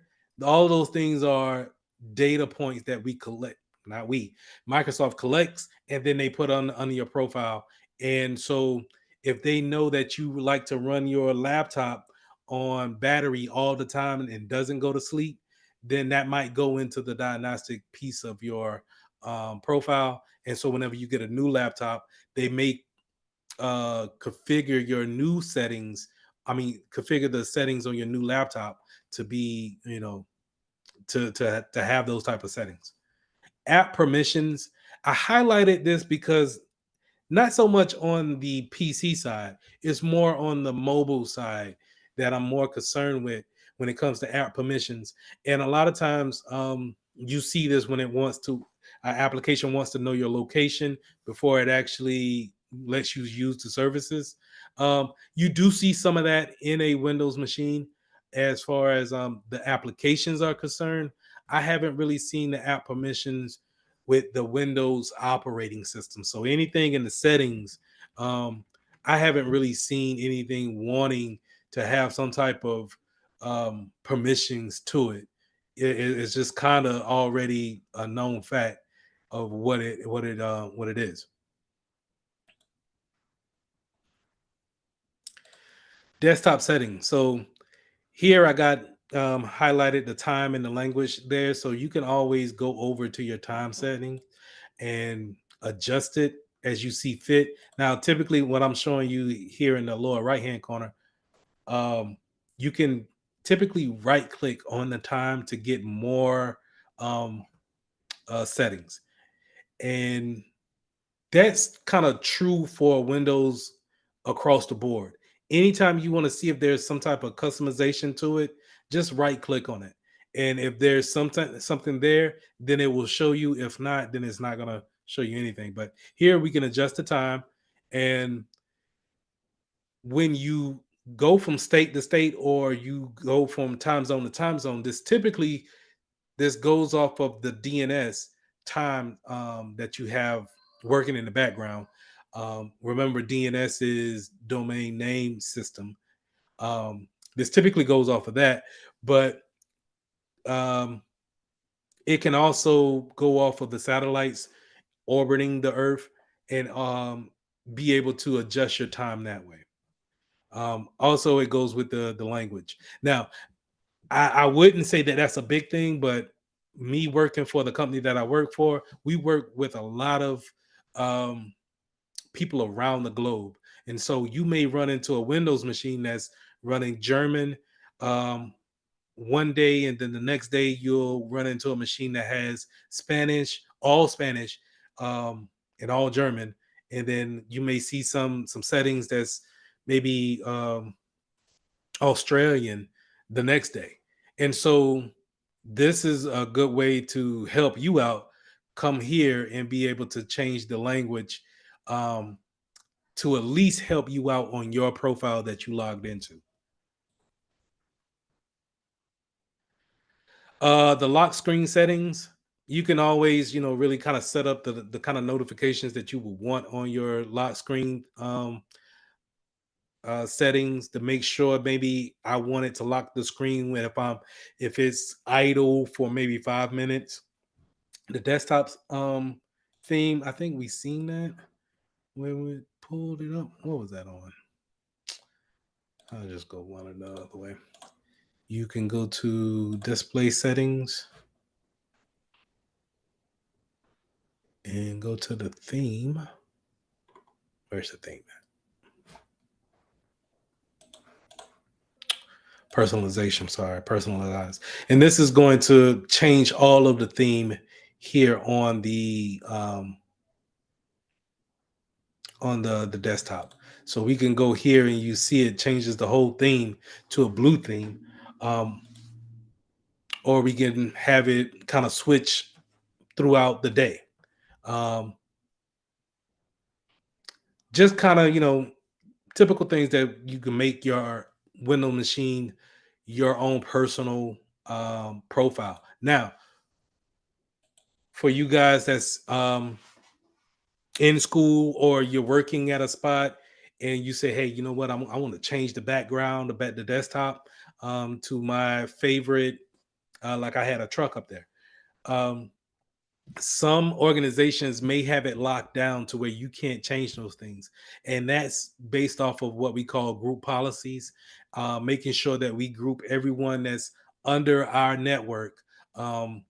We have a certain policy to where what you can and cannot do, and a lot of times we want to lock this stuff down because it's not just we want to take away the fun from the client. It's more on if it's compromised by a hacker of some sort, then they could take this and actually try to see if there's some more permissions that they can get access to. So we typically want to just lock all those things down. Ease of access. So the one thing that if you know about Windows machines is that they can be more personable. I don't want to say that. They're personable. So they can actually, you can configure it however you want it to be configured. It can always save to your profile, that Microsoft profile that you put on there. And then when you go to a new Windows machine, if you log in with that profile, then it's able to pull those configurations up. So it can always have like a vision. If you need to see some things a little bit bigger, you can always go to your start menu and type in magnifier, and that's going to automatically blow everything up, right? And then I have to find it in order to get out of it. But it also has things for the hearing impaired as well. So it's not just something that you just have to deal with. Is if you know those options are there, or maybe if you're working with the client and they have you might be working with an older client that has a harder time looking at the text, and they say that they need to see it a little bit bigger. Maybe we go to our display settings and we look to see if there's a way to change the resolution. Maybe we want to change the display or the font size. That ain't what I wanted. Where is it?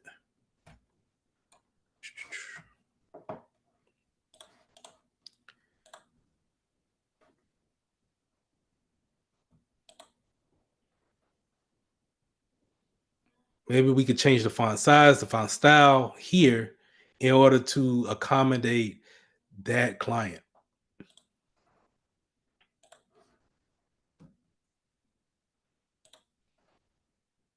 All right, file explorer options. So let's talk about the file explorers real quick.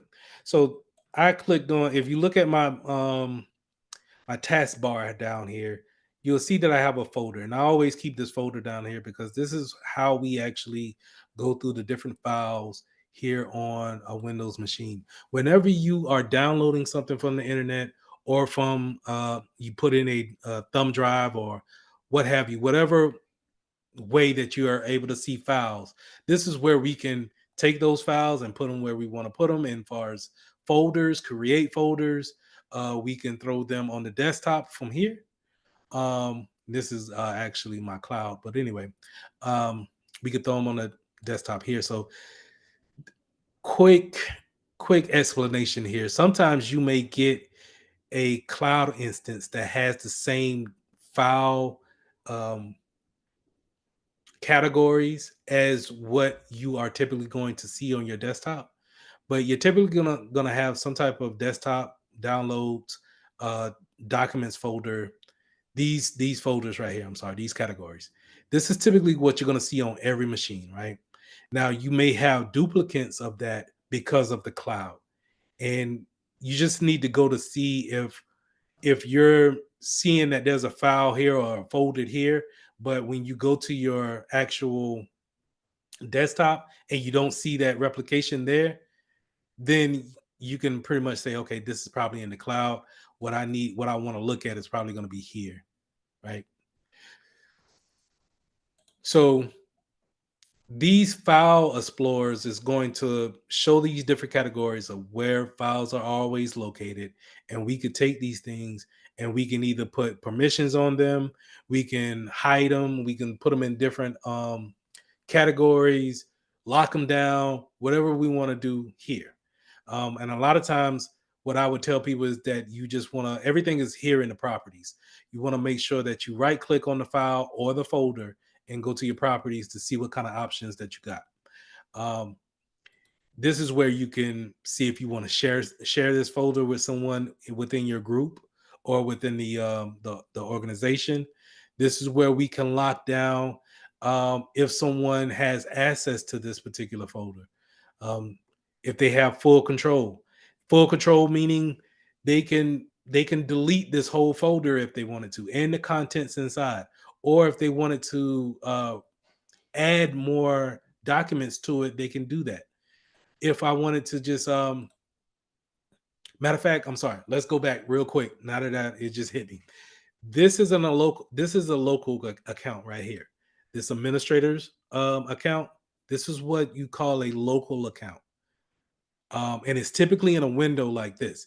And we can add more permissions to it or different groups to it as we go along. But this is what I wanted to really kind of show in the beginning, that this is something that I won't log into unless I need to.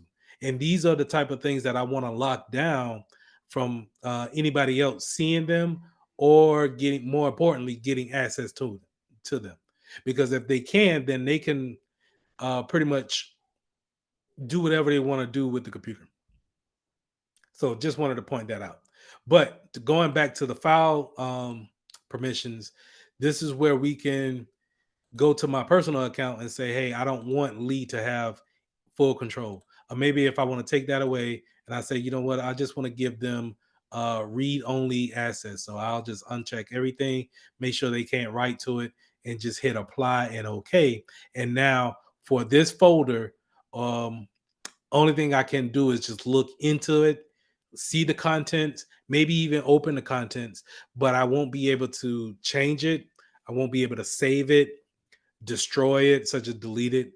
None of those things. This is how you lock down permissions. So when we go back into cybersecurity, Security Plus, and I tell you, hey, we want to make sure we give them permissions, only enough permissions to where they can do their job, and that's it. That's what I'm hinting at here, making sure we lock them down account wise to where they just can't do whatever they want to do. Okay. Also, another pro tip: if you play around with these settings, if you don't want it to take place, then make sure you don't click apply and okay. It's typically going to cancel out if you cancel everything that you've done if you just click cancel. All right. Any questions?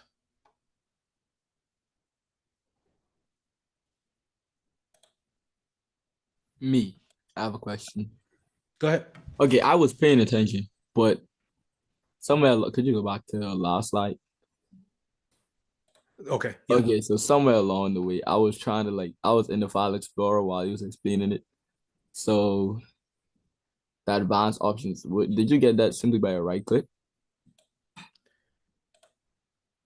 The advanced options over here? Yeah, so I saw the last when he was like, this is the part where you want to lock down. Okay. Oh, you use a property. You have advanced options in several spots. Like here for advanced. But let me see what this screenshot is going off of. This is indexing. I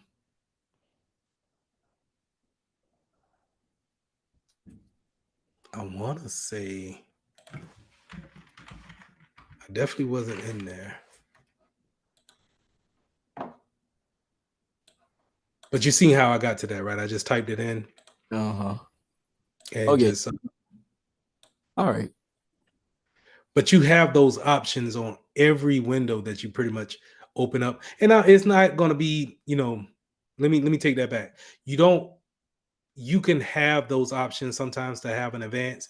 And if so, you'll typically get these little shields right here Mm-hmm. where it's saying, hey, okay, if you're going to make a change to here, then you're going to use a local or some type of admin account in order to make the change. So that whenever you see this shield, they're going to basically say, okay, you can modify it or you can do whatever you want to do here. But in order to do that, we're going to ask for a username and password in order to make that change. So just know that. All right. Okay.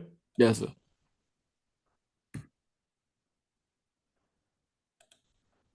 Oh, my bad. Any other questions?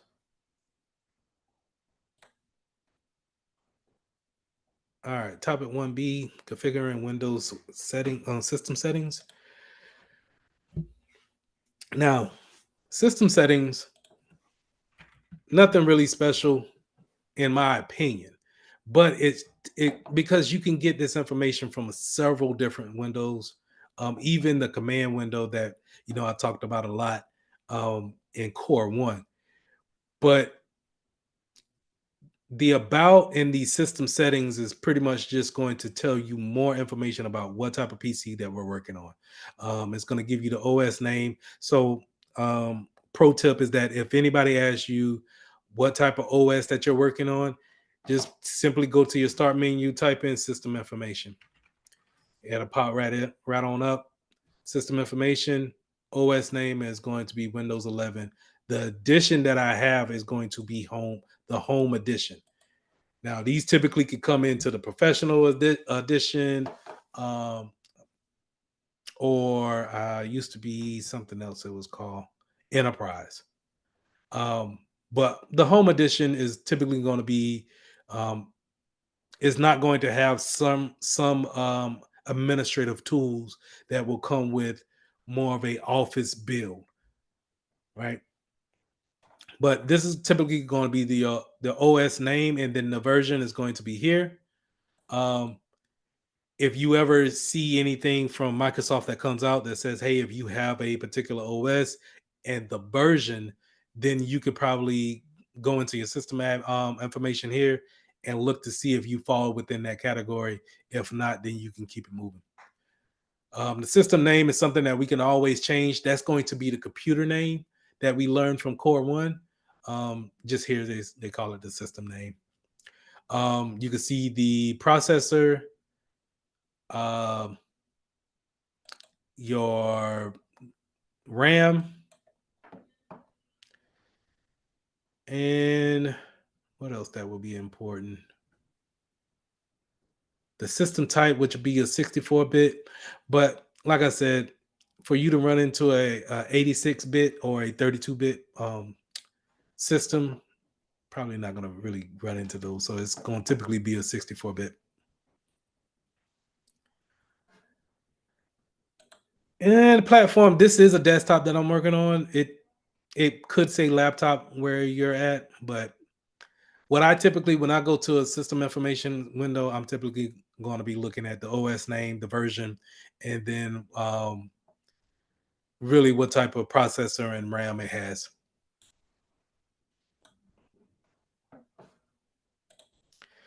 The update window. So you guys should be familiar with the update window because I've been yapping about it ever since we've been doing these classes. This is where you check to see if you have any updates to be ran. Any additional updates can be found here as well, and you can apply those if you want. So I have 2 additional drivers that I could put in, but I'm not at this time. They're optional, so they're not dire need. They're not going to something that I need to honestly work on at this point in time. Right now, Windows says that I'm up to date. Typically, these come out every second Tuesday of each month. And so next week, I would probably have some updates to be ran. You can set this up to run automatically, or you could run them whenever you feel like running them. Because sometimes if you don't have enough RAM to pull those updates, it could bog down the system enough to where um, it's unbearable to really kind of run an update and do work at the same time. So picking and choosing when you want those Windows updates to run is going to be totally on you. But I would suggest that you do them when you're not having anything else to do.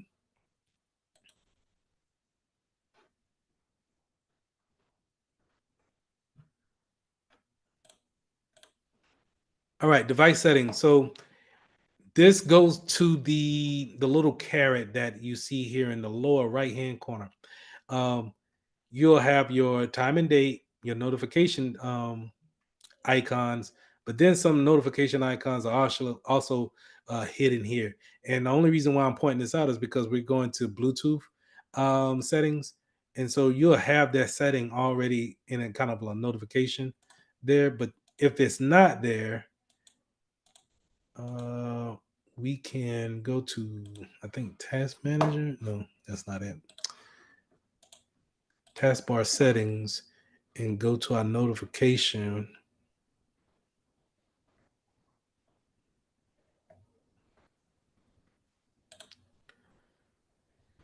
Well, it was called notification tray, but system icons, tray icons, and you could put in more icons there that you want, like kind of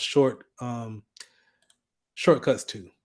And you can see how it just added that Bluetooth symbol there. We can easily take it away if we wanted to put the OBS there.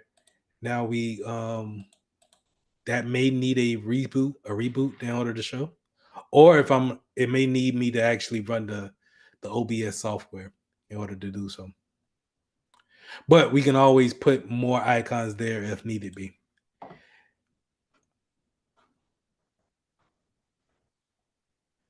But this is important because we want to make sure that we understand that Bluetooth is automatically turned on your Windows machine. And if we don't really need it, it's always best practices to go in there and disable any kind of Bluetooth devices that we got connected. I got a ton of Bluetooth devices that's needed, so I keep it on. But I want to make sure that if there's anything that's not supposed to be connected to it, I can go in here and go ahead and disconnect it. All right, display settings. So I already went here a couple of times, but let's go back now since we're on that slide. I can right click on any spot on my desktop. Now, the thing about right clicking is that I can right click on an icon and get more options to the icon to that software. Or if I'm just going to want to go to my display settings, I need to go to the desktop here, anywhere in this area, right? So anywhere in this area, because it's not occupied by any application, I can right click and then go to display settings. Here, you see that I got two. These are representative of the monitors that I got. So I got one monitor that's horizontal and I got one that's vertical. No, I'm sorry, vertical and then horizontal. And I typically can like to know if you're working with two monitors, you want to know and identify which one is which. So you'll see a one pop there and the two is off. You can't see my second one, but a two is showing in that lower left hand corner. And if you're working with someone and you set those monitors up, you can always shift it to where it needs to be at um, in order for their mouse to smoothly go from one monitor to the next. So since I put my monitor 2 over to the right side, in order for me to get to it, I would have to take my mouse and actually roll all the way to the right in order to get there. All right. But I would have to, click apply in order for it to actually do so. So I don't want that. I'll bring it back to there. And when you when you highlight a particular monitor, you can always go to your display resolution and change the display settings here in order to change the layout of as how you actually see the icons, the OS on your machine, on your monitor. Now, this really goes down to what type of monitor that you have and how many pixels that it can actually display to you. So, if you have something that's um, can show high definition or a lot of pixels, then we typically want to go with the recommended, right? But if we wanted to just, for testing purposes, you could see how it shrunk everything and gave me these two black bars by going by for the 1920 at 1080p. So we'll go ahead and revert back and get our settings back to where we needed it to be.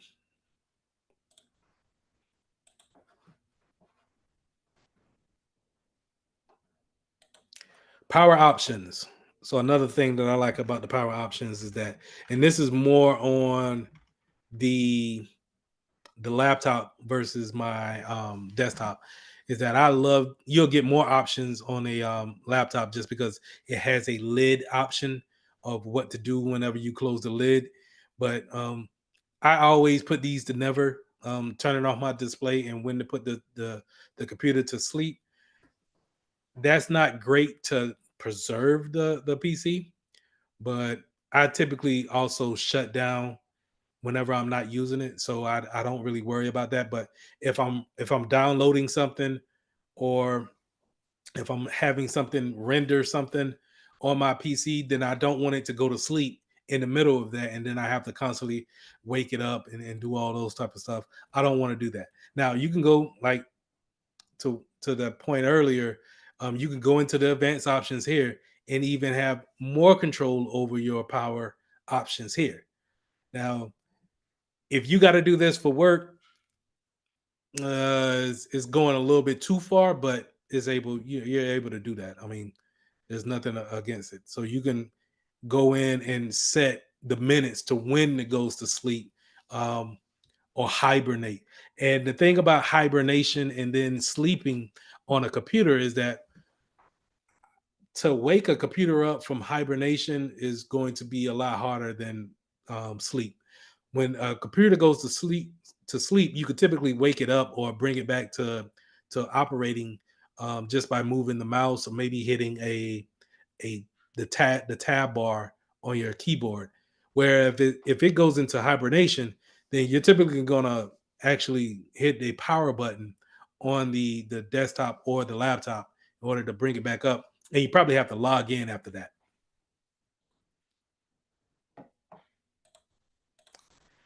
App setting.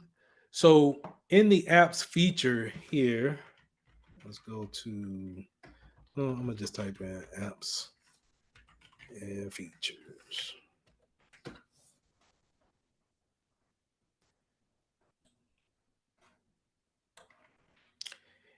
In this type of settings, you could see different, well, this is where we would go to actually uninstall, install those software. This is where I don't tell people to go there. I tell people to go to the control panel, and I'll tell you why. I don't know. I'm not going to say that this is a better option to uninstall a particular program versus here. I think they both work well. I'm old school, so I typically, this setting it dates back to Windows XP.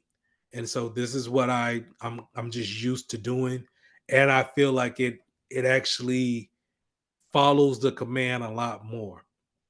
Um Here I have had some issues uninstalling from this Windows settings, um to where it felt like it had a bug and it wouldn't actually take the command that I'm actually giving it. But every time that if I wanted to uninstall or reinstall an app here, or actually get to um, see if there's some type of options here, I can always go to this control panels, programs, and features, and be able to work my magic over here.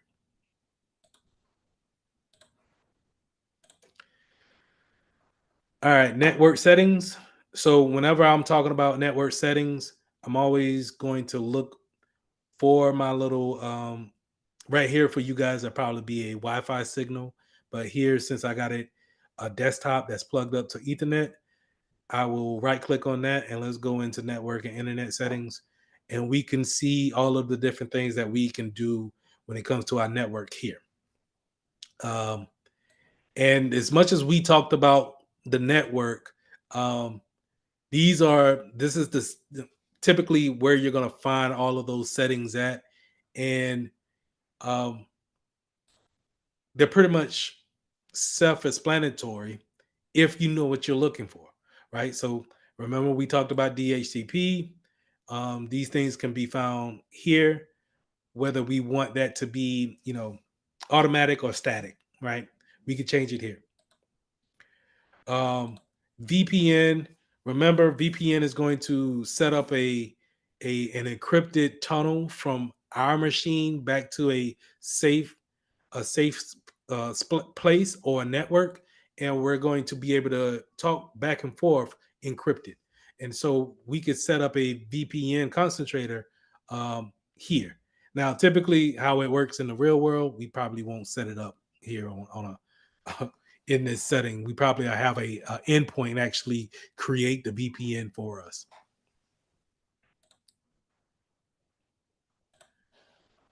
Is there?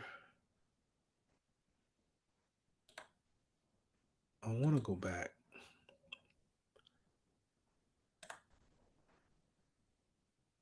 Now, this used to look a lot different. You can see where your firewall is at. We can open that up in a different window and see that our firewall is on. I'm not going to mess with it because I don't want to drop. But um, we can disable different network appliances, such as if I didn't want to use Wi-Fi because I'm using Ethernet, I could do that. If I didn't need the Ethernet to be activated, I can disable that here. So whenever I say disabling a port or something of that matter, then we can typically go into these settings and shut these type of appliances down in order for them not to work.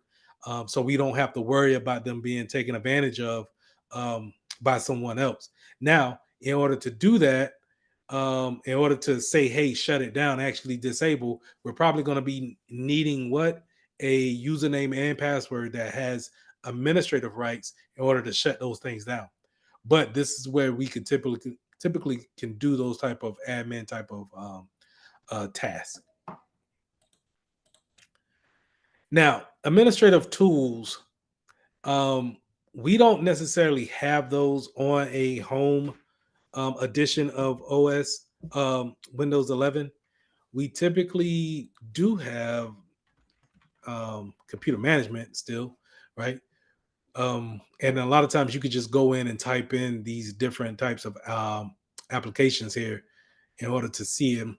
But administrative tools, the actual uh, window that you see here is going to be on a more of a something that has admin rights, such as a server or a domain controller or something like that, where you can see those admin rights.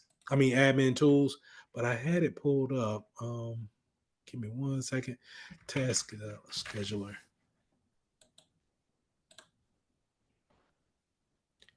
What did I have it in?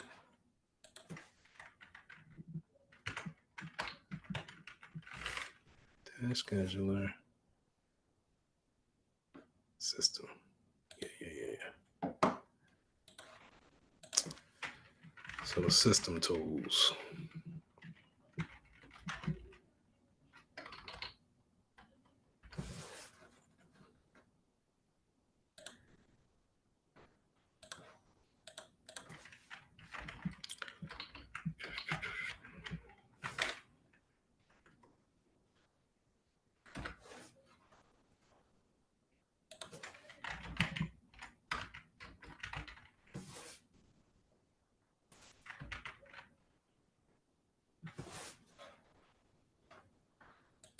I had it pulled up downstairs.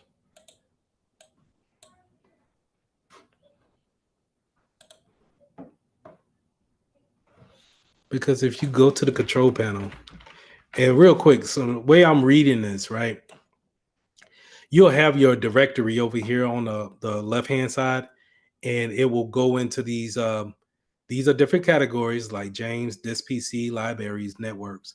But then when it goes in and have a little indentation, this is kind of a subcategory of those categories. So right now we're in control panel, right? Right. As you can see here, this is the navigation. Then we go to all control panel items. So that will be here by dropping it down to large icons. And then we should see administrative tools, which we don't have. But in this area, I should see all of these tools as well. Windows tools. There we go. All right, great. So instead of the administrative tools that we'll typically see on a server for your Windows personal machine, you're probably going to find them under control panel, all control panel items, and then Windows tools. And this is where we can see different tools that we can use, but we don't necessarily have to go all the way through these different categories to get there. We can easily pull them up at the start menu just by typing in something that we know we want to use. So just like how you saw me pull up task scheduler just by typing it in the start menu, that's exactly, you don't really need to go through each one. Okay. And typically, to be real with you, you don't really use these tools a lot, right? Um, you may use the PowerShell. PowerShell is a more powerful DOS window that we use. And what I mean by DOS, that's the CMD window that I've constantly pulled up for you guys on several occasions, right? PowerShell allows you to use a command across a number of computers that can run those commands instead of you actually going to each computer and running those commands one by one by one by one, right? You could do it just off of PowerShell. Other applications that you see here, you see me go to computer management a lot of times, but you've seen how I typically go to computer management. I type it in. The disk cleanup. So real quick, real quick. If you had your Windows machine for a while and you kind of want to just clean up the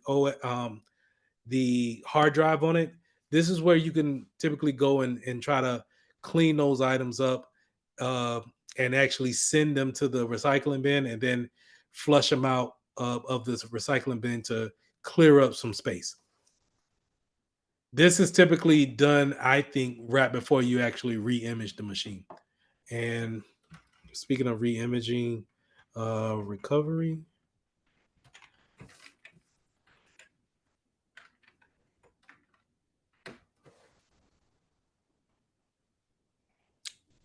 This is where you typically, if you have some type of issue, crashes, maybe you want to not rewind, but you want to bring back your PC to a factory settings. Recovery tools is where you probably want to go at and actually wipe the machine clean. This is where I would suggest you go if you're going to sell the laptop with the hard drive in it. Let's go ahead and try to recover, go back to a system settings and wipe everything on the hard drive.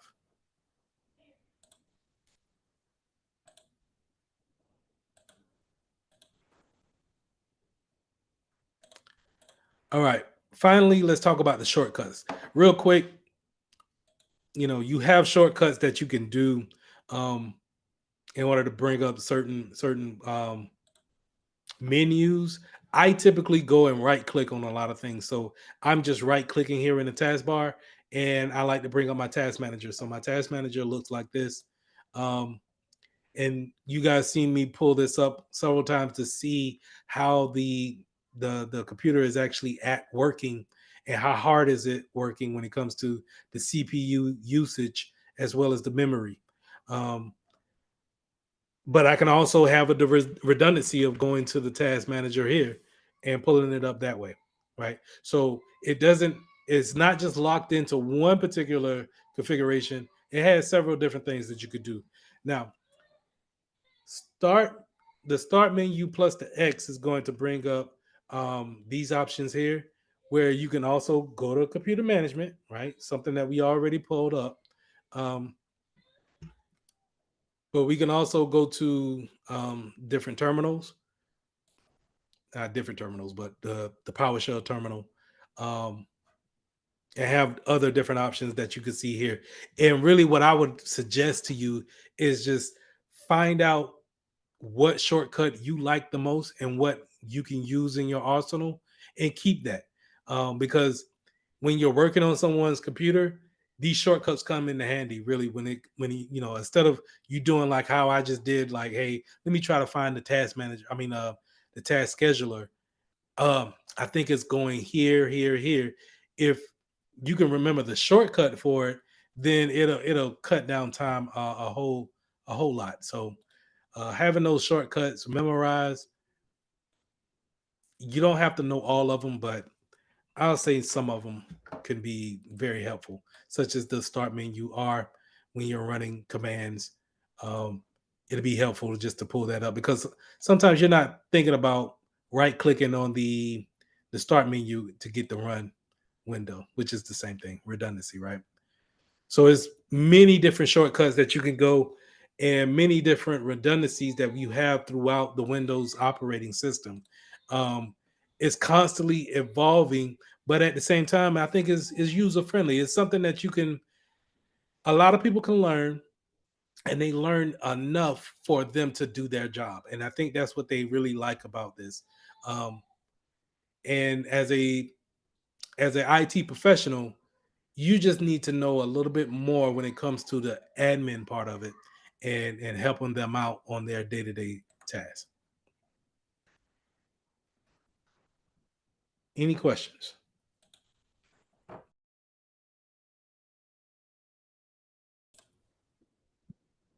All right, lesson 6, managing Linux and Mac OS. So going through these slides, I was just kind of, I'm out of my element when it comes to Mac OS and Linux. I don't work with it as much, but I do know my way around to be a dangerous enough to break it. So I do know enough of what I'm going to talk about today, but I wanted to also couple it with a lab today. So I wanted to show you guys the commands that Linux is notorious for. And so those commands is done in when I pull up my CMD on the Windows side, they have a terminal window as well, or a bash window, or whatever they want to call it. It's the same thing, but they are more prominent to use the command prompt more than Windows users will. But it still does the same thing. You still can use the OS to maneuver, change configurations and settings as you go through the operating system. It's just I've seen in a lot of cases in the real world where they don't even load the operating system on servers when it comes to Linux. There's just a DOS window, and then you have to go off of your commands. So that's why I really want to harp on those today and show the the commands in the lab. So let's go ahead and jump into it. Some of the features of Linux, and this slides are segmented into two slides, where it's Linux and then Mac OS. But they're sister kind of operating systems where they have the same feel, some of the same icons. Um, if not the same commands that you can use on Linux, you could use on Mac OS. But this is the infamous shell that they use, terminals. And this is what I see a lot of Linux administrators they work in, and that's all they work in. They know they have their cheat sheets when it comes to the commands, because there's a ton of commands, and they just pretty much they run a ton of systems off of these command centers, terminals. And Are we supposed to be able to see it? Cause we uh we can't see it just yet. My bad. I'm out of it. Good call. Share screen. There you Sorry go. about that. Sorry about that. All right. But a couple of slides earlier, you didn't really miss anything. It was just the introductories, intros to it. But this is the terminals that they use, and that's what we're going to look at in today's lab. The reason why I want to couple this with a lab is that you have to see exactly how it looks, being what it's trying to do, because we could do the same thing in the operating system. Um, but you kind of you might look at it like, well, why know the commands and why mess with the commands, the terminal, when I could just go through the settings and move the documents myself. um, and getting into the commands, couple of popular ones that I have highlighted is the CD command and the LS command. CD, which is change directory, and then LS is the list, the contents in that directory. So in the Windows world, this is how it will look to change the directory. Sorry, to change the directory, we're talking about going from one uh folder to the next. These are different directories that we can go into. And you can navigate up here, or you can just go through and double click. These are the way that you will navigate on the OS side. So it's a better user experience, right? That UX experience is good this way, and it's more intuitive. People can be able to navigate this way through these different directories. The list of the contents in those different directories will be, once you cannot drill down anymore, you're pretty much at a endpoint. And so anything that's listed here will be your contents in those things. This is where the LS command comes into play. And in the DOS window, they won't show you this, right? They won't show you like a pretty little folder with the name written beside it. You'll probably get the name and the type of extension that it has on the end of it, and you will have to kind of know what it is before you actually give it a command to actually open, um, or if you want to move those contents from different folders. So in moving those contents, if I wanted to move this whole directory into this directory or this folder, I could just drag and drop that, right? And if I wanted to move an actual content piece, I could just drag and drop it wherever I want it to be at. But in the terminal, I would have to type in the command to do that without even looking at it. And then I would have to go and verify that it has moved once I've already hit enter. Now, me just talking about it is kind of like, yeah, I get it, but you'll understand it more, I believe, once you see the lab in action. So other commands you can have is the search commands, where the you can search and look for different tools or files. Um, and having these commands memorized, I would try to memorize the ones that I have highlighted and go into the exam with those. But to remember each and every command for different command prompts, you're gonna get confused when it comes to, well, you may not get confused, but for me, I got confused when it came to the commands that I would use for CMD in the Windows world versus the commands that I would use in the Mac OS world or the Linux world. Um, because let me show you one here that, do I have it? It might be later on. But anyway, the some of these move commands, such as MV or change directory, which is a CD command, those are the same commands that you could use in a Windows environment as well as a Linux environment. Um, but everything is not a one for one.